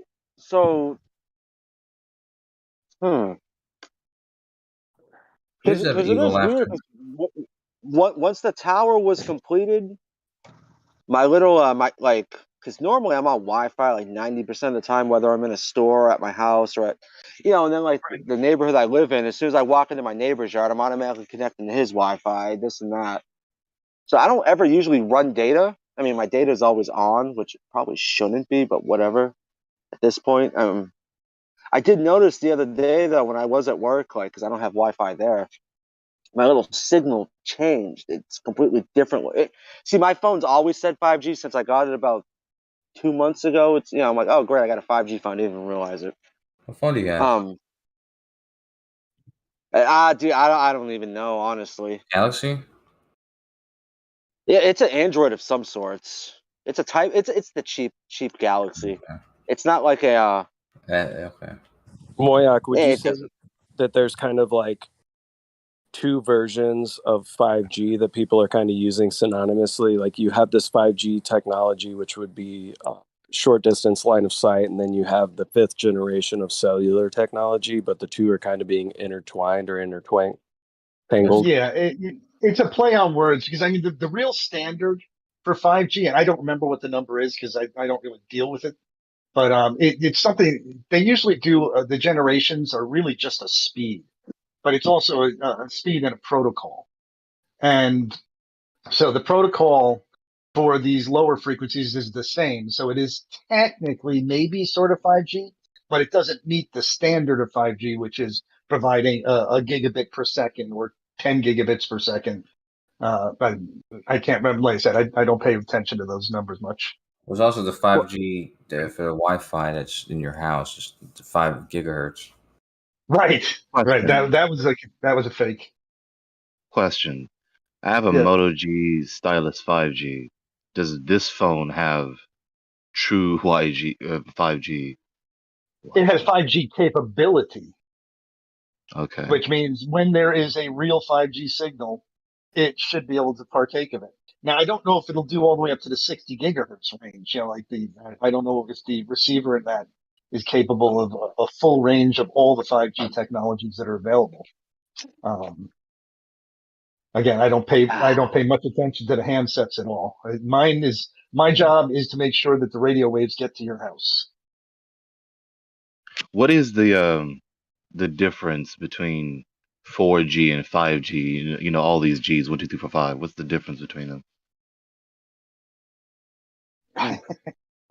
Ultimately, there's a standard of total bandwidth that you're allowed to have.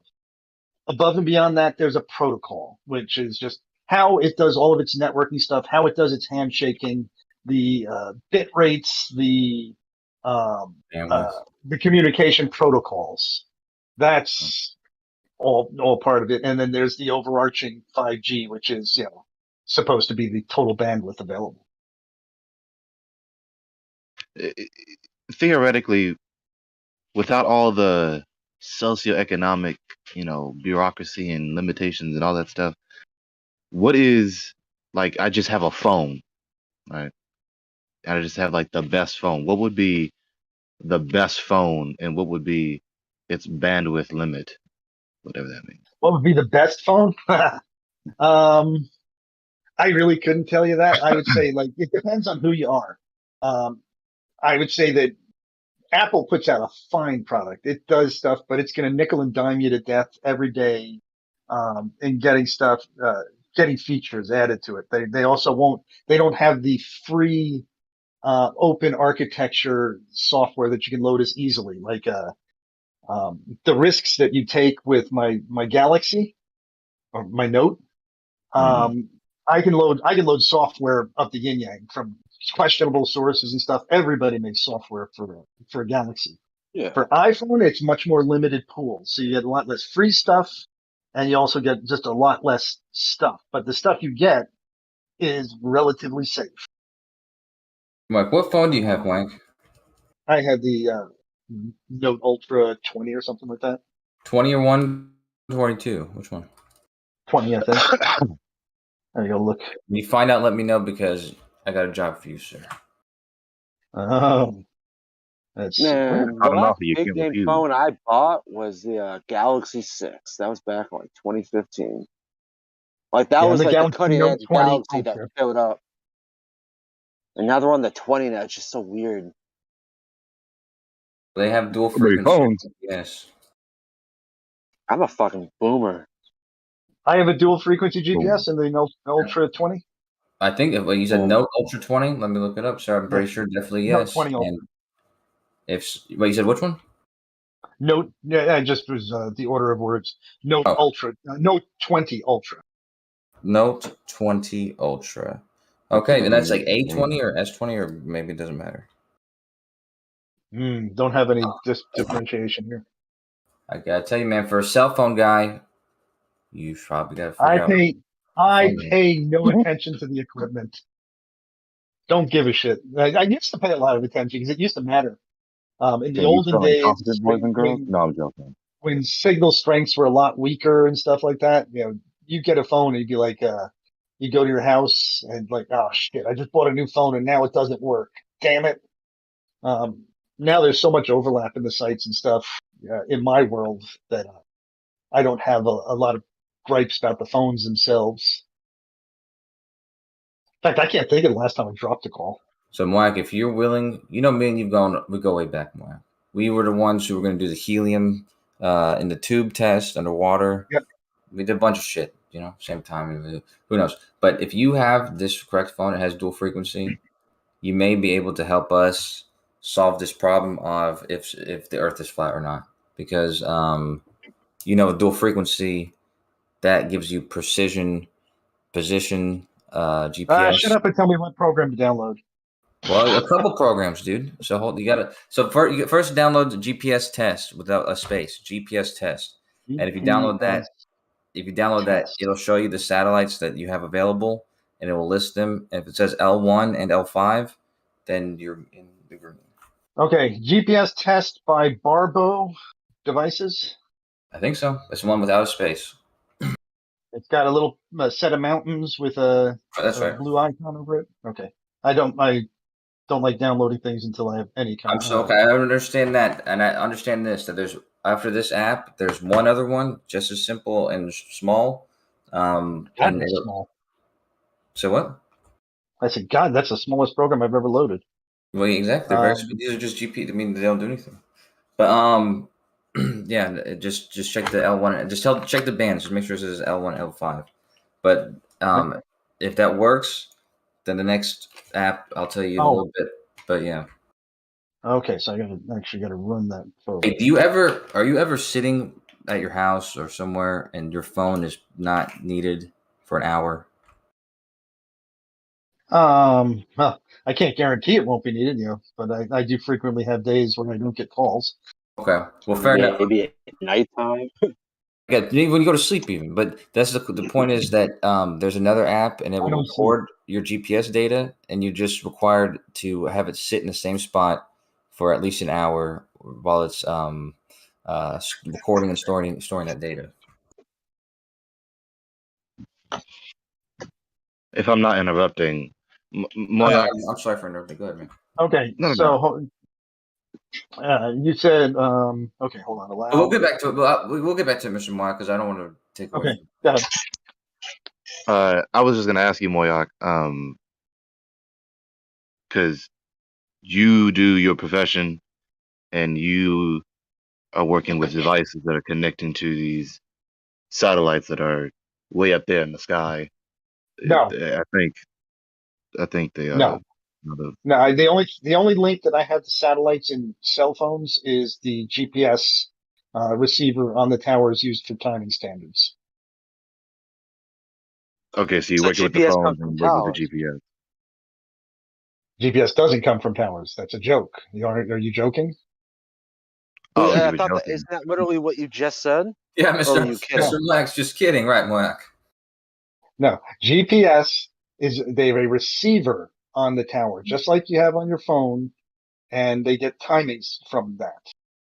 They don't transmit. The GPS is, but there's a receiver on the tower that spreads it. Like, what do you mean? No, there's a receiver on the tower that tells you what time it is.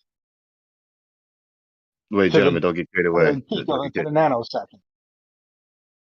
Okay, don't get carried away. What I was trying to ask you was, right, these are satellites up there that are supposedly, flying around in the space void and moving around the circumference of the Earth, right?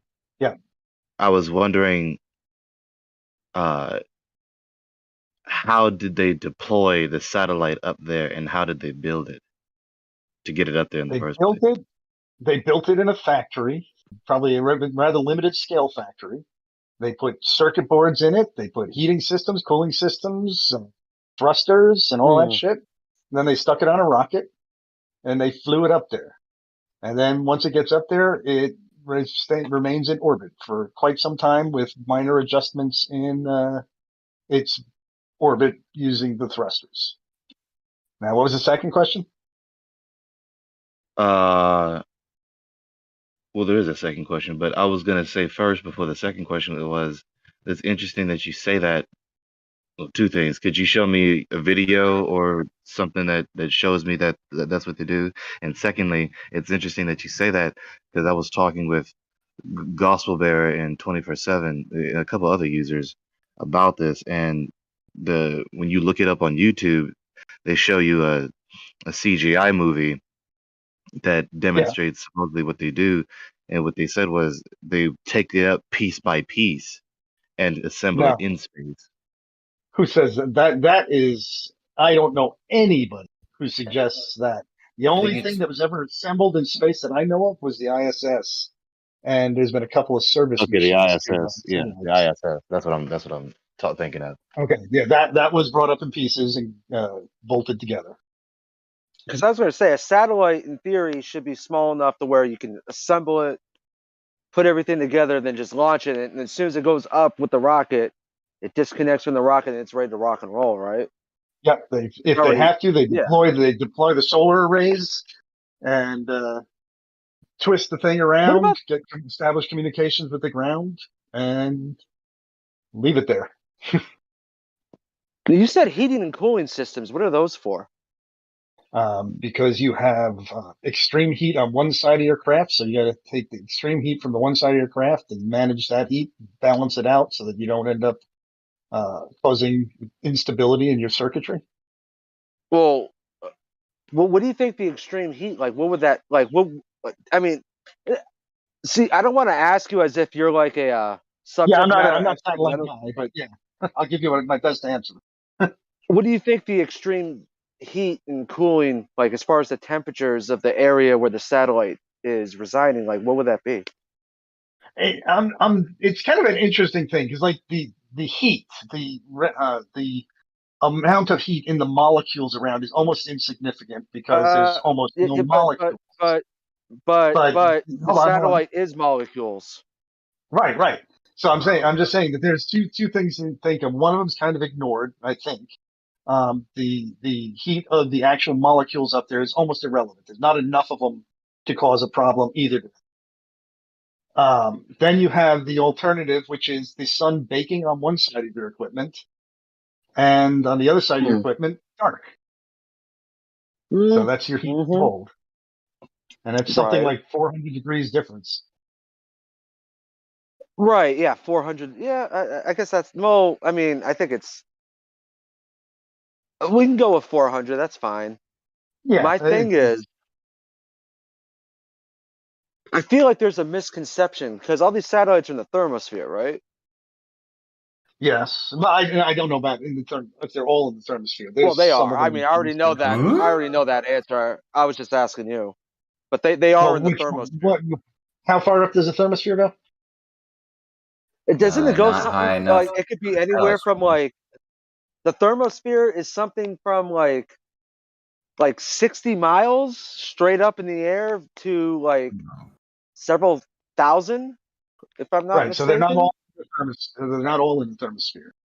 Well, no, they all are in the thermosphere. Once you get over that 60, whatever the threshold is to where the thermosphere starts, which is at like, let's just say 80 miles straight up in the air is the thermosphere. Okay, 1.6 I'm pretty sure. The thermopause. Well, hold on. Oh, the satellite's far above the thermosphere. No, it's not. In the GPS. I mean, including GPS, including much other stuff. Are satellites in the thermosphere? Yeah, there are satellites in the thermosphere. But even so, the International Space thermosphere Station, the International Space Station is in the thermosphere, and like your regular DirecTV satellite's way higher than the International Space Station. Absolutely. Right. So they all are in the thermosphere, every single one. No. Unless you're talking about like, probes and shit, which are still satellites. But I mean, I'm talking about the ones that orbit around the Earth and give us, services. DirecTV, GPS satellites. The lower part of the thermosphere is from 260,000 to 1.8 million feet. That's the lower part. Right, which is about 80 miles. Yeah.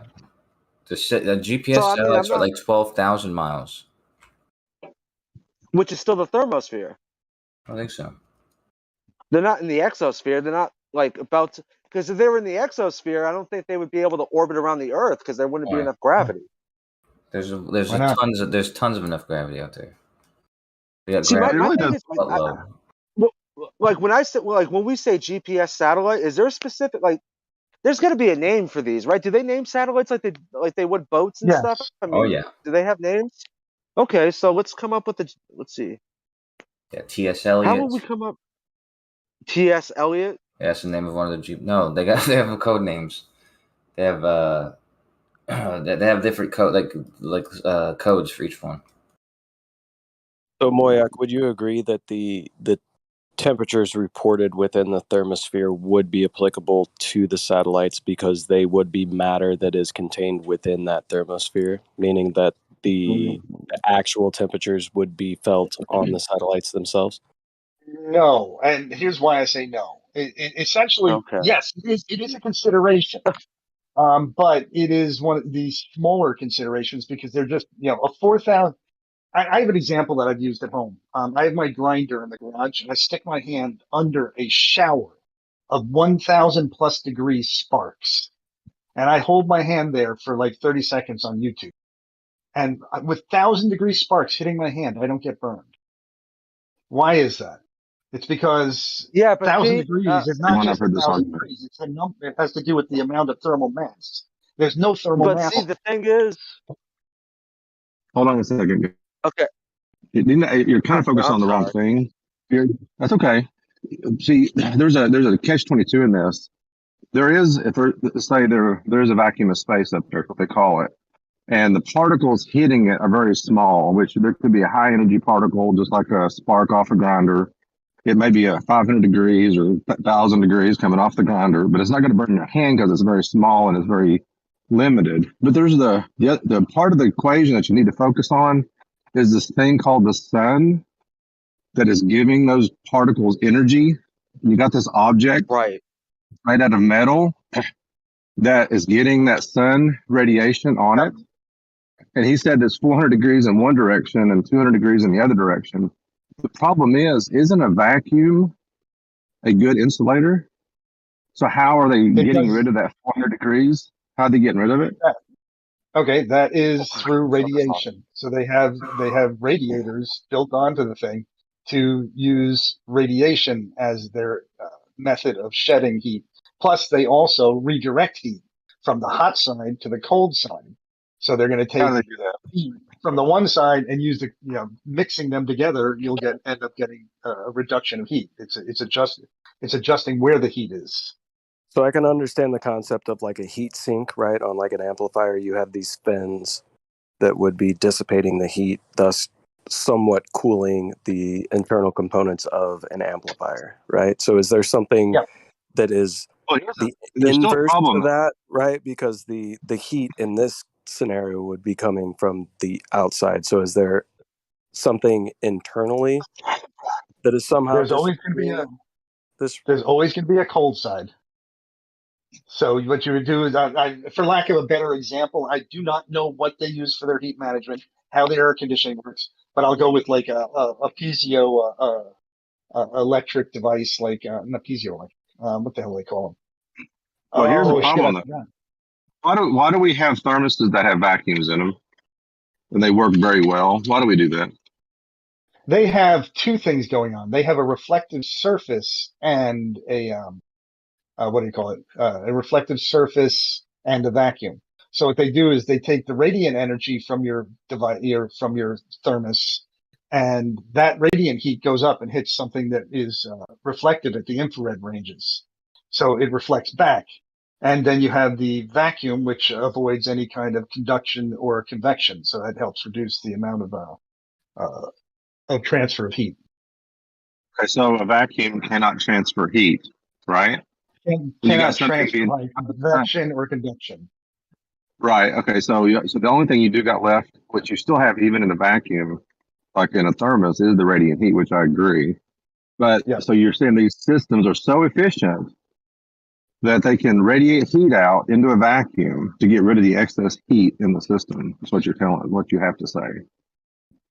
That's the claim. I'd have to go and look at a BTU level to see if it matches up, but it's that's how it's described. Yeah, if I may interrupt, the thing about the thermosphere though is that there's nowhere for the heat to go. It's just going to get hotter and hotter and hotter. That's my point, because it's constantly being heated by the sun constantly. And if you put a satellite further away from the Earth, which there's very little shade, it's always going to be bombarded by the sun constantly. And it would but it's get also hotter. constantly radiating. Just take a hot can and put it up there. It's got one side being hit by extreme heat, and the other side is just open space to radiate heat. It even radiates heat off towards the heat source again. So but if you pick a blowtorch and put it on a can, you're heating the whole entire can. Right. You're heating the entire can, yes, but you're also cooling the entire can. No, I don't see how that's possible. I don't see how that's possible when when the thermosphere is getting hotter, hotter. Look, the range is 500 degrees Celsius to 2,000 degrees Celsius. So it's constantly swimming in heat. There is nowhere to but like my vector this hand in heat the away. grinder, like my hand in the grinder, I'm I'm able an to engineer dissipate myself. that No, but 1,000 degrees it's hitting me. I know the grinder thing you're saying, because I know that when you put your hand on that grinder, okay, there are certain particles from there that burn your hand anyway. You couldn't keep it there continuously. You're going to get burnt eventually. One blob will hit you and you take your hand out. That's where you wear the leather gloves. So yes, I 90% put of my them hand will in burn front of you. it for more than 30 seconds, and I did not Yeah, get you the couldn't heat. be The grinding heat it. did not continue building up. Hey, Yeah, that's hey, fine. no one's I can disputing understand that. that. Yeah, I can understand that. But those The other spuds thing, stop lighting up before they even hit the ground, bro. that's right. He's That's right. shifting the And then, conversation. He's shifting hang it. on. He's shifting it. He didn't catch it. I know Well, we're hang on. not He's shifting it, shifting we're it. keeping it there. Well, We're keeping it there. He is. He got photons. Okay, they're not air particles. There's two things going on here. The air particles are not going to heat up the surface of that spacecraft very much because there's so few of them. And you've got the sun that has constant sunlight hitting it. It's like, I mean, if I set my truck out in the car in the sunlight, it's gonna you could literally fry an egg on it in certain conditions. And you got at least in an atmospheric system like the air, you have wind blowing that can at least conduct that away. But in an environment where it's being constantly hit, it's going to get hotter and hotter and hotter. That's why you can fry an egg on things. Yeah. It's just not, there's no. Well, you would have to tell me chance. what the efficiency of the radiators are, and you'd have to go through the equation to find out if it works. I can't tell you. That's right. Well, this is the claim of, well, hold on a second, Jim. This is the claim that you're making about how satellites work. I'm saying there's a problem. So you're saying they can do it. So ultimately, it's whoever's making the satellites claim or who's claiming that the satellites do this. It's on them, not us. Well, let me ask you this: if I was to take a black can and put it out in the sun and let the sun beat on it all day, and a white can and put it out in the sun and let the sun beat on it all day, which one will be hotter? Obviously, well, listen, I was in the military. I was in the military for probably a few years. I was stationed in Las Vegas, Nevada, and we were out in the sun. And the crew chiefs had to wear flight gloves all the time, and they had chrome covered tools that they would leave out, and they still had to wear flight gloves to handle it because they could burn their hands. Still got hot enough to even burn their hands. So I get what you're saying. I never understood that. That's one of these weird things. Like you look at a mirror and say that reflects a lot more, or a chrome surface reflects a lot more. But I'll tell you that if you paint that tool white, it won't get hot. So reflecting, I don't know why chrome gets hotter than white paint, but there are different materials that you can use that will reflect and not take as much heat. Hold on a second. Another question. Are the satellites painted white, or what are they made out of? I'd say there's silver and white. I don't know what the mix and match of that is. The wall of the satellite's made out of aluminum. That's why we see them at night, because they're supposedly reflecting. You would see white also. Let's see. What is the ISS color? I think the ISS is white. It really doesn't matter, does it? Well, it does, because you've got gold foil wrapping around this thing. That conducts heat as well. Yeah, it looks like the ISS is white, but I'm not sure if that's white or that's white. Yeah. And the other thing too, there's one other component. If you're constantly shifting hot to cold, hot to cold, hot to cold, what does it do to materials over time? Oh, it can give thermal stress to it. Yeah. Right. So these satellites are hold on a second. These satellites are constantly in thermal stress constantly. Yep. Right. Hopefully they built it to withstand that. Okay. So years. Okay. There we go. Engineering is a solution. Cool. You fly an aircraft. Aircraft are going through stresses all the time because they have high pressure on the inside, low pressure on the outside. Probably way worse than thermal stresses. And they do. That's why they go through. What's the wall of the satellite made out of? It's made out of aluminum. Yeah. In most cases. What's the belting? What is the melting point of aluminum? You're nowhere near that. That's like well, hold 1,000 on. degrees, isn't it? Not that, it's less than that. I would think about the solar panels or the plastic. Don't focus on the aluminum. What does plastic and solar panels melt out? Well, I mean, aluminum alloy. I mean, you know, aluminum which is what they're alloy, made out of. 660 degrees. Well, what? Or is it 1,220, you know, Fahrenheit for us stupid Americans, you know. Yeah, 1200 The 660 degrees Celsius. But the thermosphere itself gets to over 4,000 degrees. Right. What is the temperature that my skin gets damaged at when I, again, if I put my hand in that shower of 1,000 plus degree sparks, I don't get You burned. go outside, dude, you go outside when it's 90 degrees for 45 minutes with no shirt on and you haven't had your back exposed all summer, you will get fried. Okay, but that's not the Glover's response. Obviously, it's about how compact the particles are. Just cut to the chase. Yeah, well, that's what I was. Particles are being cooled off by the air anyway. Individual particles that cause heat in the thermosphere. It has such low density that it doesn't transfer heat as efficiently. That is the Glover response. That's why you focus on the sun, not the particles. The 4,000 degree air particle floating around in the thermosphere doesn't have to hit the wall of the satellite to heat up the satellite. Right. Hang on, Vax. Listen to what I'm saying. Hold on a second. Vax, I'm in the middle, so I can argue both sides. So you don't need to focus. Hold on a second. Hold on a second. You focus on that. Don't focus on what the temperature of the thermosphere is, because the temperature is based on the particles. You need to focus on the sun itself. Don't focus on the temperature of the thermosphere. Yeah, like it does about collision. Collision rate is relevant, bro. Like the best way to defeat the globe is to, you know, absorb their position completely. Yeah, focus on the sun. Right. See, that's what that's what I always try to get at. Like the particles of air that they claim the thermosphere is made out of. That's those come from Earth. They're not being jetted out of the sun and flying into the thermosphere. Anything that's already in the thermosphere is coming from the supposed planet we live on. Yeah, I mean the better argument would be if you're going 17,000. Heat is over 4,000 degrees Fahrenheit. Once you add more particles, which is what a satellite is made out of, how come those particles don't get just as hot as everything else? That's a very good point. And also the radiation and cosmic ray particles that are there as well. Mm-hmm. So it's impossible. Well, they actually claim that they have like tons of cooling procedures for the satellite itself. And the best argument, in my opinion, would be that the satellite is still aluminum. There's not like a fucking radiator on the side of every single satellite engulfing it, filled with liquid. I mean, the wall of the satellite is still aluminum. And wouldn't the liquid expand in a vacuum? Wouldn't the liquid expand in a vacuum? I mean, no.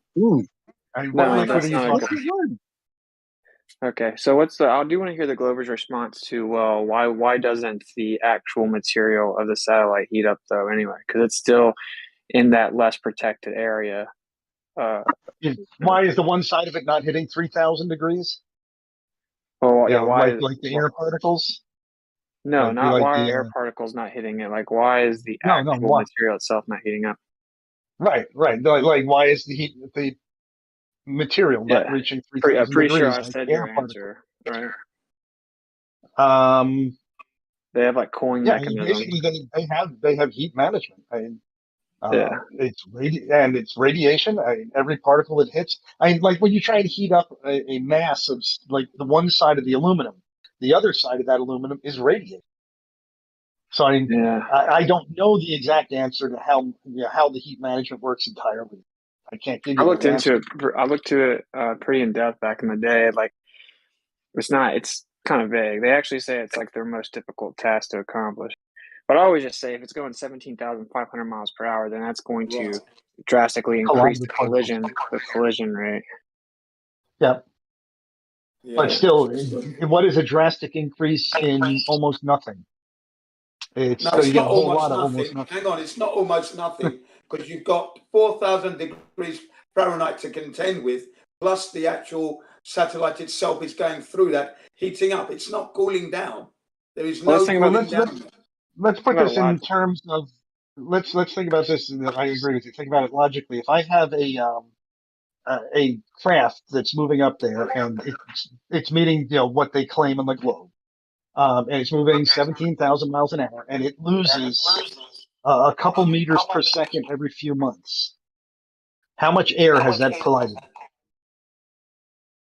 Not Well, I much. mean, well, it's still the environment is still heated up. It's not cooling down. Cosmic ray particles, radiation, these things give off heat. It's a hot place. You can't say it's cooling down. You can't.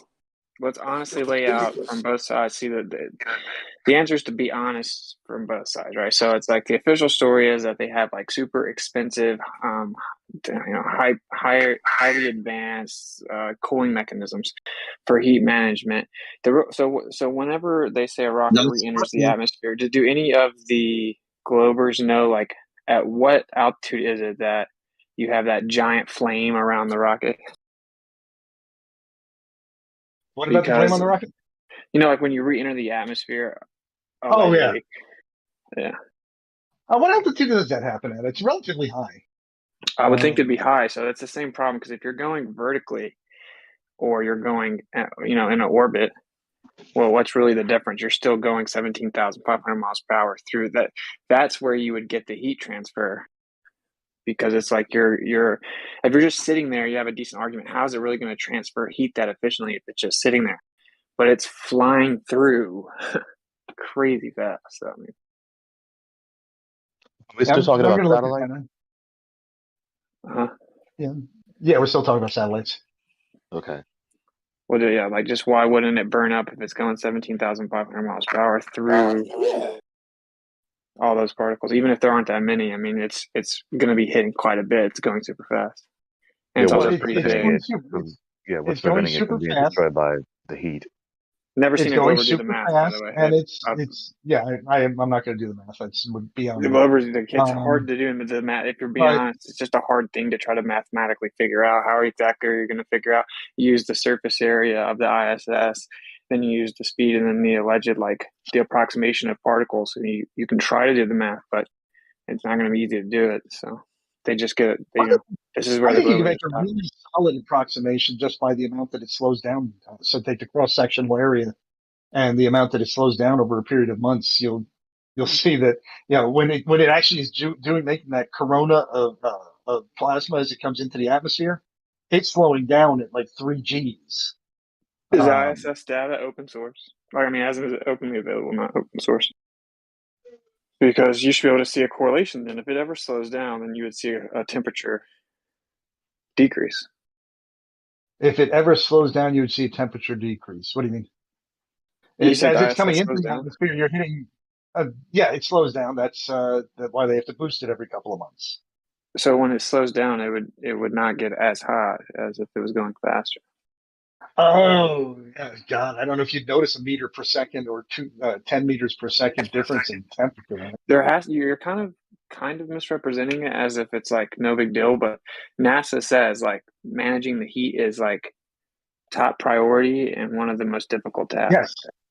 Right, but that's managing the heat from we're not talking about the heat of collisions. Well, that's one of the factors, but the biggest factor I would think would be solar energy and cold on the other side. You got to try and manage that heat, get temperature where it belongs to keep people in the ISS alive or your equipment functioning, and keep the other side from getting too hot and causing damage. Okay, so Witz's point still stands, though. What was that? Yeah. Witz's point still stands, though. Mm-hmm. Even NASA doesn't have math for you. I think NASA needs to patent this technology and give it to the private sector. I think they have. They would heat pipes. The heat management system. Heat pipes. Those that we're using in computers. Oh well, I'm talking about for vehicles and other things that get really hot, not just computers. Yeah, they use computers now use even a coolant system like liquid that's super efficient at cooling down super high. GPUs. Well, have you ever seen that? Have you ever looked at the heat pipe and actually seen how those things work? Because they're really cool. They basically, I think they use a slight vacuum inside of them and water vapor.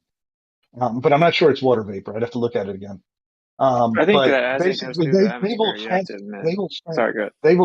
they will transfer heat in almost instantly. It's amazing. It uses the vapor cycle of the water in this partial vacuum to transfer the heat along the length of a wick, and you will transfer the heat from your processor several inches away to the heating fins.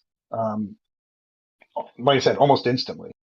Yeah, I'm actually looking into building a computer to stream, and I will say that they have some pretty crazy technology that I can get my hands on. So if you want to kind of be honest, you got to give the Glovers like in this theoretical reality where they're all in space and stuff. Like NASA would have incredible technology at heat dissipation, but the question is still just like if you're going 17,500 miles per hour, regardless of how few particles are there, you're going to be hitting them like an incredibly larger amount. All right, so it's like you would transfer heat. I mean, you're going that fast through that part of the atmosphere. You would certainly. They'll transfer heat. I agree, but is that heat something to be concerned with above a certain amount? I mean, like you're talking about again, only enough air up there to slow the thing down a couple of meters per second over a period of months. So that's the total number of collisions over that period of month over those huge arrays. So you're bumping into particles, but they're so infrequent. How much heat could they possibly transfer to you? That would be an easy problem to overcome. Now, the sunlight is another one. That one actually, I think, is a more pressing concern of how much heat's generated from that. But you're only decelerating at meters per second per month. Well, like I mean, I think the official narrative is that like these SpaceX Dragon launches and stuff, they have this like all super advanced heat shield, but they don't really have that on the ISS. And as you debate this point, I notice a pattern in the debate is that when the flat earther mentions points like what Witsit is mentioning, and the globalist responds, very frequently the globalist responds with essentially it's negligible or it doesn't matter or it's not important, even though it's the point that you're focusing on is negligible. It's now I said that heat management of the sun is a high problem, but like I said, there are ways of dealing with that. Temperature or the amount of heat transferred from white paint versus a silver material, a curved surface versus a flat surface. But the video I just watched. Hang on. But the videos I just watched don't say that. They didn't say that the friction of the atmosphere with the satellite up there in the so-called thermosphere is negligible or unimportant. It's a serious issue that they have to seriously pay attention to. So it's not negligible.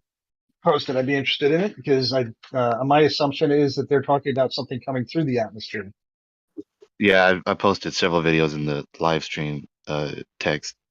I posted those videos because while you were talking about this, I just disappeared a little bit, going on deaf and watching a couple of videos, and I'm just like, okay, so where is the video, the photographic video of these satellites being deployed? And every one that I saw, it was all CGI, even from MRSat.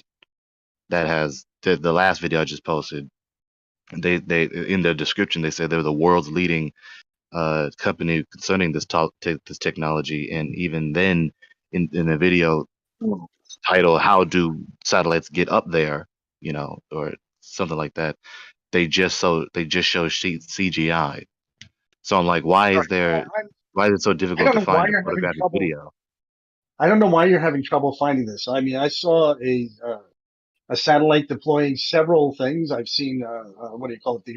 Not the Iridium. Elon Musk thing. Star. God, what the fuck do they call that network? Well, the new data network that Musk is launching. They show deployment of those satellites with cameras and video. Starlink. So Yeah, why is that not acceptable to you? Why do you say that doesn't exist? I watched don't them on say Starlinks, dude. I can assure you that they're not very high, bro. You can't assure me of that in any way, shape, or form. You can't tell me how far away a mountain is.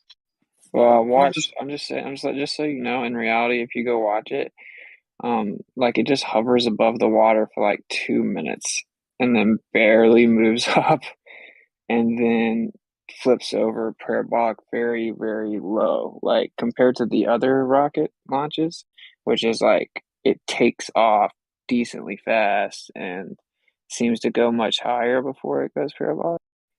What are you using as a reference for higher? The other launches. No, what are you using to reference higher? How are you comparing them to and their heights? Oh, you can just watch them. Like I just videoed them. I watched them at the same location. You can tell that the Starlinks go over much lower in the sky than they also go much slower. It's like not even close. It's kind of like night and day. What is the height of Starlink? They say I think Starlinks are super high. That's why it's so crazy. They claim that some well, Starlinks are out there. that would make them. If they're super high, then that would be slower. Well, okay, but why is it that it's on the ground for much longer, like right above the ground for much longer? Because it's at the same That would be distance, 7 slower. miles. 7 miles? Yeah, like I got the closest you could view it was 7 miles. I think they're starting to let you get a little closer now, but that's for all the launches. Yeah, 7 miles. So I just did some quick Google searches, and with what we're talking about, question number one: how high is space? From Nesdis NOAA, NOAA, space is 62 miles above mean sea level, or 100 kilometers. Next question: how high are satellites? From aerospace.csis.org. The majority of satellites orbiting the Earth do so at altitudes of 160 to 2,000 meters. And next question: how high are Starlink satellites? From space.com. 340 miles, or 550 kilometers. So it's well above where space actually begins. Yeah, that's super high claim. I can't believe that they have the balls to claim that. I will also listen here to the conversation. So it's like they say the thermosphere is 200 degrees Celsius hotter in the daytime than at night, and roughly 500 degrees Celsius hotter when the sun is very active with solar flares. So, the few molecules that are present in the thermosphere receive extraordinary amounts of energy from the sun.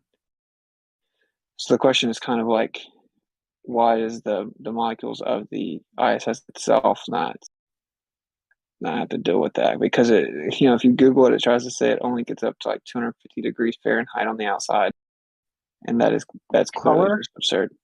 Color, percentage amount of surface, stuff like that. I mean, again, I'm not a heat transfer expert, but I would say that the color of it will have a huge bearing on that. If I was to impart energy to a molecule at the right frequency, I could impart, like, let's say, most of the energy to it. Can I do the same with a chunk of metal? Can I impart most of the energy to it? Yeah. The more Relative to radiation, its thermal mass. the more radiation is being collected by those molecules.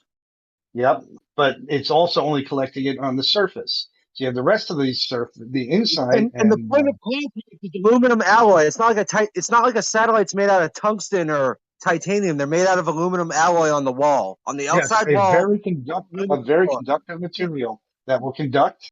It's I forget. Is aluminum? I don't think aluminum radiates good.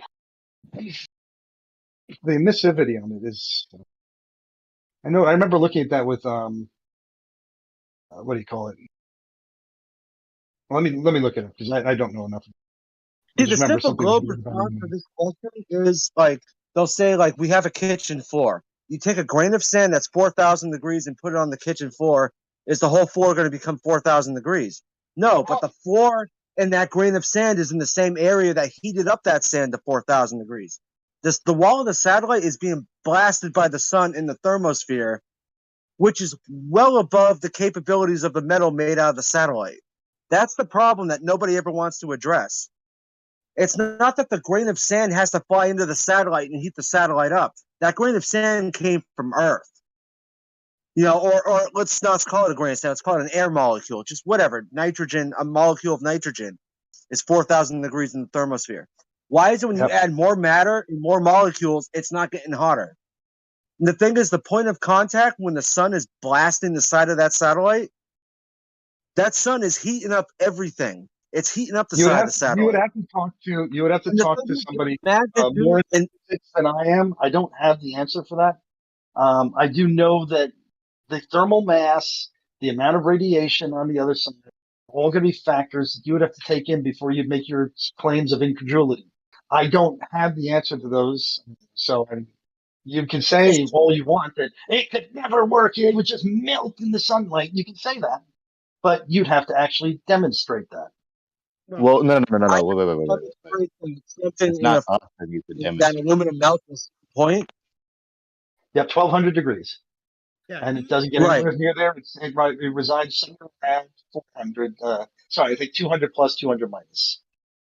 Let's say that it gets to 1,000 degrees, 200 degrees away from the melting point. It's still going to have a catastrophic failure in its mechanisms. Well, that's very good. That's very good that it doesn't. Could we do a practical demonstration here on Earth of what would be possible? Meaning, could we put something like a high-powered laser within a vacuum chamber, get down to the, evacuate as much air as we possibly can, and then shoot that laser towards some sort of material?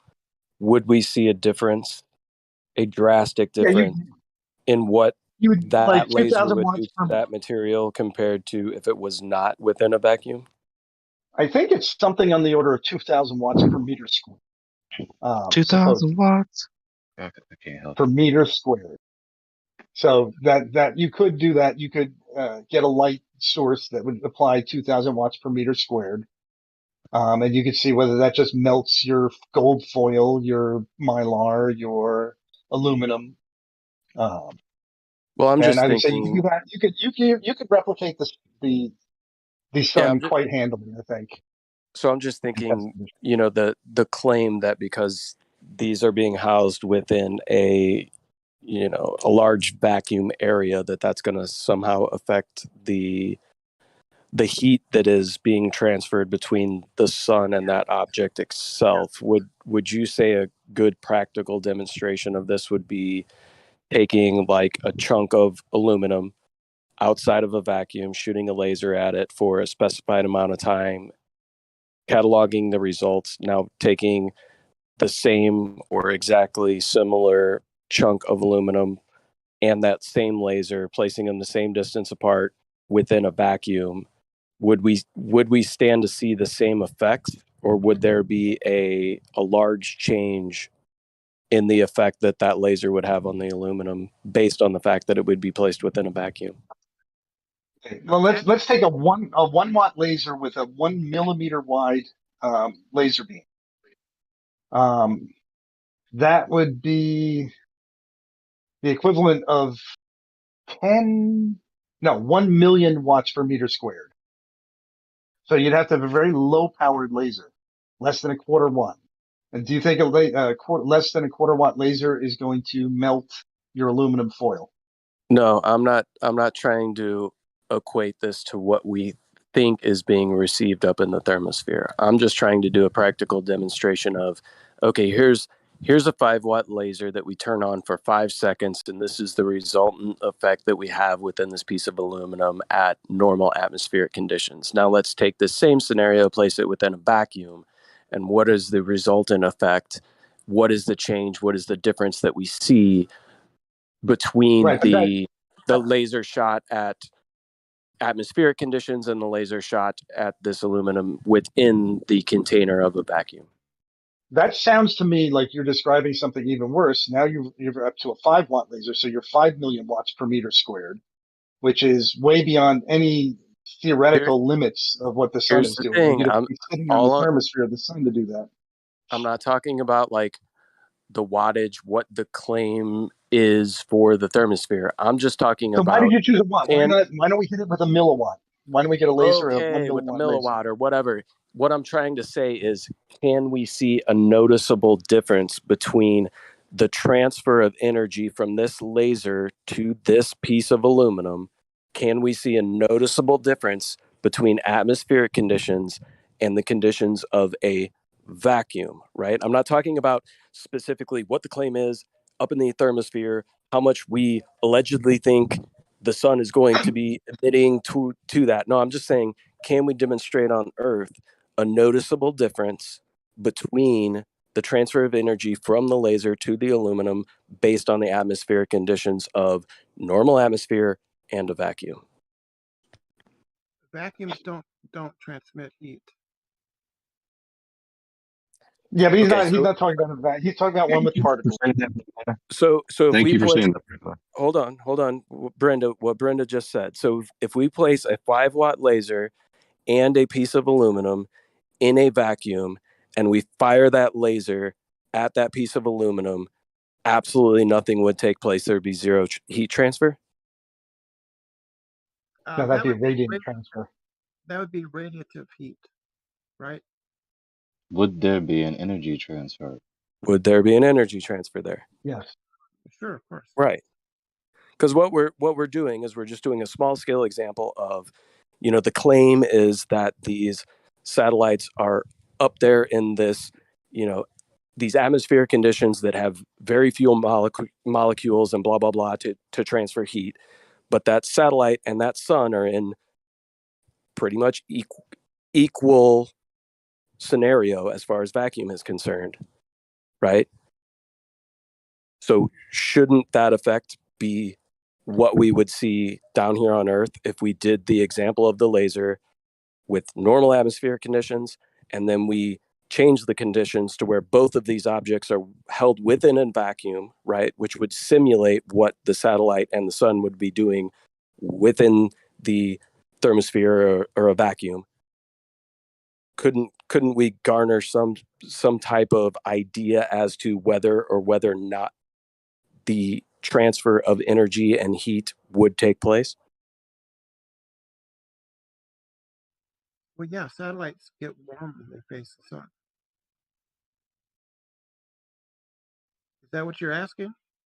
Satellites have to deal with cold and heat, right? Well, there's some question as to the amount of heat that they would be dealing with because they're within this this lessened atmospheric conditions, or as we could say, they're dealing with more of a vacuum type situation.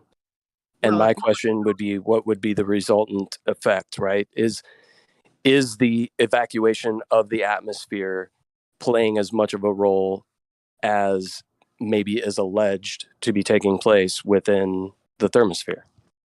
Well, temperature will only be heat is only either conducted by contact or by radiation, and so up in that atmosphere, you're only going to get heat radiation from the sun,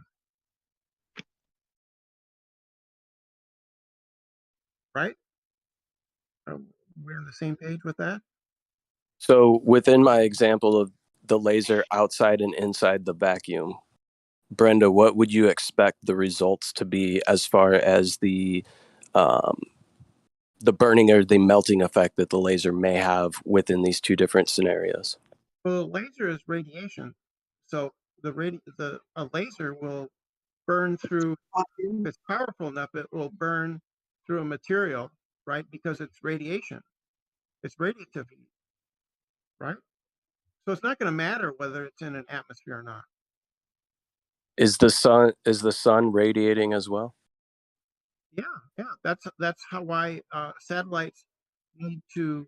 Well, I don't know how they deal with the excess heat, but they have to deal with the excess heat. Okay, So that was my earlier. Near Brenda just made my point for me. Near as I could I tell, don't know how they do it, but I know they do it. Near as I could tell, the heat that they have to contend with 2,000 watts per meter squared, it would be a 2 milliwatt laser that you would want to be testing with. So where are you getting that 2 milliwatts per meter squared? 2 milliwatts per millimeter squared. So if you have a 2 millimeter laser, it would be a millimeter wide laser. That would have to be 2 milliwatts to equal how much sun energy is hitting the satellite. And that's assuming I'm right about 2. Go ahead. Right. I was going to say where are you establishing this baseline as to that is the amount of radiative energy that it's receiving? That is the stated, but I'm not positive. I'm doing it from memory, so let me go find out how much radiant energy you're getting hit with in low Earth orbit. Right. What So about the solar? that's the claim, but we don't necessarily have a way to empirically verify that per se, right? Would you agree or disagree? Sure, we do. Brenda, I wasn't asking you. Well, the satellites. And you're still talking. I was asking Moya. Yeah, the satellites and the people that make them have to deal with the heat. Cool story. So Moya, would you agree or disagree that you and I don't really have an empirical verification of that? We're going off the stated claim. No, but I do have a clear medium between me and the sun, and I could, the 1,500 watts I think we receive on the ground per meter squared. 2,000 watts per meter squared does sound to be a reasonable amount. It's in the ballpark. If you want to call it 3,000 watts per meter squared, if you want. But I'm not going to say it's not going to be 10,000 watts or 50,000. Shouldn't you be able to calculate? Shouldn't you be able to calculate what the temperature would be at the surface when you're hitting that laser? Just knowing the calculation, should be able to calculate it, what it should generate. Yeah, that would depend on the emissivity of the product. Basically the color and how well it takes heat and how much it reflects. So right, you would not be able. It would and white, like I said, from our own experience in life, you paint the floor white, you stick out in the sun, you can walk on that all day long. You paint the floor black, it burn you. If it's silver, I don't understand why silver burns. Never figured that out. They use gold to reflect the heat, the radiation from the sun. Right, but Brenda, do you know why? Do you know why? Let me ask Brenda this because maybe she would know. Do you know why chrome things get really fucking hot and white things don't? Is it something to do with the emissivity? Actually, I don't know. I'm sorry. And it always blew my mind because it seems like the reflective surface is reflecting near 100%, and yet it gets hotter. You guys think that it only gets 250? It only gets 250 degrees on the outside, on the sunny side. That's the observation people have made, and like I said, I could be off by 50, 60 degrees. I don't know what the number is. The number is like 250 degrees That's right. on the sunny side, and then negative 250 on the shady side. Yeah, that sounds right. Wowzers! I guess you just want to kick it in the middle of the ISS, huh? Is that why? Is that Celsius or Fahrenheit? It's Fahrenheit. Oh, I said. Nate, let me ask Nate. If I remember, it's Fahrenheit. What about the solar panels, guys? You guys are skipping over that. Do the solar panels do they reflect heat or do they absorb all the heat? I brought that up earlier. Nobody listened. Right, yeah, because gallium's what's it called? Gallium arsenide. Hold on, gallium. Yeah, gallium arsenide is what that's like the strongest solar panels you can make, and the melting point for gallium arsenide is 2,000 degrees. Okay. Is this solar panel like reflecting heat or is absorbing it to use it? Well, there's a possibility that they're transferring heat somewhere. To where? Yeah, so it's absorbing the heat. So the fact is, an arsenide solar panel doesn't work in the thermosphere. It's going to be 2,000 degrees above its melting point. Nope. Nope. That's unjustified negation retort. Moya, come on. Unjustified negation retort. You can't just say nope. Nope. Well, I was actually continuing on. Nope. It's basically you've got to deal. Oh, okay. You just interrupted me for the third time. Go ahead, Moya. Hey, no interrupting, please. All right. Now I'll say it again. Nope. You have to take into account the things they do to try and mitigate the heat. So if they're radiating it on the other side, the by absorbing temperature it of the and transferring. Dude. Let him finish. Try to be concise, please. He's gone. Okay. Well, I will say as hopefully a moderator, my honest opinion is that this is not the best argument to bring up. I don't ever bring this up. I mean, because right now we're talking about the a priori implications of what they're saying, which is a valid point to discuss. But then that whole discussion is predicated upon the a posteriori fact of whether or not this really is the case. And so if it's not the case, I was just talking about this yesterday. So if it's last night, so if the a priori implications of what we're discussing is not the a posteriori fact of the matter, then the whole discussion is, I mean, a valid attempt at a reductio ad absurdum, but then that's granting them too much. And so the whole initial claim that we're addressing has no ground to stand on. Yeah, it's like falling for their trap, basically. So you like to sound like you know what you're talking about. Those words that you were using don't mean what you think they mean. So yeah. wait, let me handle this. Let me handle this. Yeah. What's a priori? What's my error? What does a priori mean? From the Latin, that which comes before, meaning that which comes before empirical sense data, knowledge, and a posteriori, that which comes after, that which comes after empirical sense data. Yeah. So what would an a priori implication be?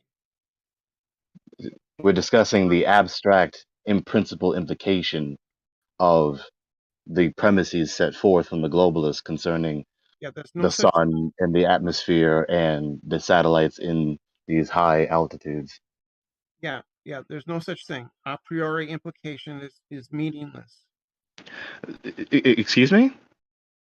A priori implication is meaningless. So you have empirical sense data of implications of assertions, Brenda? No, so a priori means before reasoning. A posteriori means No, don't dodge the question. You just did a statement. I asked you a question. So a priori applies to propositions, right? So we know that. So implications aren't a priori. They're a posteriori. You have empirical sense data of implications. So we know that. Please answer the question. We know that this is the central point. We know that the law of non-contradiction is true by a priori means we can't know it a posteriori. Right? Okay, so answer my question, please, directly. Your question was meaningless because it was word salad. No. Unjustified negation retort. Okay, I asked you, do you have an empirical sense experience of implications? No, implications are rational. Right. They're not a posteriori. They're a priori. They're abstract. No, they're not. They're neither. They're not propositions. Oh, they're neither abstract nor concrete. They're just not real? Their implication is not a proposition. A priori applies only to propositions. I'm sorry? A priori, that which comes before empirical sense experience. So you know implications in your mind with your rational faculties. Okay. Right. So it's not empirical sense data. It's not concreta. So a proposition is either a priori or a posteriori, right? It's talking about wait, and untangle the confusion. The nature, the ontological nature of a proposition, or what the proposition is about. Propositions don't have an ontology.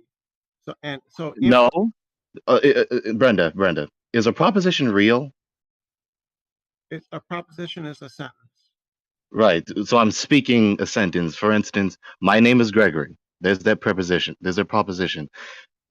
Is that sentence real? Keep in mind, I just said it to you. Yeah, it's a sentence. Yeah. Right. So propositions are real So, next question. Are they abstract or are they concrete? Is the sentence, my name is Gregory, concrete or abstract? Propositions would be abstract. Right. So, when I say my name is Gregory, I am implying that this is the name you ought to identify me with if you beckon my attention, if you wish to beckon my attention. Yeah, you really like to sound like you're smart, don't you? Yeah, so a priori abstracta don't have an ontology. No, abstracted doesn't have an ontology. So what is abstractness? Abstraction? What is abstractness if it's not a property of being? It's not a property of being. No, what is it then? It's abstract. It's its own category. It's its own category.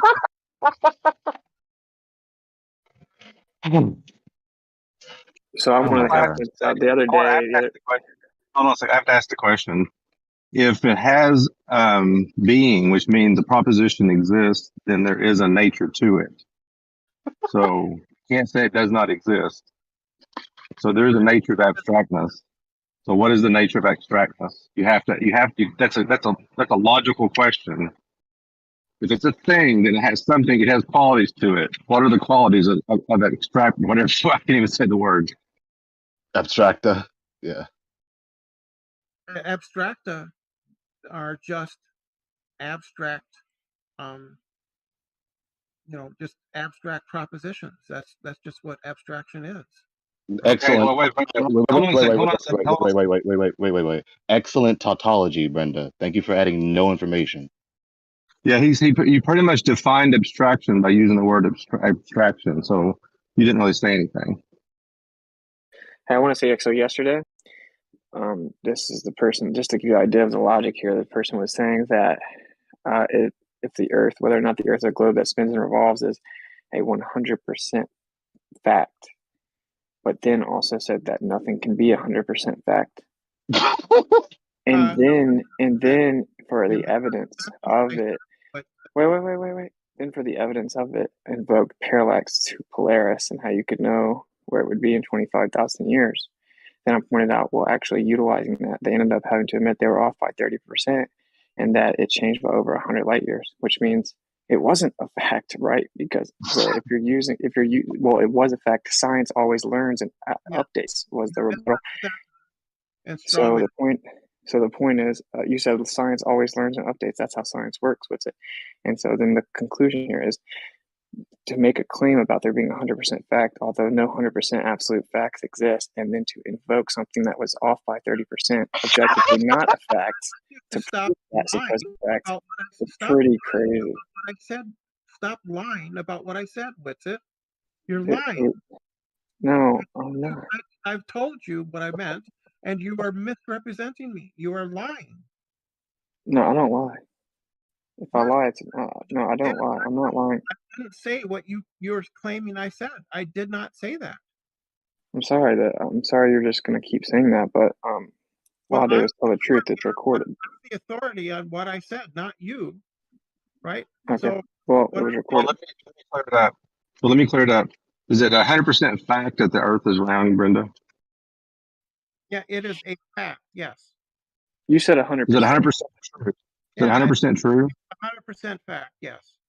You are perfectly certain and revolves around the sun.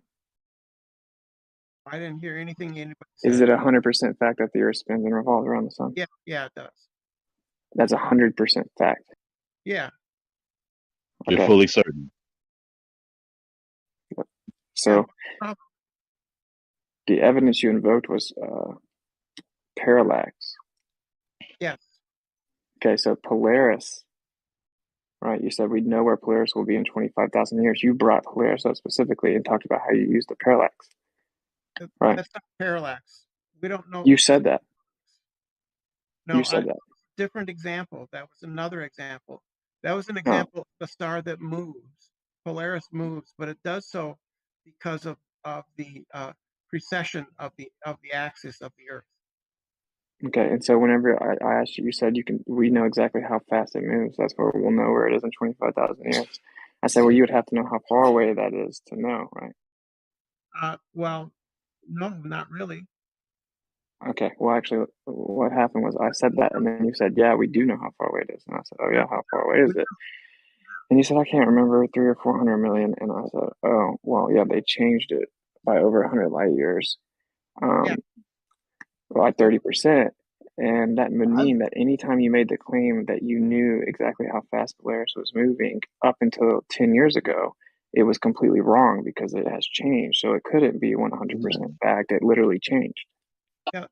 Let's say that that's the proper motion that we measure with that. When now, I don't know how they come up with proper motion, but when you take the proper motion into account, that's how you determine how far it's going to go. It's not a parallax type measurement. Right, right. What? Okay, so if you claim to know how fast it goes, then you have to know how far away it is. You measure it. All I have to do is measure it, and I can tell you the angular distance it covered, like Barnard's star. I don't have to know how far away Barnard's star is to know that it moves X number of arc seconds per year. But for you to know what the arc seconds are and distance and get a speed, right? I mean, how do you know a speed? What do you not know what speed is? Well, do I need a speed? If well, I'm looking at Barnard's star and I see that it moves, let's say, 3 arc seconds per year, that means over 1,000 years it's going to move 3,000 arc seconds, or about a degree. So that's not how fast something goes, though, because how fast something goes is called speed. Not how much time elapsed over its travel. Right, but wasn't the ultimate question that was originally asked to how we know how far it will move in a given time? No, it was we know exactly how fast Polaris goes, so we'll know where it will be in 25,000 years. And I said, right, wouldn't but you have I to know the asserted a distance different to know answer. how fast something goes? No, I asserted that it's moving an angular distance in a given period of time. So you don't need to know how fast it goes. Not necessarily. Not to tell. It depends on what you're trying to measure, but to just say that where will this star be in 1,000 years? You could do that just by taking proper motion measurements. Okay. So can we figure out how much it moves off of its NCP point in 1 year? Is that possible to figure out? Because I've been asking this question for over a year, and I've gotten 1 degree every 73 years. I've gotten several different answers, but none of them seem like Globers don't seem to agree on like how much Polaris moves off its NCP point per year. Well, the actual truth is that it's a known in astronomy that Polaris is very difficult to know anything about, and that parallax is completely useless when it comes to Polaris. Yeah, I never knew Polaris was due to parallax. I'm not done. Exactly. And it's openly known we do not know the distance. Yeah, we do know the distance. No, we don't, because we used to think it was 434, and now it's 300 something light years, and that's well, Brenda. What say you then? What say you then, Brenda? So the point is that Polaris moves because of the Earth's precession about its axis. That's why it moves. Yeah, precession of the equinoxes. But Brenda, the question was, what is Polaris's distance from us? It has two. Just look it up. It has two movements. But Brenda, you said that you knew, so please tell us. You just look it up. But wait, Brenda, are you saying please that? tell us. You said that you knew. So Brenda, you say you know it for 100% fact now, but that means that 10 years ago, no one did know it for a fact, right? I said I know that the Earth is a globe for 100% fact. Okay. You claim to know the distance to Polaris, but it recently changed. So you then agree that up until the change, no one actually knew the distance. No, that's false. That's what I disagree with. How it changed by over 100 light years. The fact that our measurements change, that science makes improvements in our knowledge, doesn't mean that we don't know anything. But that's not what I said. That's a straw man. No one said we don't know anything. What I said was that if you claimed you knew the distance to Polaris and then you had to change it by over 30% in 100 light years, objectively what that means is before you changed it, you did not actually know No, that's distance to Polaris. false. That's what I'm You claiming. thought you knew, but you didn't know the actual distance. I'm claiming that's false. Brenda, you have yet to tell us what is Polaris's distance. You said you know it. Please tell us. Look it up. Just look it up. It's not important. No, that's not a valid answer. 323 light years, Not a valid supposedly. answer. So the point that Whitsitt is making is different from what the other person is making. Whitsitt is saying that because our measurements changed over the years, therefore we didn't know anything about Polaris, and that's just false. I never said anything Brenda, my about point Polaris. is that you have yet to Strawmanning justify your what I knowledge claim. Well, you keep having to strawman me every time. Therefore, we don't know anything about Polaris. No one said that. I said that objectively, if you claim to have known the distance before you changed it, and then you found out you were over 30% off, at least, then you didn't actually know it. And I'm saying that is wrong. So then demonstrate how you know what you claim to know, like I'm asking you. So what I'm saying is the fact that our measurements gradually improve doesn't mean that we don't know. Okay, so hold on. Stop repeating that point. Stop repeating that seems- point. That's fine. We make improvements. Demonstrate your justification for your knowledge claim. How far away is Polaris? Don't tell me look it up. That's not a valid answer. So just look it up. So the fact Well, that if we use it, Exactly. You don't have knowledge. You don't have knowledge. You keep asserting with all this belligerent, bigotous zealotry that you know what you claim to know. And then we ask you simple questions to give us answers to our questions to demonstrate how you know what you know. You give us these ridiculous, non-valid answers. Let me go ahead to demonstrate that you have knowledge. I know the distance. I know it by looking it up. That's how I know it. I'd like to ask a question about from all the people. Hold on a second. Let me jump back in. I want to jump in. Okay, so if the amount changed on the distance, when you first thought it was one distance, and then you came to another determination as a different distance, was your first understanding true knowledge, or what was it? Was it true or false? It may have been limited knowledge. You know, basically. Let Brenda answer. It was Let false, Brenda dude. answer. Marek is basically correct, right? If we have a measurement tool, right, that gives you, say, a tolerance, right, a plus or a minus, right, then you know that value within that plus or minus, right? See, with that answer, that demonstrates your false humbleness. Because in one breath, you people, I just want to finish this point, and then you go ahead, Paul. Because with that answer, Brenda, that demonstrates the false humbleness that you people love to so pretentiously express. When in one breath you say that science is always learning and learning and learning, and we're so humble, we correct ourselves, we're always correcting ourselves. And then when you yourself acknowledge that you made an error and then corrected it, and then we ask you, is the first instance that you believe, the first instance was that knowledge, you say, yeah, but then we corrected it. But if you corrected your initial belief, then the initial belief wasn't knowledge. And when we ask you, was it knowledge? You just refuse to acknowledge, yes, we were wrong. It wasn't knowledge. Now we do have knowledge. You're not listening to what I'm saying. So if I heard everything you said. So well, let her speak. Then listen to this then. If I use a measuring stick that can't measure inches, only in feet, and then I say that such and such is 6 feet long, and then I come back and I measure it with a better measuring stick, and that one says, oh, well, it's 6 feet and 3 inches. Was I wrong the first time? Yes. Yeah. Yes. Stupid. Let me go in. Let me jump in now.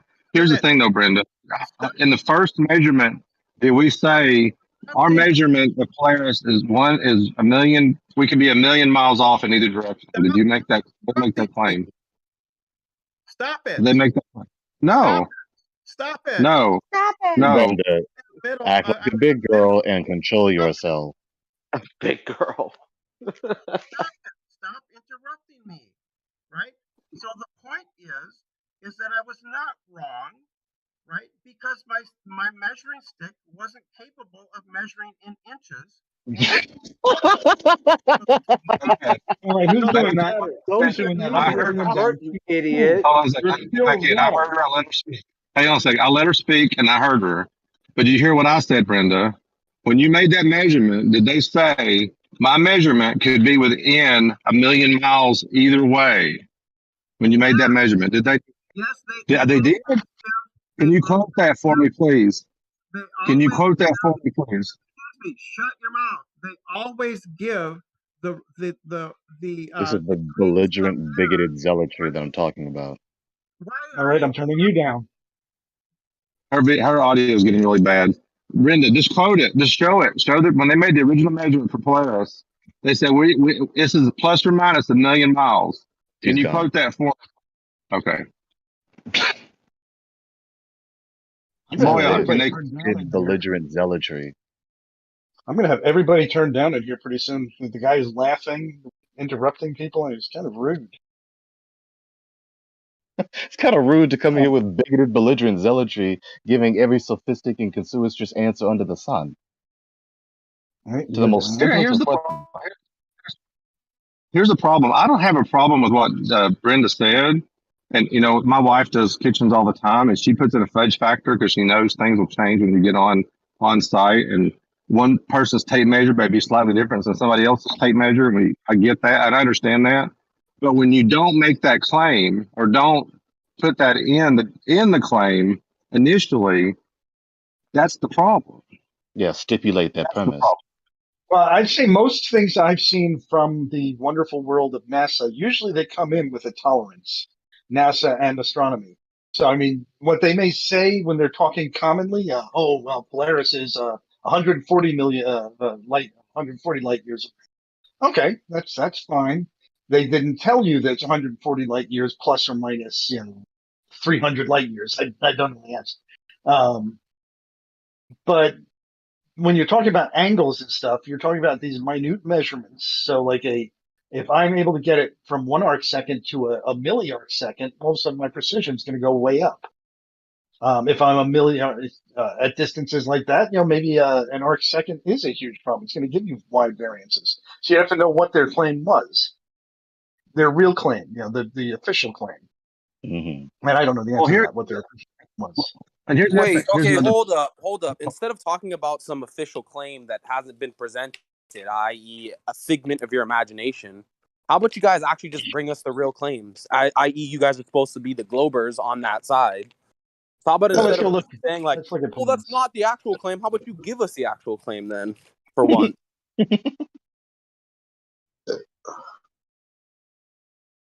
Hey, Lemon. How you doing, brother? Hey.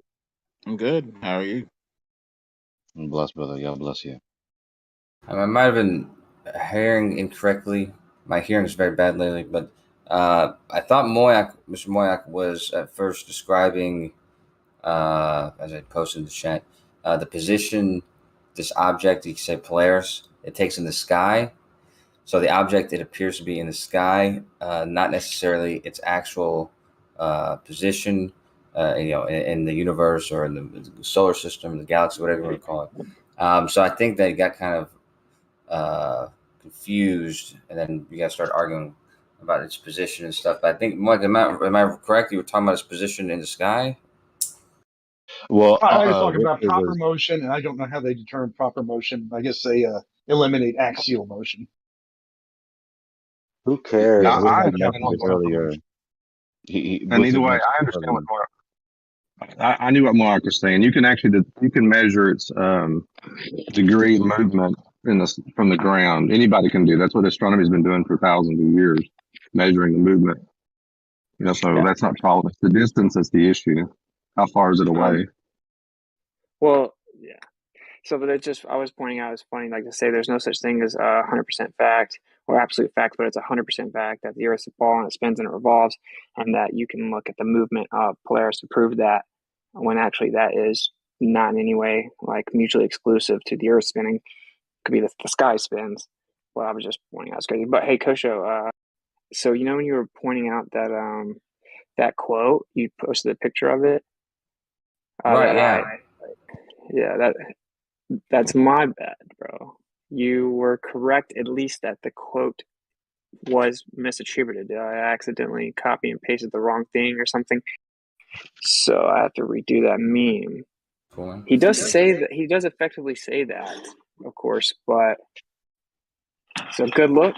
And my Well, bad. I wasn't. I remember being pretty aggressive. Can't take the credit for that, man. That was Paul, cursed by high IQ. He really is cursed with the high IQ, but he posted that originally, and I was repeat posting. But what is funny is, I guess out of the 100 I made, I mean, I messed up one time, so I don't. And in that book, it does still say that. It just doesn't say that quote. That was like somehow a commentary quote got copy and pasted over. But I was making them at like crazy hours of the night, just like I was like delirious.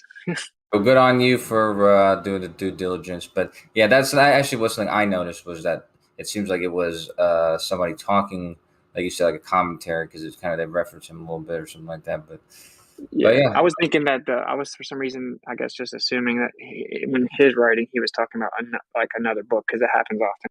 Like they'll cite another, astronomer, obviously. But you know what's cool though, man? You doing that, and flat Earth in general, but you bring these quotes up. It causes people like us to look into this stuff and actually, that's why I tell everybody is just read as much context as you can, and it causes me to read and learn this context. So it's cool to go back and look at this shit. So, if I may zip us back to the satellites. So the last thing, and with it, I was talking to you directly lastly about this. Where is the photographic video of satellites being put up in space? Hundreds of miles in the air. Non-existent. Kai literally was asking me a question right when you said that. You want me to repeat it? Please. Yeah, I was just saying, where is the photographic footage, video of satellites being put hundreds of miles in the air? Oh yeah, I mean, you don't get any of the footage that you would get. You right here. You just dropped something. I think let me make sure I dropped it in the right place. Yep, the live stream one. That's Starlink. There was another one that I thought was better, but I'm trying to find it. I don't remember the name of the mission. Just shows them putting the satellite in space.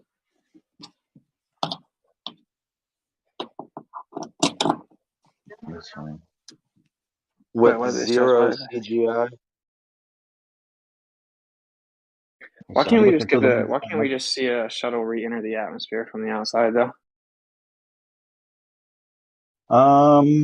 Something re-entering the atmosphere. It would be like the most amazing shot ever. It would be like the first thing you chose to show everyone. I think I've seen a rocket take off and make it to orbit from the ISS. Like, don't you think we should just have a satellite floating out there? Don't you guys find it kind of weird that the Kim Kardashians, with maybe say like $1 billion at their disposal, only $1 billion, which is still a lot, have better coverage than NASA, who has like $100 billion a year? Isn't that kind of weird for you guys? No, because nobody questions this. There's not the necessity to or the desire. Right. So I displaying see. the Kardashians is more necessary than Not interrupt, man. No one's gonna interrupt. Who are you? I want to know your name. Just no one's gonna interrupt, please. Anyone try to keep it concise. My point is pretty simple. You would have a satellite floating out there and showing a shuttle re-enter the atmosphere. It would be like the most epic shot ever. We've been doing it for a long time, supposedly, yet none exists. Yeah, man, just hire the Kim Kardashian crew. They'll film it better than NASA.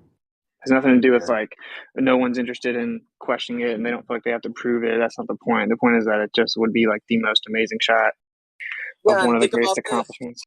Think about this. Do people question the existence of Kim Kardashian's life? Are they, I don't know if she's real or not. No, they just have hundreds of people filming them at all times.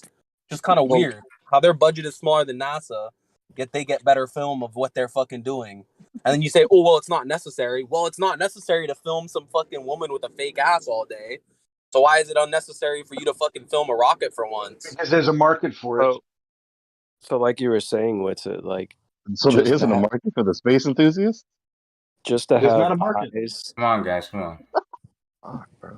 Just to, so like you were saying, what's it like a video, even a live stream of like a rocket re-entering the atmosphere, or like a space shuttle, or any of these things that come to and from space, right? It would stand that it would be very effective to have satellites in place to view what's taking place, right? So if you're having issues with your alleged heat shielding and things like that, you'd want to have a visual of the effects of what is taking place when something's re-entering the atmosphere. So to me, it would make logical sense that they would want to have cameras at these points to be able to view not just, you know, what inputs are coming into the sensors on the craft itself, but to be able to have a visual confirmation of what's physically taking place when these things are exiting and entering the atmosphere, when they're going through these huge like changes in heat.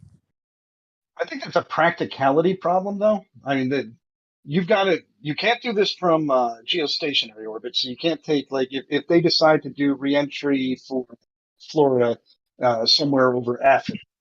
So you would have to have a geostationary satellite there looking back to witness this event. It has to be, or if it's in geosynchronous, it has to be there at the right moment in order to witness this event. So you have a probability problem.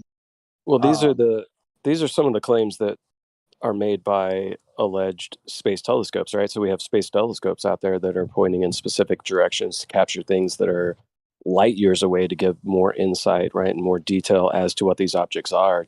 So to say we couldn't have a position in which we could zoom in on what's taking place within a known position of where these things are entering and exiting the atmosphere. I mean, we have this down to, I'm sure, like inches as to where these things are coming and going, if it pertains to orbital velocities and orbital movements that they need when they get into space. We should know the exact location. I don't see where the conflict would come in.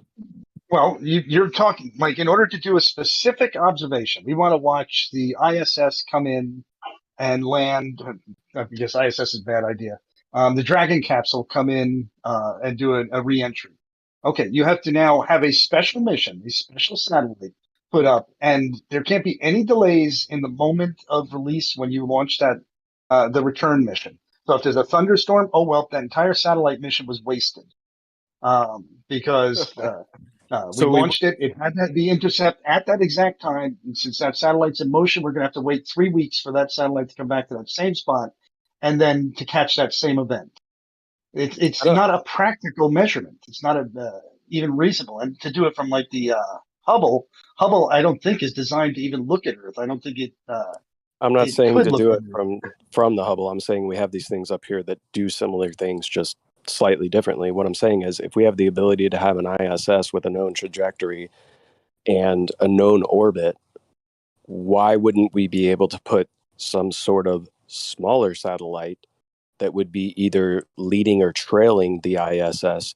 It would only have to be one mission, and then you would know where to move the camera based on where the entry and exits were going to be within these launches.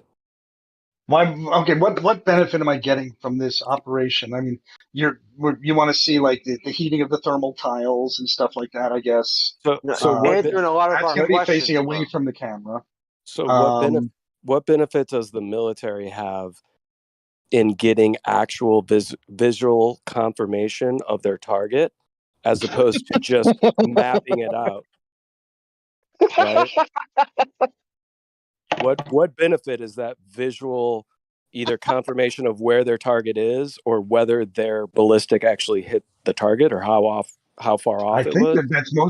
I think that's mostly what was the relationship of the shot to where it hit, and then for adjustment. I don't think that unless they're putting a laser target on it or something, they don't go up there to say, So hey, we see it there. It is at that latitude and longitude. No, I'm giving an analogy of the benefit of visually confirming how far off you were, right? So to say there's no benefit to visual confirmation of the things that are taking place, Can I I think tell is that ludicrous. Can I tell that from the telemetry on the rocket to tell whether it missed its target or not? Is there any benefit to me looking at a funny glowing Amazing how dot you globalists taken from do many that. miles away? It is You see, amazing how you do that. you see how he's transitioned that? And like that is I don't so think I'm amazing. Like transitioning. I'm trying to find out this is what's a the benefit. frequent trait of the anti-flat earther. Here we go. Why would you not just give a direct answer to Napalm's question? How was I If not what you direct, sir? believe is knowledge. How was I not direct, sir? So according to you, Moyak, there would be no benefit to having visual confirmations of what's taking place in space. I mean, what happened to empiricism? Right? Well, Yeah, what I think happened? that's so weird. Like, No. my honest opinion is just like, this doesn't prove anything, of course, but any honest person would be like, it does make sense that you would videotape rockets re-entering the atmosphere. It would be crazy. Why would you not? Wouldn't it be great if you had a camera facing backwards on your car, camera facing forward on your car, and one in your engine compartment to see the crumple zone if you get into an accident, and one looking at your airbag deployment? Yes, that would be better. Is that something that you're willing to spend any money on to do? No. But that's beside the point. Your willingness to spend the money, your willingness to spend the money is irrelevant to the endeavor to empirically verify what you believe is occurring. Is it not empirically verified? Than you guys. That's a horrible it not analogy because auto manufacturers do use visual confirmation specifically within slow motion cameras to No, see I'm what's saying that taking you place. should have you should have this on a daily basis. And So, yes, that's a totally so there's different no thing. benefit to the auto manufacturer to have these slow motion captures of what's taking No, place there in an is. auto accident. That is actually a benefit. Now show me that same benefit for looking at a satellite coming back, where I have all the telemetry I need coming in and saying that, yep, it hit the atmosphere here. I've got some ground-based telescopes that tell me, yep, it's starting to produce a plasma. Yep, I can see that. I can measure that. I can see the temperature of the skin. I know what coordinates I'm at, so I know exactly where I am. The only visual benefit I could see is like maybe seeing some kind of a localized heating that might be interesting, but that's not going to be done from a satellite. So I'm just at a loss to know what the benefit is of this above and You beyond just the said method it was that a they're using. benefit, and you just give that entire exhaustive list. I can. You'll find I can hear you a lot better when you talk and I'm not speaking. I can come up with a lot better answers than you guys can. Like I would say something like, "Oh, well, it would be kind of dangerous and irresponsible to shoot the rocket back into an atmosphere anywhere too close to a satellite. You would just have a very big buffer safety zone to avoid any potential complications because you are going back into the atmosphere from space and blah blah blah." But what is? Yeah, but what did you just say there? You said that okay, in case you're going to hit another satellite. Is that what you're trying to find with this satellite? You're trying to look and see if it's going to hit another satellite. Hopefully, they've already predicted that properly, so that they're not getting into an orbit of another satellite. Dude, no one said that. Man, how did you not understand? I'm saying I can come up with better grasp at straws, ad hoc explanations to dismiss away the question, and most of the anti-flat earthers. Because I'm saying maybe you could say you'd have to get really close to the rocket to videotape it with a satellite. Okay. And NASA doesn't do that just to appease people that are questioning them because it would be irresponsible and dangerous to even get remotely close to the satellites. It's also not going to be there for very long. I mean, that's the other problem is, you got really close to it, but in a couple of seconds, it's now really far away. You really like my answer, huh? Yeah, I'm actually addressing your answer. Do you have any problem? You must have a problem with your ears. I'm going to leave. No, I'm saying I know you like my answer. I was making a joke. It's like I'm good at your side in hypothetical land. You know, like that's why I'm Except I was completely disagreeing with you. So I mean, okay. No, you were agreeing. You were saying also it would be hard to even get there. So, like, are you saying they don't account for the satellite's locations when they let a rocket go back into the atmosphere? Yes, they do. That's my point. Yeah, like, but I will still say, even though I think that's the best way a Glover could sell it, like I could be like your guy, a superhero. My goodness, with the makeup stuff, but like, I just don't buy that. That's not good for me. They have satellites at all kinds of different altitudes, all kinds of different places. The surface area of a rocket and a satellite are so minor and relative to the Earth in this fairy tale. So it's like you would be able to tape it. Are all these satellites equipped with cameras, with high resolution cameras? I don't know why that would be the first thing you put on all of them, honestly. Well, because you've said there's all these satellites up there. So now the topic that we're speaking on, I think you remember, the topic is whether we could videotape the reentry of a spacecraft. And you cited as a possibility, well, we have all these satellites up there. So now with all these satellites, well, that's really irrelevant how many satellites we have up there. It's only how many satellites are equipped in such a way as to assist with this problem. Oh, what's that? What's the answer? Well, there is not that many with cameras on them. Isn't that weird? There's weird? Why would that be weird? It's not it's not something people are trying to do. You see how you're not even trying to consider, Moyak? Like, you're not even trying to consider this. You just have You're to. turned down. I don't hear you. Apologist mode. Oh, jeez. Is he allowed to do that to locally mute me? So, Moyak, why does every Honda Civic come standard with 4 cameras now, but we wouldn't think about putting cameras on every satellite that we send up into orbit from here on out? Like, it's not like a lack of technology, and we see the benefits here on Earth of just having visuals about what's taking place around us. So wouldn't it stand to reason that it would be fairly easy and almost like a duh kind of situation to put cameras on all of the satellites? Right. I don't have to care about weight. I don't have to care about cost. We just put a camera on every one because maybe someday some flat earther will be appeased by that. Why are you appealing I'm not saying any of that, bro. No one's The crux of this is about re-entry, right? The type of camera that's required to accomplish the job. One at a time. There's also you've got to have the protocols and the software in there to actually interact with this camera. Scattergunning so much, bro. That's got to be added to this message. Spiraling. No, this is a scattergun thing. You're trying to make it. Oh well, wouldn't it be great if we just put a camera on every one? It's not that simple. There's a whole laundry list of why we wouldn't just put a camera on every one. Right, but is that your appeal after we asked the question? You don't like. Do you really? Are you so dull-minded you can't see that that's a red herring? That that's a moot point? Yeah, it's like, dude. The point is the reason people keep interrupting. I'm sorry. The reason that people sounded keep like interrupting assault, toxic assault, is because you go on and on and on sometimes, man. So it's like, and it seems dishonest in a way. Yeah, I do that, but I'm always trying to be really specific to what they said, though. Like, I'm never trying to use a red herring. So it's like, whatever. If you understand the overall point, right, it's very obvious there would be a huge commercial market of incredible videos and pictures of the Earth from different angles, different distances and altitudes, different speeds, different time lapses, different backgrounds. It would be because one of the most popular like backgrounds for phones and desktops in the world is space, and it's all like CGI. Someone makes planets in space and stuff.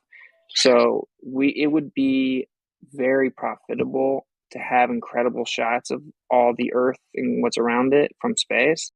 So from that reason alone, it would have you would have cameras. I mean, to put a camera on a satellite, it's just a fraction of the overall expense of putting up a satellite and maintaining it. And cameras don't weigh a lot either. So it wouldn't be that big of a deal. Right. I mean, not only would it be entertaining, what do you think would not only would it be entertaining, but it would also be educational. That would be tremendously educational. Imagine getting that footage and showing that in classrooms. Right. What new information are you going to get out of this? We already have a series of cameras around the Earth that we can look at. They get very low traffic. Nobody watches them, statistically speaking. And now you want to add in and take up the bandwidth, the limited bandwidth that we have to space. And you want to waste that on putting high definition cameras on thousands of satellites. Wow, you came up with a new one. Now there's a Bro, we bandwidth wasted police. putting Hold Super on. Bowl jerseys on the ISS. Hold up, Moyak. So you linked a video, right, of satellites being deployed. And How monkey many? costumes. 20 or so satellites being deployed from a spaceship, right? So if there was no benefit and there was a huge cost related to adding Just that such a camera waste. that gave you that clip, isn't just you posting the fact that they do have a camera allegedly on this spacecraft watching the deployment of these satellites contradictory to the argument that you're trying to currently make? Not at all. Not at all. Essentially, what you have. Oh, let's laugh and take up some more time. You made Are me done? laugh, man. Are made you me laugh. done? Okay. Yes. So not at all. We have a situation where we're going to watch the deployment. There may be value in actually watching the deployment. Did satellite 2 deploy? I don't know what the value of it is, but there is a big difference between that and having a satellite that 24/7 uses up bandwidth, taking images of the Earth, a limited resource called bandwidth, compared to a satellite that goes up for 10 minutes, produces video, and then goes back into the Earth, and that satellite no longer takes up bandwidth. The video that That's you link not how is that works. literally a camera sending back data in For space. how long? For how long? I don't know how long that transmission took place. But Okay, to so say that- that there is no benefit to having it there, should we all petition NASA for a refund and a reallocation of funds to no longer do such unnecessary things when they're deploying satellites? In fact, No, let I me don't say want to this to double the what budget for Moyak just NASA said. to accomplish this silliness. Let me say this to what Moyak just said. Like, even if there is a limit, because you're trying to appeal to this and that and the other, so this is a bandwidth limit appeal. Even if that's the case, that doesn't nullify or negate the benefit of getting the footage with the limit. No. It's still a benefit, even if you have a limited amount of footage to gather. Isn't that a cost benefit analysis that one has to determine? Like, do we A camera, dude? Yes, a camera. Dude, if you sold wallpapers alone, wallpapers alone would make you multi-millions of dollars. Right. Now, how many millions of dollars is with an egg in the room. right? Dude, just how many millions of background. dollars are they collecting from the weather satellites right now that are taking these images and the other low Earth satellites? Those pictures are trash, dude. So those pictures are trash. What are these new pictures going to show us? Well, it's 2022. The number one market is like graphics, anything to do with entertainment and graphics and quality of. So there would be an entire commercial spearhead in that direction to be the top of that sector because you would make an incredible amount of money. The commercial Dude, just use on video games, you put it in commercials just to get the and shit. graphics right. Sorry. This no benefit appeal. This is It's just weird, bro. This appeal to commercialism to say that having 100 satellites all taking images of the Earth would suddenly somehow become this media storm of Dude, people. if you could be in the headlines and if you could be in the mainstream headlines and they could show this awesome picture of the Earth and say, Samsung satellite just reveals new images from the Earth. You know what type of advertising that is for Samsung? We're already getting 8K images out of Himalaya. That would be insane. I think it's 8K. No, I'm talking about there's nothing from actual objective Himalaya. business, man. I thought this was that could about be a claim re-entry, that you right? make, but we're getting these images and nobody's fucking putting them on their phones in great numbers. well, Vaxi, we're on this point because Moyak is devout to this. There's no benefit appeal, even though the initial point is this would be for the purposes of epistemology, knowledge, science, empirical verification. Yeah. The fact that we have a satellite coming back to Earth is the my god, epistemology dude, that you we sound need. exactly like Brenda. We have a satellite. We know it's there. We know it's at least as far as common people go. Not you. But Common people. Well, wait a minute. The average Joe Blow already knows that space You exists and vulgar satellites laity. exist. That's We not all a question. already knew that, quote unquote. All of us already knew it as well. So they're just where we I almost used to finished be. my statement. I almost Well, finished my statement. you're just Because what you said misrepresenting was it was reality. harmful. What you said. That's why you got cut off. Talk about normal and commoners. Dude, the truth is that the vast majority of people that think the Earth is a ball and that space is real, they're just where we used to be. And you know that. Right. I didn't expect to laugh so much. As far as re-entry goes, Kosho he posted a video of the not the ISS. I'm sorry, the space shuttle like landing. Right? Did you guys see that? It was Atlantis. That doesn't help us at all. Well, no. I mean, just getting back to the whole point of re-entry. The Well, space shuttle. we're talking about re-entering it, so having an outside view in space of a rocket going from space and then entering our atmosphere, and then you would have shots all the way down, and of course, then combined with the ground shots all the way down to when it lands. Right. But I don't have the shot of the actual re-entry from space. Mm-hmm. Okay, I get what you're saying now. Yeah, you want the different perspective of being like on a satellite with the camera and watching it cut through the atmosphere as it's going back into the Earth. Well, yeah, not even as much that I want it as it's just weird that not even one doesn't exists. Right. But the thing is, what Kosho posted, because as soon as the video starts, the woman, the very first thing she says is, "Oh, it's 15 miles high." Like airplanes don't fly 15 miles up in the air. They fly like what, 3? What does that have to do with like hundreds of miles, though, man? Like they're supposed to be out in space, back into the atmosphere. So there is a point to it. Like as the shuttle is landing, why do you hear engines the entire time? Space shuttle is not supposed to have jet engines on it. They have boosters to land, is the story. But the point is that what? Oh, that was incredulity. No, you're right. It was the sound of incredulity. I just wanted to make a point about this exiting the atmosphere, re-entering the atmosphere, and having a visualization of it.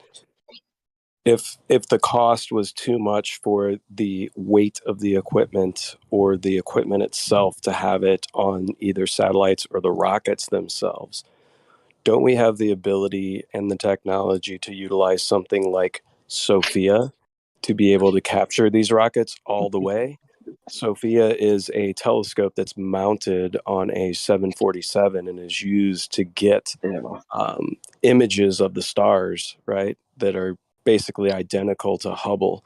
So we have this thing that can fly higher up in the atmosphere that should be able to GPS track. I think that's a radio telescope. I don't think it's an optical telescope. Oh, it's a radio telescope. I would like to point out that it has gone as far as to appeal to the idea that there is a bandwidth police and there's a limited amount of bandwidth in space. And so we can just let people be using it. Are we going to have to petition the aliens for a little bit more of an increase on the human bandwidth that we're using within space? Yes, dude. Do we need to get the Galactic Federal Council together and appeal? Yep, we need a petition for bandwidth allowance from the alien leaders. We need to call the Asgard. We need to call the Nox. We need to call.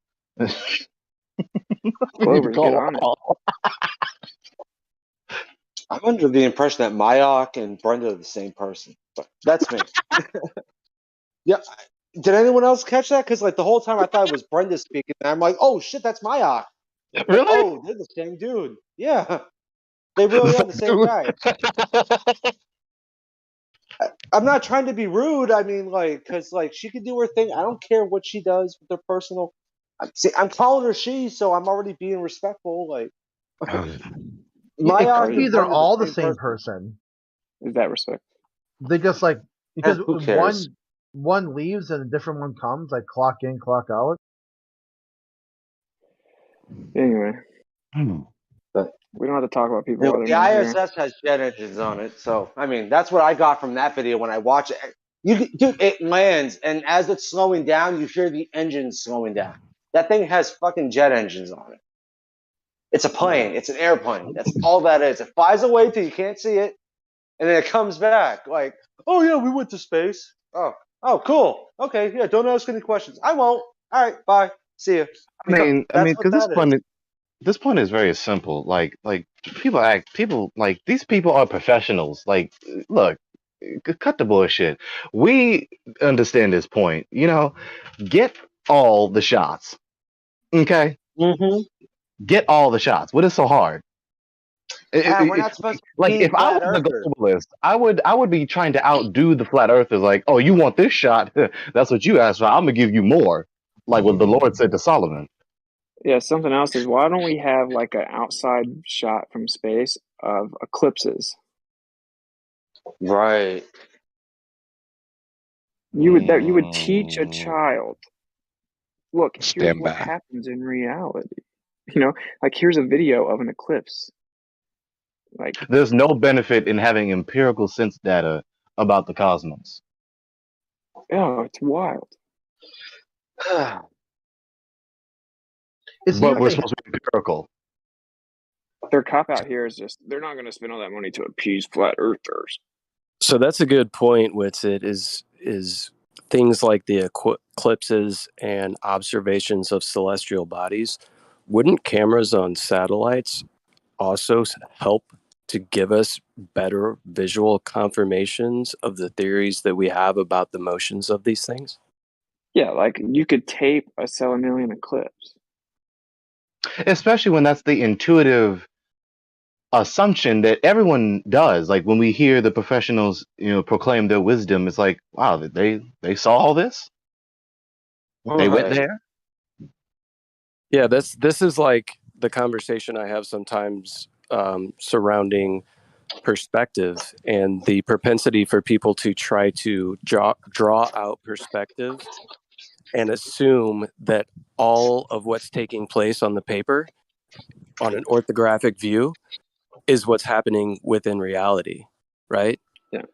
But when we actually go into reality, we see something different, which would lead us to believe that something slightly different than what we're able to plot out just solely mathematically is something that is a reality that we're experiencing. Were you in 24/7 last night, Napalm?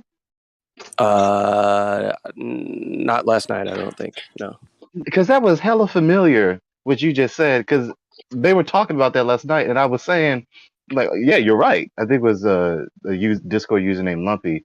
I said, yeah, you're right. Like we don't see in a third person perspective of two-dimensional Euclidean symbols. That's not how we perceive reality. Correct. Yeah. So just trying to simply apply the mathematical equations that way, you won't get the result that we actually experience within reality. But people don't realize that. It's like reality is what reality is, and how we're perceiving it is right. And how we're perceiving it is how we perceive it. So you can't get away from that perspective without applying that perspective to the new perspective that you're trying to view things from, if that makes sense. What an irony. When you study philosophy and you study history of philosophy and you're familiar with the basic schools of thought concerning epistemology, the scientist, the globalist, loves to profess they're so empirical and they're so rational. And yet you try to examine what they're saying concerning their empirical knowledge claims, and they reveal they don't have any empirical sense data to substantiate them. But then they appeal to this autonomous, humanistic, rational scheme that's more complex than Georg Hegel could have ever imagined. I hope you understand that joke. If you don't, that's a shame. But like what you just said, they appeal to all this math and they appeal to all this theory.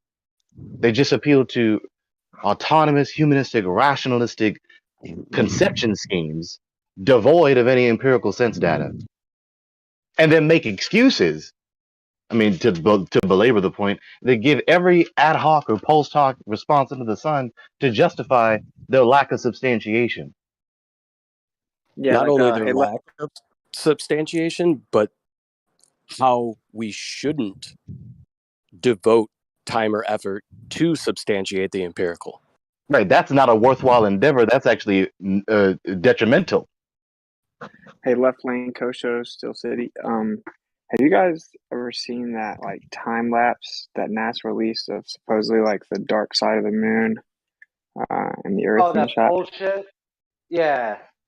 Where the backside of the moon's not even lit, yet the front side of the fucking Earth is lit, but the backside of the moon's all gray. Like, come on now. I mean, dude, it's time to grow up. That was epic. Left lane, you seen that? No, I haven't. Dang, I've seen that. Is that the one that Kosho's posted? Did he post it? I don't know. No one's posting anything right now, so I don't know. But dang, I wish you guys. Anyway, so NASA claims to have that shot, right? It's got the moon and the Earth, and it's time lapse, and you see the moon moving across the screen. All right, left lane. Yeah, So yeah. don't you think that they would video eclipses? Don't ask too many questions, bro. Why would you not video an eclipse? Eclipses are still covered on the news every time they happen. What? Based on a cost-benefit analysis, there is no benefit for the cost.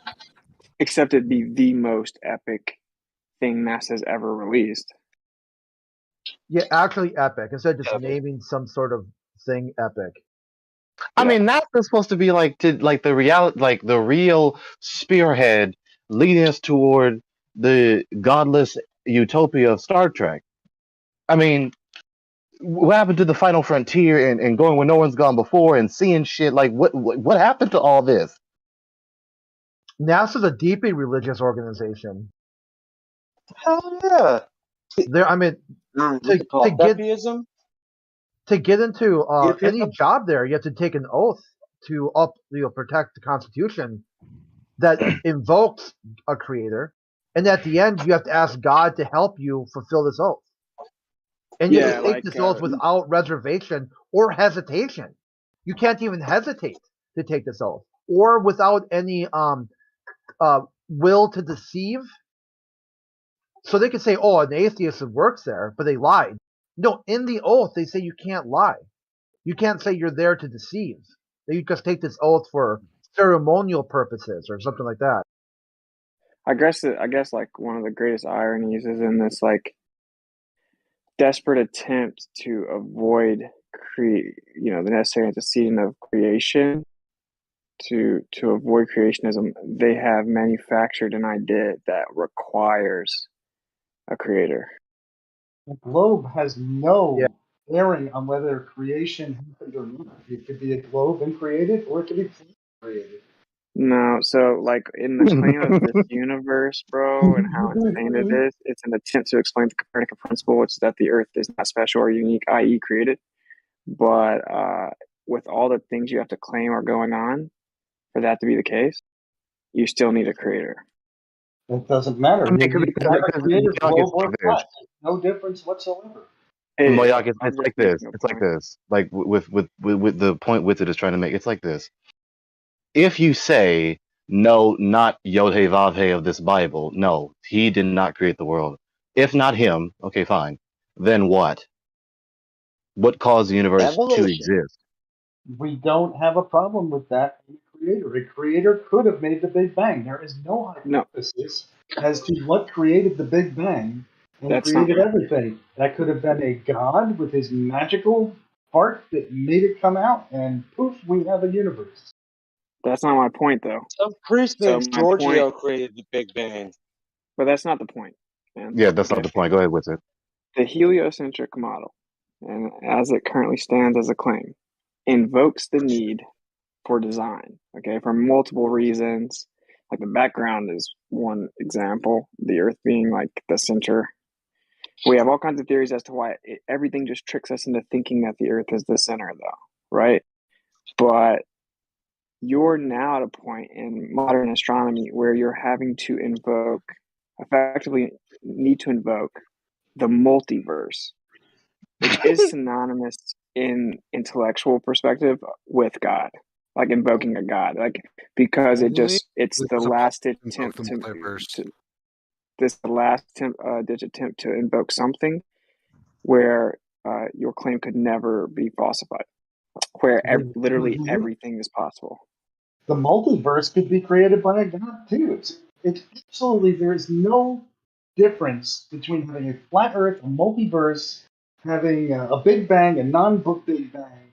Oh my God, I'm trying to have a conversation with you. And you're derailing all over and over. Fuck you. I thought I could talk to you, but fuck you. You come in here and this is what you do, though. Like, we're trying to have a conversation with you. Wizard just said his point, and your response is to zip over it. He's talking about he's not zipping over the purpose, talking about the purpose of why he deafened himself, but Wizard is talking about the purpose of why the theory was made, and then made the second point about the necessary implications of this cosmic paradigm. And then you zip over to talking about, well, no, it could be this. Well, no, it could be. The point is not about what could be. The point is about why it was made and the implications of the theory, the cosmic paradigm. Why does that need to be a why? Point is very point blank. The irony of the Copernican principle being the driving philosophical motivation for heliocentrism, and to this day, the Copernican principle, Stephen Hawking writes about it in depth. Right, Edwin Hubble. It's just a base idea that, out of modesty, we must assume the Earth does not occupy a special, unique position, because, of course, if the Earth is spinning and revolving, then the distance required is very, very insignificant in the grand scheme of the quote-unquote universe. Right. With that sentence you just said, with it, we don't think very critically and minute and nuanced like that, but to really sit here and say the modest position, by what standard, according to what axiological theory? Because that's a value judgment. Like, according to whose, by what standard is this modest? And you're godless, purposeless, meaningless, valueless, void of just random material. Right, and of course, if you invoke modesty as to the justification for why you've come to your conclusion, that is, ontological. And somehow it's modest to disbelieve the eternal personal supreme being, whom is the ultimate authority of knowledge, rather than believe him. Somehow that's modest and humble, to disagree with the God. You got to show that the God exists. What? There's no evidence for the average person that the God that you invoke exists.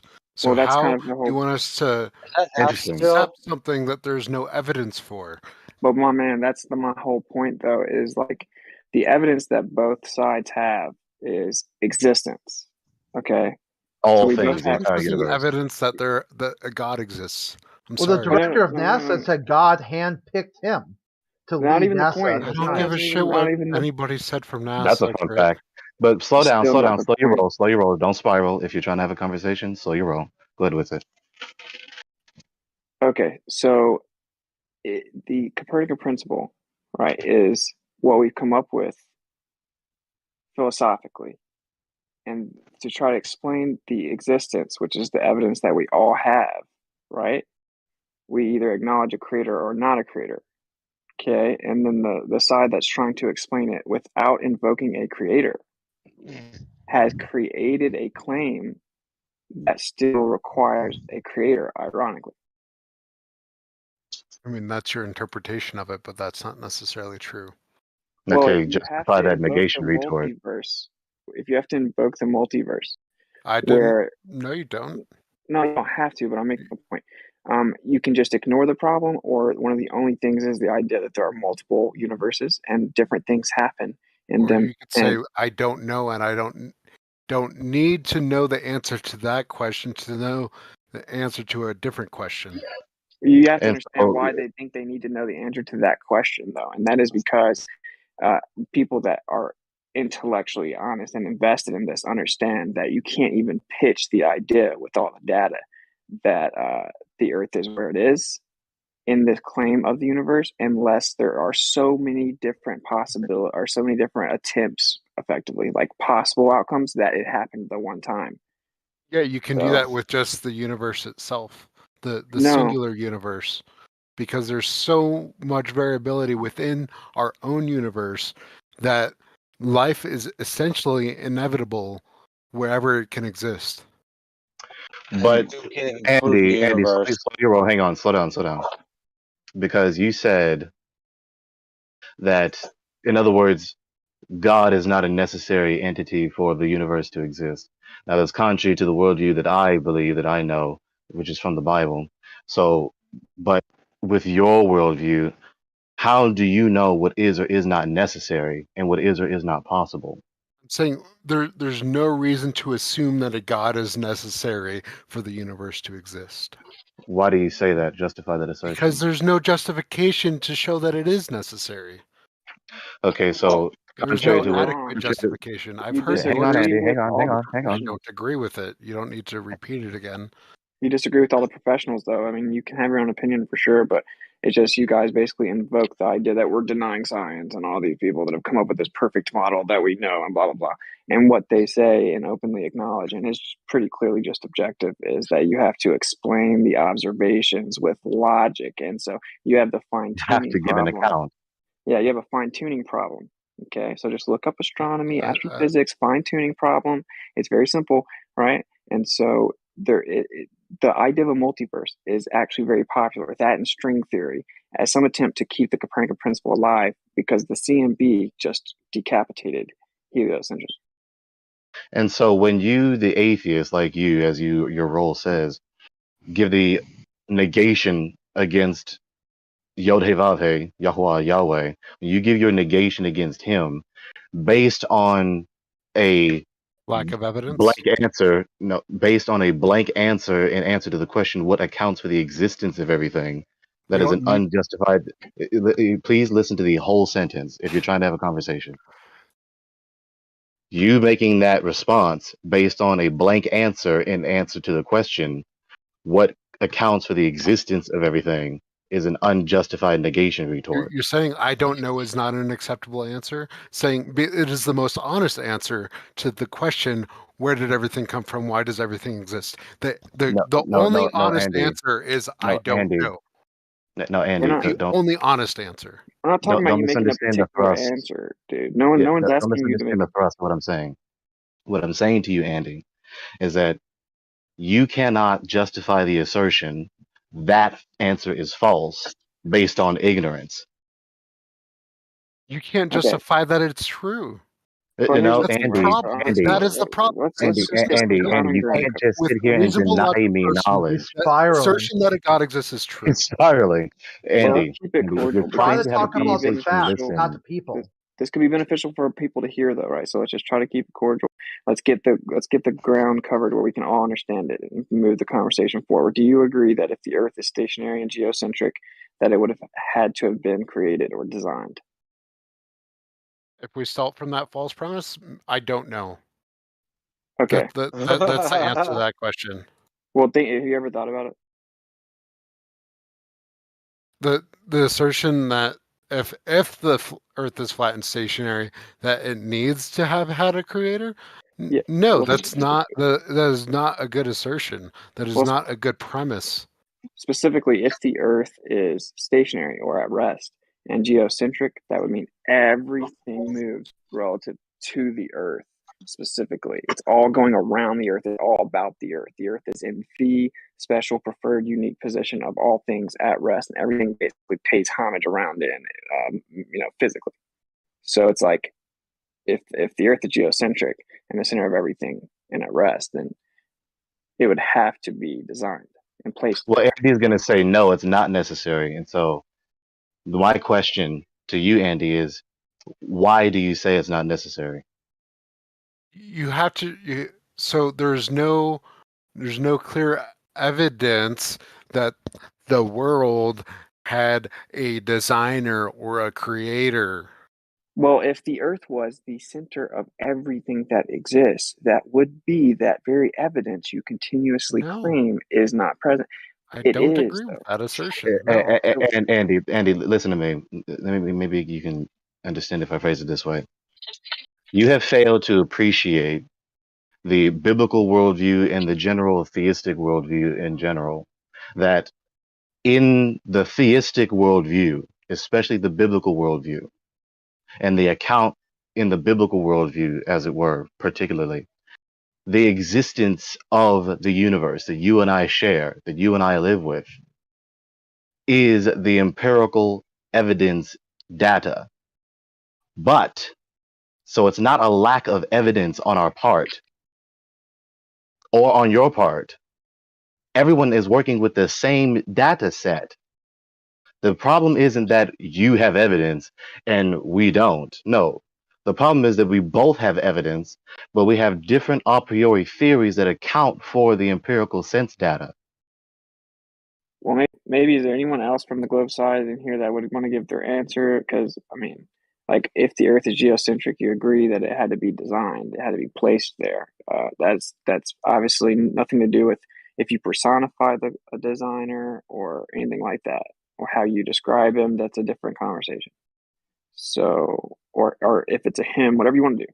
The point is just the antecedent of If there's no creation. consciousness, if there's no personification, then it's kind of meaningless, right? What's it? Designing force.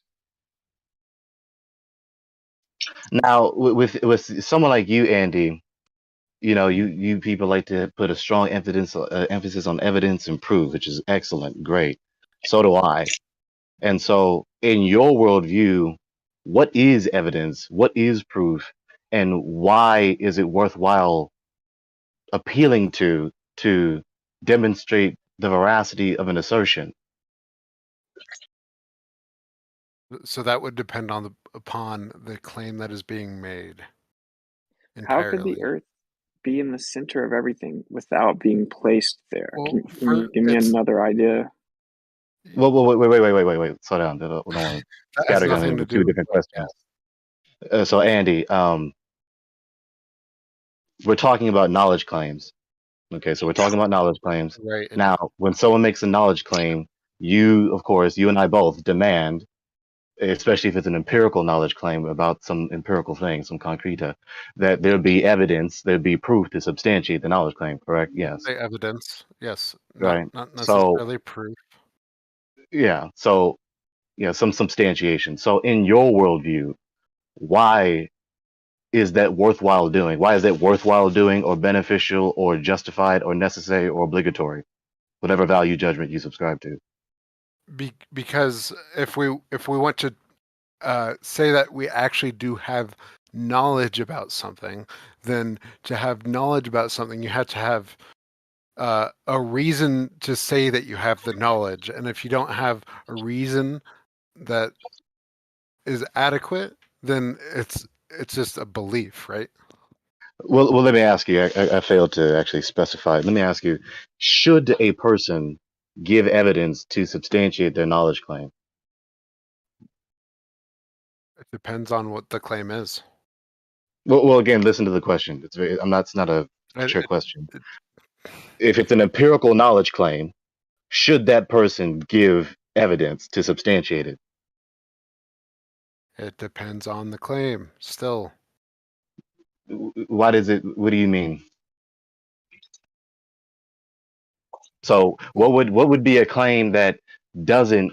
What would be a claim that someone makes where they should not, or they're not obligated to give evidence, and the claim that they are obligated to give evidence? Explain that. Something that is easily experienced or observed by everybody. I don't think the average person should have to. Oh, the creator. Provide a knowledge claim about that. You don't understand. You don't understand. Okay, so you agree Like a you creator can avoid the question. If the Earth is stationary and geocentric, you have two options. Either you can just avoid the question, or it had to be placed there, right? Well, I don't care about that because Earth's not stationary and geocentric. Well, I'm just trying to get an intellectual honesty litmus test on the books, you know? Like, I've never met anyone that would really try to make that argument. Like, I had a friend that was atheist like his whole life, raised atheist, super atheist. But when he started really realizing some of the stuff about the Earth, like, he came to me just like, bro, that would mean it had to be put there. Like, if it's in the center of everything that exists, then something put it there. Now, here's like what Witsit is trying to appeal to, which is perfectly is great, but something needs to be acknowledged here. What Witsit is saying is that given the empirical data that we have of being the universe, he's saying that it would necessarily indicate that it was created by a creator. If Okay. he had the evidence that the Earth was stationary and everything revolved around us instead of, reality. Yes, where particularly it's- in the geocentric. Yes, particularly in the geocentric cosmic paradigm. Okay, and Cool. so Fine. the thing that well both in the geocentric cosmic paradigm and whatever other cosmic paradigm that you subscribe to. But besides that, that's his point, that it necessarily indicates that. So it's just like a very strong, like the strongest possible argument. Even if it appeared to us that we were the center, there's no reason for us to believe that that is true. It Right. might So just let me appear. get the point across. Please stop interrupting. You And stopped so talking. no, you interrupted me. It That's sounded why I like stopped to talking. me that you stopped talking. I'm sorry. Okay. So that's what Witz's point is, right? That all the universe necessarily indicates that it is created, whether it be a geocentric paradigm or whatever other cosmic paradigm you subscribe to. Now, the reason someone like Andy disagrees is not because, which is what he says that it's because there's a lack of evidence, but that's not why. Because the whole entire universe is what we're appealing to. How much more evidence can you get? So You don't problem is have not, the entire universe. I'm sorry. Andy, You don't get you the can entire hear me in the universe to middle of appeal the to the sentence. You can creator hear me in the middle of the sentence. I know you because can. you're lying. But you can Oh, hear no. me in the middle of the sentence though. Okay. Please act like a big boy and have some decency. Now, the issue is not a lack of evidence on the party of the creationist, as it were, the theist, and the atheist and the naturalist has evidence. That's not the situation. Both have empirical data. The difference is the worldview. The difference is the worldview, the transcendent things in the world. Because Witsit says it necessarily indicates that. Andy comes in here and says, no, it doesn't. So there's a dispute about what is necessary, what is not necessary, what is possible, what is not possible, what is real, what is not real. That's the dispute. So that's why I'm asking you, Andy, the questions that I'm asking you. I'm asking you, why do you say that an eternal, personal, supreme being like in the Bible is not necessary for the universe to exist? Why do you say that? Justify that assertion. Because there is no evidence that it is necessary for the world to exist, for the universe to exist. Because everything that we observe in the universe acts without sentience, except for organisms. Okay. So what do you mean by evidence? In this context, the evidence that everything in acts this without conversation. sentience, everything acts without a consciousness, except for freaking animals. Is that what you're asking? No. What is evidence? What do you mean by evidence? Evidence is something that we can observe or come to a understanding through observation in the universe. So evidence is a posteriori, right? It's concreta. I see you, you see me, we see the ground, we see things, we have empirical senses of things. Now, your response to my question about necessity was to say that we have no evidence, we have no empirical sense data of this or that being necessary. Now, the problem with that answer is that you made a basic category error in ontology. It sounds over technical, it sounds highfalutin, but it's meaningful and necessary. Again, when you're talking to me, I try to be cogent and concise and comprehensive. If you don't understand something, just ask me. So you made a basic category error in ontology. I asked you about necessity. About what Necessity. specifically? Necessity of Question itself is evidence? no. Be more Listen. specific, because you are not being specific enough. Listen. I said the question deliberately. Okay. My question was in essence about something being necessary, which and necessity is not an empirical thing. It's not a concreta. It's an abstracta. Okay. So Okay, so show the necessity of a creator. Hang on. You show the necessity of a creator. Hang on. You are so gung ho. You're so gung ho and trying to press me instead of listening. Because That's what you're as long doing as to you, me.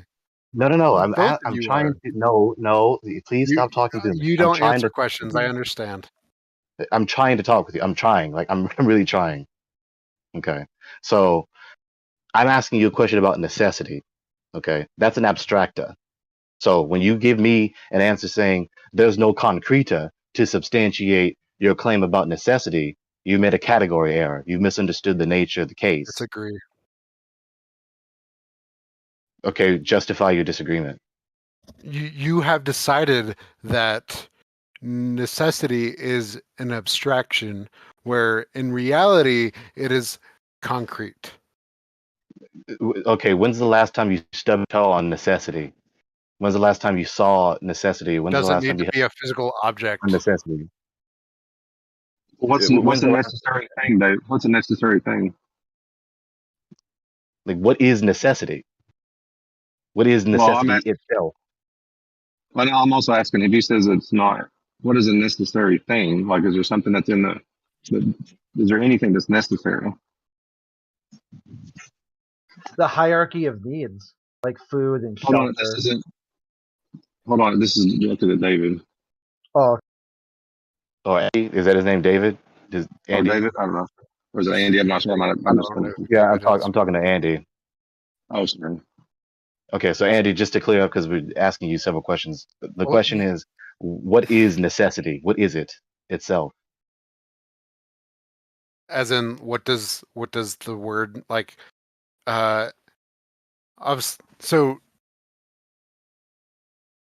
Sure, it is an abstraction. It is of how things occur. Okay, so it's not a concreta, right? So this isn't a matter of. I'm sorry, I'm not super familiar with your philosophy terms because I haven't studied. Okay, yeah. So in reality, we have two basic kinds of entities. We have abstracta and concreta, abstract entities and concrete entities. Though the best way to define it is to give examples. You and I are concrete. The concept of you or I is concrete. Is abstract. We have the table. There's a table in my room right now. That's a concrete thing. But tableness is abstract, etc., etc. You see. So, okay. So when I ask you about necessity and you made a claim about what is or is not necessary, and now you understand that necessity is not a matter of evidence, it's not a matter of a posteriori data, it's not a matter of concrete data that you accumulate to build your case to make your inductive argument stronger. It's a matter of abstracta, a priori, axioms, right? No, justify your disagreement. I disagree with that. I disagree with that statement. Justify your disagreement. Necessity needs to be shown. How do you show it? By showing relationships of how things work. Could you explain a little bit more? Could you elaborate? How do you show the necessity I'm of being anything? as vague as you are with all your gibberish, so I don't care. Why do you keep resulting to contempt? I'm trying to conversate with you. Well, why don't you just talk like a normal person, Gregory? Well, I'm not like most people. Clearly. Okay. He is talking now, normal. Most people don't He's speak. talking like he's a fucking Particularly, most PhD people don't student speak in from philosophy knowledge. grad school. I don't give a shit about that kind of Okay, well stuff. then, if you don't care about the issue, then No, you should be opening your mouth I about what didn't say is or that. is I not said necessary. just talk like a normal person. Have a normal conversation. Okay, rather Use than normal ridiculing my English vocabulary, that because this is normal all red people can herring. No, understand. stop. Thanks Rather for than all this talking over me. contempt, rather than all this unjustified ridicule, which is very fallacious, as an ad hominem attack, how about you just ask questions to get understand what I'm saying to you, if you really want to have a conversation? How about that? That's why I get indignant with people. Well, let me try Probably something. goes down to Gregor. some sort of racism that he's displaying I'm here. not fucking racist. No, Fuck don't you, don't Crit. don't do that. Don't do that. Let me try something. Is you said the world is contingent, right? Andy, you say the world is contingent? Be more specific. I didn't say that phrase. I mean, things are like, I'm a contingent being, which means there's something outside of me that brought me into existence. I'm not a necessary being, which means there's something outside of me that brought me into existence. Would you agree with that? Are you asking me if I believe that all things have causes? The answer is yes. Okay, so there's a contingency. That's what I mean by contingency. Usually the idea of contingency means it's something outside of itself that brought itself into. You can't bring itself into existence. Something outside of itself. Right now, you understand what the law. You cannot have an infinite regress. Do you agree with that or disagree with that? You cannot. It does not exist. It cannot exist. As in, like infinite causality. Right. So you're asking me if I believe that Lack of causation, you mean? There exists an on-cause causer. Is that what right? That means there has to be ultimately an uncaused cause, something that initiates all causes. I don't know that to be true. No. Okay, so well, if you don't know that to be true, then you either have to believe that the law, you cannot have an infinite regress. If you think you can, then you don't know that to be true. Wait a minute. You are asserting that it is true, but I do not know for a fact that there is not an infinite regress of causality. Okay, you did it a couple of minutes ago. You cannot be ignorant and have knowledge. You cannot do that. I'm admitting ignorance. That's the thing. I'm admitting that I don't know. I don't know for a fact that there is not infinite regressing causality. I don't know that. Andy, if you don't know causational facts, if you don't know facts about causation, then you can't know about what is not the case. You can't simultaneously be ignorant and have knowledge. So if you don't know, you can know some things without knowing everything, Gregory. Andy, stop interrupting me.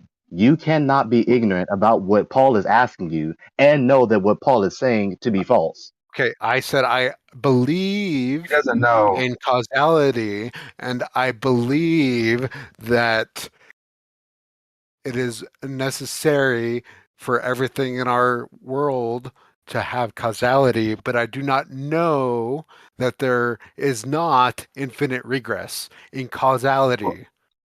Well, here I can show you how that you can, because you would never get to the cause of me or you if there was an infinite regress. We would never get here.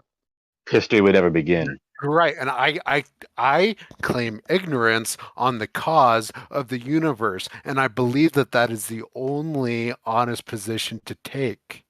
Okay. Let's talk about the universe then. I get that. You believe the universe came into existence in the finite past? Yes. Most likely, yes. Hold on. That means most likely. Okay, so and most scientists now say that that's true, and that time came into existence. Okay, so that means all the causes for the universe, all the causes within the universe, started at one point in the past. So that means you do, in your sense, using current scientific data, believe that all current causes have a finite beginning. Within our universe, and I do not claim. Okay, so I believe. That's fine. Let me make a statement, please. Let me make a statement. I believe that something needs to have caused the universe to come into existence. I do not claim to know what that cause is. That is the difference between me and a theist. Do you understand? So here's the thing. Hold on, Greg, let me do this. Hold on a second, Gregory. Okay, so if the space time existence in the finite past, that means the thing that brought space, matter, and time into existence cannot be made of space, matter, and time. Would you agree with that? With our current understanding, yes, it would have to have been something outside of our universe. Transcendent. Or So it transcends the universe. You know, something happened within our universe which caused the universe to expand. But the second thing you just said So is you got not okay. So then you're going to continue running into this problem. Say again? Yeah. Well, no. Yeah. You can without. Yeah. You got to have space, matter, and time for events to occur. Yeah, the second thing you said, Andy, could not be. It can't be an option because there is no universe or anything to occur.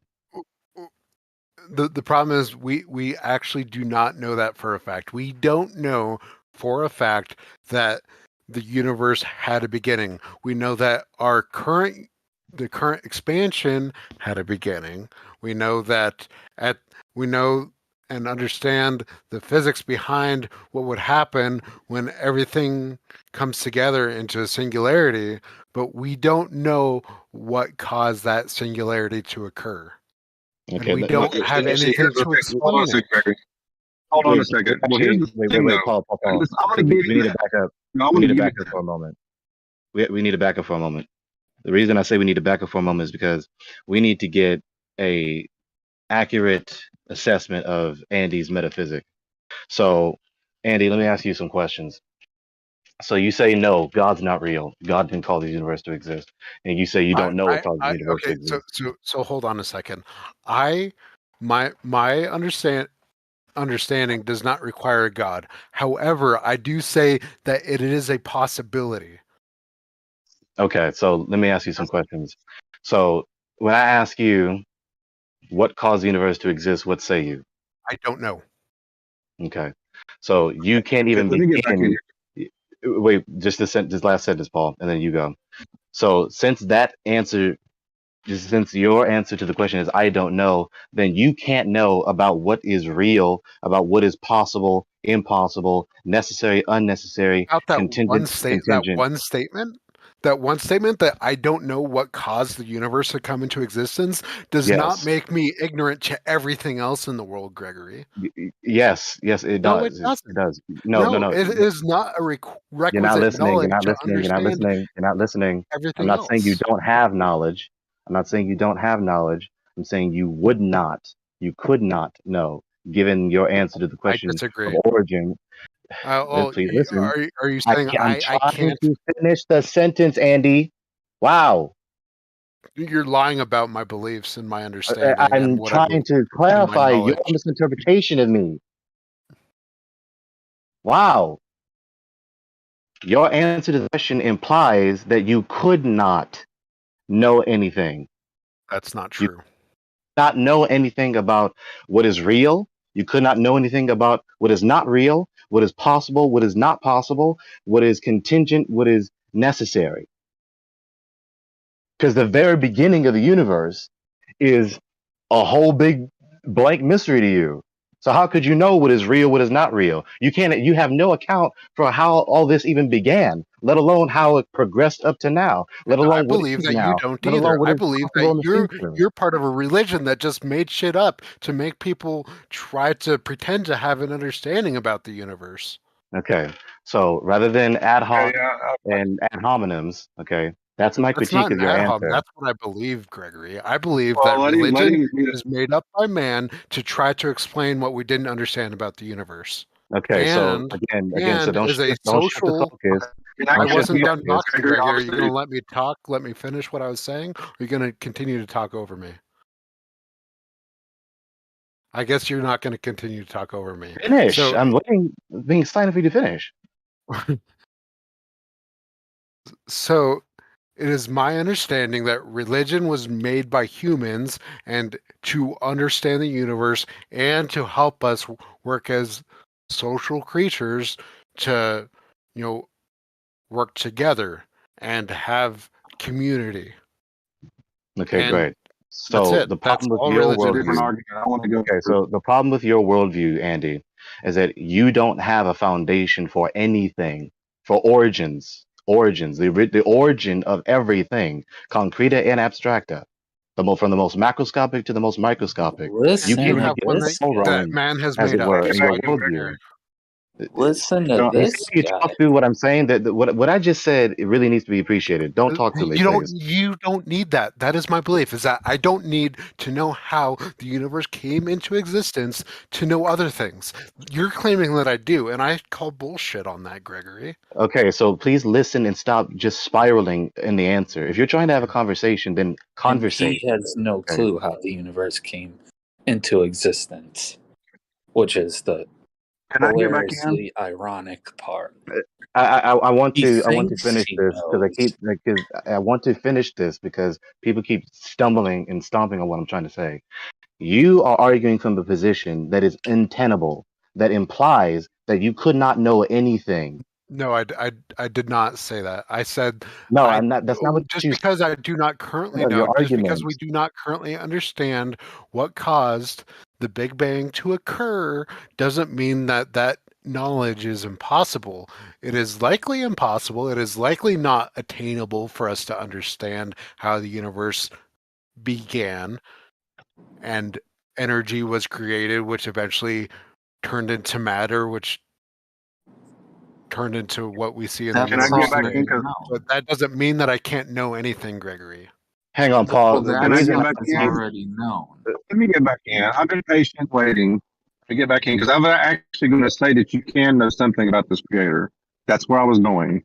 So we got derailed. Okay. Well, okay. So With that being said, Paul, he's operating from a whole different worldview where the God that's is not okay. real or it's possible, okay. and he's operating from this whole different worldview where he has a whole different view of what is necessary, what's not necessary, possible or not possible. That's the issue. But he has no justification for Well, that that. may be the case. Well, but here's the thing. I mean, that may be the true. He may have not heard what I'm about to say. He may have not heard any of this before. And at least Go ahead, hearing it might open up the door for him to recognize it. Right. So, okay. So let's go back. So you don't know what happened before the beginning of the universe. Okay? But if time and space, basically time is the things occurring, causality, that is in a sense time, things happening, things occurring. If there was no time, then it actually becomes a timeless entity that would have to bring the universe into existence. Now, we talked about contingency earlier. There's two things. When an event occurs, whatever that event may be, okay, you've got two possible options for that event. Either something outside of that event or something within that event, which means, for an example, my car is sitting here. I'm sitting in my car. Now, a tree can come or something can smash me and my car move, something external to the car, or me in the car, put it in gear and move the car. So there's something inside the car or something outside the car. Now, for the universe to begin to exist, either it has to be something within itself or exterior to itself. But if it didn't exist, nothing existed. So how can it be within itself? Something outside of itself had to bring it into existence. The problem is we don't actually know the answer to that question. We don't know if it's possible to know the answer to that question.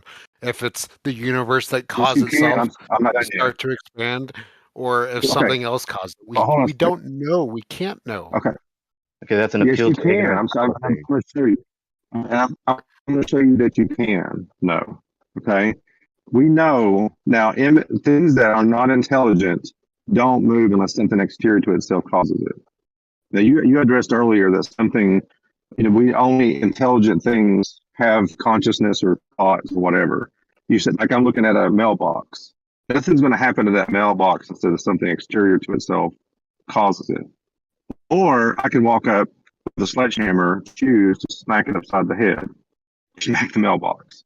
So there's a choice involved, which means if the being of this non-existence, which means nothing existed, non-being, all of a sudden came into being. So if non-being cannot become being. It just cannot happen. Plenty of something things exterior occur to without a itself had to conscious cause. being causing them all the time. What's that? Lots of things occur in I'm this trying to world make an analogy. without a conscious Listen, being listen, causing them to listen happen. to me. You're not You are listening to me. I asserting a gave an need. analogy. You're asserting a Okay, need for listen. consciousness